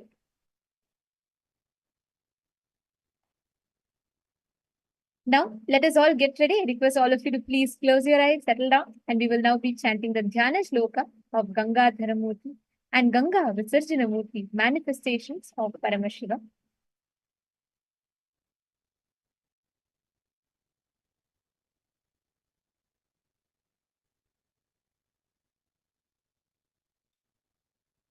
ततो हैमवती ज्येष्ठा सर्वलोकनमस्कृता तदा साति महद्रूपं कृत्वा वेगं च दुस्सहम् आकाशात् प्रतद्राम शिवे शिवशिरस्युतः अचिन्त्यच्च सा देवी गंगा परमधुर्धरा विशाम्यहं हि पातालं स्तोत्रसागृह्य शङ्करम् तस्यावलेपनं ज्ञात्वा वृद्धस्तु भगवान् हरः स्थिरो भावयितुं बुद्धिं चक्रे त्रिनयनस्तदा सा तस्मिन् पतिता पुण्या पुण्ये रुद्रस्य मूर्धनि हिमवत्प्रतिमे राम जटामण्डलगह्वरे सा कतश्चिन्महीं गन्तुर्नाशक्नोद्यतमास्थिताः नैव सा निर्गमं लेभे जटामण्डलमन्ततः तत्रैवाभं भ्रमद्देवी संवत्सरगणान् बहून् तां पश्यन् पुनस्तत्राप तपः परममास्थितः स तेन तोषितश्चासीत् अध्यन्तं रघुनन्दन विससर्ज ततो गंगा हरो बिन्धुः सरः प्रति तस्यां विसृज्यमानायां सप्तस्तोत्रं सिजञ्जिरे लादिनी पावनी चैव नलिनी च तथैव च तिस्रः प्राचीं दिशं जग्मुर्गङ्गा शिवजला शुभाः सुचक्षुश्चैव सीताश्च सिन्धुश्चैव महानदीं तिस्रस्तोत्वादिशं जग्मुर्प्रतीचिं च शुभोदकाः सप्तमी चान्वगन्तास्तां भगीरथं तदा रतः भगीरथोऽपि राजर्षिस्यन्दनमास्थितः प्रायादग्रे महातेज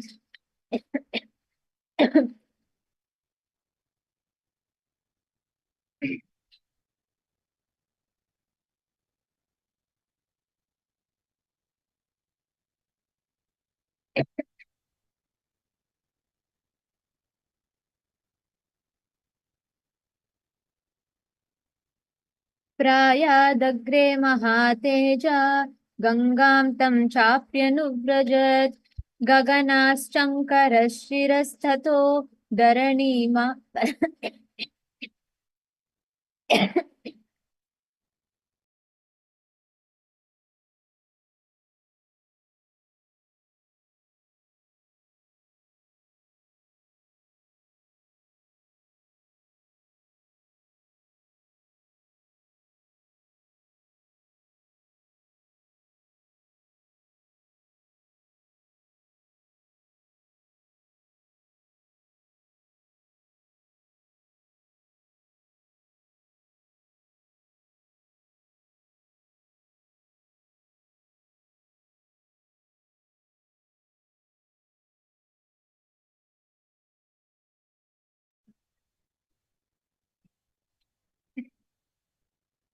The apologies for the technical glitch.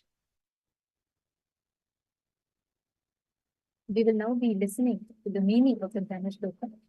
Afterwards, she who is revered by all the worlds and who is the elder daughter of Himavanta, that Ganga, assuming an unendurable form and insupportable rapidity, plunged onto the sky, onto the jatas of Paramashiva.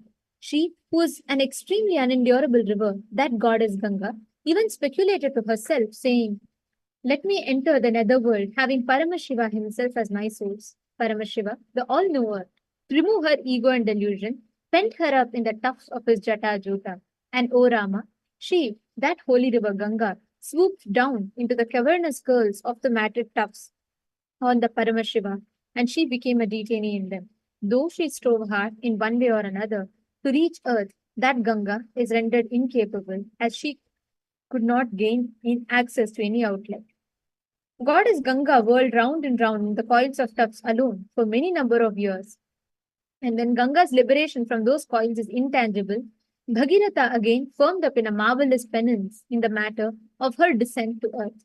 O Rama, the legatee of Raghu, with that aces of Bhagirath, God Shiva is very much delighted, and thereupon he also released Ganga, aiming at the Bindu lake in Himalayas. While God Shiva released Ganga into Bindu lake, 7 streams have emerged out of it.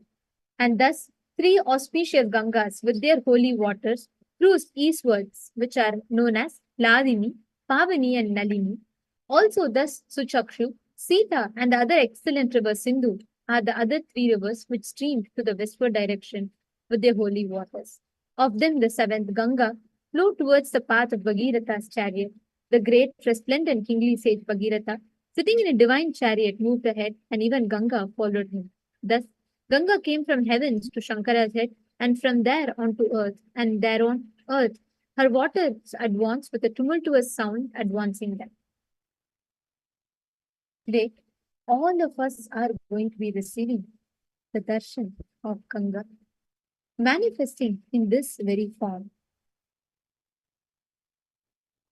Let us all get ready to receive the darshan of this very form of Paramashiva.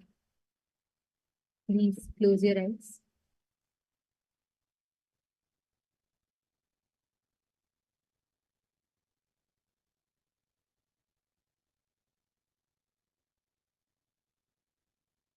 Chant Mahavakya.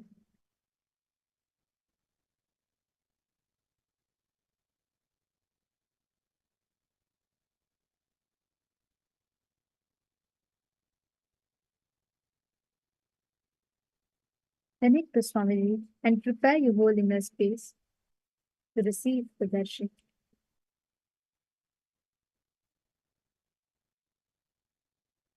Let us all get ready. Prepare your whole inner space to receive the ultimate darshan of Paramashiva, manifesting in his Paramavatara, in his ultimate manifestation as Ganga Dharamurti and Ganga Visarjanamurti. Today, as the Supreme Pontiff of Hinduism is in intense samadhi, we will all be receiving the alive darshan of Ganga Dharamurti and Ganga Visarjanamurti forms of Paramashiva. Let us all get ready.